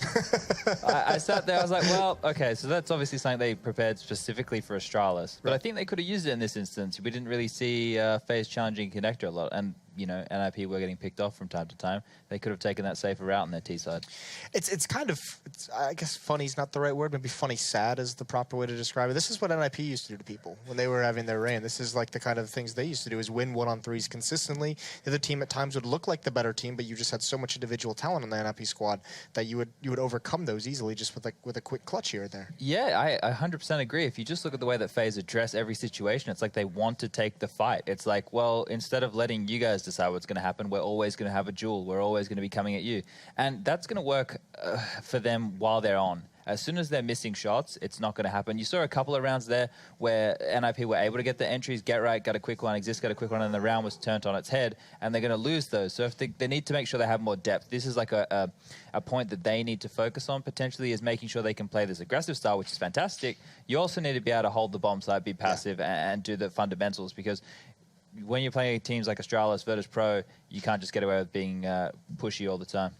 Yeah, and now as well, this is just the nightmare situation on NIP. I know I've had this list all day long. I'm going to pick it up again. Cool. NIP's next games are next is Virtus.pro is up next. So, yeah, VP online, but at the other side of the coin, doesn't get very much easier. Still one of the teams you'd put in the top 3. Yeah, for sure. So VP are doing much better this season than last season online. Seems like they're taking things a little bit more seriously, or they're just having more luck with the online as it's going. But struggle town for NIP going forwards. Yeah, and as well for Envy earlier today, you can see if you missed the opening 2 games, 16-6 for Na'Vi on Inferno, 16-12 on Train. NIP, we just watched them lose 2 on the B stream. Some definite surprises over there. Well, Hellraisers beating Kingwin on Train isn't too big. Kingwin beating Hellraisers on Cash. But then the big one is Mouse Sports going 2-0 over North tonight. Even without Nico, Oscar's in. Dennis had a pair of big games. And you can see they're still firmly in control of this season. Isn't that insane? You know, Nico's given these guys a springboard into first place, and they're running with it right now. Dennis, like you said, having amazing performances over 2 maps. Oscar was fantastic before this change happened. We always know Lau, you know, he's a pretty solid player as well. Seems like this Mouse Sports is coming into its own, and it's great to see them develop this way, and they're not completely dilapidated from Nico leaving the squad. Well, NIP and G2, 1 win between those 2 teams. The legendary NIP and the super team of G2 that just formed out of the second French Revolution. Also interesting to note is North and Astralis sitting just outside the playoff picture at 7 and 8. You don't imagine that's going to continue, but Fnatic at 10th, they've got to pick up the pace as well. So some very, very big names still not in that top 6. We'll have to see what happens as the season winds down. Stay tuned as well, because there is more matches from the North American region that's going to be taking place pretty soon here. SK is going to take on Luminosity, and then following that up is going to be Optic versus NRG. A lot of Brazilians tonight in NA. There's a Brazilian derby, and Peacemaker is stepping in for Hiko, who is not available to play the matches for whatever reason. Yeah, we'll see how much Zeus wanted to play again for a while. We'll see if Peacemaker gets that itch back after the games today. Yeah, that is that's going to be it, I think. And yeah, stay tuned for those NA games. Definitely stick around. Some exciting stuff over there. We'll see what Optic is going to head up and go do. But for us, that's it. Not just for tonight, but for the week. It's been a great time. We'll see if next week NIP can come refreshed, get their first win on the board. But until then, have a good weekend.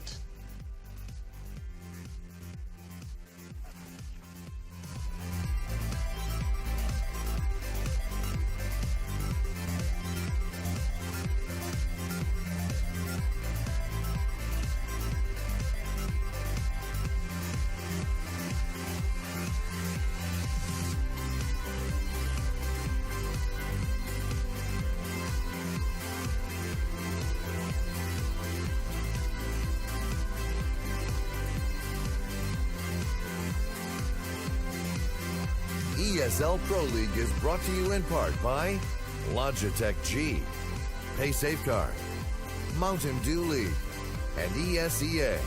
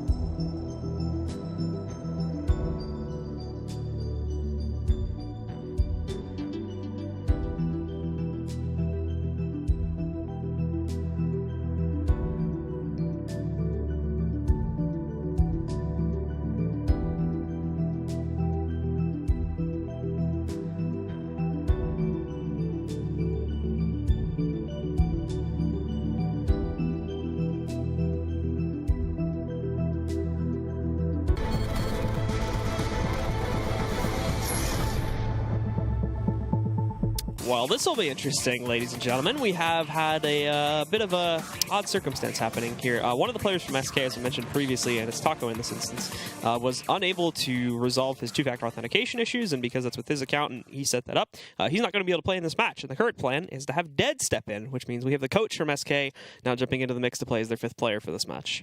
And this is when they really miss Zeus. Situations like this, like, oh man. Just had him jump in. Yeah. Well, I mean, it's unfortunate. I don't know exactly, what the issue is. But I mean, obviously I think this levels the playing field, not just a little bit, but a lot. I don't know how experienced that is in just CSGO in general. I mean, I know he's their manager. I cannot imagine he plays too much or too often, Yeah. So I have no idea. Maybe he's an ex-pro or something and he won't be too bad, but I have no idea about his history. Yeah, we'll have to see basically how he fares off. He's going to be jumping right into the fire here against LG. And we were talking earlier about how, these country versus country matchups tend to be rather interesting due to the familiarity of the play styles between players here. And now, again, it's been leveled out, as you said, even more so now that they have to play with their coach. And LG coming into this one, this might propel them forward and allow for a bit of an upset. I mean, I used to have to play with stand-ins at times, and we usually played a little bit more loosely on like CT side, actively looking for picks and things like that. Kind of everybody taking it upon themselves to maybe just be a little bit more aggressive and a little bit more loose so that you can make up for that. So we'll see if SK, maybe takes a little bit more peaks than they normally, do to try to make it 4v5 and alleviate that. But LG does a 5 drop strat right off the bat. And they're going directly through to the window. Coldzera is able to hold that back off, though. 1 for him. Showtime able to trade. Coldzera tags in for 1 more, but it's all Showtime. And Yell now picking up those kills. They leave it into a 3v2. Good news is SK is fast on this one, and Furt didn't really get to see a whole lot of that from Long A, so he is still going to have his position there. And we'll also have Dead shifting his way back in through the site connector itself. But LG up on the site now, putting the bomb onto the ground. And Furt starting to go hunting here, but there's not a whole lot visible. LG have put themselves in nice hiding spots here. And as we can see, Yell was up on Heaven a moment ago. I think Dead heard him drop back down. The problem being is he's still going to have to deal with PKL sitting back over there by the barrel. So already 1 getting knocked out first, sneaks in, grabs a headshot, looking for 1 more, but not able to spot PKL. And he finishes things off with both kills for the retake and allows for LG to control the pistol. Yeah, and I think this would make a great YouTube video. Like, we find out what Dead rank is, and we're like, MG2 in pro game. DMG in pro game. What would the preview image be? I don't know. You got to make it as clickbait as possible. Yeah, I know. That's what it is, right? Hopefully, if Dead's like a silver, that would be if it's like silver 1 in pro game. Huge image of the rank. Views. Yeah. Well, LG are going to spread out again into a pretty standard default here in the second round. SK, again, buying into upgrades a little bit here, but nothing too crazy. Phelps and Coldzera just buy up armor behind theirs. Dead doesn't pick up anything at all. Fallen only goes for a P250 purchase, and then Fur, working with the shotgun, is going to be playing by the broken wall there to counter out a fast play from LG if they do try to move in to take direct control here towards B. That's a pretty aggressive angle by him. Sometimes people made this, so you tend to see him play a little bit more to the left, maybe. So Fur getting very aggressive. Not surprised none of those shots connected at all. Decides to just kind of play the broken wall a little bit more aggressively than I thought you might have. But he's kind of there by himself. So, there's 2 players towards drop, 2 players towards A. Dead goes down very quickly. Still 1 sitting in suicide, however, but they spot him out and knock him out as well. That's Fallen gone down, and that's essentially going to be an open path up to the A-bomb site. Coldzera is trying to wrap back in, but he is going to be found in the open in a moment here and already tagged on a 22. Showtime just has to locate him. Phelps did manage to sneak in a kill as Destiny had tried to go in towards drop there and sneak in and basically just cut off both the remaining players on rotate, but was unsuccessful in that regard. However, no one really going over to pick up his gun, I don't believe. Phelps is the one that picked up that kill. Yeah, he's going to go for it now. Back to get it. That's where, the Mag 7 is so good when they actually can, hit your spot, and you could, battle somebody maybe one-on-one, or somebody peeks, you hit them, then you hide, peek again, right? But it's just so bad on the rotate. I mean, it's like the most brutal thing ever when you're rotating with a Mag 7. So, although it's a great weapon, and it has its spots where it's extremely effective at, on the rotate, especially on Cobble too, because there's, if you're trying to rotate A there, what close angle can you try to get a kill at? What are you going to jump out Heaven and hope they're below you? Even then, you're probably not even going to get the kill, even if they are. Any other angle, it's just so far away. So you're better off saving just like they did and just trying to keep it for the next round. So LG do get to push through that one pretty swiftly. A 2-0 beginning for them. for the guys over here on SK. We've got one more save more than likely for them before they are going to be able to go for the big investment. Let's see again here. PKL, I'll probably believe it, around 4 or 5 kills already here, sitting at 4 currently, just leading the way as LG kind of just mop things up in that second round. And it's almost an identical buy heading into the third round here for SK. As they still have that shotgun on Fur, a couple upgraded pistols, a lot less armor. Phelps still sitting with his, but he also has the I'm very surprised he drops the CZ to dead instead of Fallen, and Fallen just keeps the USB. So that's very surprising to see. Hopefulness for him to be able to frag back out here as LG a little bit more direct this time towards the broken wall. However, they also have nades for Fur. 40 damage. CSGO nades. They were all like within like maybe 6 inches of him too. It's just so weird how the CSGO nades work sometimes. Sometimes I think it's just about to blow somebody up, and then, you know, spots like that, I would think that would have done a lot more damage, but he's still in a good spot, man. I mean, this Mag 7 is really dangerous to go up against. Yeah, and LG are still posturing up to try and push towards this in a moment, too. They have 2 other players sitting above drop right now, getting ready to execute there. However, they are shifting back, so a tad of uncertainty here since they didn't get that kill with those nades. They are, however, also moving PKL back in from those B halls, so he should be joining them in a second, just being cautious at the flank. So Fur, you're going to have your time to party out with this shotgun in a second, and we'll see if he can make any connections. The flashbang is a miss, and it also flashes a lot of them, but a second one does hit. They haven't seen him, though, but thankfully Yell saves the day. Phelps trading out 2 more, though, as he rolls in, and Dead is also going to be able to find a kill here with this CZ. Phelps picking up an additional kill, and they're almost in upset potential here. PKL now alone in a 1v3. Nade goes deep. It is actually going to connect onto Dead and fully finish him off. Still a lot more work to be done, and he almost looks away and ends his own life there as Coldzera gets great timing on the peek out.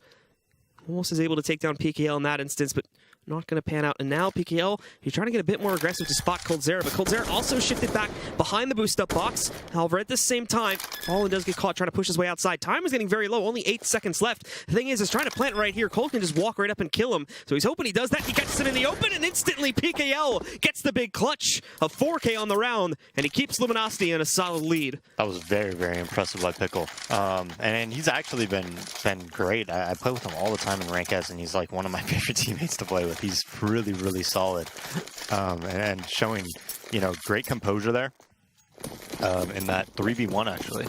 So that was a must-win round for them. I think if they ended up losing that, it would have really helped SK a lot. And Dead actually picking up the secondary op. So Dead's an opper, man. And immediately into the double op setup, more importantly here too. They don't wait until the 6th round to try and utilize that. They go right for it, which is very heavily going to limit their utility. But so far, it seems to have worked out. Fallen grabbing a first kill. They try to push up ramp. Fur is also waiting over here at the cubby to the left side of the ramp push up. He finds 1 kill before getting traded out by PKL. So we end up in the 4v3. And also, everyone from SK is here. So the plan from LG is botched. If they still go for this, they'll find themselves dead on the ground pretty quickly. So they do have to fall back and run the timer at least a little bit. Or, of course, they do have the option to fall completely back and try to wrap it towards the other site. Yeah, and that rotate came so fast. So LG very smartly slows it down, and look what happens. Phelps and Dead both go back towards B side. And now Fallen and Cold are still in the site together, but it makes it a much more manageable situation. They can get a clean gun battle and kill somebody. You know, maybe they could take the site and win this round. Yeah, they are just slowly pushing back in to apply that pressure. Yell goes to the peak, just barely gets the kill. He's left with 14 HP, but nonetheless, he does strike against Cold. Problem being, if he pushes out directly from this the alleyway area here, he is probably going to get himself knocked out pretty quickly. In fact, it's Phelps from the other side that finishes the job. Good news is PKL still impacting. He's found himself into the rat hole hallway now, so as he pushes himself in, he takes down Phelps. The Molotov against Fallen is really good too. Look at how much damage it's done. He's also trying to watch out for the position of one of these T's. Nice shot from him. Tries to hop out of the way, but it won't pan out. And now it's down to a 1v1. And look who's finding all this impact again. It's PKL already on 3 kills. The potential to have 2 4Ks in a row from round to round here. For right now, just focusing on getting that bomb onto the ground. The timing on this wrap and Dead was perfect, but the problem is now he's going directly into it, but still lines up the headshot, and again, the clutch, this time in a 1v1. PKL does it, and look at him, 12-0, 4 rounds in. Telling you, man, PKL is no joke. Another incredible round. And LG played that so smartly. They didn't force anything when the rotate came. They made them rotate back into respecting drop and respecting B. And then finally they come through and they push through connector. They time it very, very well. Like, that was really good communication. You see, as soon as the kills came down, they slowed it down. They waited. They made sure that their teammates, you know, used all their utility to the best possible that they could with that molly in the backside. They knew Fallen was there. Nobody just ran into him and died. That was like a very impressively played 3v4. Well, Fallen is trying to go out here and tag a few of the players from LG. He already actually has done some decent damage to PKL there, bringing him down to 60. But no frags to be found, and with him getting a little bit lower, maybe too adventurous to continue to go for this. So as we saw there, he fell back, regrouped closer with his teammates towards A. The big stack from SK is, again, mainly forming here around B, as they actually only left Fallen, and he's still being rather adventurous, too, still peeking into that new connector there. But the main focus of action still happening on the B-bomb site. LG really just pressuring it, tossing a few nades into the site, but definitely not committing to it. In fact, the bomb and quite a few of the players are now shifting away from those B halls and starting to push towards long A and mid connector. Yeah, we'll see what they decide to do. You know, Showtime has a lot of information at the A halls, so I think they're going to go back and bring bomb over there. And if they do, it's definitely the right call. Destiny over at B, though. But after this, Showtime gets a nice kill on the Fallen. And this is not a battle you want to take if you're Destiny. Yeah, Destiny's trying to find Fur, but also Destiny's sitting at like 0-4, something like that too, so he doesn't have the best track record so far. The Molotov, though, will force him to go up the steps, and that is where Destiny will finally impact. Also looking for a second kill, but he gets dinked by Dead. It'll just safely fall back behind the boost-up box. Coldzera maybe joining him in a second, but no, actually, they catch Coldzera looking around, then Yell switches over to the P250. One taps to finish off Dead, but look at that from Phelps. He killed Yell through the body of SHZ, and then finished SHZ off as well before getting traded out to give LG the round. That was a little bit scary there. I think if Dead was able to get one and Cole get one there, Phelps might have been able to win that round because nobody was checking Coop in that scenario, especially after Fallen died. But yeah, nice job by Phelps to even get those 2 kills. And now SK on another buy, they do another double op setup, so Dead on another op towards B. The power here and Dead. He was about to get aggro, man. He isn't afraid. So he was about to go directly up and try to take the shot within the first like 5 to 10 seconds of the round there, but hopefully that gets held back due to this heavy stack of players and obviously the Molotov that got in his way there. Even so, that would have been very risky considering just how many people from LG are already positioned outside here. 3 stacked up, and they've even boosted Yell up on top. So if anyone does try to go for that stairs peek, it's probably not going to end too well for them. Doesn't seem to be the case, however. And SK beyond that early aggression are still set up, and basically what you expect the CTs to do here.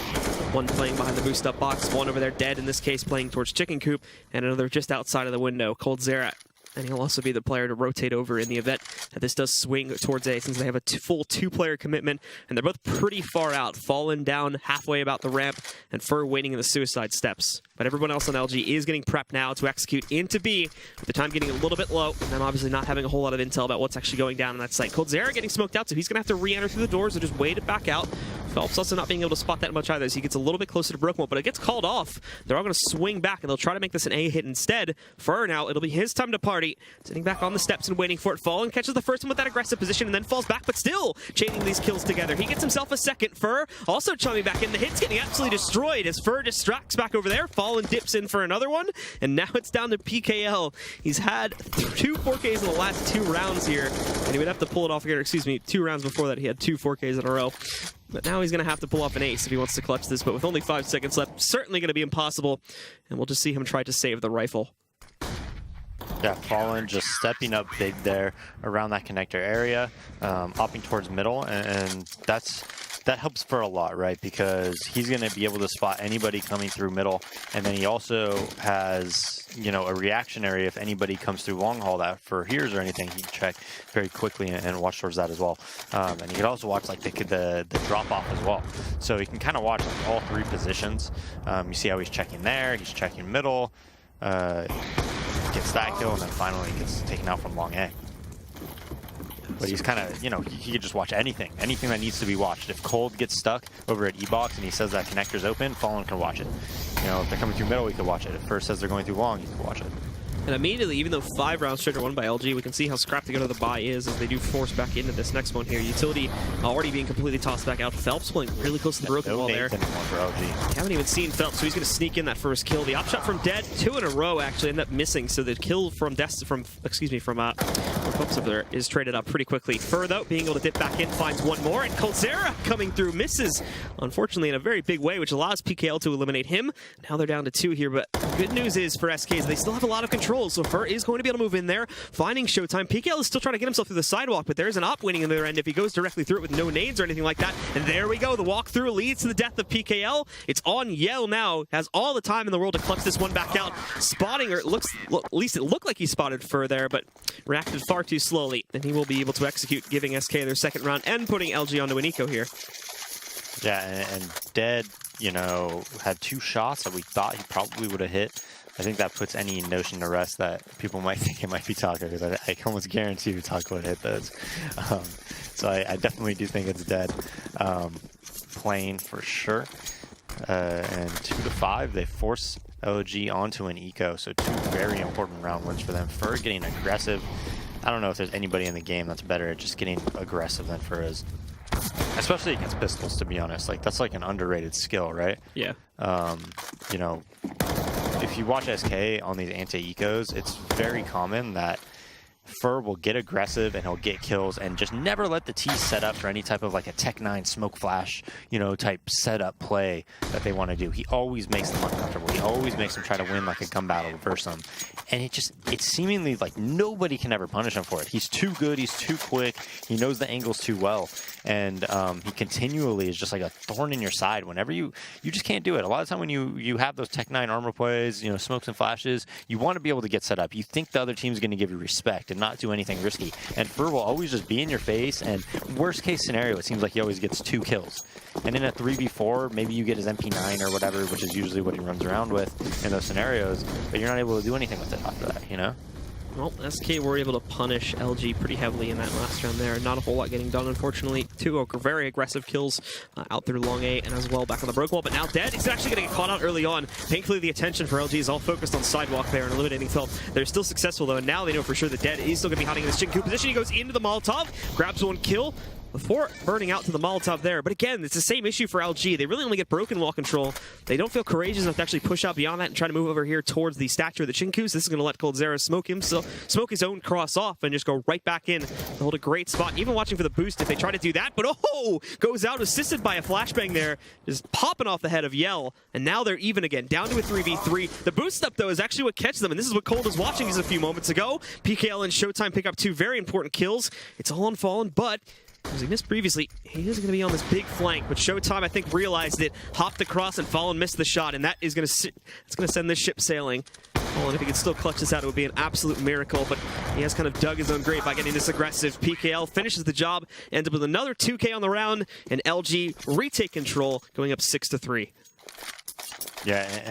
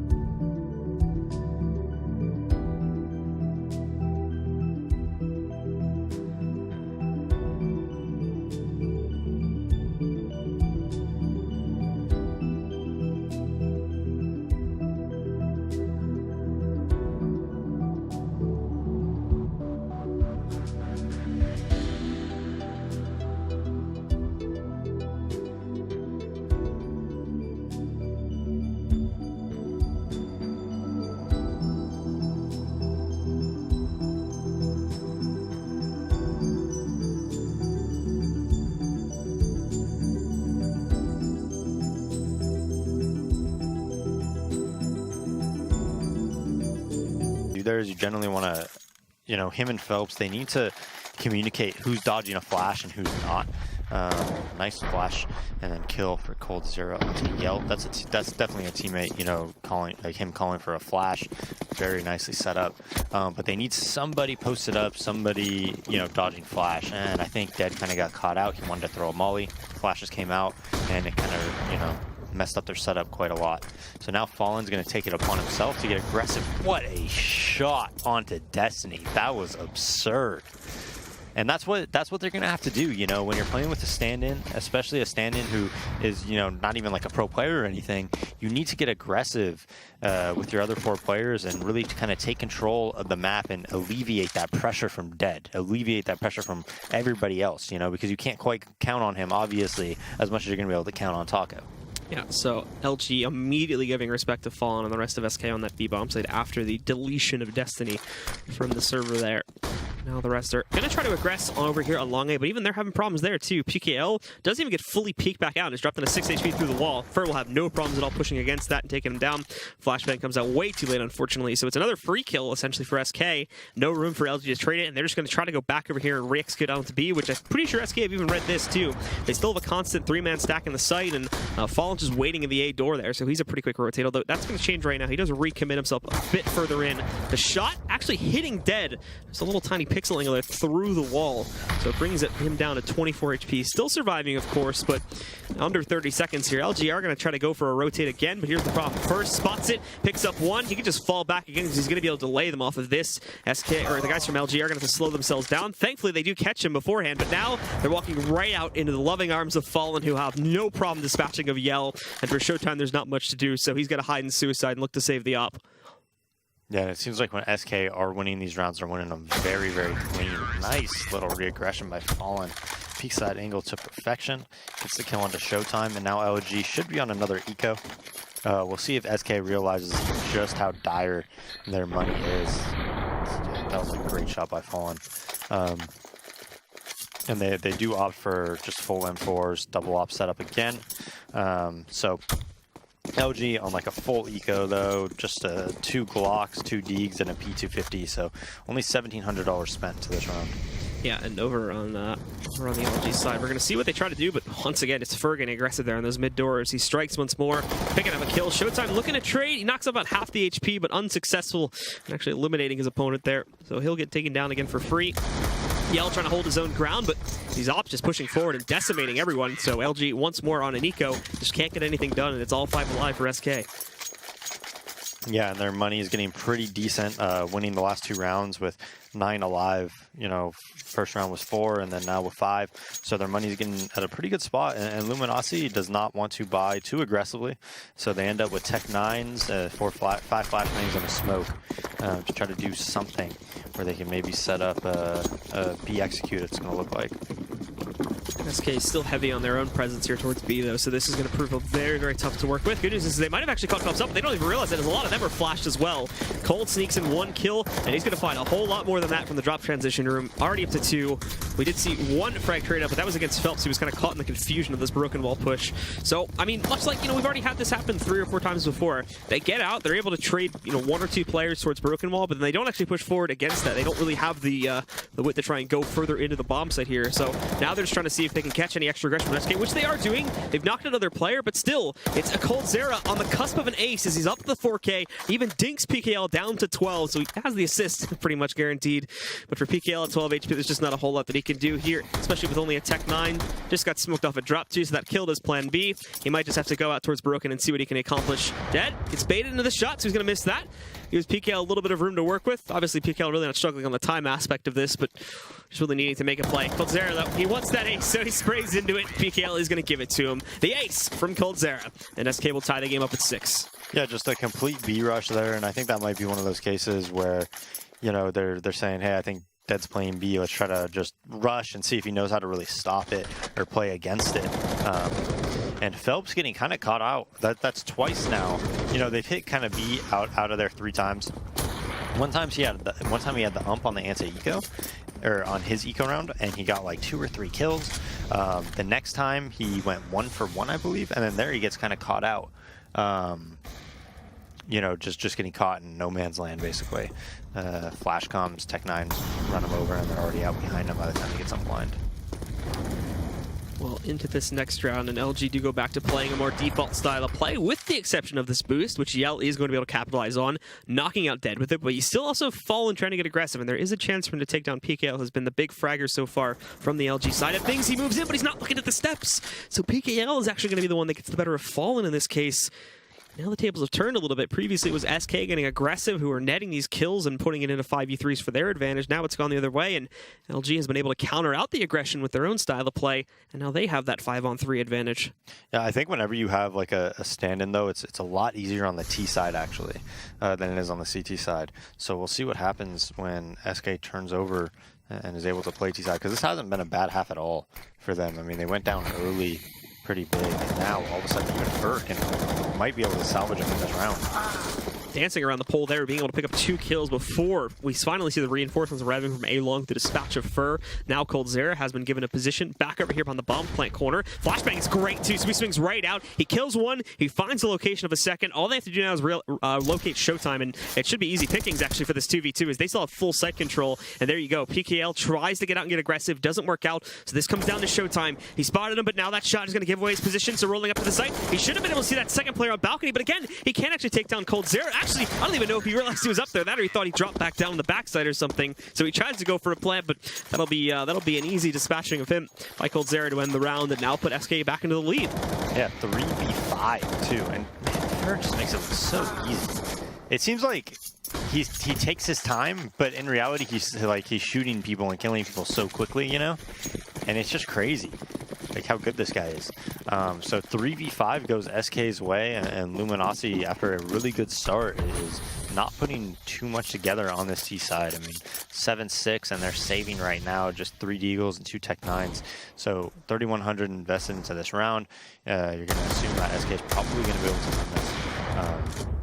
Fallen holding middle, Fur kind of a long haul, just holding his spot. coldzera in the drop room. Used all his nades already, but right now Phelps is being stuck in the flowers, so Dead's going to kind of shoot and bait for him, and then if they do come out B, look for him to try to get like a big spray down and get 2 or 3 kills.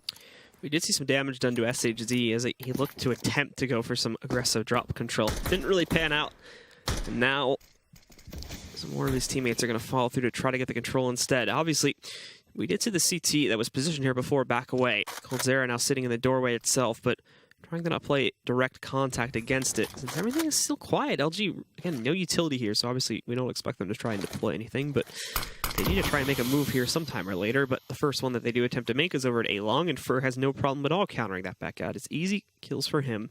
He'll be able to take down PKL, as he's been relatively unsuccessful actually in the past few rounds of trying to get aggressive over here. Now, though, as they're below 30 seconds, they are going to try to aggress out when this smoke starts to fade, but Phelps sees it just as it's going away there. Picks up 2, knocked out by Destiny, but the damage already being done. Now coldzera wraps back into the site, and they still have Dead to deal with in Chicken Coop. He'll be the one that seals the deal and allows for SK to push up towards 8 here, going into the final round.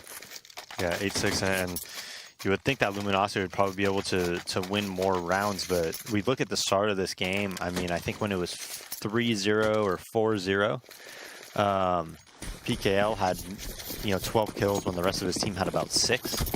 So I mean, even now, just like looking at how... Yeah, so when we look at like how they were winning rounds, right, a lot of it was on the back of PKL doing like pretty miraculous things, right? Yeah. And now that, you can't rely on that, obviously, right? That's not going to happen all the time, especially against a team like SK.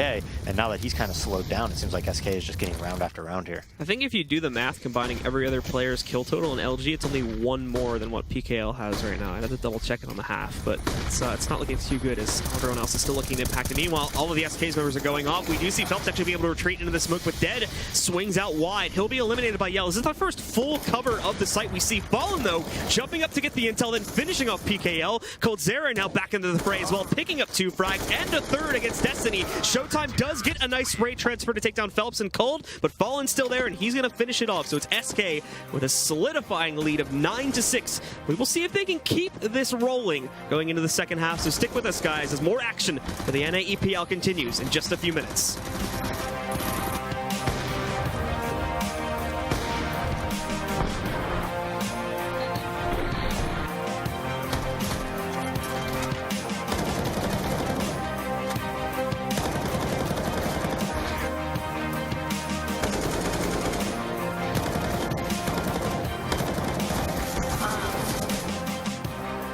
ESL Pro League is brought to you in part by Logitech G, Pay Safeguard, Mountain Dew League, and ESEA.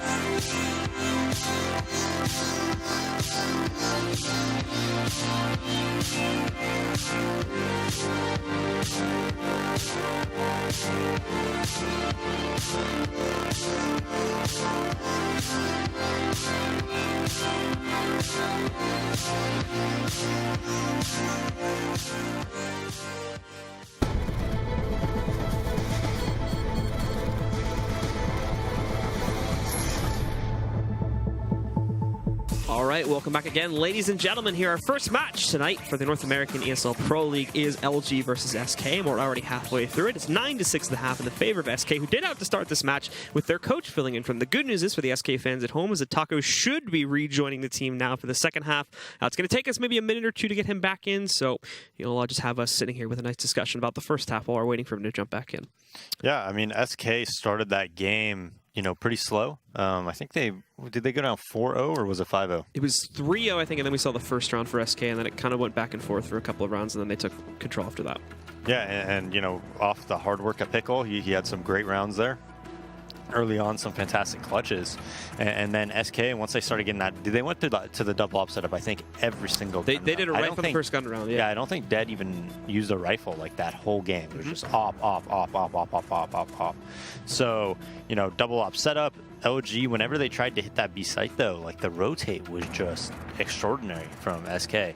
They over-rotated very, very quickly, and even though a lot of the time they were able to kill Dead, like early on, I think one time he got one kill when they executed, and then died after that.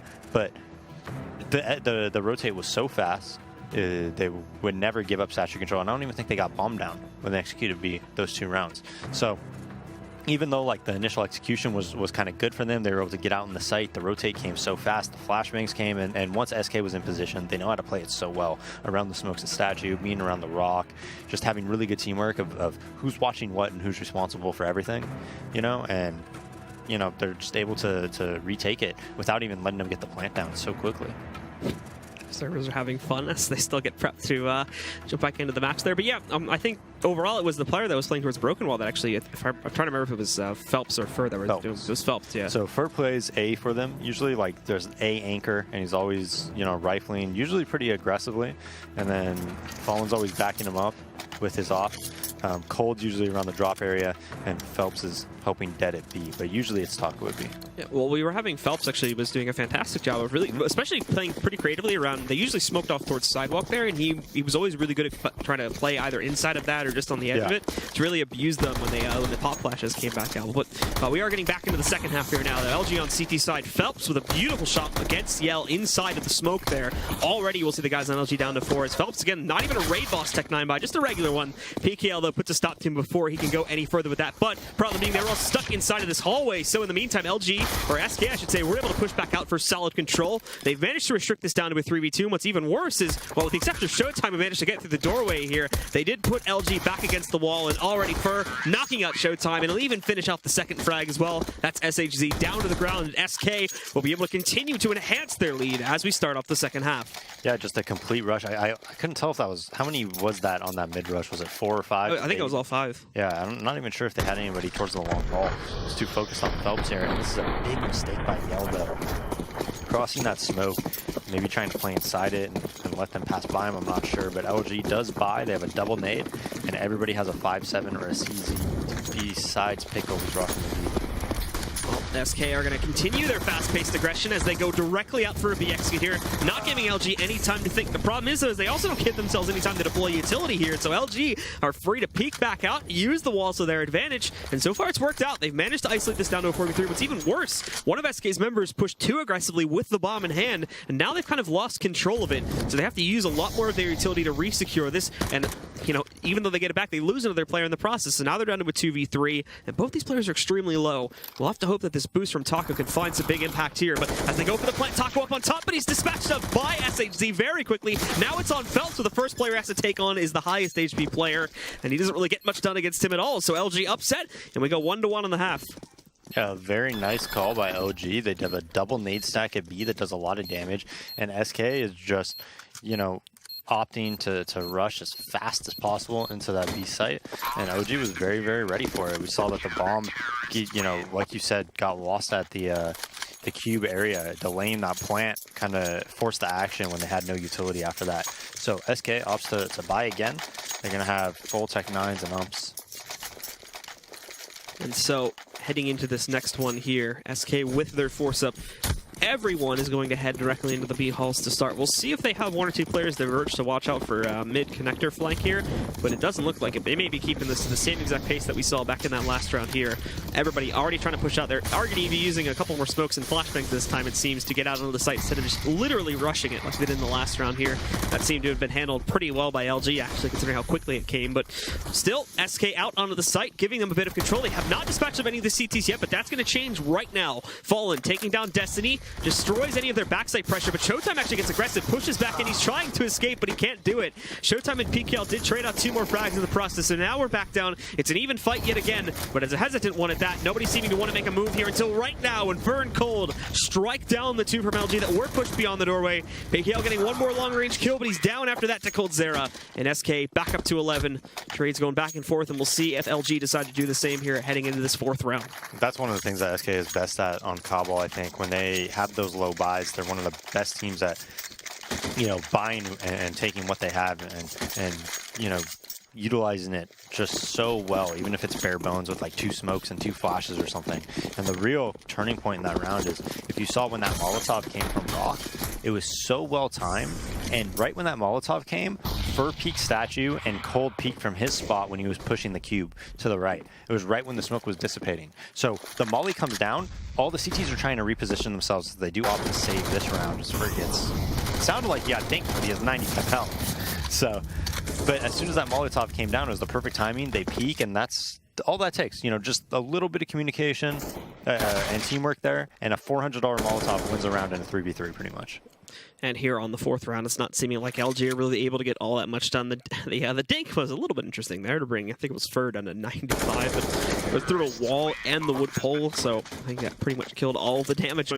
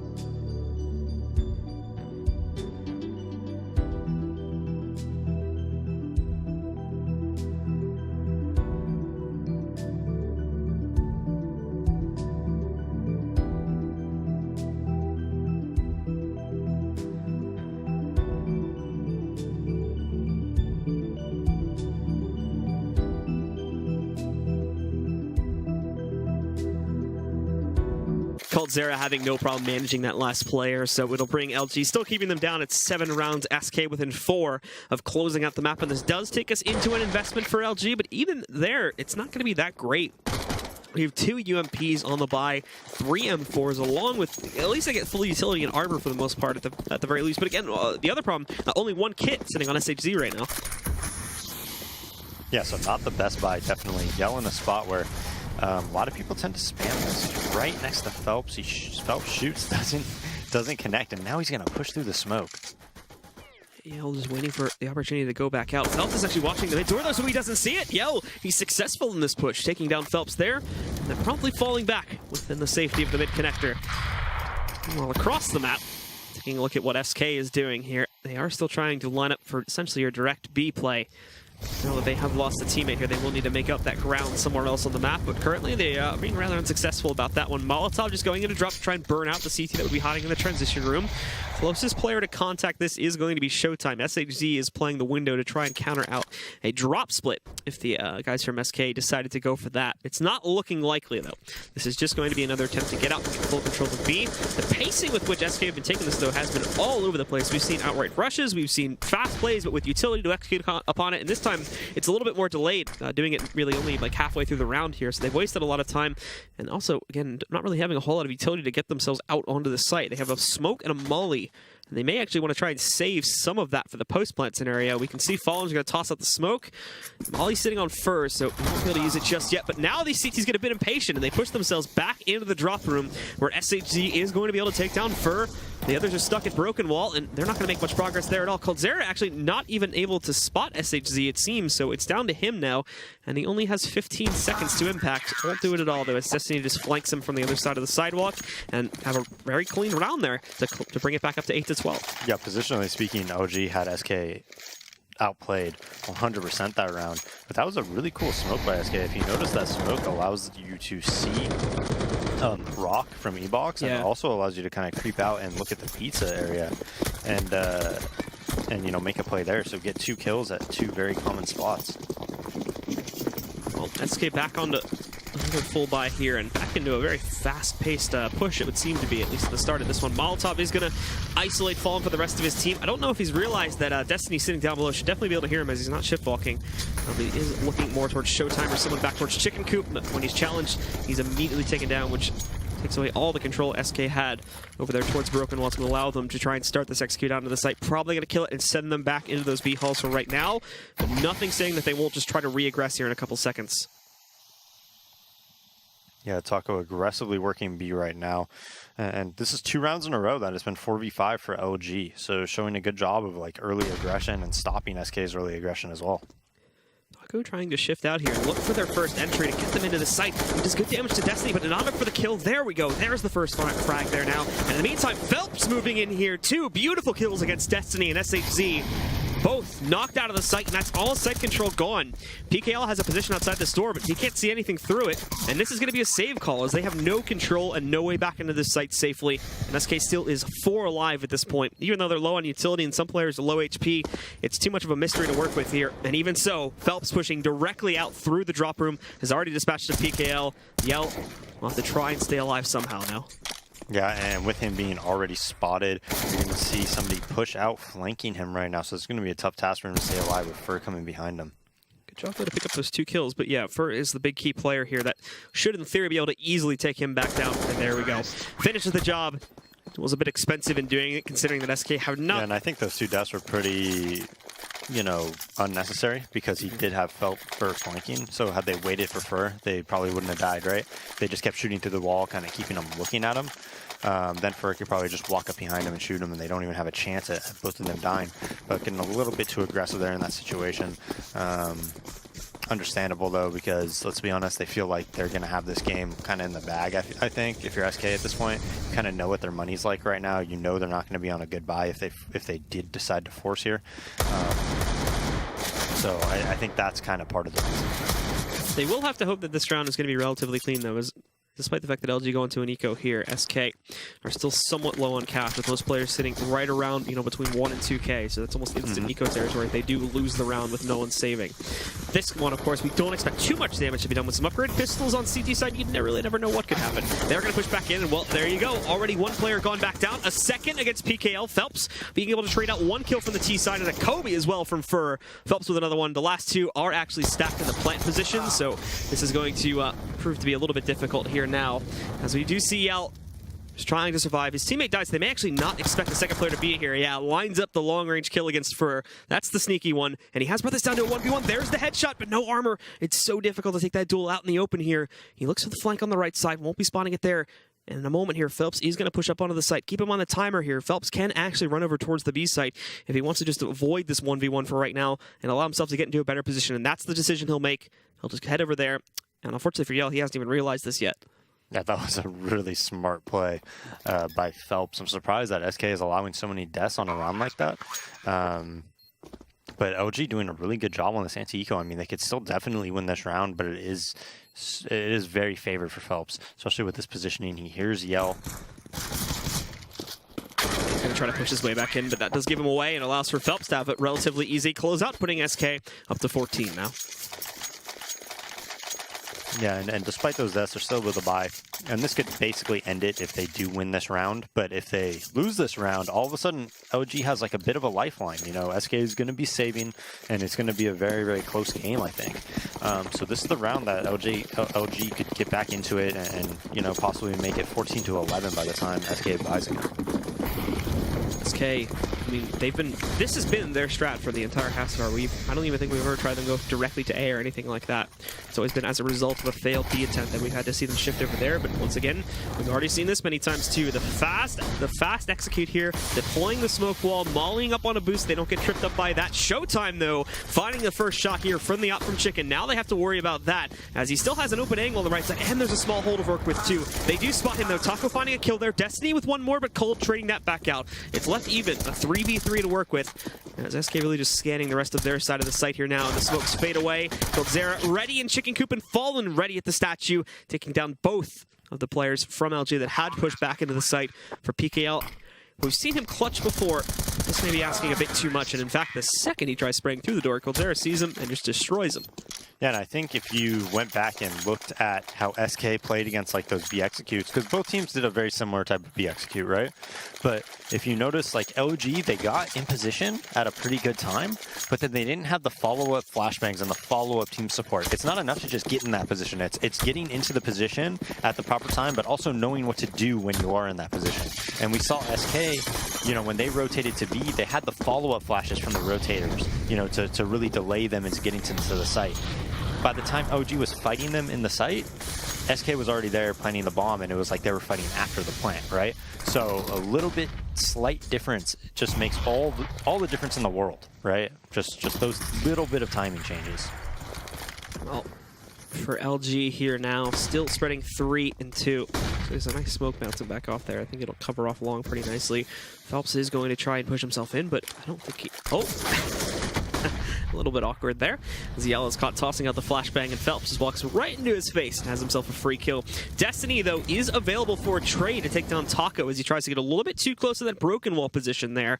So up close, we'll see things brought back down to a 4v4, but there's no coverage on the CT ramp or even on the A bomb site right now. They have PKL here in the general vicinity, but he's pushed back out. He will be able to catch Fallen there. Unaware of what's happening, but now they do know that that position is there, and really this is just a big hot mess across the map here. Phelps now being spotted out by SHZ. He's only going to get 1 kill before Showtime trades him out. So all this effort for SK really leads to nothing, unfortunately, as LG essentially still have full control of the map. Yeah, they do, but you know they still only have a 5-7 and an ump. Showtime's the only one with an AK, and they're going up against Fern Cold, who are pretty tough opponents. They're kind of giving up the plant a little bit at B, so they're going to basically play retake on it and for catches Showtime, throwing a flashbang. So they're going to be able to get bombed down and play post plant in a 2v2 scenario at this B site. Even catches Destiny trying to push a little bit too quickly there through the B door as the smoke just plumed out. Eliminate him, and PKL, he's already been seen too, so it looks like they're just going to double peek this, handle it very, very nicely, and that will be it, ladies and gentlemen. SK, the old dogs do shine through, true and true, as they take things 16-8 as the final scoreline here on map number 1. Yeah, and I think SK just kind of bullied him a bit. That's like bully strike, when you're playing very, very fast paced, a lot of like straight up executes and things like that, where you're really just early round, you know, just getting in their face and whatnot. And we see SK has both play styles. You know, sometimes they do this, and a lot of time they do this in the online pro league. And then a lot of the time they'll go to LAN and they'll be super slowed down. Everything will be at the last 25 seconds. But we saw the complete opposite of that here as they just dismantle LG, even with the first half playing with a manager. All right, well, to break down the first map, let's send it back over to the analysis desk. Stunna, take it away. Thank you, Blue. Thank you, Dazed. Quite the matchup we just had there. Obviously started off pretty quick in terms of the first half. A little bit of asterisk in that first half, though. We did have Dead in there playing for Taco. Yeah. And then when Taco joins the server after halftime, it's pretty much a throttle. Yeah, things kind of took a turn for the worse if you're Luminosity as soon as Taco rejoined the server. Probably to be expected, of course. Dead not being, hasn't been playing, I guess, at a high level since 2011. That's the last time we saw him pretty much shooting heads. So I guess we can excuse him for not having the greatest performance ever. I think Fallen was even having some fun with it in all chats, typing to his teammates. I've got the quote here. Quote from Fallen: "Dead is so useless." Yeah. So, no love lost between those, of course. Still, absolutely not. Still friends. But yeah, obviously that was going to be the olive branch that Luminosity had to have a good first half and hopefully have Dead play the second half as well. Didn't come to fruition, so SK kind of do what we expected them to do and trounced them completely. We're going to take a look at round 20, and this is a round where we saw LG and Yell specifically kind of do something a little unorthodox, kind of like turn the heat up and try something new. Let's take a look at round 20 right now. Walk us through it, Vendetta. Yeah, the cool thing is obviously we talked time and time again about how hard it is to do something as a CT to make it uncomfortable for T sides to just straight up do a 5-man execute. And here Yell is actually going to do something that Fur has done a ton of times, which is hide behind this smoke and get out into position outside in T mid. He's also going to be able to find Phelps as a sense of that, and already you're playing off a 5v4 advantage, which is massive for them. That allows for them to already have a 4-man stack towards this B bomb site later on when the eventual execute comes from SK, and that's the kind of advantage you need if you're Luminosity, if you want to have any sort of chance at fighting back versus this SK lineup. So as the execute comes through, Luminosity are going to get aggressive on drop, takes out Fur, and 3 men with not a lot of utility left on SK side don't really stand a chance with an already set defense from Luminosity. No, I mean, absolutely. By this point, we're looking at a 12-7 scoreline, right? Obviously about to be 12-8, yeah. 12-8. So, like, at this point, they're obviously already in a hole. They're in a deficit. They see Taco join the server. Who knows what that does to a mentality or if that changes. Yeah, I mean, you're probably going to play with just a little bit more confidence there. With the manager standing in and playing rather than, Taco, and you have this world-class lineup now in full force.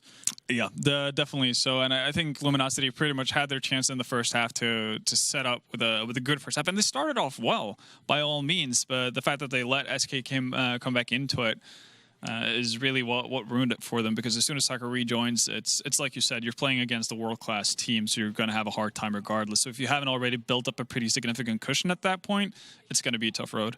Okay, well, we did just see SK take Cobble 16-8, and when we come back, we're going to see if Luminosity can bring them the heat on Cash.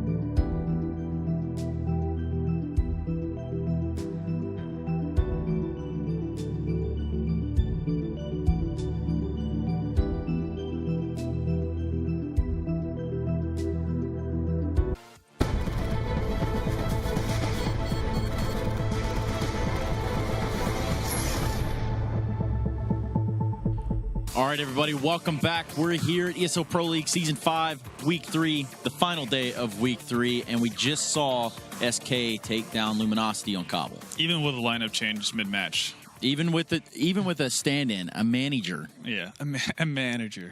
I've already heard that one before. That's weird. Yeah, I don't know. Like, it'll probably come to us eventually. Well, look, we're going to get into cash now. All right, and obviously this one might fare a little bit different for either side, or are we going to see a lot of the same storyline? I think it's going to be a lot of the same in that sense. What's worse for Luminosity is that Taco's going to be playing from the get-go in this matchup, which I definitely don't think is going to be any sort of help to them. The problem is obviously when you go up against a team that is just on most bases better than you, you're going to have an issue, especially with the map pool as well. So you don't really have that ace up your sleeve when you're playing a top-tier team because they're going to be well-versed on pretty much everything. And that's really the issue we run into now. So even though Cash might not be SK's staple in terms of their go-to pick in that sense, it's still going to be stronger than Luminosity's. No, absolutely. And I guess to take a look at the Luminosity side of things here on Cash, we've got Eric DeBear Stromberg standing by. Eric, what do you got for us, man? Woo! Thank you, Stunna. And we're going to take a look at Luminosity versus CLG on Cash. As you can see right here, CLG is going to play a very aggressive B setup as Luminosity is doing a standard kind of default, sitting back, waiting around. And as you can see, CLG gets a kill right off the bat. Now, this prompts CLG like, hey, we pushed B. We made a lot of noise. You guys shouldn't go here, right? So they're going to stack 1B eventually. Hayes going to fall back. And then, but Luminosity, they got that mind game going on. They're going to come back to B. They're like, no, we don't buy this. We don't buy that you guys are actually B. We're going to work it slow, take our time. As CLG is stacking 3 people A and 1 person middle, I don't know why you want to do that on a 5-on-4. Just play conservative. You don't have to overcompensate for anything. As you can see, they just walk into B, easy kill from Destiny, and CLG ends up having to save the round because they over-rotated too early. LG read that off the bat, and they just took B. Just one person, 4 and 5. So CLG lost a round more than LG won. I don't know. Who knows? But LG did a great job on reading the play, hitting it home, and winning the round. Back to you, Stunna. Thanks, Eric. All right, real quick, give me a prediction going into this one. It's not going to be a surprising one, but I'm going to go with the SK taking Cash as well. I'm personally shocked that you picked SK in this I'm here to throw curveballs. All right. Yep. Well, let's see if Luminosity can do it here on Cash. Standing by to take the action to you are Blue and Dazed. All right, yeah, thank you very much. I believe we're pretty much going to echo the same sentiments as the desks there, with SK having a pretty good chance to just sweep through this one as well. I mean, they're definitely the better team, but if Luminosity has a chance on a map, I don't think it would have been Cobble. I think it would be Cash. SK vetoed Cash for the longest time. They're just now trying to play it because, I think they probably want to keep banning Nuke after losing to Cloud9, because it used to be Cash. That was their ban. Then they tried playing Nuke. Then they said, hey, we suck at this. And then they started banning Nuke and then playing Cash. So they're kind of going back and forth, right? Luminosity is a pretty good Cash team as well. So we'll see. I think if Luminosity could beat them on any map, I think it would be Cash. So this is going to be their best opportunity. This is going to be their best chance to take out, one of the best teams in the world. Yeah, absolutely. Certainly an upset for them to increase their record. They're probably going to be one of those teams that's fighting towards the very end of their top 6, which will more likely end up being the ones that qualify for the LAN. I would think so. It's crazy because if you would have asked me just 3-4 months ago, I would have said, no way could Luminosity even battle for top 6. No way. But because there's so many teams that I think they should be able to beat pretty consistently. Yeah. I think they're going to have an over 500 record. And I think they could possibly compete for it. We'll see. It's so top heavy in the ESL Pro League right now. Well, the NA landscape is just so unstable at the moment, too. I mean, you have like Cloud9 and Liquid as pretty, stable entities, but now, with Optic losing Stanislaw and, all this drama going on, they have kind of fallen off where they were previously, for the best at the end of the year, and then there's really no one else below them that can compete among that triangle there. But the improvement that LG has had in the past, 4 months or so has been, very good. They have come from, a good Premier team, if one of the best Premier teams. They didn't even, I think they placed 3rd in Premier, right? 3rd, 4th or something like that, to becoming middle of the pack pro team. Yeah. That's a pretty huge leap, from, battling teams like Rush into now being, you know, maybe like battling for like 9th to 6th spot in Pro League. So their improvement has been great. Well, immediately at the start of this one, actually, they're going to lose Destiny. Although they did good damage to Phelps on his initial push, it was Fur that swung back in directly into this garage to battle the members of LG that managed to pick up a kill there. So now after that, it's left into the 4v5, and they are just going to try to sneak over here towards B and go for an all-in execute. Worked out great at the start, but the problem is now they're going to have trouble getting up onto the platform itself. SK still holds good control here. One of the T's cross over here towards the T room, but now he's going to have to go back in. That's a great headshot on the Phelps, but it's not going to mean anything as Taco immediately trades him back out, and SK do close out the round. Yeah, and they, you know, SK had a great setup to stop that. They already had that player in Heaven being Phelps. There's no smoke going down there. And one of the reasons he is Heaven there is because he has about 30 HP. So, you know, you could play Heaven, you could play a nice headshot angle, not really have to worry about your health being too low. He's able to impact the round while they're hitting B and getting that kill. And then Cold in the site is just, you know, I think he's going to end up, if they start playing Cash, just from the limited time that I've seen him play it, as SK takes a very fast aim main control, Fur getting pushed up right away, super close. I think people are going to start talking about, you know, Cold being one of the best anchors at the end. Well, PKL actually does catch the trade on the Fur here, although he was set up really well to actually get a triple kill. Unfortunately, just gets kind of one-dig by PKL, so he'll find himself dead there. Reapplication of Molotov is going to come in from Taco, though, so it is going to hold LG outside of the site for right now, unless they all want to try to funnel through Squeaky, which probably not going to see that. Taco, though, still playing close, and after this molly again, you can see Yell and the others really trying to upset with these deagles.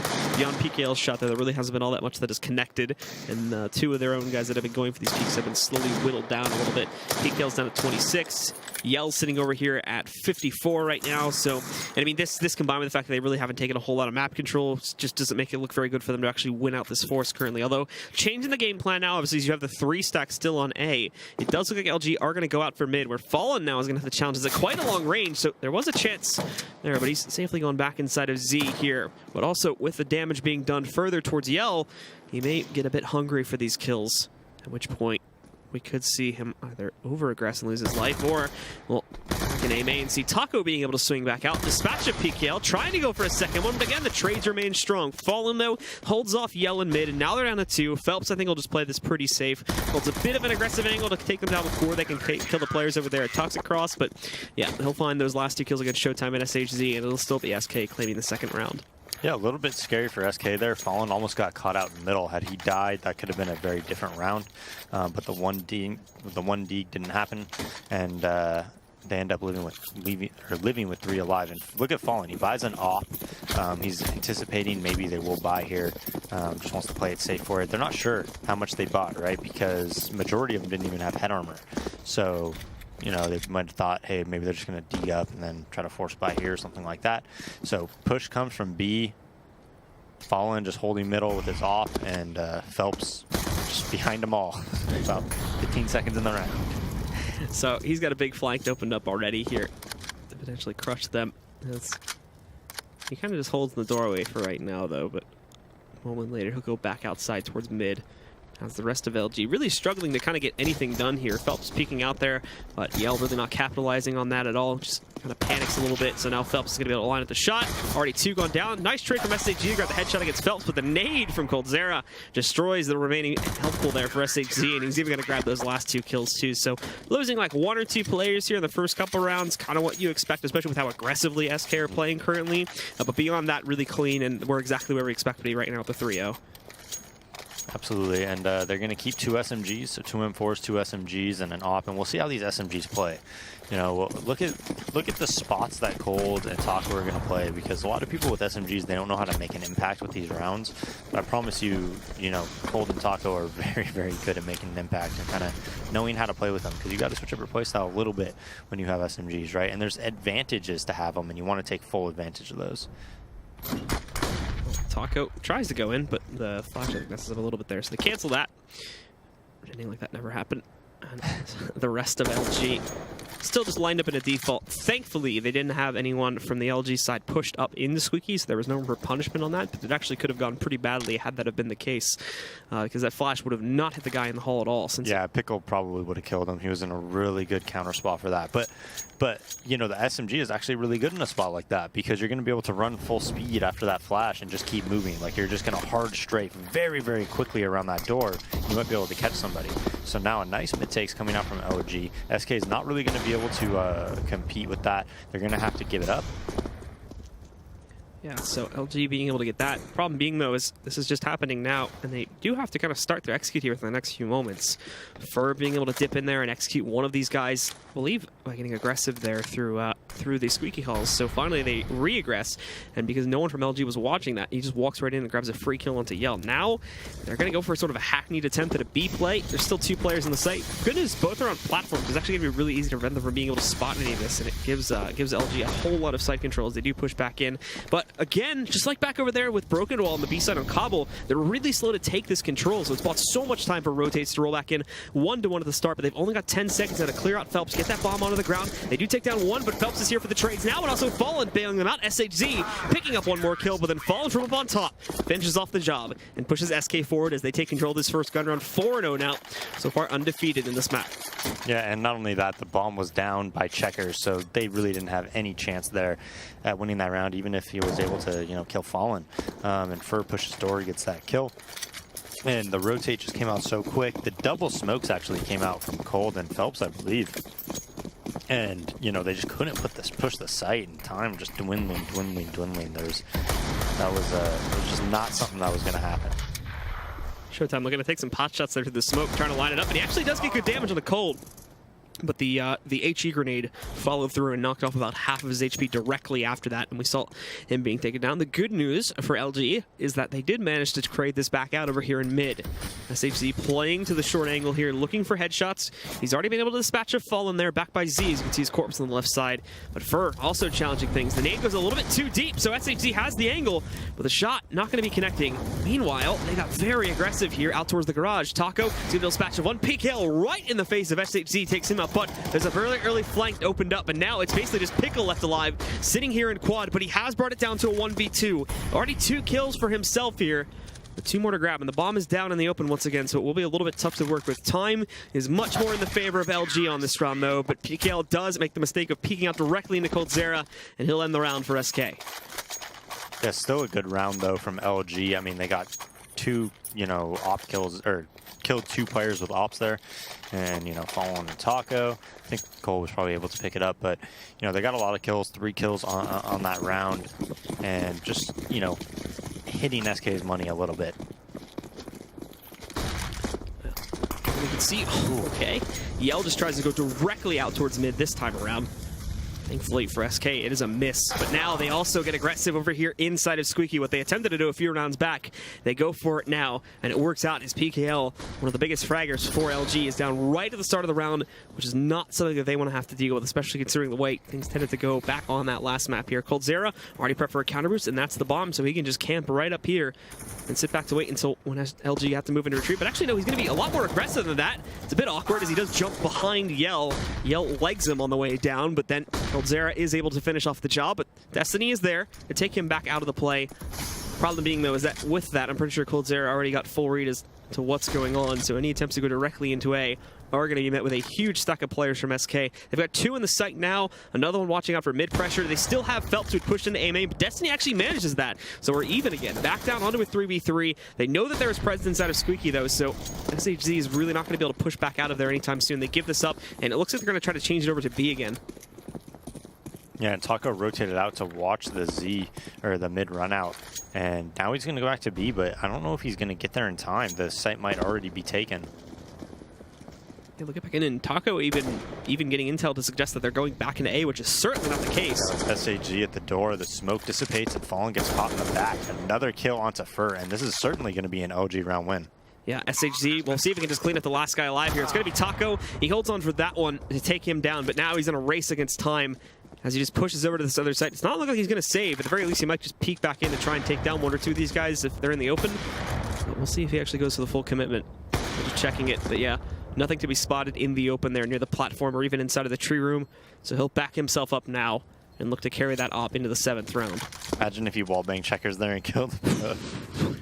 That would be next level. That would have been, because he was walling stuff. I was thinking like, oh my god, he might do it, but instead he's going to save the op, and that's a good save because I don't think their money is too great right now. I think they'll be able to full buy because he saved that op. So yeah, he should be able to drop Phelps, or sorry, not drop Phelps, probably drop Fallen, and Fallen will drop an M4 maybe, or maybe they'll go with a double op.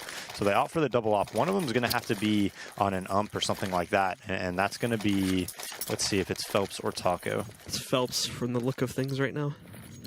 Yeah, I think so, but this is still a pretty good buy. Double op setup with one SMG if I'm lost and an M4. Like, this is more than fine, especially because, well, all 5 of them are going towards B, so it's going to be a quick B hit. Fallen will have to be the one to defend it here. LG actually do slow their roll a little bit to try and deploy utility, really prevent Fallen from just going off on them if they tried to go directly in for the push here. Flashbangs out, they connect in a great way.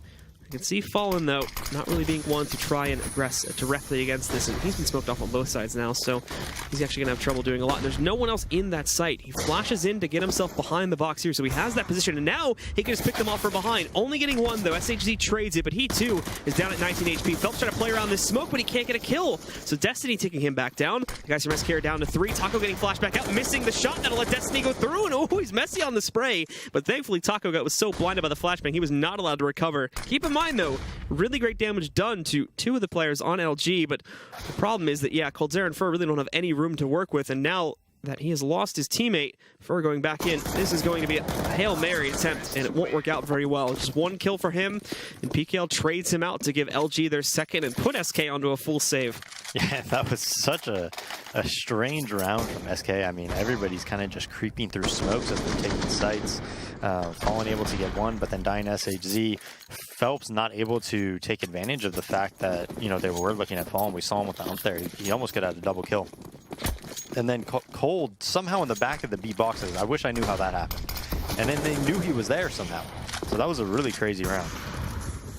And that's what that does when you smoke off both angles of Checkers, you know, Checkers' entrance and the other spot. Like, it just puts so much confusion just around the map, and LG ended up thriving in it. Well, for SK, they will try a bit more aggression this time on their full eco round, just upgraded pistols. As we can see, Taco, though, actually being able to impact here. Catches, I think it's PKL trying to go for very early aggression outside Squeaky, and they knock him down there. Phelps also would try to counter boost, but he's going to cancel that pretty quickly when the Molly sends him going back. There was someone that was available a second before that, too. Looked like he might have been able to catch him crossing back further back towards mid, but I think he missed his opportunity there. And so they'll have to work this with a man down against them. Coldzera, though, to try and challenge this is going to be almost certain death. So he peeks out for 1 or 2 shots, goes in and gets a second one there. That's now Showtime been dinked to 20 HP. If he can find him again, he can certainly finish him back off, but on the repeat, Yell is available to take him back down here on the site. Phelps getting knocked out pretty quickly here, too. Taco is trying to do work with that rifle, but again, only little tidbits of damage here, and it seems like most of the players rotating back in are being handled. Fur did pick up 2 kills, but now they're going to go back out towards mid, and Taco's still with the AK, but going towards mid here. I'm not sure if they're actually going to attempt to go back in and go for this. I think they will, and yeah. This is really, really smart, because they knew that both were spawn, and Yell might get caught out of position. Apparently not. Ready for that one. Picks up the first kill, but oh, he trades at his gun when he swings out the second time. Had to have misclicked or something. Taco catches Yell there. And now Destiny looking to 1v1 this. Taco upgrading to the op in this case too, but moving in, he tries to sneak it, and it's not going to work out. Destiny finishes off the round and allows for LG to soar up towards 3 here. Yeah, but still a great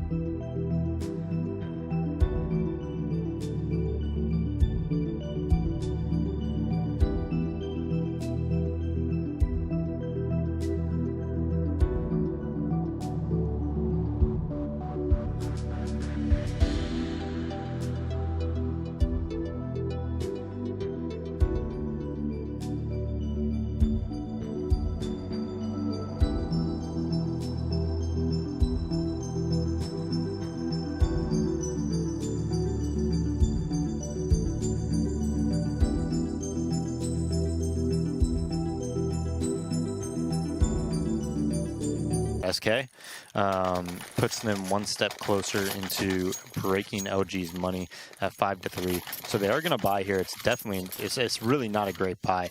We'll see if Taco, what he wants to buy is 49.50 opts for the M4. And SK has been doing a lot of trickery. They've been doing a lot of pushes early round. They're trying to, you know, fight LG at areas of the map early on instead of like playing any type of a default setup, and LG's doing a good job. I mean, 3-5 is not bad, especially with the economic state that SK is in. So Yell's up on boost right now, looking to see if he can find White Box or Z pressure. There's certainly a lot of presence from SK sitting in mid, so he may get his chance yet. But for right now, nothing being found, and he just kind of creeps over top there, while eventually falling back down below. Fur and Fallen are the two that have aggressed into mid and are looking to hold this, but that leaves, specifically looking at the A side, that leaves it incredibly weak. LG have really developed into a pattern, though, in these last couple rounds of kind of avoiding A, with the exception of having PKL go for the aggression there. That may be changing in this round, which means that these mid guys have to be really fast on the rotate. That or Fallen needs to be really successful in his attempt to flank back out. He's already kind of revealed himself with his flashbang going inside. No one physically spotted him, but they have to have known that there was going to be someone attempting to push back through. Now the rest of LG get themselves inside of A main and prepare for this push. Well, they still have two players on the CT side back down in mid, so once more, it's all on Taco right now. Fur moving back up, though. He gets himself into the Raptors, so he's got a pretty solid watch over here of Squeaky if PKL tries to go for the peak. He already tried it once, and you can see he's been dropped down to 63 HP, but now the time's getting low. The rest of the team's going to move, and they actually dink Fur down to 38 through the wall there. On a re-peak, Fur certainly getting the better of PKL. Yell, though, is going to impact against Taco, immediately taking down the player watching for Quad, and that will give up the site. LG should be good to find the plant, but now Fur up on top, he takes down PKL, and Phelps is very creative with this smoke. He's seen a bit early, though, and that is going to allow Destiny to take him down. Fur with one more, going for two, but no, can't be done. SHZ is the one to knock him out. They've even seen the player trying to go up on top, so Yell will take out coldzera at the truck angle, and they already know Fallen's around here somewhere. He impacts for one frag against SHZ. If he wants to go back in, he needs to do it now. There's no kit in hand. I'm not sure if one of the CTs had one on the site somewhere, but if he does, he's got to commit time to be able to go and watch for that one. Showtime sitting in the smoke. There's nothing really to be seen from Fallen as he peeks back up here. No mistakes made in positioning from LG. So I think he is just going to sit back, fall back now, find himself a fight with Showtime. But yeah, the more important thing is getting out of here with the rifle and saving, as the round is once again going to be LG's. Yeah, just a slow kind of A-take. I mean, it wasn't like they just threw a bunch of Molotovs and went. You know, they used the smokes. They took their time. And it's such a tough task. I'm telling you, trying to hold the A site from site itself, when you can't really play like quad or fence and whatnot, it's so difficult because that pop flash comes and you're just dead to rights as soon as it happens if they start pushing the site in that aspect. And then once the post plant happens, when your opera gets the forklift, it's such a tough task to retake. SK not able to do it. It did get down to a 3v3 though, but those post plant positions are very, very strong. And if you don't have the Molotovs to clear them out, it's a really difficult time to retake. Yeah, and Fallen and the rest of the team really can't justify an investment besides what Fallen had saved in that last round here, so it is just going to be upgraded pistols and smokes across the board for a lot of these guys. Beyond that, though, firepower is non-existent on the SK side of things, but Deagles, though, certainly don't want to underestimate them. They can do some work if they have correct positioning to work with. Fallen, though, might actually get a big chance to find some impact himself as he is positioned on B. Smokes are covering off a whole lot, though, and SHZ has already managed to burn down coldzera. Showtime catches Phelps on the rotate. Fallen's still alive, but I think they know exactly where he's at. Not only this, but out of ammo on that M4, so only has the USP to play, which is firing off everything, but no connections really being made significantly enough here. PKL countering out the flank over there to eliminate Taco, and now Fur, again, no positioning. He does have armor and a CZ, so it is going to be more economically viable to just fall back and save this here now. LG, they're going to tie this up at 5-all. Yeah, 5-all, and they should have a lot of money right now. Let's check it out. So, yeah, they're going to have a pretty good amount. All 5 are going to live this round, so that's going to hurt SK a lot. It's going to make him back into this, you know, half and, you know, trying to win a lot of these rounds difficult. Because LG is just going to be able to buy 2-3 rounds in a row, definitely, even if they lose them. Yeah, and this game's been incredibly streaky too. It's been 5 rounds straight for SK after they won the pistol. They took the first round in the following round, but after that, it's all been LG here. So you can only imagine how different the score actually would have been if it was LG taking control of the pistol. And they got the momentum swing right from the start of things. This might be a lot more dominant for LG in this case now, as they're on the cusp of taking the lead if they can win out this last gun round. Yeah, and like I said, I mean, this cash is, in my opinion, LG's best chance to win. And SK doesn't look like, they just don't look as comfortable on this map, in my opinion, as they do on like a, you know, Overpass or a Cobble, where just everybody knows exactly what they need to do in like 4v4 scenarios especially, right? They're just not as comfortable because they're still trying to learn it, trying to get used to it. Well, for LG now, they will be sending all of their players over here into the B halls, keeping one, as we would expect, to watch out for a flank, and that'll be SHZ's job with the bomb and useless room. But everyone else in Sunroom getting ready to deploy Molotovs. They firebomb the site back out. coldzera does have a flash, but it's a little bit early. In fact, the execute is actually not going to follow through into this B-bomb site. They've gone back. They've gone over here into the garage, essentially into their default setup, with the exception of having a second guy sitting there in Sunroom right now. But nothing else to be seen. And a flashbang dropping its way out. Yell, though, has plenty of coverage to be able to keep himself in. The main push is no longer here. It is going to be going towards A main, and the only one available to stop that is going to be Taco, up boosted towards Shroud's position.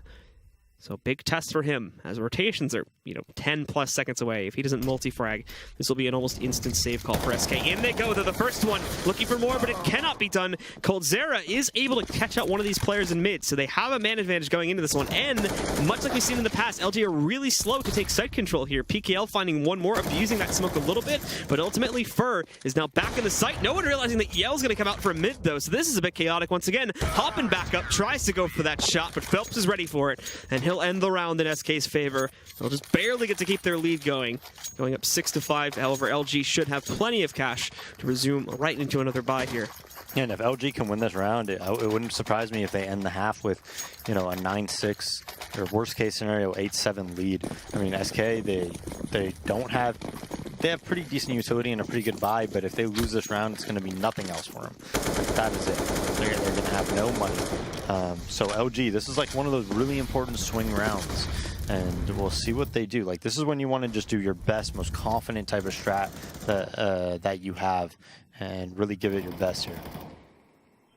And it seems like they're going to go back to the old standard that they were using at the beginning of the round. Keep in mind, though, this is where they're actually losing a lot of their rounds, when they try to go for these direct A plays. PKL, though, immediately striking through the squeaky door. He does manage to find Taco out, peeking against it. And now the only one here to defend against a full push is going to be Fur, back by Forklift, too, which usually ends up just getting traded 1-for-1, unless they don't check it for whatever reason. Then he can multi-frag, but that's a very rare occurrence. Yeah, you usually want somebody, spotting for you, and this is good. Fallen might spot for him, and then he could peek out and get kills. He gets one kill at door, though, so that's a bad death for the LG guys. He manages to just barely dodge the out. He might have actually gotten shot by Fallen there. It was a bit weird. So now PKL is going to swing around the quad side, and apparently SK, in that confusion, nobody was watching out for that, so he walks up and gets them both for free. Phelps back in mid takes down Showtime, but still it's a 2v3, and they have no positioning to retake. Yeah, and what happened was he got the kill onto Destiny, and he didn't know that there was another one door. It's not that common to have more than one door, so he wasn't really thinking about it. He wanted to fall back to site with Fallen. Pickle very smartly just kind of walks out and realizes that, hey, they probably just think only Destiny was there. Shoots them both in the side. And that's what I'm talking about. That's like those small things that SK on this map doesn't seem totally comfortable on. And, it's something that will come in time. And I think this map can kind of play to a lot of their strengths if they just start playing it more and practicing it more and more. Not quite sure how much they have been working on it in the past, 2 months or so. But, I mean, it has all the recipes for them to be really good, right? Really good teamwork when it comes to rotate flashes, right? Fast rotations. You could thrive in a double up setup.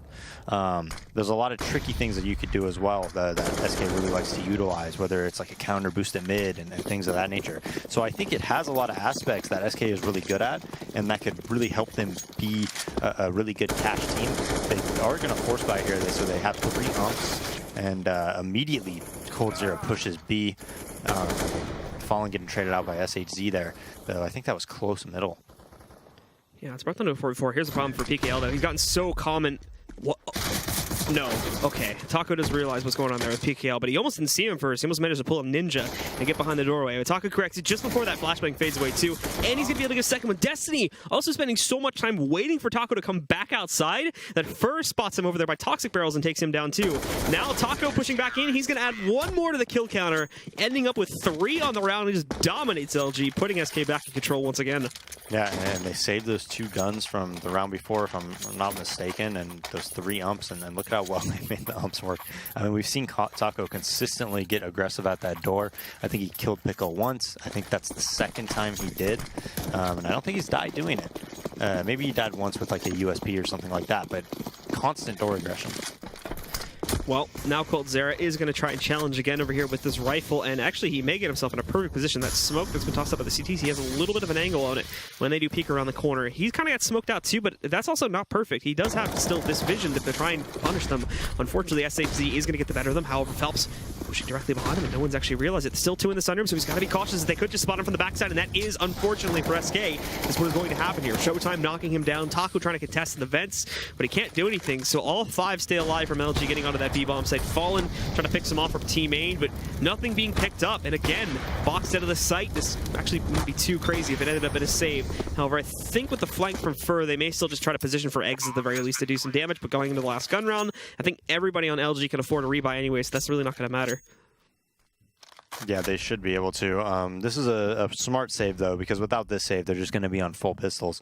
But they could, drop an ump each or something like that and definitely have a good buy going into the slash. Actually, they're going to be able to do more than that. I think if they could save all 3 of these guns, they're going to have basically a full buy for the slash round. Yeah, and LG, in the meantime, are actually still quite low, so they'll get enough, obviously, for winning out the round, but if they lose too many players, it is going to make it a bit scrappy. Thankfully, PKL already being able to take down one of the 3 saving players for SK, and this is where SK, this is a bit of a mix-up, is now they are going to be down a bit more, but Taco spots them in the corner, but PKL again saving all of their lives. Takes down Taco, and only 1 actually ends up getting saved at the end of the round there for SK. Yeah, but it made no sense for Taco to even go for that, because even if he kills somebody, it's just an unnecessary risk, right? They're just going to be able to rebuy anyways, so there's just no sense for going for that kill. No sense at all into doing that. So he pays for it, right? Now he has an ump instead of an M4, and they still do have a double op setup though for SK. Utility is very lax, but look at this spray from Yell. Massive damage to Phelps. In fact, he finishes off the job.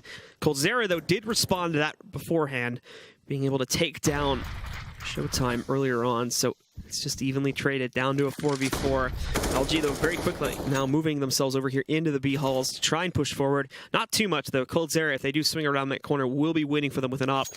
So they need to be very cautious about this. As beyond the quick trade that we saw happening at the beginning of the round, it still just becomes a default setup from LG. Yeah, and 4v4, they're just kind of feeling it out, seeing if anybody has pushed middle. They're worried that somebody might be on the counter boost because they did kill somebody pushing up close middle, so it could have been like a 1-3-1 setup.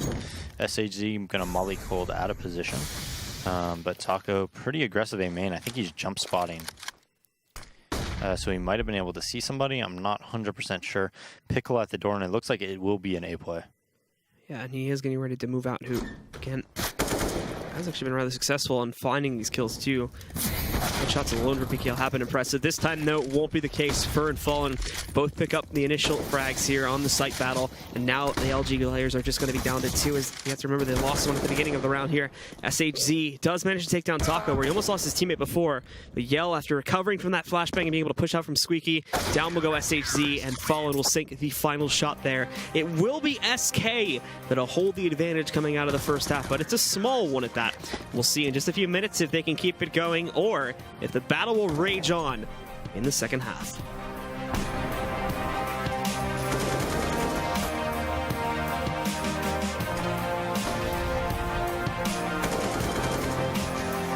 ESL Pro League is brought to you in part by Logitech G, Pay Safeguard, Mountain Dew League, and ESEA.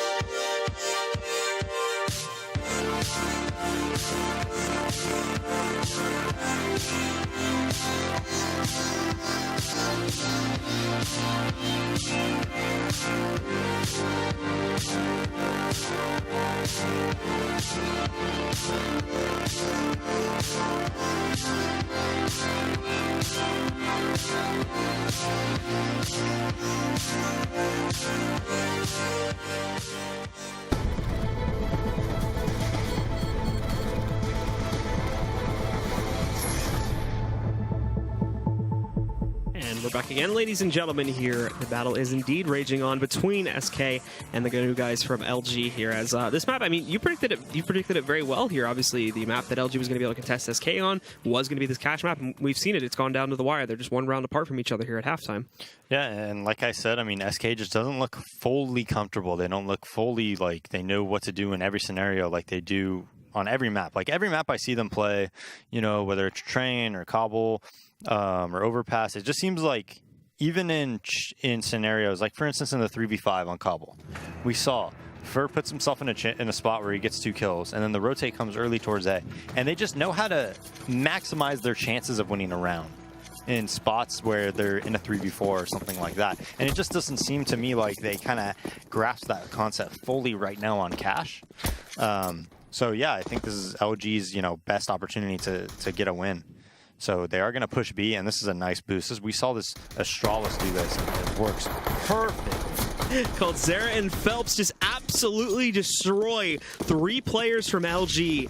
Destiny, PKL, and Showtime. There's just a pile of corpses there at that corner peak position. SHZ trying to tap away to find impact as SK will go across now, but the problem is they're also being pinched on by A. They get completely destroyed by this. SHZ finally getting a kill, but they're just hunting them down now, and it's all SK in their T-pistol. Yep, that boost is pretty good. The guy on top, I believe he can't be headshotted from that angle. If we look at it from like a third-person point of view, I'm almost positive he can't. It's not even the guy on top that got all the kills. It's just Cold just destroying them. But yeah, easy round for SK. Yeah, so that gives them full control of the lead 4 right now, of course, as we do see the forced investment from LG. These are the Deagles that we see at least going out on a 3 of that player, so maybe finding some impact there. Just one tag on a Fur, though, as the battle raged at mid. And PKL was dropped down to 29 in trade. You can see Fur tapping into that corner there, hoping you could catch him still hanging out there, but PKL had dropped pretty far back as he's all the way in the hallway now, just outside of CT. So he's just going to change himself over here towards Truck. And the rest of LG remain pretty evenly spread across the map. That is mid-control for SK, though, so their plans can essentially go anywhere now. And LG, unfortunately, really won't have good intel to work off of based on that. They don't have anybody pushed out too aggressively in B halls. Let's see that those are currently empty.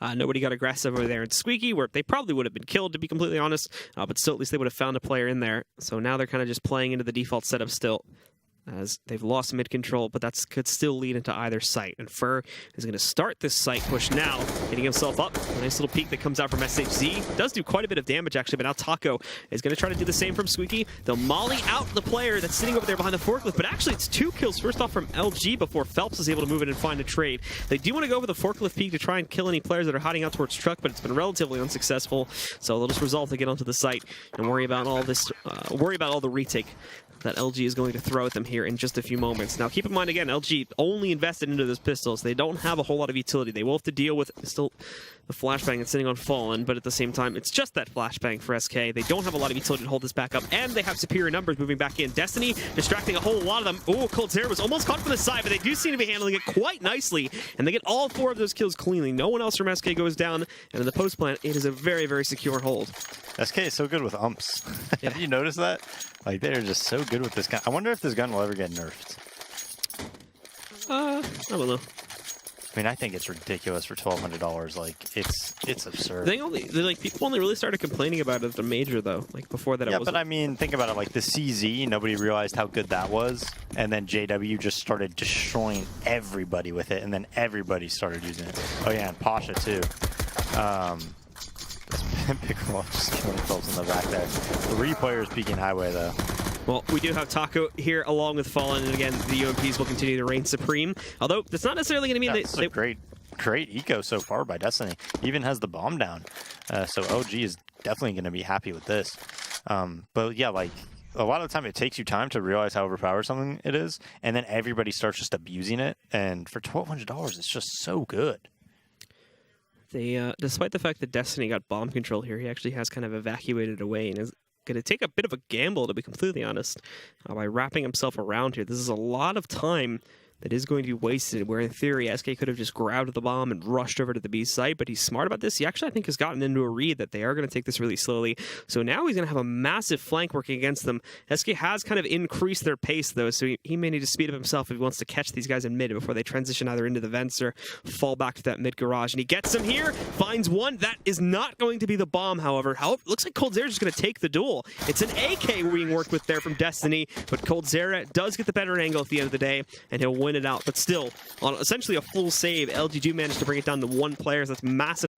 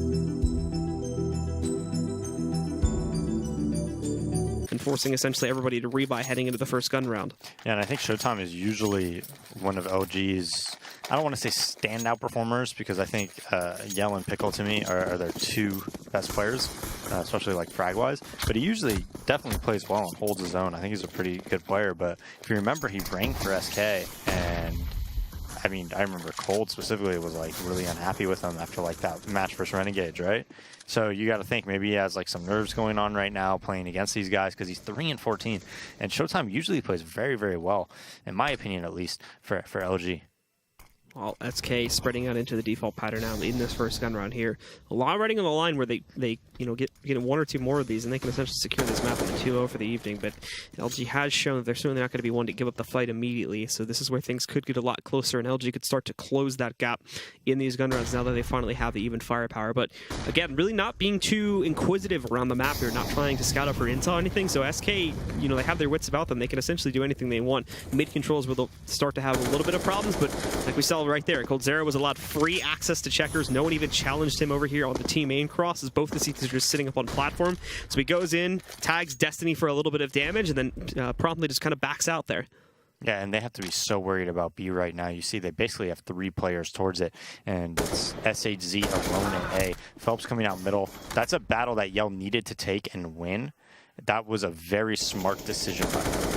SHZ is going to get found out in the open here too, so things are turning around a little bit here. Unfortunately, with the death of SHZ, they could go back pretty quickly, although that's impressive from Yell, dropping back down the 180 to finish off Fur, and he almost gets the additional kill here too. But doesn't pan out. Fallen survives and gets the op kill against him. So we go back down into another even battle. Heavy presence. Every single member of LG is coming from truck right now. They're just going to push directly back in. And this could actually be quite tough for Fallen. Oh my god. Taco and coldzera. coldzera, the timing on that just barely works out for him, as he was still pulling his gun out when we switched his perspective. Still though, gets the double kill, and his teammate bails him out from getting traded. Yeah, that was a good job by Yell peeking towards middle at that time. He had to understand that, hey, my teammates are really out of position.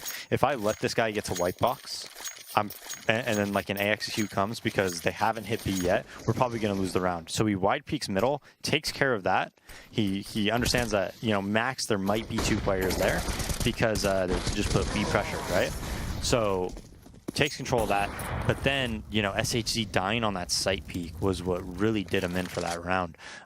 Being out of position though because of Cold pushing back B and then, you know, pushing that into an A take was very smart by SK. Already seeing PKL go down here due to early aggression, so once again putting us into a 5-4, but it's just an upgraded pistol round for some from LG here. Not even everybody has purchased into that, so we weren't expecting anything great to begin with. Just a washover round for the most part, and it seems, well, to that point, like SK, we're going to get through with all 5 alive, but Yell did sneak in one Hwandig against Phelps, and not before Taco moves right into the A site and finishes off the last 2. Yeah, and if you saw that very first gun round by SK, we saw them dictate the rotates, pull some guy towards B. I'm not sure who it was on LG. It had to, I think it was Pickle, actually.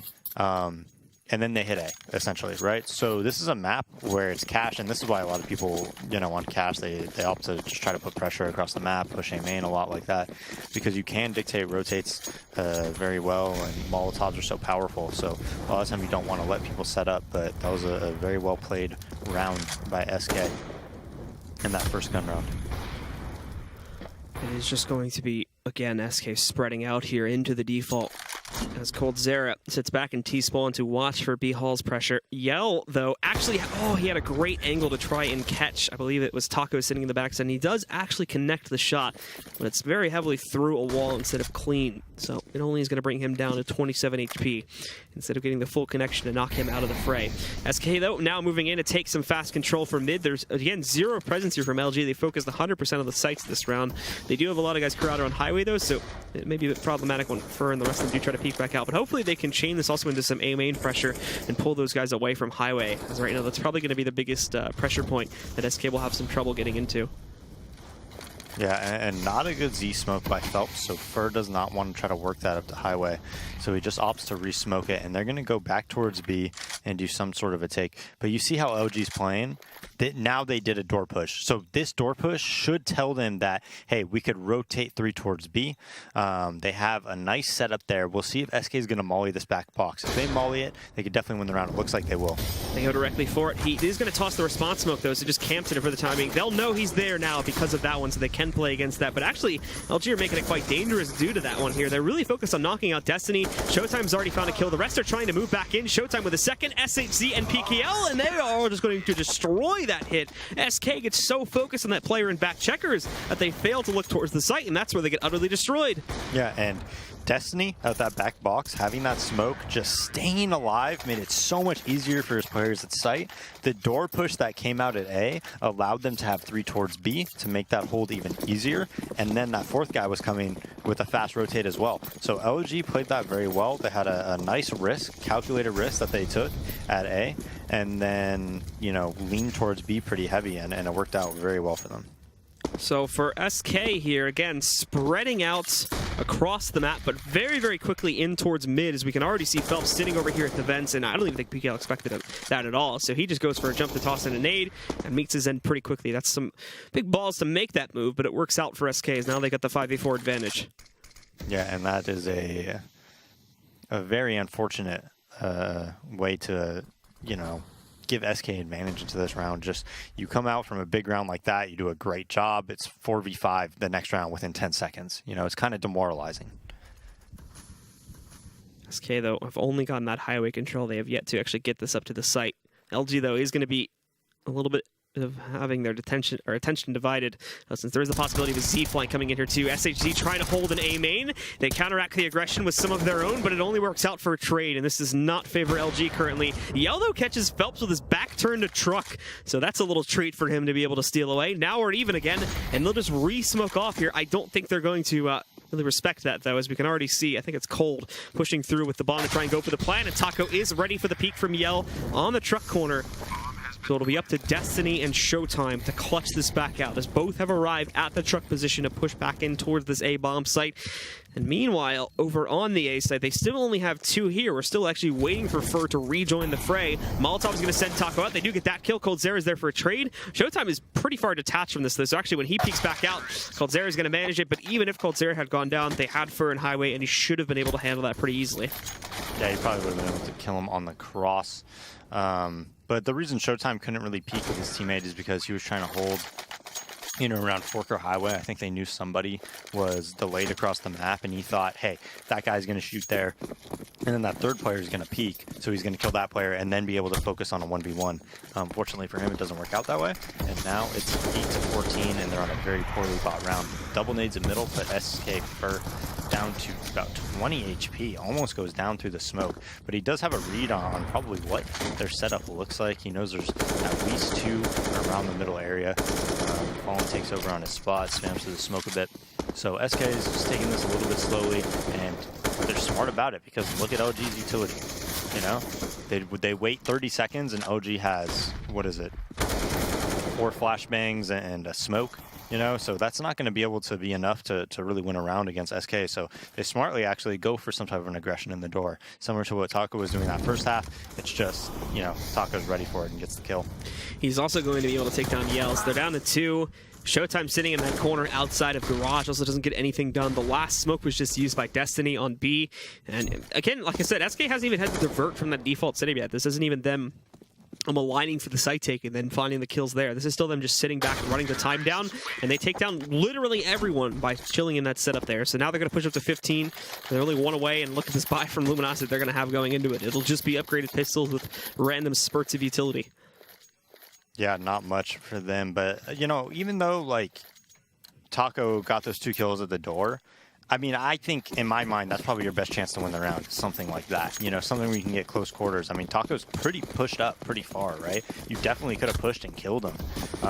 So I don't fault them for their decision making at all around there. Now they just get quick boost in the middle. Pickle dies right away. Now Cold at B has just been destroying every single round. These guys have no chance. Every time they push, anytime he puts pressure, he's really dictating the pace over at that side of the map. SHG sitting on the side of the white box. Phelps goes in. Perfect flashbang. No problem there. And he gets the last kill as well. So there you go, folks. A 4K from Phelps to close it out. And it is indeed SK that follow through with their victory on Cobblestone and take just as dominant of one here on our second map for Cash. They'll take it, and they'll take as well a 2-0 record for tonight. It'll be really interesting to see if SK ever plays Fnatic on Cash. That would be a really interesting game because I want to see if, Dennis and Olafmeister have been playing B on Cash and they push it constantly. If there's one guy there, they always try to fight him. I wonder if they would fight Cold and what would happen in that matchup because he is so good when he's on an island like that and knowing when to put pressure and when to fall back and how to utilize his nades and how to dictate rotates and whatnot. So. All right, so to break down the final moments of this set, we are going to send it back over to the analysis desk. Guys, take it away and tell us your thoughts there on map number 2. Thank you very much, Blue and Dazed. Right away, give me some impressions. Well, SK is a better team than Luminosity. So you got that, that bombshell right out the gate. But no, this is kind of like we expected it to be. I think what Daze was saying during the broadcast, the fact that you can tell SK are not the most comfortable team on Cash is very true. But this is just a case of them being so much better just at basic fundamental CS and just individually that it carries them through. Right. There's obviously a skill gap between SK and Luminosity. Yeah. But then there's also there's the argument to be made that this team in SK is more talented. And that's why they're just overpowering. They're overskilled. They're overskilling. Yeah. Outskilling them, overpowering, just having their way with their little brother in that sense. So slapping them around in a big way. So, and that's kind of what we came into the game expecting as well. But to be fair, Luminosity did show some consistency in how they're played. Their T side on Cash, for instance, was very calm in that sense. So they didn't necessarily get rattled by the fact that they were playing SK. Well, let's talk about pickle going out this door here. We got round 12 loaded up for you guys at home. Let's take a look at it right now. Yeah, and this is kind of a showcase of how SK aren't really super comfortable about the situation or playing cash. And this is after losing the first frag, Fallen rotates up over to the A bomb site to help out Fern. Fern finds the first one from Truck, but it's what they do here. Normally you'd see SK have like a full, clear idea of what they wanted to do in a situation like this, but Fern and Fallen kind of end up not really knowing what's going on. So Fern looks at Fallen instead of covering door. I think you might have been, or if SK had been more practiced on that map, you probably see Fur hanging out by Truck for longer because Fallen has the main angle covered off, or Fallen rotates in towards site. Like something to that sort, instead of them just looking at each other and then obviously allowing PKL to basically clear up the entire A-bomb site. Essentially looked at each other and said, what? Yeah, like what now? And then next thing you know, they're getting shot from the door. Exactly. And even when they have slip-ups like that, they still manage to win with pretty confident numbers, right? And that, again, goes to show how skilled they are. But you can definitely tell, like, that's not going to hold up versus a top-tier team. And that's why you don't see SK play too often in international tournaments. Oh, absolutely. Let's take a look now at round 16. We had an interesting stack here from the SK side. Yeah. Walk us through it. And you can see it. And oftentimes when you see CT side aggression on pistol round, it's going to come from the B bomb side. And SK, if you're not comfortable with the map, what's the best idea to kind of cope with that? Well, you steal strats, right? So this is, taking a page out of Astral's playbook with the tower waiting for the aggression to come out. I don't think they expected it to pan out as well as it did. Cold Syria obviously getting a triple kill that immediately seals the round for them. But, they're able to adapt. And I think SK's T side was way better than their CT side on this map. Their CT side was very stagnant in that sense. They, from the maybe first 4 or 5 rounds on their CT side, they rarely actually went for any sort of aggression. They became kind of timid, which allowed Luminosity to have a lot more chance of actually setting up executes or getting map control. No, absolutely. And even in that situation, had that pistol gone a different way, it wouldn't have changed. Yeah, it wouldn't have probably changed the entire outcome of the match. No, but it'll pretty up the results for sure. It would have made it look just a little bit more comfortable. Yeah. But if you like the way that looked, you can go get that VOD right now at youtube.com/ESLCS, where you could find all the VODs from this Pro League season and some bright and shining faces and us and Blue and Dazed. Bach too. Yeah, got a pretty shining face. But most definitely go check that out. Go grab those VODs if you want to try to learn something from there. Probably more to take away from on cash from some other teams, but yeah, I mean, still Cobble though. Yeah, Cobble for sure, 100%. Absolutely. Okay, well, when we come back, we're going to get up into Optic and Energy on 2 maps, and let me tell you guys, you don't want to miss that one. We'll be right back.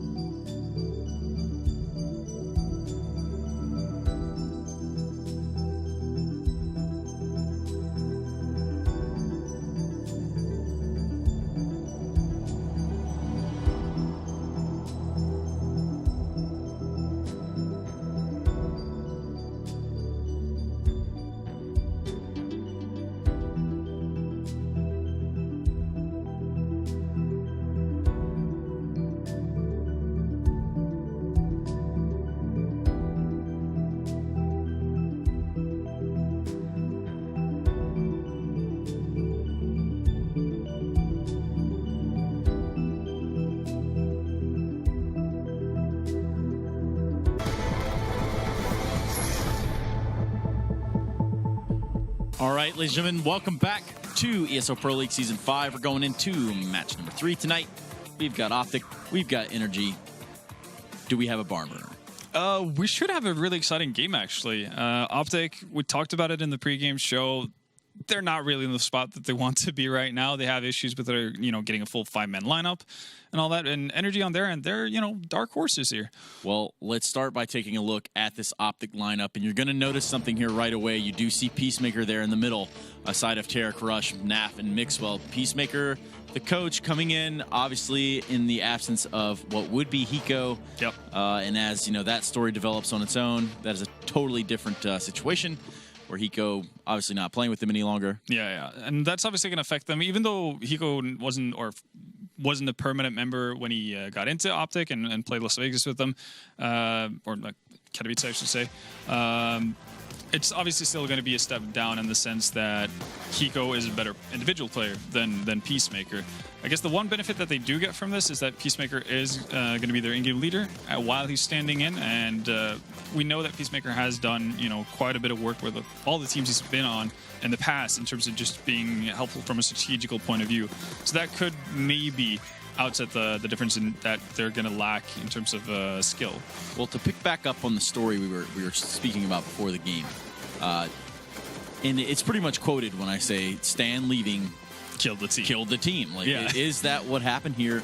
How much of a setback is that for this Optic lineup? It's a massive one because good in-game leaders in North America are hard to come by. So when you lose the guy who's regarded as the best in-game leader in the region, you're going to scramble to pick up the pieces. And again, we mentioned the fact that there's not really too many people who are available in that sense who are able to play at the level that Optic obviously want to be at, because they're coming in from the end of 2016 having great results, being the flag carrier for NA really in many ways, and that's where they want to get back into. So I don't think first off, it's not going to be good for their confidence to go into a long slump, but I also think that might create some more tension for guys like Mixwell, who has been reported to be already like a tiny bit homesick. Okay, well, let's switch it over now to the Energy lineup, and we do have a little bit of a change here. We do see Daps on the board. However, Daps will not be playing. We'll have Mr. Andrew Heinz, a.k.a. Professor Chaos, stepping in his place due to, I guess, lag.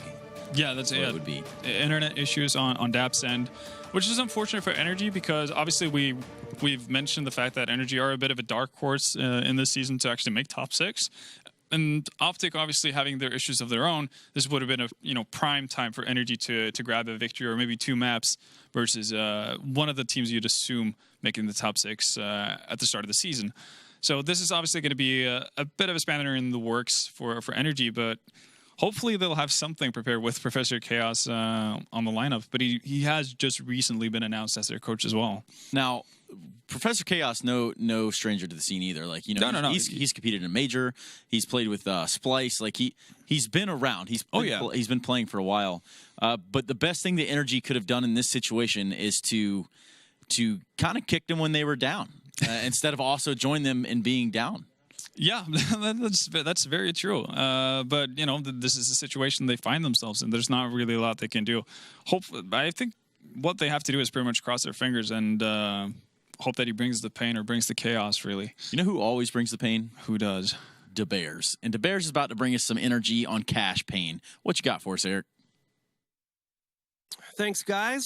We're going to take a look at Energy versus Team Liquid and Cash. Now, this is a very important round for Team Energy. They're down 7-14, and they had to find a way to start winning, or they won't come back in this match. You see Peters is lurking around middle. He does his Peter thing, opping places, whatever. But right here, take a look at this run boost. Now, it looks pretty cool, but one of the reasons why a lot of teams don't use this run boost anymore, because right now in the meta, on T defaults, we have a lot of people playing towards this anti-flash spot in T middle, or not T middle, A main, where they can listen for that run boost. Because when you do a run boost, it makes a specific jump land sound, and it's very loud. And so That's why you see a lot of teams do it silently by kind of lurking in the smoke, but they are down 7-14. They had to do something, so they're like, why not? Let's risk it. Team Liquid, they're a slow team anyways. Maybe they won't hear it, and it does pay off because Team Liquid was nowhere in the area. It works off. Marky eventually gets 2 huge kills on that spot, and this round really started the momentum for the comeback, and eventually Energy wins in overtime. So, I mean, a lot of props to Team Energy. No one expected them to be doing this well, but I think they're a very underrated team, and they can pull up some upsets in the future. Back to you, Stunna. Thank you, Eric. Look, so we're going to see these teams battle it out. We're going to see them battle it out on Cash, and then we're going to go over to Train. Yeah. And just kind of focusing on Cash at this point, who is in the more disadvantaged situation right now? Well, obviously it's a bit of a curveball, the fact that Energy have to play with their coaches as well. I guess that kind of evens the playing field overall, but in my notes, I had Cash as Energy's best chance of grabbing a win. And I think I'm going to stick with that as well. It's going to be a bit of a hassle to maybe drag around Professor Chaos with them, but I think if they're going to have a chance at doing this, it's going to be on Cash. And I think we're going to have to see a monster performance from a guy like Peter for this to come through. No, absolutely. And this could be, I guess, a comparable situation to what we just talked about with SK, right? Yeah. Where SK obviously has the players and the talent and the firepower. Do either of these teams kind of have that same sort of sentiment?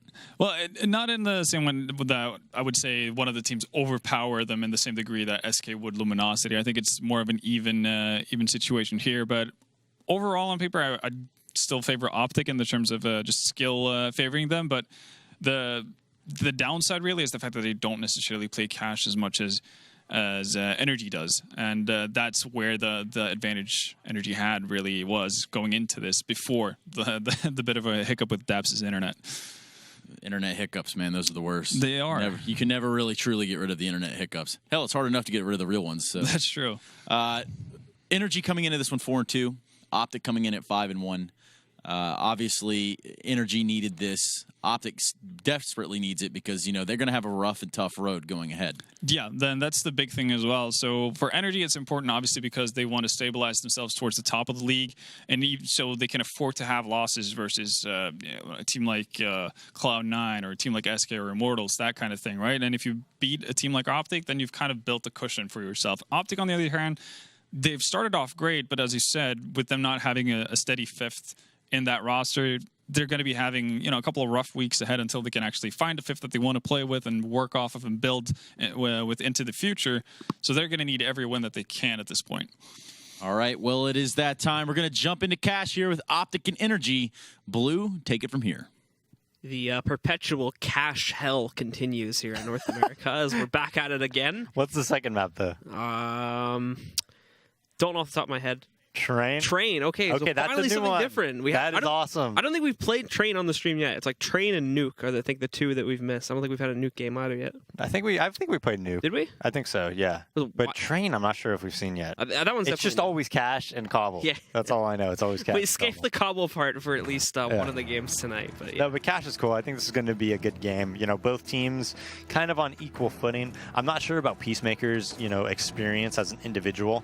Them Energy might have an advantage there because Professor Chaos, I know, can, he's a pretty good player. I'm sure he still plays. It's been a while though since he's actually been in an official match though. True, but I'm sure he still plays and he's played at a very, very high level. Being at a major and whatnot with Splice. Having said that though, it's going to probably hurt Optic a lot having Peacemaker, fill in, and I don't know what Optic's going to do, man. Well, what's their game plan? Not for this game, but I'm saying as far as future is concerned, it's so rough out there because everybody's under contract, and so anybody you want to get, it's almost like your org has to talk to their org. It's like it's like even if the players want to play with each other, org's got to talk to each other and make things happen. Well, Optic seem to be going pretty well so far as Mixwell grabs a double and Tarek picking up a third. Breezy is able to respond with 2 of his own, but he pretty quickly gets knocked out by Naf after that though. The bomb sitting down in A main before. Optic should know this, but the problem is they don't have the aggression inside, so they're just going to gamble stack here 3 on A. And Bugly, well, he's created himself a corner to play with, but he won't be able to hold it. Rush moves in, takes takes him down, and it's Optic to take the pistol. The other thing I think the analyst mentioned, and I think Thorin brought it up a couple days ago in a tweet too, is that, okay, Mixwell, his contract may be running up soon with Optic, and since he's shown himself, yeah, I mean, he's been on the team for almost a year now, and usually those contracts run for a year. So you have to think, since he's really established himself, if he might end up on a European team, actually, they might just try to get back over to Spain. That would be devastating for Rush, Tarek, and Naf. I mean, Mixwell is... I think the guy's incredible. I think he's one of my favorite players to watch. I think he's so impactful. I mean, we just saw right there on that piston round as they pop flash name main and send Tarek and Mixwell in there and just do work, right? But you know, Mixwell's a pretty incredible player. So I hope that doesn't happen. I like him on Optic. I like him in North America. And you know, these guys they're one player away from being a very, very good team, you know? So hopefully they can find somebody. Well, they did start off with the victory here, so let's not hark on their issues too much. As now we take a look at what Energy will be doing in their second round as they do go for their force up, and it's looking like they're going to try to get out to mid, but it's a very hesitant sort of mid aggression here, and more watching to see if the CTs will push them than the other way around. So they lose Professor Chaos when he finally tries to swing out for a peek, and the rest are slowly shifting into those B halls. Still a minute on the clock. Time is not an issue, but in comes Mixwell, and he actually looks to the ground there to see what the gunpowder that was sitting there was. But so PTR is going to be able to actually trade him out as he wasn't really paying attention. Goes down to a 4v4, and that will be an upgrade for free going on to Peter too. He may probably toss it over to another teammate since he doesn't have armor, but we'll see in a moment. As now, pressure also works its way in and catches Peacemaker off guard. So they are getting themselves into a couple nice situations here. Tarek also very low, so he is only going to be able to chain together 1-2. And now it's a 3v2 retake in the favor of Energy. Yeah, the nades by Naf don't connect at all either. And PTR underneath the vents. And 2 kills on the round already with no armor. But not able to get that third. Now Marky and Breeze both in the site. Breeze pops up over the smoke. Those nades did not do a thing though from Naf. They planted close default, like in front of the box, completely safe. Not where he thought they were going to plant. If they had planted you know, that normal spot where you could see it from under vents, it would have done a lot of damage. But now Optic, after winning that pistol, bit of a mistake by Mixwell to get a little bit too aggressive in mid there, pretty unnecessary in that 5v4. I think if he just plays around the vents, you know, that's probably enough to secure any type of B round, because then you'd have that triangle, right? You'd have the guy back a B, you'd have the guy site, and you'd have a guy vents. Nobody's going to take B in that situation. Peter just ducking his head down in the corner to counter out the aggression from Optic in A main, but we actually aren't really going to be seeing a whole lot of it. Rush looked like he was going to try to test it, but then changed his mind. And beyond that, everything else is pretty quiet on the map here. Just a few nades being tossed out by Energy, as now they have the advantage, and is Optic going for the force. And well, we'll see this A main action come to fruition in a moment here, as the Optic guys do try to go for it, but they're getting pinched on by Squeaky as well. Rush forced into the action. He does pick up a first kill, looking for more. It puts Breezy back, but put in the cage, he will be able to respond, knocking out Rush, taking him down. Naf has to fall back, but he's tagged to 50 on the way back behind the red box and playing into the site. So he goes back into the smoke, spots Buckley in the corner, unsuccessful in taking him down. Tarek able to tag one of them with a scout as he plays in the truck position and waits for Peacemaker to regroup with him. But still, it's ultimately Energy that has control over this one. And unless there's a big slip up by them, this is just going to be Optic falling back now to save, so we won't even see the chance for that. Optic are just going to prioritize taking those guns into the next round, and they'll hand the second one over to Energy. Yeah, they will. They'll probably try to save here. And I do think whenever you have a stand-in, I said it on Cobble as well, I think the CT side is a lot harder with the stand-in. I think on T side you could use a stand-in and you know, make things work a lot better. Especially on a map like Cache where it's pretty open, you know, but on CT side it can be really, really difficult because you find yourself kind of leaning over towards them a little bit more than you probably should, you know, and maybe trying to get a little bit more aggressive than you probably should, and putting yourself in positions that, you know, because you're worried like maybe they don't have the chemistry over at that other side or whatever. So this takes us into the full save for Optic, as unfortunately they are just not going to have anywhere close to the amount of cash needed to try and go for something here. They do have the saves. Mixwell taking his 5-7, but then giving it back because he doesn't have any armor. Tarek will keep the scout, however, safely tucked in his hands.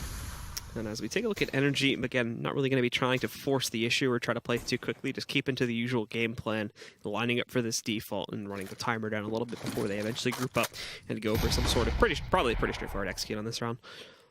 Yeah, maybe a default until like an A molly take is a very, very common anti-eco on Cash. They do have 4 players over here, Optic Gaming does, but it's still something that's very hard to stop. So they have 3 there throwing out the mollies. Pete running out, so he's going to be able to spot along with Breeze. Bad smoke at Highway, and he sees 3 here, so they might just run bomb towards B, but it is an A, and they just get the kills. So Peacemaker stuck in checkers, nowhere near the action, not much for him to do here besides maybe look for an exit. And yeah, it's a very, very common anti-eco. It's so hard to stop, even if you know it's coming, when you just really don't have the firepower. And they just Molotov fork, they Molotov quad and fence, and it's like the only spot you can play is site or truck wall. And they know that, so they spam the smoke towards truck wall, and also any pop flash towards site is just going to catch you. It's such an easy frag. Yeah, so a relatively easy round there for Energy to follow through on, so they now have a decent lead set up for themselves, but first time that it's really going to be tested is going to be happening right here since Optic now comes back in with the buy. Problem for Optic, though, is that, again, their buy is, you know, the bare minimum, too, of what they bring to the table. They've got the M4s. In fact, Peacemaker is still in a FAMAS, and in terms of utility, again, it's the same thing here. They've only got smokes on it, and they've already used essentially all of their smokes. 3 to 5 of them have dropped them already, including Naf and Tarek, but they still have the flashbangs and whatnot, but still, a lot of this being deployed within the first, 5 seconds of the round as soon as they get to the sites to try and stop Energy from doing a quick play. Good news is it does work, as Energy do have 4 players lined up here towards B, so it is going to make this push a little bit more difficult, but now Mixwell up on top. He spotted them pushing back in, but now he's actually got to get into this fight. 1 for 1 on the way in. Mixwell chiming in for a second. Breeze is trying to spray in towards checkers there, but that just gives him away, so it lets Peacemaker find one. Mixwell gets traded up by Peter, but now Naf on top just unloads and unfortunately gives himself away to Fugly. 2v2, now 2v1 as Fugly finds another frag. It's Rush looking to clutch. Thankfully, both the remaining Energy members are low, though. He's going to go in, immediately find one. The pop flash from down below, it connects, but he misses the chance at a kill. So Fugly will be given time to recover from the flashbang and dropping down. Rush still follows through with the connection, and it's Optic that'll follow through with 2. Yeah, but you know what? Look at Energy's money, look at their buy, and what's going to be Optic's buy. It's going to be a very, bad buy for Optic. I mean, they're going to have SMGs, a Scout Mag 7, and an SMG with 2 M4s, or an M4 and an AK. And NRG lost the round in the most perfect fashion, besides getting the bomb down. You know? They killed 4 of them, they only live with 1 alive, and now this is where NRG can take a huge lead in this game. They already won a huge swing round in second round, and this is another swing round. So if they can win here, it's going to be a very tough task for Optic Gaming to win this half. They try to gauge aggression in the B halls there, but unfortunately Energy never even really fully committed themselves to it. They just had a couple guys trying to toss a few nades in and whatnot. It did bait out the flashbang from Peacemaker. He still has 1 more if he wanted to play it staying in that position, but it seems he's gone away from it. He is still, and this is what's really weird, is he's going to be the solo B player with a Mag 7 to play with, hiding over there in the corner by the pipes or the mini pit. So leaving a lot of that open. If Energy decides to swing back into the original plan, which was to go into those B halls, it's going to work out really badly for them. Professor Chaos even striking first here when they try to counter boost Mixwell. And the rest of the team, it does look like they're going to be heading over towards A, so they won't have to deal with that Peacemaker issue, but still already having the advantage. Good news is damage was traded back a little bit onto Professor Chaos and Peters. They got them down at 7 and 28 HP respectively.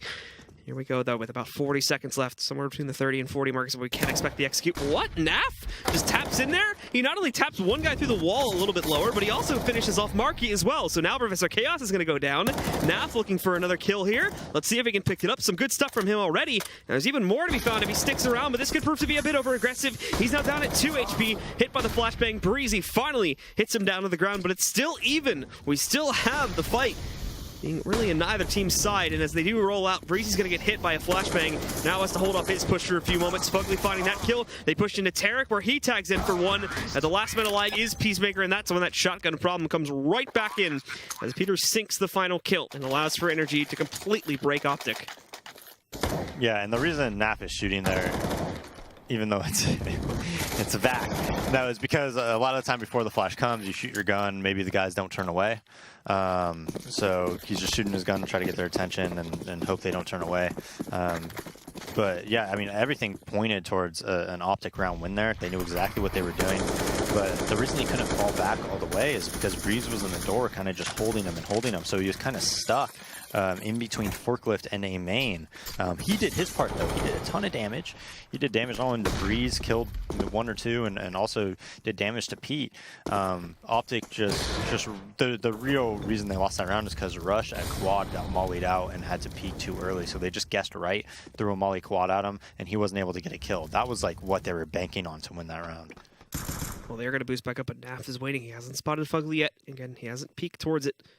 And actually, excuse me, Fugly is inside on the boost up there, not on the outside. The outline threw me off a little bit, so it's still clear for Naft, which means he may have an opportunity. There's got to be a better way to clear that, though. I mean, you got to be able to like wall that with an op or something. I mean, everybody does that now, where you just sit up there on the top left. I feel like it should be so easy to kill him, not just throw a Molotov and push him back, but do something.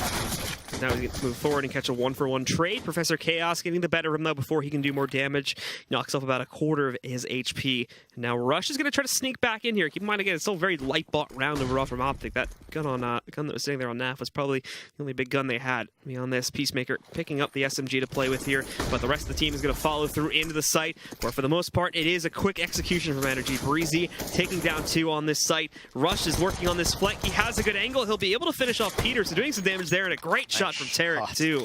Knocks out Professor Chaos. Now this is even into a 2v2. Rush to do anything else is where he's going to have some problems, and even Tarek won't have the best of angles to play with here. Rush actually did change up his own position a little bit and work towards Squeaky instead of falling through an A main.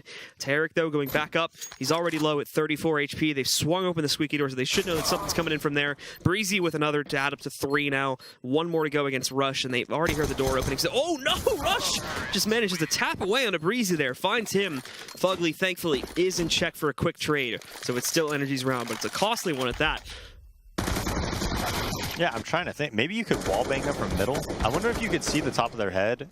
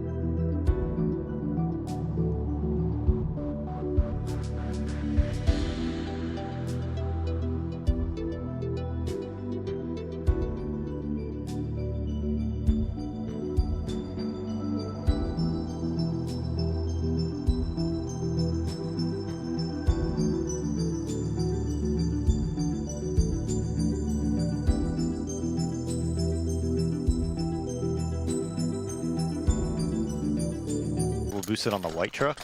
That might be like a way that you can clear it. Because, I mean, this is like, you can. Vendetta's telling me that you can. I'm thinking, I'm just wondering why. I mean, we see this. Like, just SK probably used that boost 4 times last half, right? So if you just play for it, it just seems like everybody's constantly doing this, especially on low bot rounds. Like, if you just have a way to kill it, boost on the white truck, it just seems like it could be a really easy way to make it 4v5, and not only make it 4v5, but also know where the other player is. So maybe people will start implementing that more. Yeah. It's just such a big area, though, so like trying to wallbang through it is... No, because everybody, if you're on that ledge, it's just that little ledge, right? So if you're on the side of it and you shoot just through that spot, it's always going to be where that is. I don't know if you can wallbang through it, though. I mean, I'm assuming you can, at least with an op. Pretty sure you can with an op, for sure. Yeah. Just with the rifle, I don't think. Yeah, I'm just saying, I mean, just like, come on, how often do we cast cash here? Every game we see that boost used like 3 times on every single half. And we see every team use it. I mean, Nip uses it all the time, whenever they play cash too. And it's just like, people would figure out a better way. Well, Energy getting back into this round here have actually taken very quick mid control, and they have it for free as well. Only Professor Chaos losing 15 HP is the only consequence that they've suffered from it. Keep in mind again that Optic is on a full save here, so not expecting anything too great from him. Fugly just kind of moving in, executing the usual positions one by one. Marky adding a third to the counter, and it's Naf and Rush that, well, they'll try to do something, but oh, Breezy, okay. I think he hears Naf or something, just tries to spray in that direction, takes him down, and now Rush, well, yeah, there's not really much he can do. It's without question going to be a 6th round for Energy here as soon as the bomb explodes. Yeah, nothing Rush could really do. He's just looking for any type of an exit that he can get. Looks like Professor Chaos is going to chase him. So we'll see a P250 versus Mac-10 duel in a sec. Rush is actually... No, they would have heard him drop down there. No, they didn't. No, he did. Yeah, so he does wrap back in there. Professor Chaos finishes him off. In theory, he could have gone up to the site, though. No, because Professor Chaos heard him when he dropped, for sure. I don't think he would have been able to defuse at all, especially because they were pretty close to being main. You kind of hear it from where they were, I believe. Because if you're B main, like a little bit to the left, you're actually like closer to the bomb, you know? So he knew he had no chance to ninja defuse and just kind of went for the kill. But now Optic on another buy, but their buy isn't even good. They don't even have a Molotov. So NRG just in complete control, and they're set up perfectly for this. The first shot from Peter is going to be a miss, though, so it is a bit of a scrap fight here in the B halls. 2 for 1 in the favor of Optic. Peacemaker's going to be happy with that, and he falls back. Energy recover the bomb. They get out of that hotspot. They'll still... And PTR missing that shot was a pretty big deal in this round. It shouldn't have came to that. They had 4 players there. They were ready for that. They just straight peeked. There wasn't even a flashbang or anything. And now Rush, nice kill onto Fugly. And this could be where they could, you know, start getting their momentum back, you know. But they need to not have too many more deaths. That's the main thing here. And if you're NRG right now, I'm probably not even thinking so much about winning the round. I'm thinking about, hey, let me get 1 kill. Let me get the bomb down or something like that, or 2 kills, just to set myself up later in the half. They actually are trying to... What are they doing, man? They're trying to do a boost over top or something like that. It's really weird. Well, they spotted them doing it, so they should know that they're both sitting back here. Marky actually doesn't realize the second guy's there, so Peacemaker is able to confidently get a trade.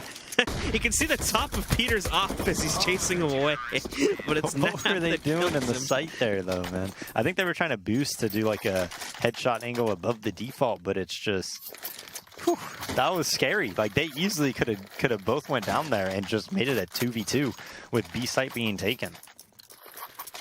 All right, well, Optic back into the fray now, and as you had mentioned, without taking too many losses there, it's certainly going to be more economically viable. This is looking like a much better buy than what we have had in a lot of these past rounds. Energy, though, built up quite a bit of a bank, so they're also coming back into it with just as strong of a buy and spreading out into a default again, as we have generally come to expect for play on this map. And it's Mixwell getting aggressive here in Squeaky. That actually marks the first shot, takes down Breezy. He just spotted the bomb, too, sitting outside again. Default style of play, so really nothing huge to read off of that just yet. And with that missed shot onto a player inside of A main, he's going to promptly fall back. Look at this from Tarek, though, swinging out through the smoke outside of B. He's also found Fugly, and if he continues to push forward, he is going to realize in a moment that there is no one else pressuring here, and that should give confidence for some of the other Optic guys around mid and highway here to swing a little bit closer to A.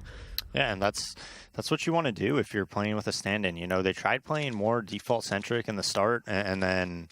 You know, after losing that second round, it's been pretty downhill for Optic since then. And now look what happens. Like, they pushed 3B the round before. Even though they didn't execute it very well, it still ended up working. Now they push Door and get a kill. Tarek gets aggro at B and takes out Fugly. And all of a sudden, stand-in or not, you know, you're 3 versus 5, you're 4 versus 5. You're in situations where you could, you know, have that stand-in play in a spot where he's almost always going to get 1 kill and then play off of that. Well, Energy will go through with A. The odd thing, though, is that up until right now, obviously, when Tarek pushed all the way through, they had put extra players in the B-bomb site. So it's up to Rush here, but he does make big impact, and Naf is going to finish the job peeking out from the site itself. A bit risky, considering that a lot of them had gone off site, but thankfully the 2 that were left in A managed to handle the last 3 on Energy's side very nicely. Great shot by Mixwell there onto Breeze, just right through that crack. Good job by Rush. You see he dodged that flash very well, and now NRG doesn't have a lot of money, just gonna have pistols and a few flashbangs. And Naf reads the economic situation. He's gonna have an ump, so they're gonna look to start coming back into this half and stringing around a few rounds together here. Just gonna be a B pop through this smoke for NRG. Yeah, they'll push together, but Optic already have 2 close to the site ready for this. Nobody checks and checkers, so this is easy days for Tarek here. 3 kills. He does get finally dinked down to 7, and we're going to see Professor Chaos leaping through. He even gets a second one, too, countering on Nav, which could go for a quick drop in armor and an M4 and a Molotov. So big upgrades for him. The Molly, as you can hear it now, is going to go over here towards Heaven. It's a little bit forward, but it's still enough, and that's actually a great smoke for Mixwell, as it still lets him peek outside. Trying to tag the plant through it. It's a little bit off the mark. It's not really going to hit Professor Chaos for that much, but pushing forward, excuse me, Peter for that much, but pushing forward, Professor Chaos now finds a 3rd kill. Somehow, what was just a P250 round has turned into one that they're almost certainly going to win unless Mixwell comes out huge. He's got himself down below in the simple spot, but now he's cornered. He's got nowhere to run. Professor Chaos is still sitting safely inside. He's expecting it from Team Main. If he peeks the other way, he's dead. And then with all that distraction, Peters is able to freely peek from the site and finish him off. Somehow Energy have pieced that together, and now they're back in control once again. Yeah, and I think Professor Chaos might be a little bit of the better coach when it comes to actually playing in matches. But the real kill that mattered so much there was not necessarily Professor Chaos on Taric, but it was also him killing the Vents guy. And then PTR has nothing. He has no armor. He just has $300, and he actually takes out Peacemaker in the site. So now all of a sudden that opens up the site. Professor Chaos kills that Vent guy, and it's a 2v2 where he's able to get bombed down for Professor Chaos. So, you know, I don't know, man. That's just, you got to get that kill on that P250 guy running at you, you know, in the site. And Taric kills the other 3. It should be pretty, you know, pretty easy kill. Optic with a bit of a strange force into this one. 2 upgraded pistols and double up setup. Breezy just making a mess of them. He's an entry king right now. Naf and Mixel both go down. Professor Chaos now adding another kill. This is it. Peacemaker and Tarek were fully committed to Beast. That's the save already. And Energy is, you know, they've won 2 rounds. Yeah, but they've won 2 rounds that they had no business winning. Well, I mean, the second round force buy, you know, you could make a case for that, right? But even then, obviously, you favor Optic heavily in that round. But then that round that they won, when they just had P250s, like 2 flashbangs, and 1 guy had half armor, I think. I mean, you have no business winning that round. You know, it's just not something that should happen. So when you have that happen to you and you're Optic, usually it's a way worse half than they have right here. I mean, 4-8, you know, with these circumstances, under these circumstances, is like a blessing for Optic. Generally, if you see that happen, it might be 2-10 or you know, something like that at this point. Well, Optic do get to, by virtue of that, stay in the game for a little bit longer here. Unfortunately, money is a big problem for them yet again due to the force they just went for in the last round there. Great shot by him.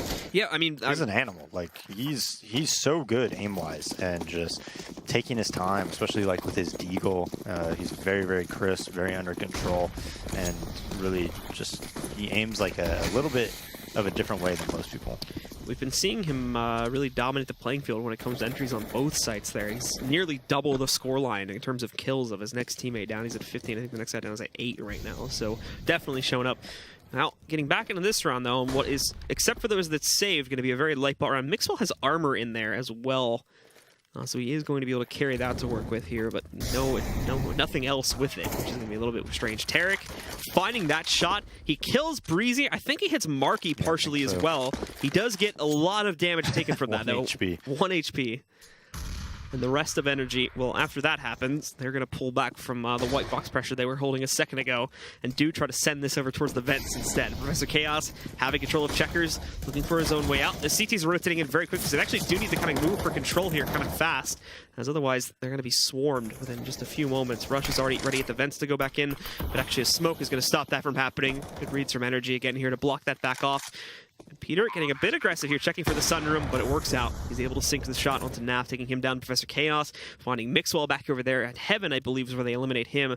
And Rush waiting here. He actually might be able to grab Fugly. We can see he spotted them somewhere in there, but Fugly gets the better response. Obviously, with the AK there, has a much easier time. Yeah, but only on 20 HP. That was a pretty dangerous move by him, but it's so weird to me. I wonder how that works when the smoke dissipates. You know, it's just like sometimes the other player sees you before you see them. You know, I have no idea why though. It just seems so random to me. It's just like if one person's on the other side of the smoke and this person on the other side of the smoke, it just, I don't know what triggers it that one side sees better than the other. Yeah. Well, if you're inside the smoke, doesn't it like treat you a lot more harshly in terms of restricting your vision than if you're like kind of standing on the outskirts of it? I don't know. I'd assume so, but didn't seem so there, right? Fugly was right inside the smoke, and Rush was on the outskirts. So, and he definitely saw Rush before him. So that will put us up to a 9-4 scoreline heading into these last. Actually, Rush started shooting first, didn't he? Yeah. Yeah, but I don't know if he saw him because the smoke was like fully blown. You know, he was the energy guy that was trying to fight that was inside of the vents, like fully in the smoke. Yeah, yeah. So, and it hadn't even started to fade until he like a second or two after he killed him. So maybe he just manages to get his crosshair over him to get that. You know, when you go over someone and you hold it there for like a second or two, their name shows up. Maybe he managed to spawn. Yeah, I think so. I think Rush kind of just read that he was there. But anyways, NRG and a default. Marky on the boost, so we'll probably see Marky throw a Z smoke from there and maybe Molotov Highway. So here comes the Z smoke, and they're going to do a mid control off of this. Here comes the Molly sandbags, the flashes towards Highway and middle, and they run out of the boost. So they have control right away, and without, you know, using too much. But they don't have any smokes besides the smoke on PTR right now, so we'll see what they opt for. Looks like they're going to do an A split through Highway. Professor Chaos running back probably to A main to meet up with the bomb. So 2 Highway, 1 door to A main, but A main control is taken by Optic. Professor Chaos trying to sneak back in here, but Rush is waiting for it. He's going to grab that first kill. It's a heavy cost, though. He's very low HP, and the second he tries to go in the open, he's down. Not only this, but they found 2 additional kills. Beyond trading him out there inside of A main. So, I mean, this is like the 3rd round in a row now, unfortunately, where you're looking at 2 just completely detached from all the action and are really going to have no choice but to save here. So, and usually when you have a player A main like that, you're able to spot out what's happening before it happens, and you could, you know, cheat a 4th guy over there and have him maybe flank Highway from Z, maybe be white truck earlier than the enemy team expects, and he's able to get, you know, an extra kill on the board, and, you know, you can win the round that way. But for whatever reason, the take comes, Rush gets 1 kill, but immediately dying at the forklift. That was like the big kill in that round. I believe Breeze was able to get a kill from there, or maybe it was someone else. But that player that died out, like when we were watching Rush, that was like a big kill that mattered. well, after that, energy pushing forward now into double digits as we go to our last round and a half, loaded with cash. So they obviously are not going to have any problems at all. But on the Optic side of things, it's a very scrappy buy. As this has been another issue that we brought up a few times but haven't really highlighted too much, is just how much Optic has struggled to keep a solid economy going. The utility's fine here, but they only have 2 M4s as a UMP on Peacemaker. Mixel's working with a shotgun, and Tarek has a scout, which he's actually been relatively good with. He's almost always been able to at least tag, 2 players, even get a kill onto one of them before going down. But beyond that is the problem with the UMP and the shotgun sitting on Mixel, and he's already used all of his utility there to hold off any early mid-aggression. Yeah, and when they did that split, the 1-2-2, Tarek moved from the forklift to try to help A main when Rush was under fire, but he can't do that. You have to just watch the door, and you know what? Rush, he's probably going to die, right? He's probably going to get traded, but you can't help him. Like, you're still in a good spot. You can kill the door player, and your forklift is very strong against A main as well. So you just can't die. You have to worry about yourself. Rush, he gets 1 kill, he gets an early spot. That's enough. He did his job, Then it's up to the rotator to come and you to hold strong. Well, the rest of Energy are now pushing their way inside of A main, getting ready to execute outside. There's a big stack from Optic here, though. They are sort of half-focused on mid, too, though. So it is going to take a second for Mixwell to rotate back up. Peacemaker's here, so he's certainly going to be able to help contributing. Tarek is going to be the long rotate. He's the scout player. They do both M4s sitting in this site, ready to go. The big guns are here. They're ready to challenge it. But now the utility is going to start to roll. Actually, in a pretty minimal amount. They don't smoke anything, and when they do, it's very late. But look at this. Fugly walks right around. Peacemaker doesn't even realize it. Rush is going to catch Marky getting a little bit overextensive there. Nap also finding 2 here. Still fragging out as well, up to his 3rd. Finally caught trading on a gun, but there we go. Rush moves in to finish things off. So we see some signs of life from Optic at the very end of the half, but it is still a long, long road to recovery. We'll see if they can keep themselves on it, or if they're going to lose control and swerve into the pit in just a few moments as we continue with the second half.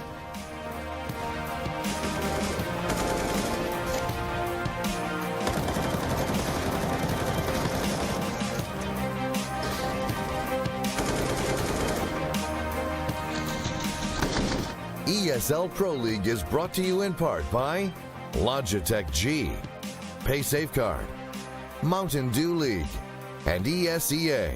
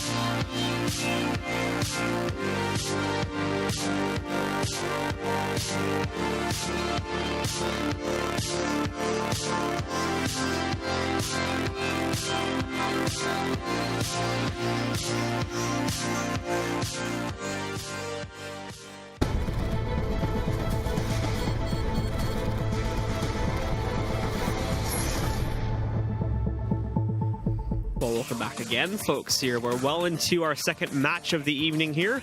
The cash trend has continued, and it's 10-5 currently, but not for the team you may expect if you've only been casually following Counter-Strike for the past few months here. It's actually Energy that are up 10-5 here against Optic, who have been going through many roster struggles and currently have Peacemaker standing in for them in this match. Yeah, and, 5 rounds, though, I think is enough. I think if they win this pistol, I think they could definitely win this match, but if they lose the pistol, it's going to be very difficult. Like I said, whenever you have a stand-in, it's usually a lot easier on the T side to make things work. CT side, though, could be really rough, and you saw, they rushed into B with that P250, able to kill him and things like that. Quite a few times at B, actually, where I thought he was set up very well for kills, didn't really perform if you're Peacemaker, and you expect that to happen, right? You expect that. He's a coach, right? So we'll see what happens in this next half, but I definitely do think that Optic's going to feel a lot more comfortable on the T side, even if they do have a stand-in. Okay, it's a very divisive scoreline overall here. It's where things will spiral out of control extremely quickly with if the Energy take the pistol there and they don't get eco upset in the second round, which actually has been a very common thing that's been happening here in the league. So I wouldn't completely count that out. But assuming Energy get through it and get themselves up to 13-5 right at the start, it's basically Optic has to win the gun round and have a huge streak, even have a chance. I think if Optic wins it, it's going to be it wins the pistol and can survive that second round. I think it's going to be a very long game. But if they lose the pistol, I think it'll probably be very close, very fast. So I think this pistol, it means everything. All right, well, again, just waiting for the players to ready up. As you can see that they're getting warmed up there in the server now. As soon as they do send that signal in, we'll get started with it. And hey, what do you know, speak of the devil, and we'll jump right into it there. As we're live on 3, and we should be jumping back into the full screen here in just a second, as these teams will face off, and we'll get to see if Optic can keep it going here, or if they're going to have to bow down to Energy with a pistol round victory going into their favor. They now jump onto the CT side, and it is Optic that go on the offense. Yeah, Peacemaker with smoke, flash. 3 armors on Optic. I think Naf just forgot to buy. No, he dropped a deagle to Mixwell. That's what he did. So Mixwell getting himself a bit of a raid boss buy, and it's not going to be him initially boosted up. He's actually the one in A main, and well, that sends Peter back pretty quickly. He was wanting to jump back in there, but changed that decision. However, we do see someone, I think, getting dinked there. It had to be through cover. That was Marky. He's only got 27 HP afterwards, so only tagged a little bit. Mixwell just going to be regrouping with these guys afterwards, though, as they do move back in. It's Peter that tests things, and again, that's very aggressive going against the Deagle there, but it works out for him as he gets the better of Mixwell, takes him down, and it's a 5v4 advantage. Do note, though, that both Resochaos and Marky both got lit in the process. They're also quite low, but Peter, again, super mobile all over the place here, being a real nuisance to Optic as he knocks out another player. This time it's Rush going down. Yeah, I'm very surprised that he's aggroing A main in those situations, but look, he's getting aggressive once again. So, he still has 72 health. And he gets another headshot there, maybe potential for one more, but finally meets his end at the hands of Tarek there. With the damage being done, everybody from that B-bomb said he's going to be rotating in a second, and these last 2 from Optic are still taking their time about things, which is not what they need to do right now. They realize as they are getting close to A main that it's probably going to be a little bit too late to push directly into this site, so they're going to look for mid-control instead with Tarek. I'm sure that Peacemaker will be regrouping with him in a moment here, or he'll just go through the B halls, but nope, out to his mid. Both will go through the vents as he try to dive back in. Breezy is the one to challenge it here, and Breezy has been the big player from Energy, especially when it comes to headshots. So you can expect them to perform here as well. There's one looking for the second, and he's going to sink it. There's Breezy again with a double kill. Peter, of course, getting the big 3K that stopped their initial plan, but it's Energy that take this very important pistol round at the beginning of the half. Yeah, nice shots by Breeze and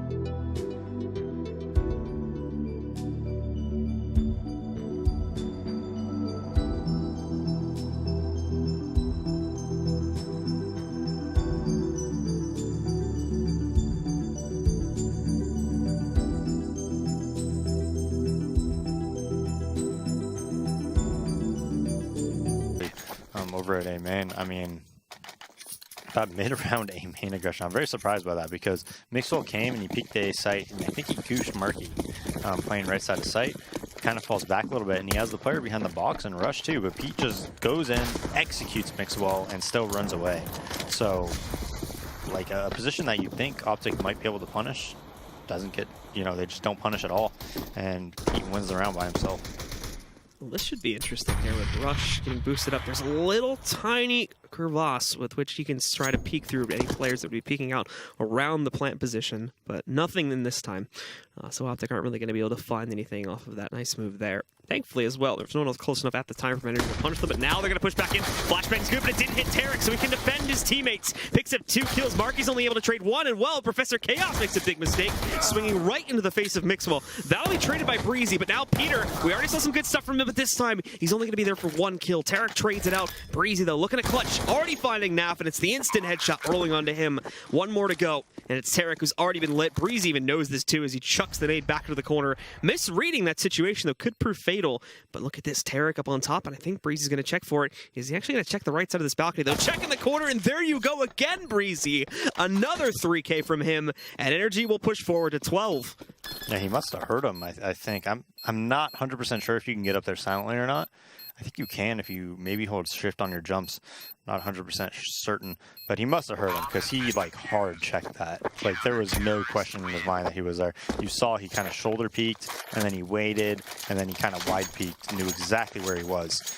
So probably Tarek thought he was a little bit farther away than he was. He probably didn't think that he'd just run up highway quite that fast and got into a really cheeky position. As soon as Tarek was getting there, I thought he was going to win that round actually, but then he must have made noise. All right, well, Optic do go for the investment right here into this round. And it's only going to leave them with 3 rifles as we take a look at the 2 AKs on Tarek and Rush. They also are one of the few with decent utility here. Tarek kind of iffy there. But now having the other one as he downgrades himself to a Tech 9. And Peacemaker gets himself, I think, a donated Tech 9. There's nothing else sitting behind him right now. No armor or anything else, and that's not even his Tech 9 from the looks of it, if that's still correct. Well, Peacemaker, however, without having anything else behind him, still is the one that strikes first. Him and Tarek find that initial kill onto Peter. They'll flood mid, looking for Marky, but Fugly peeking out. No one really checking for Z there, so he is able to dip in, grabbing a kill onto Mixwell before the smoke blooms, and now they're going to counter-boost Breezy in to see if he can catch anyone else. He's actually going to see them falling back too, and oh my god! Destroys Tarek and Peacemaker together. There we go. That's the hit to dematerialize. Now they're even going to know that they fell back, so they can get prepped for a B halls push or a direct A main push as they just line up for sort of an A retake, but still with heavy presence on B. Yeah, and Breeze, I think he might be pushed up middle on the right, kind of, so they have no fallback out. The 2 inside B. Professor Chaos playing this pretty well, making the commit. I think he overpeaked a little bit there. Had he waited, I think he would have won that round for his team right then and there. But Breeze heard that player fall back, I think. They know it's A right now. He heard Naf falling back. So they're going to beat them there to A main, and I don't think Naf's going to be able to get the bomb down across with 3 HP. He does have a little bit of time to try and play with this, but actually they catch him there. Marky just destroying him there. As you mentioned, only 3 HP, so 1 bullet was all that was needed. It's Energy up to 13. Optic already using their investment in that last round here, so they won't be able to do it again, as Energy will have themselves, what should be anyway, an easy ticket up to 14 rounds. Good recognition from NRG to boost Peacemaker, who was that? Breeze and Professor Chaos boosting him into the vents after that mid-take happens. They did that pretty quickly and with good timing. They're running up highway. Optic wasn't ready for that at all. And it was perfect timing because they came after that the Z push came from Fugly. He gets that kill, and then, bam, it comes behind him. He gets those 2 kills. It's like perfect timing. Nade is great too. Look at this from Breezy. He's getting so many kills, fully commits to that spray. There's still 6 bullets left in the chamber. He's going to get a 4th. This is maybe one of the fastest aces ever. Although, unfortunately, Peter is going to steal it from him, so it ends up at a 4K. But just more lambs to the slaughter for Breezy. Now sitting at 27 and 11 currently. Yeah, he is destroying them. Look at how nicely he played that too. He waited until they were kind of in, waited until the pop flash happened, and then bam, pops up. Beautiful spray control. Doesn't waste any bullets. This is ADR as well right now. Must be off the charts. Well, Tarek is going to be playing in mid with a few teammates. Problem is, Breezy may actually challenge that if they attempt to go outside directly here. This will be rough indeed as Breezy's been shown. Oh no! One walks directly into his face. It's 2 more for Breezy. Rush and Tarek both gone down. He hears some more inside of the garage, I think. But all that pressure is going to be fading away. No one else from Optic will even dare to challenge that. Throws in the Molotov. Mixwell, I think, is on the close left corner here. But yeah, Mixwell, you're not going to find anything. Breezy's long gone from that corner spot. He's now changed. He's just on the other side, granted, but still he's dissipated away. This time, though, he does bite off a little bit more than he can chew, as Naf finally manages to put Breezy down. Yeah, feeling it a bit too much there. Just trying to go for a highlight play, get as many frags on the board as possible. Gets punished for it. And now Pete at the B site, it was a perfectly timed Molotov to kind of delay that take. Give him a chance to hear if anybody's there. And they should know he's side, though, so it kind of gives away his position a little bit. Yeah, they will look for smokes over there inside of the tree room, but it doesn't stop Peter from finding the shot. He does try to go out, but Mixwell had already committed to the spray, so Peter just ends up walking directly into that. Professor Chaos goes hunting to try and catch these guys crossing the smoke. It's not going to work out, however. So this is left into a 3v2 retake scenario for Energy.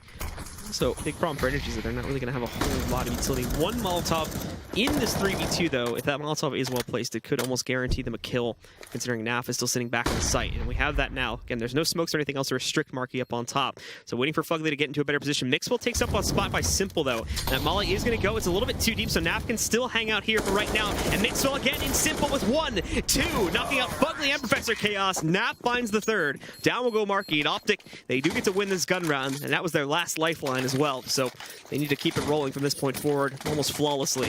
Yeah, and you know what? Breeze is usually that B player, kind of put PTR on an island when he decided to just get like super aggressive there. I mean, I know he knew where Mixwell was, but you know, there's no just unnecessary, right? You could just take the 3v5 and go into a different spot. You're able to get away freely, and instead just kind of frag hunted. And I almost guarantee you, if he was alive, they would have won that round.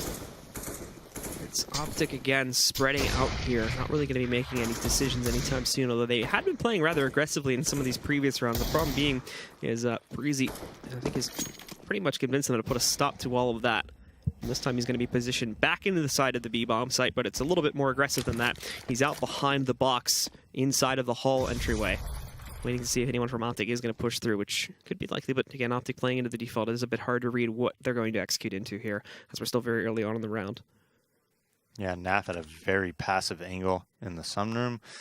Mixwell getting counter boosted on the white truck. I think they listened to me. You know, looking for that counter boost or highway peak, which is more likely. But now they're just going to kind of group up. Looks like they're going to group up towards A main and maybe scout out A with Molotovs. They definitely know that it's an eco, and this is a great fallback strat whenever people are ecoing. Yeah, Breezy again, just still waiting patiently there, but we aren't going to see that tested as Optic are following through with an A play here. Peter's the only one on site to defend it, but he's only got a P250, so rough stuff for him. And also, that flashbang, it does actually connect, excuse me, it goes in. Everybody from the side of Optic gets blinded, but it doesn't matter. They're still racked with the frags. Fugly trying to push through. It's nothing working out, unfortunately. And Optic getting near team ace. Tarek getting a 2nd kill for himself, and Peacemaker not finding anything. Nicely done from them, and this is what they needed to try and sustain themselves. If they, haphazardly win a bunch of 1v1s to be able to try and close the gap, their buys are still going to be that iffy, so winning with pretty much all 5 alive is going to be great for them. Yeah, and NRG is going to probably buy pretty conservatively throughout this half. And, I mean, they had a great T-side, NRG did. And, it was out there without their in-game leader in Daps. So I wonder who's calling for them right now. Well, since he's taking over the coach role, I would have to be a go-to to assume it's Professor Chaos currently trying to work it out with them. But on this round, Optic again splitting up into that default, so not a whole lot happening the first 30 to 40 seconds of the round here as they just try to line themselves up for it. Energy aren't really being aggressive either, so nobody trying to go for anything, but that will change right here, right now, as Tarek goes for a blind peek as well over here inside of the mid garage and is immediately put down by Peter. There is more, so Peter may have himself a chance in a moment here. Breezy in the meantime over there towards that B-bomb site. He is ready for more aggression to come his way, already picking up an additional kill to Naf and putting this into a 5v3 with Optic still not even, having a good idea about where they want to take this. There's 2 in the B halls with Rush watching out for Vents pressure there in the inside of the mid garage itself. So more than likely we'll see this lead into B, but without being able to safely get out towards Vents, it'll be very direct and probably, by the way that things have been going in this half, very easy for Breezy along with Peter to shut down within that site. So they grow a little bit wiser than that. They do end up falling back here And they're just going to go out for mid control instead, so at least they can have additional vents pressure to try and overwhelm anybody that may be in checkers. But even there, again, you're still going to have to deal with Peter, so that's not going to be looking too bright. Yeah, and Rush is looking to make a play here. Maybe a B fake, and then Rush is going to walk up highway and hope that he can get frags, and then Mixwell is going to pinch from A main. As he does move back in here, he spots himself his first kill. Fugly going down, promptly smoking off Z to prevent him from getting flanked. Peter tries to rush up, but it's Mixwell there to cover for him. And now Mixwell even moving through. Jerk reaction time, but he is able to find another kill against Marky as well. So it's down to 2 all of a sudden for Energy. Breezy's in, grabs one. Heavy cost to his own health pool, though, as he's now down to just around 20. But still, he re-evens it back up to the 2v2. Professor Chaos, unfortunately, is a long rotate away, so it is going to take a couple of extra seconds to get him in position. And what's even worse is Peacemaker is playing super passive in mid, really leaving a lot of it onto his teammate right now to hold this off, but he's going to push himself right back in, and that's where that works out beautifully. As it takes down Professor Chaos, brings us into the 1v2. Breezy's back on the bomb and in the site, but he doesn't really have anything to work with, and eventually Mixwell's going to swing right back out, finish him off, and allow for Optic to get up to 7. That was so well played by Optic in that 3v5, though. I mean, I thought for sure that round was going to be lost, and Luckily just getting a little bit out of position, not spotting. Highway, you know, going back and looking at main, and then Rush gets position on him, takes that kill, Mixwell with a beautiful kill at Gar, and yeah, that was a really well played 3v5 by Optic.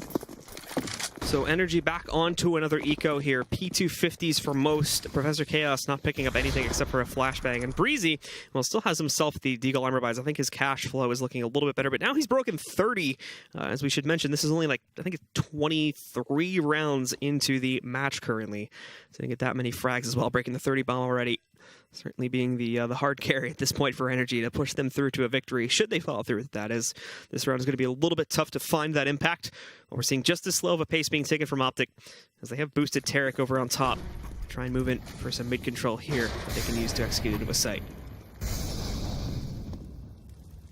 Yeah, a full highway stack and Z stack with one player in the A site with a flashbang. So he's going to be able to flash out mid for his teammate who's going to come any second.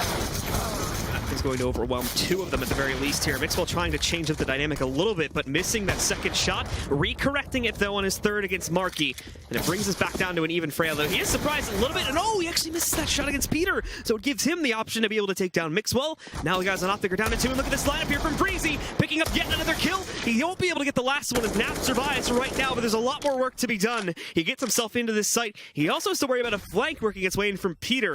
I'm not sure if he's fully aware of the circumstances going in from that one. But Professor Chaos backed the hell out of here. He's going over there towards mid. Not even going to be challenging at the truck angle. This is still great for Pete if he wants to go out, and especially now that he's got the op. But Naf is actually going to evacuate. Time is a factor here, too. 15 seconds. He needs to stop shift walking in a second and just hightail it over to the B site. So there we go. He will be able to make it in with probably about 5 seconds of excess. So he'll just barely be able to get it onto the site. Oh, he missed the jump, but he still should be good, thankfully. And now it's going to be a long rotation for Pete and Professor Chaos to get back over towards B. So the dynamic shifts again, very slightly, but it has given Naf essentially infinite time to get into the post-plant position of his choosing. Energy are also taking this really slow too. Keep in mind, no one has a kit right now. They need to get back in here if they want to have any attempt of trying to finish off this 2v1 they have in front of them. Nav just sitting back as well, wants to challenge them. They have to go for this immediately. He has them both lined up. Peter will catch the trade. Now it comes down, though. Did he leave himself enough time to defuse this? He did not. So he is going to bail out, and Optic will put together a 9th. Wow, that was... oh, man, that was really good by Naf, though. He kind of recognized exactly where those 2 players are and pushes through CT spawn. Most players would not have the... you know, the recognition of what's happening to do that. That was pretty sick by him. I know he ended up dying, but he's, you know, won the round. Yeah, he won the round, so. But that was a really good job by him, man. That was impressive. And it continues to delay. Energy getting up to that match point here, so Optic keeping themselves alive. What's even better is they built up the economy on these last 3 to 4 rounds that they picked up too, so they have no problem going for the full rebuy. They're not, you know, at that breaking point here where they're going to have to sacrifice some of the AKs and go down to UMPs and whatnot. Molotov, they're going fast out A this time. There is a good response. Flashbang and Marky lines up a kill. Also decent damage onto some of the other guys in A main too, as they were kind of stacked up in a line there. Now they catch them moving outside of Squeaky here, but there's smoke's covering up everything. It's so tough for either side to be able to spot them out. Energy are getting the better of them right now, but they do give up the site control and let Optic flood in. There's still waiting for B rotates to get over here in time. Marky actually almost getting caught out there too, but it's Fugly that picks up the next kill this time. Marky still flashed out, is found in the quad position, but Breezy also catching Peacemaker, trying to transition over there towards the forklift. So Optic just really can't seem to find any consistent fragging power here on this round, and now they're left in a 4v2. Still no bomb plant. The timer's still working against them. They try to tap it now, but they're really cautious of someone working on a flank against them or something like that. So they want to be trying to check for that. As Mixwell goes inside of A main, peeking back out now to look for aggression coming from the truck angle. There's none of that yet. Energy are actually being really quiet here. They try and keep their own positions a bit more of a mystery. Molotov into the backside. We do see now swing out from the left side of the big red box, but Fugly will be quick to catch that. Now it all falls to Mixwell. The bomb's not even planted for him either, and they just spotted him. That player back at quad did. So Fugly on the peak finishes off the job. We did have the HE grenade rolling in, but it doesn't do nearly enough damage to pull Breezy off the bomb, and Energy finally get that 15th round. Yeah, Professor Chaos, I don't even think he has a kill this half, by the way. Right? I mean, it's 0-6, and it resets because he rejoined the server, no? I would guess so, yeah. Yeah, and they're still doing great. So, I mean, they played that A take like perfectly. Energy did, to play against that. It was a very scrimmy strat coming out of Optic. They used their nades to delay. They didn't nobody overextended, if you saw. They would get a kill and just stay alive, and bring it into a 4v2 when Optic used every single nade they had to even get the bomb down. Now they go into an A retake, and Marky gets 1-2 kills of guys coming out the door. Does another 90 damage to Tarek, and Mixwell just stuck at the forklift. They only have a Molotov and 2 flashes to, not even the Molotov anymore, just 2 flashbangs.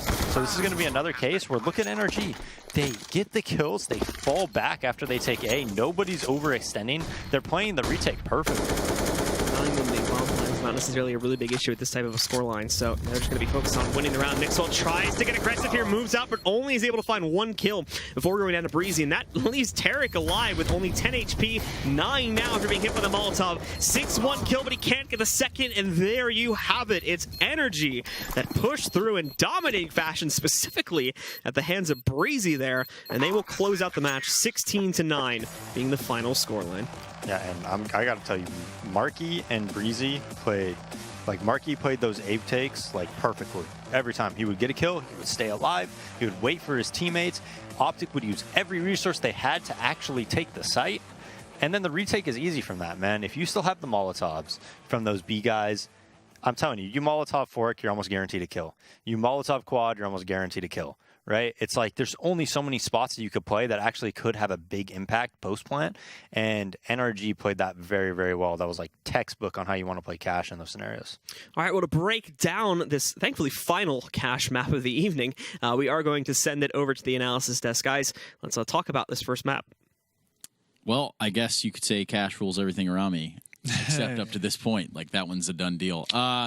Yep, there you have it in the books. Optic Energy, Optic falling, Optic falling. They're actually falling down. I mean, at this point, they're rolling down a hill. I mean, there's no stopping. That was not pretty. But, I'd rather focus on what Energy did right in that sense. I, going into it, thought it would require a big performance from Peter. Instead, we got that from Breeze. He was an absolute monster. I think we actually have some stats for Breeze, actually, just to showcase how absolutely insane he played.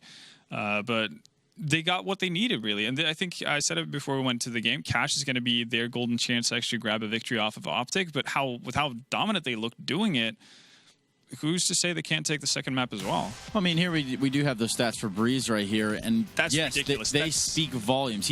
How many multi-kills did we see this guy get across the game? I mean, here you're going to see a 4K in a couple of seconds as well.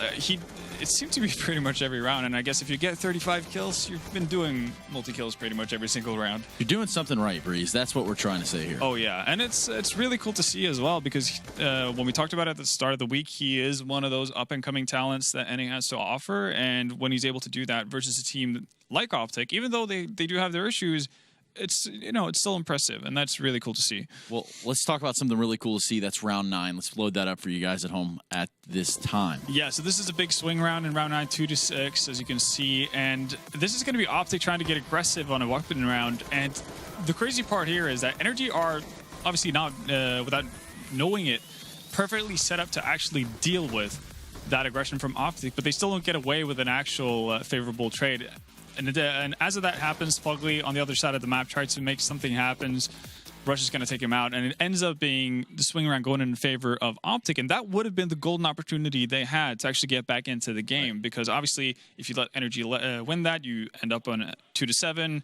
You're going to have to eco. It's just bad times all around. Instead, they had an opportunity to actually force Energy back and also start building up a decent CT side, but they end up messing that up by losing to straight up P250s 2 rounds later. Now, it's also important to note that both these teams did use a stand-in or coach. That's true. Professor Chaos coming out there for Energy, and then Peacemaker over there on the Optic side. Yeah. Do you want to see who won the battle? I'm pretty sure. I mean, it's not about who won the battle; it's about who won the war, right? Yeah, exactly. So I think they went pretty even in the battle. But I think it's funny to note that Professor Chaos did not get a kill at all in the second half of the game. And I still think, even with that in mind, I think he still had a higher frag total than Peacemaker. Yeah. So I mean, hey, it is what it is. We're gonna go to a quick commercial break, and when we come back, we're going to train, ladies and gentlemen. It's Optic and Energy. We'll be right back.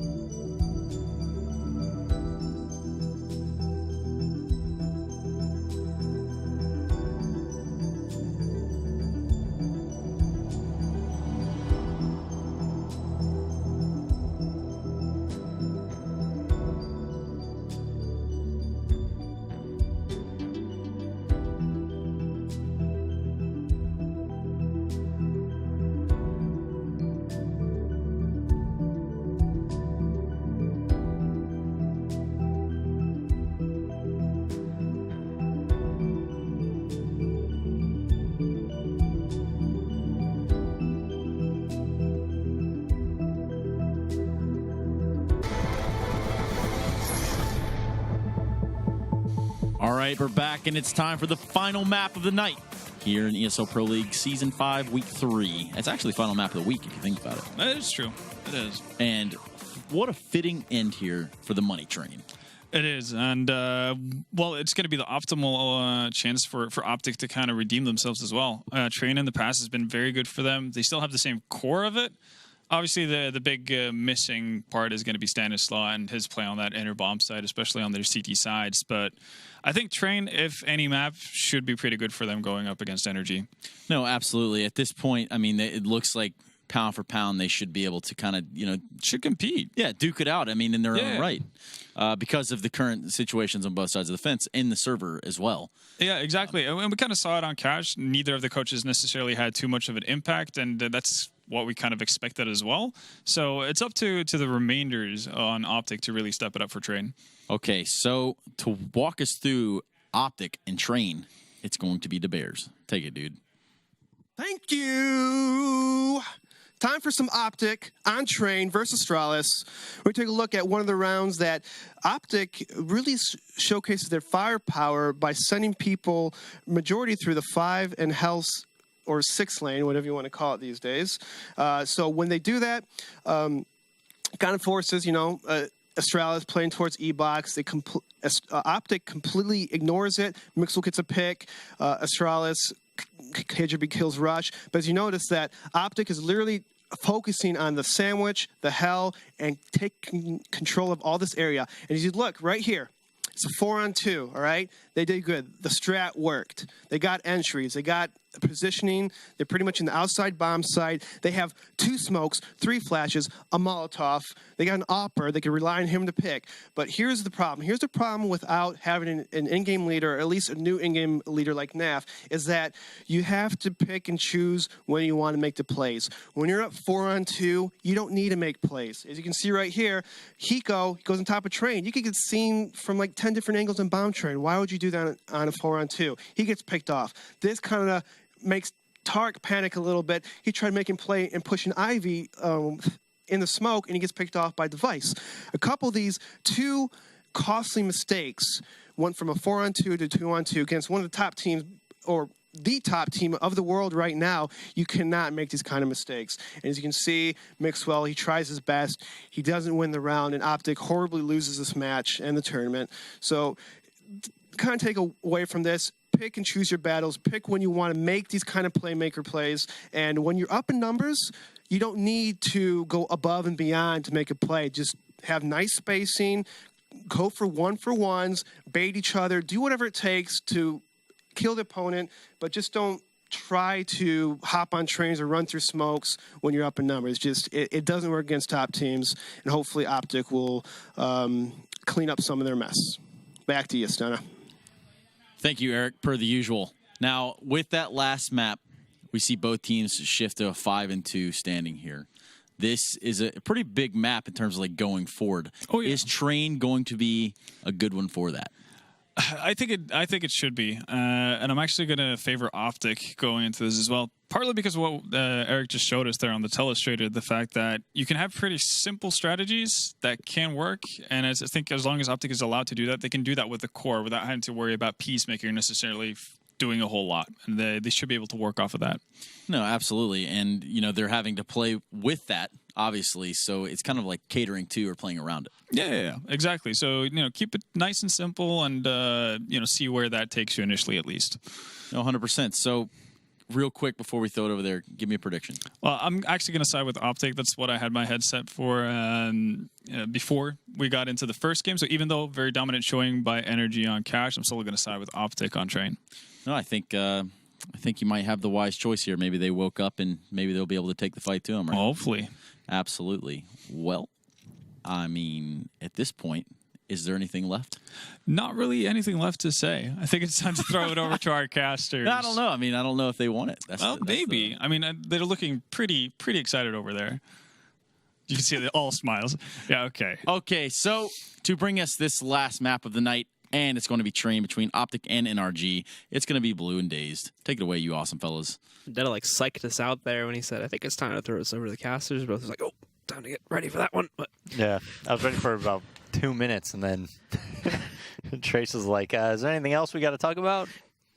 No. I think we're good. All right, but yeah, I don't know about this one. The problem with Optic is, I was talking with Vendetta at the break, is that, that Stan kind of played Ender for them, right? Yeah. We were talking about it. So who's going to play Ender for them now, right? Where do you put Peacemaker on Train? I think Train is one of those maps where on CT's side, You know, we saw Optic struggle on Cash, but I think Train is one of those maps where it's hard. It's a lot harder on Train, in my opinion, to just like hide somebody and try to make somebody who's not really at that level be able to perform at this level. So I don't know, man. I'm going NRG here. I thought that was a dominant performance by them. They, I think Professor Chaos is a lot better of a fill-in than Peacemaker is. So I think NRG is definitely the favorite. Solid choice. Yeah. I think that But having said that, you know, a couple of those swing rounds, if they don't go NRG's way, if they don't win that P250 round where they barely spend any money, if they don't win that second round, you know, and then I think even on when they were on CT side, didn't they? No, they won the CT pistol, but didn't they lose? No, I don't remember. But there was like 2 swing rounds that were huge, right? That could, you know, definitely changed the makeup of that match. Well, they won the original second round on a force-up. Yes. And then they took a little bit of control there, and then they had the second one. Those are like the 2 big ones, I think. The second one that happened in the middle of the second half. Yeah, that was pretty back and forth, but I mean, they won a couple swing rounds, right? Yeah. So Fugly looks like he's going to be playing inner for NRG. PTR is going to be on the rotator spot behind Pop Dog, dies to Mix while the Z-Smoke comes out, so they can get pushed up close, and Fugly doesn't really have any backup. Marky being able to chime in with 1 kill, but for the most part, it's Optic executing them here. Breezy will look to change that, but he does have quite a few players to deal with. There's a headshot out of nowhere, though, on the Peacemaker going down the ramp. He'll be able to take him down. After everything is said and done, this is now left to Tarek alone, where previously was all Optic controlling the situation. 2 CTs moving back in, one of which has a kit, so they have extra time to play with here. They know where Tarek is. Tarek finds the headshot against Marky, but now the smoke rolls in. It's over top the bomb. He did see Professor Chaos going in. Professor Chaos is going to stick it. Tarek trying to knife around here, but did Professor Chaos see it? Oh no, Tarek continued to go for the knife, and now the time has got so low, but I think with this kit, he might be able to do it, and he will. Energy upset on the pistol round, and they'll take control again. Wow. What was Peacemaker doing, though? He just runs down lower ramp. Look at this. Look at low ramp. Seeing this one here, and in a second. Watch. Look. He just runs down with the Molotov, just full sprinting. What? Why? That was hilarious. That was like a suicide Molotov cocktail, like something you'd see out of like a crazy movie or something. He had the carried in. He had one job, and he did it. He wanted to stay alive. His job was to get that Molotov on the ground. No, that Molotov was to play for post plant, and then if they don't have a smoke, you just automatically win the round. But he just flies down. Well, as we get back into the action of the second round there, the worst thing is that Molotov was going at a weird arc. It might have actually gone into the smoke, too, that was there. I have no idea what that was, man, but that was hilarious. All right, well, it's 1-1 initially, as they do have a bit of a scrap outside of T-Con here. Rush has a chance for another one, though, as he tries to line up against Professor Chaos, but Professor Chaos really decides to kind of not take that fight currently. He actually is going to swing around the other side, going through the old bomb tunnel there, and Tarek is kind of lurking here, too. They want to resurge out through T-Con here. Professor Chaos, though, now ready for it on the side. It's dangerous, though, as they did spot him, so they know he's here. Gets 1, gets 2, and there's a third that's already been damaged a little bit. It's Peacemaker, losing 20 of his HP in that battle. Professor Chaos only losing half of his, and Peacemaker really doesn't know what to do with himself, waiting for Tarek to regroup so he can kind of safely push back out and make sure there's no one watching to his right side. So he's allowed to do that, but Professor Chaos waiting over here. Oh, apparently didn't expect Tarek to come to the bomb train there. So a bit of a surprise, but Marky's up in heaven still, so he's going to find these last 2 frags and solidify the round for Energy. Yeah, 3K by him. Professor Chaos comes up big with that 2K at Ivy. And not only that, I mean, he pretty much, won the pistol round at the end there. So Professor Chaos doing a good job here on train, and we're seeing, a little bit why he was, even though like on CD side he didn't have that many kills on Cash, like positionally speaking, he was playing properly. He knows how to play CS at a high level, right? And he's been there and done that before. So you're not losing that much with a stand-in like Professor Chaos, like nearly as much as you are probably with Peacemaker. Just running down, throwing balls. This nade actually that was tossed back out from, I think it was either Marky or Peter, did actually some pretty massive damage. It was full damage on a Nap and Mixwell there. 60 and 45 is what they end up with at that. Tarek also gets tagged here too, trying to cross back on the trains. 2 for 2 originally though. Peter finding both, and now a third as well. Professor Chaos getting a fourth. He does get traded out by Peacemaker, but Peter again, he does actually have a pretty massive round there, 4K. Where Optic had forced into that one, so that essentially was the first gun round, and it's Energy again that do take control of it. Yeah, 4K with just an ump and a pistol. I think he had 3 ump kills right here. For some reason, did you see how it's shooting up top there? Yeah, that's a flash. Yeah, that's a weird bug. Is that just on GoTV, or do we see that first person too? Because I've never noticed it. I'm pretty sure that would just be GoTV. Yeah. I'm not 100% sure though. Well, now Optic, pretty much a full save, a couple deagles on Mixwell and Rush, and they're going to try to get the bomb down inner. Maybe going down upper, we'll see, but Fugly's there, so, and Fugly's there, and this is smart, right? They have 2 umps and an MP9, and the MP9 is upper, right? So say he dies after he kills 2 people, hopefully, for his sake, right? And they don't have a flash, so I think he probably will, and they get that MP9, what are they going to do with it, you know? Well, they do say that. They do take Fugly down here. Peter, though, waiting inside of the bomb train. Do they suspect him? Well, no.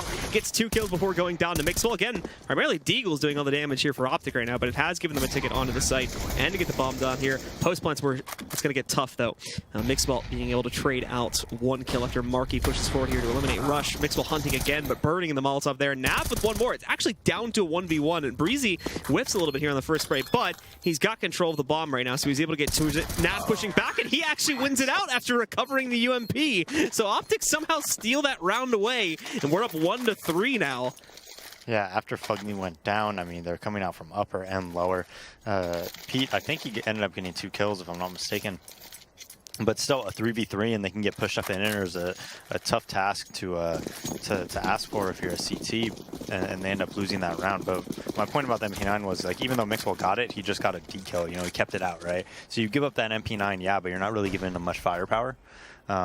So unfortunately for Fugly, he's not able to get any kills because Mixwell's just ridiculous jiggle peeking.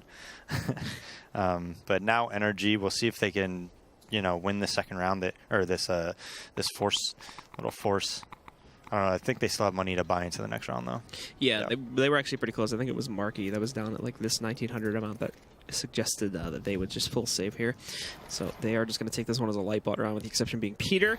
And again, most of their players defending over here towards the outer bomb site, just keeping Fugly to watch out there in the event that they go downstairs. Mixwell looking for his first strike here in T-Con, actually unsuccessful in singing the shot, but still not too big of a deal considering the investment that's here. And there we go. There's the lineup against Marky. Gets a little bit aggressive on top of the trains, and we'll see Mixwell grabbing the first kill there. But no aggression, extra aggression, I should say, from Optic. They're just going to take this round nice and slowly. Since Energy on this eco, there is a bit of unpredictability to what they may be doing on the CT side right now. Yeah, Rush getting pushed up at Ivy here. Guys coming out of ladder and team mid, so just a 2-2-1. Shot by PTR. He has a chance to tag another player here, and he's going to go for it. Unfortunately, the shot not connecting now. He's only managed to bring Naf down a little bit low. Rush being able to finally finish off the job against Peter. And now it seems like the inevitable is going to occur here as Rush looking to see if he can find some of these guys. The rest of them basically just hiding back over here down towards CT Small. But I think Energy are going to move in to try to hunt this down. If they can scavenge a few of these guns, Fugly and Breezy sneaking in for 2. They tried to recover that op to take it back on the rifle as well, but didn't really pan out. So now we're even into a 3v3. Rush is a nice lineup though outside of Ivy. He's going to dispatch of 2 really quickly here. Fugly and Breezy both go down, and now it's all on Professor Chaos in the 1v3. Sitting at the back of this angle here. Rush, more importantly, retrieves that op, gets it out of the potential carrying hands here of Energy, but tags him as well. Almost takes him down on the retreat. He survives that with 8 HP. Professor Chaos will just be happy with the AK, and no one is even going to be remotely close enough to contest. That op also does go down, so it won't be saved by Optic. How the heck did Rush die there? The bomb explosion. Yeah, but wasn't he deep Ivy? He had 8 HP, but oh man, he must have went more towards hell or something like that. Like on the other side of it, and maybe you died that way, because I don't think you die if you're like deep Ivy like that. But so that's unfortunate for Optic, but they, you know, at the end of the day, it is 3-2. NRG had a good eco there. They got 3 guns down at the end of the day, and were able to salvage an AK and half armor on Professor Chaos. Molly is going to hold back Mixwell. Ooh, this was a big rush early on here from Optic to get back here and hold some control. So that does put a stunt on their plans a little bit. Again, nothing too huge though. Yeah, but look at Fugly's utility. I mean, at the start of the round, he used a smoke, a Molotov, and a nade. Like, just first 10, 15 seconds of the round. So, you know, Inner is one of those maps where if you could use your utility properly, a lot of the time you can make it, you know, you could hold just off that. He just uses his right away, so he's going to have to really need help, like, backup-wise, right? He's going to have to rely on his teammates, and they're not even rotated at all there. So if anything comes, you know, Inner early right now, it's going to be a very difficult task for him to hold. And Peter nor anyone else is even sitting at the Z rotate position too, so it is going to be, you know, a couple seconds to buy time for this rotate to move in. For all we can see on the minimap right now, Optic are 100% going to be committing themselves over here to this site. So Fugly actually just backs up. It just lets them in. He's going to let them go for the plant. He'll play over here towards the bottom barrel of upper, give him some time for his teammates to rotate in. Peter's still here, catching them on the cross. He knows he's another one sitting back there. They actually Rush, in this case, has to use the smoke to safely get across here. Fugly knows that they might have pushed up a little bit, but unable to spot the most important one, which is Naf. And we can see as a result of that, he does some great damage to Peter, bringing him down just a few HP. Finishes off Marky too when he does re-peek back out, but a trade rolls in. Rush is still impacting though from the backside, being able to take down Breezy. So it's a 3v2. He gets super aggressive, and look at that from Rush. Beautiful transfer onto Peter to finish the job on him, despite bringing him lower earlier. And Rush just finishes things off as well. He ends up with a massive 4K, and Optic now tied for the lead. Yeah, 3-3. NRG should be saving here now. And even though their stand-in and coach in Professor Chaos is having 7 kills right now, I mean, they're looking like they're going to give this half in control of Optic. Optic should, if they don't have too many deaths here, have a pretty good, you know, bank account going into these next rounds. Tarek down at 60 HP already. They just trying to go super fast here out on towards A. Race car speed. Professor Chaos and Breezy being able to trade a few of those kills, but for the most part, yeah, cleaned up very well by Optic. And Fugly, well, he may try to sneak down the ladder here. If he goes down towards it, Rush is waiting. Already spotted his foot and falls back, basically to kill him on the drop down. Even gonna bounce the nade up. It's a bit awkward there. Fugly dodges quite a bit of the damage. They're like bombing. Did you see they threw a nade through the windows as well? Yeah. They really want him dead for some reason. Just a deagle. They really want him dead for some reason. True. It's a psychological factor. But... yeah. Just trying to get him to fear nades for the rest of the game. Well, they had all actually counted him back out. If he had a kit there was actually no one on the site. But thankfully he doesn't, so we won't see the ninja in that case. He just goes in, actually picks up a UMP, and like no one from Optic actually pushed all the way through towards inner, so he manages to survive with that one and gets out of there successfully with the UMP, so he has himself a free gun for this round if he chooses to stick with it. Pause will come in. I believe this will be of tactical nature from Energy, but I'll get confirmation on that in a second here. So they're going to need a moment to figure things out, since it's been, I think this has been a straight 4-round streak from Optic, if I recall correctly. Yeah, I think so as well. NRG just struggling a little bit on this CT side. They're going to be able to be fully bought up, though. I think they can afford an op on PTR as well. Op half armor with no nades. Yeah, 5450, so he's going to be able to afford that. And Optic just kind of... a lot of big rounds by like individuals too, right? Rush with that huge 4K at inner. That was like exceptional. But has really sparked this kind of comeback. And hopefully for Fugly's sake, and the round that they won, that they had no miss this one. You know, when they killed Fugly at upper. Pete pushes upper right away, kills Tariq. The start of the round, so it's 4v5, and just a big advantage for NRG right now. Peter, nice flick really to find that shot too. He wasn't even originally aiming at him. Mixwell gets himself into a battle with Breezy here outside of the connector. How far out he was. He was between the 5 train right there.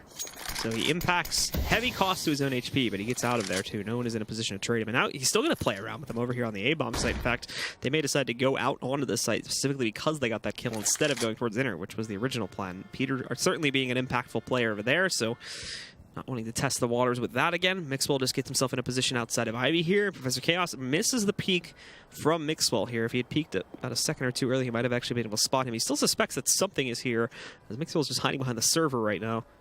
But everyone else from Energy is still spread out. Thankfully, most of them are within close proximity to the A-bomb site while still only having Fugly inside. Peter had rotated, but now he's going to go back through CT, and he's coming out towards the B-bomb site as a couple of nades were tossed in by those guys in back halls there, and the rest are going to push out through T-Con here. It's Naf first up to bat, leading the charge, going through the short lane. There's no one going to be present against them here. Mixwell moving up too. I think he spotted Professor Chaos as he was fully focused on a T-Con push.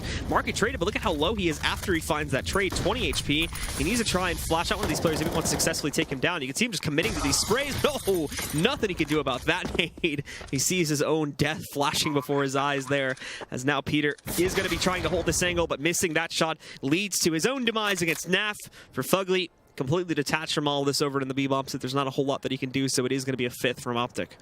Yeah, and one of the reasons Mixwell was able to make it 4v4 in that situation is because he knew the Opper on NRG was inside, and he could probably safely assume that there was another guy there accompanying him. So he's like, hey, I could even this up. I could probably get a clean gun battle with someone outside. Gets really aggressive, is able to get that frag to make it 4v4, and then just a perfect Ivy lurk on Professor Chaos. I think Professor Chaos probably made a footstep when he was making that peek, kind of made Mixwell be like, okay, there's one guy pretty close at Ivy. Let's make sure my teammates can make some type of a contact and come out with the lurk, and played that very well. Rush, meanwhile, him and Rush are just the key to Optic's success right now. I think when Marky got, I think right before that happened, I think he actually might have dinked Rush, unless PTR legged him in the back, because Rush had about 15 HP after that nade. So Marky almost holds from the bomb site, but you know, after that Ivy kill happens, it's a really difficult situation to be on. Yeah, energy will be essentially broken here with the exception of Fugly having the investment. They still are able to get themselves a semi-decent half by though. You know, Armored Deagle for a lot of these guys, and Peter getting himself the scout to try and play with. It's heavy focus on the outside site still, and this could work out as this is where Optic has been throwing a lot of their aggression towards. But they've also been playing with Inner. It's actually been rather unpredictable, and the core players from Octave have been showing up once again. It's Tarek, armed with the op. This time it pushes in, has himself a free opportunity to try and take down Breezy, but kind of is scared by it. Originally doesn't catch it. It's Naf that actually finds the kill this time. Marky swinging back out, but swings a bit too far, right into the scope of what is that? Peter finding the shot and finishing off Peacemaker there. Peacemaker found in a really weird situation once again. But now Fugly also connecting another kill on a Tarek brings us back down to an even 2v2. The bomb very quickly kind of rushing itself down to the B-bomb site, where, granted, they have control. But Peter and Fugly, we'll see if they decide to stick with this, as actually Mixwell's going to walk right up, finds the free kill onto Fugly, and now that's left alive is Peter, sitting in CT spawn, who is going to try and jump back up here. I'm not even sure if he realizes, yeah, that site control was fully given there to the backside. So Rush will get that last kill, and it's Optic now doubling the scoreline of energy and up to 6.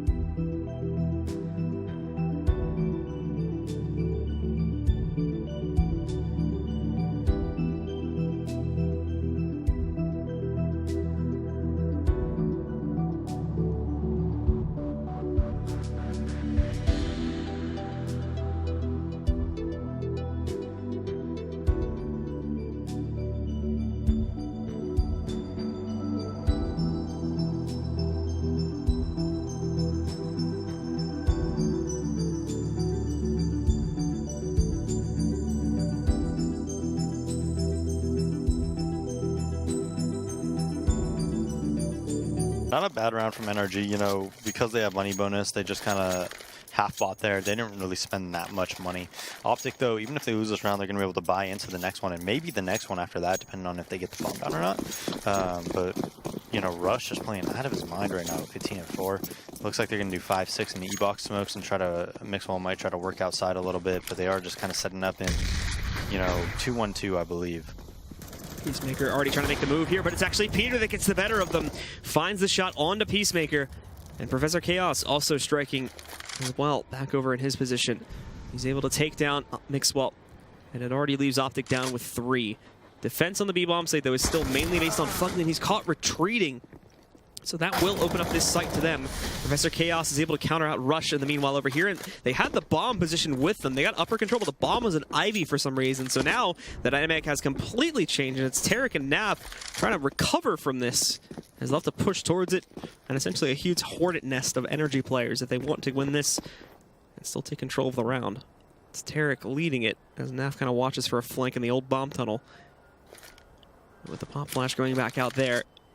They'll start this push, and again, the flash not really connecting. Peter already being able to find one. Tarek trading it. The missed up shot does give him the credence to push back in and take down Peter, but Professor Chaos is sitting on the outside and will put an end to it. Yeah, 3K by Professor Chaos, so he's showing up, man. I mean, that's their coach who's 11-7 right now. And he's actually doing a very good job at Ivy. I know Mixwell worked on him once, but that's really the only time that he hasn't, played well there. I mean, against the Deagles, he's consistently performed and gotten his kills that, he's supposed to get. Fugly, meanwhile, is the one that's been struggling to enter. He's not really getting any kills on the rotate or anything like that. He's using utility too fast generally, but this round does it a little bit differently. He's there with PTR, so PTR taking a peek, dies to Nap, just running across. You expect the Op to get that kill. Mixwell kills Professor Chaos, but gets traded out by Breeze. And Breeze with this team mid control now could actually kind of change this round a little bit. They know Ivy's open, but now the T's, since they know team mid control has happened, if they want to take back control, they're probably going to have to make noise. So Energy could actually keep 2 towards inner right now. And at the moment, that's what they are going to stick to doing, is Marky plays towards this primarily. Picking up the Op as he does retreat into a better position here. He wanted to go and scout for intel before, but the rest of Optic are very decidedly trying to move in for control here, and it's as Energy are rotating back out too. They're sending everyone towards Z and letting them just go back in. Fugly is even caught in the meanwhile, so now Marky's going to swing back in, but he doesn't even realize just how many of these players from Optic had pushed back in. Maybe a false assumption that there was really only 1 or 2 of them going for it, so that miscalculation cost them big time, and it's going to be Optic that'll take this round. Yeah, and I think they had the right idea at the start to keep 2 inner there. And, I mean, I know Optic ended up with 4 there, but really what counters you there is if they, for whatever reason, walk down ladder. They walk through team mid. Or if somebody walks backside to Ivy. But at that time, you don't think anybody's Ivy, right? Because you would have thought they would be out by now, right? So you think, in my mind, if they're going to go outside, they're probably going to make some type of noise. They're going to pop flash team mid or something like that. And Breeze is going to be able to hear that because he put that team mid pressure. He got that kill. He smoked the end. Now the hunt is on for Breeze, but he hits a great shot onto Tarek. And then I think you just kind of gamble it, Instead, they mid-round, like already Optic's going to be in position to hit whatever they want, and then they decided to play a retake B. And I think that was a mistake. So this puts Optic back into really great control overall this half now. 7-4 on T side, we should mention as well. Where normally you see them sinking behind a little bit on a generally CT-sided map. Energy going into this with what they can, as we can see CZs and 5.7s and even a P250 coming out there for Fugly. Peter has the Op. He's making big impact with it, but the problem is it's been rather inconsistent due to how aggressively he's been trying to play with the Op. Sometimes he utterly fails and it just gets knocked out, giving them a free Op, and other times, well, it works out. This time we're going to see some more aggression, and all of it up through the halls, leading out into box halls, though. They find 1 frag against Fugly, but then it's immediately traded out here. Now Breezy playing up close, getting one with the CZ, only 2 bullets left, so he does have to reload here, but he's got a teammate to help him out over by the E-box lane. Breezy gets the reload, though, picks up an additional kill, and now it's Naf looking to hold 1v4, but he can't do it. Marky picks up the last kill, and Energy somehow sneak that one in. Yeah, I mean, just pushing ladder and team mid, everybody kind of just getting up close, and PTR's kind of opping in the back, right? So all 4 of them just collapsing on outside, and Optic makes the wrong call, right? They wanted to go outside, but they delayed it a little bit. It allowed Energy to get close up. It allowed them to push inside above the ladder, and they all just get caught around like the Hell area, Olaf area against up-close pistols. Well, Professor Chaos will go for the dirty peek again, and he connects the shot, but it's not a full kill. Only legging Tarek, bringing him down to 15 HP, while he himself takes about 40 overall. Fugly, all right, freaking out a little bit there. Fugly's actually been having a pretty rough time overall in this matchup. Yeah, he has, and I don't know if he's a normal inner player in his other teams, but Optic's just going quick inner right now. So we could see some of the visible frustration there on Fugly as he continues to kind of miss these opportunities for entries. Professor Chaos in the meantime, now sinking a second for himself right there as he takes down Naf. Took down Rush just seconds before that one too, and even Breezy catching one here. Mixwell trying to trade it out, but he can only get that 1 frag, and for Peacemaker, well, let's see if the standing can do some work here and pull off a 1v4. Not going to happen. Fugly finally getting himself another kill, and we do see Energy pushing back in to be able to get up to 6, closing the gap, and within 1 of tying it.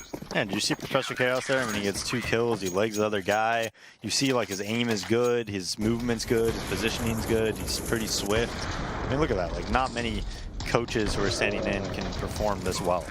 I know he didn't get any kills on like the CT side of Cash, but he knows how to play CS at a high level. So it's just, I mean, he's top fragging for him right now, and you could see why. Just have a coach that can do both. Yeah. Get you a coach that can do both. Can lead and he can frag. Yeah. Well, Optic on do essentially just an upgraded pistol round here. Mixwell's the only one that buys armor behind his buy.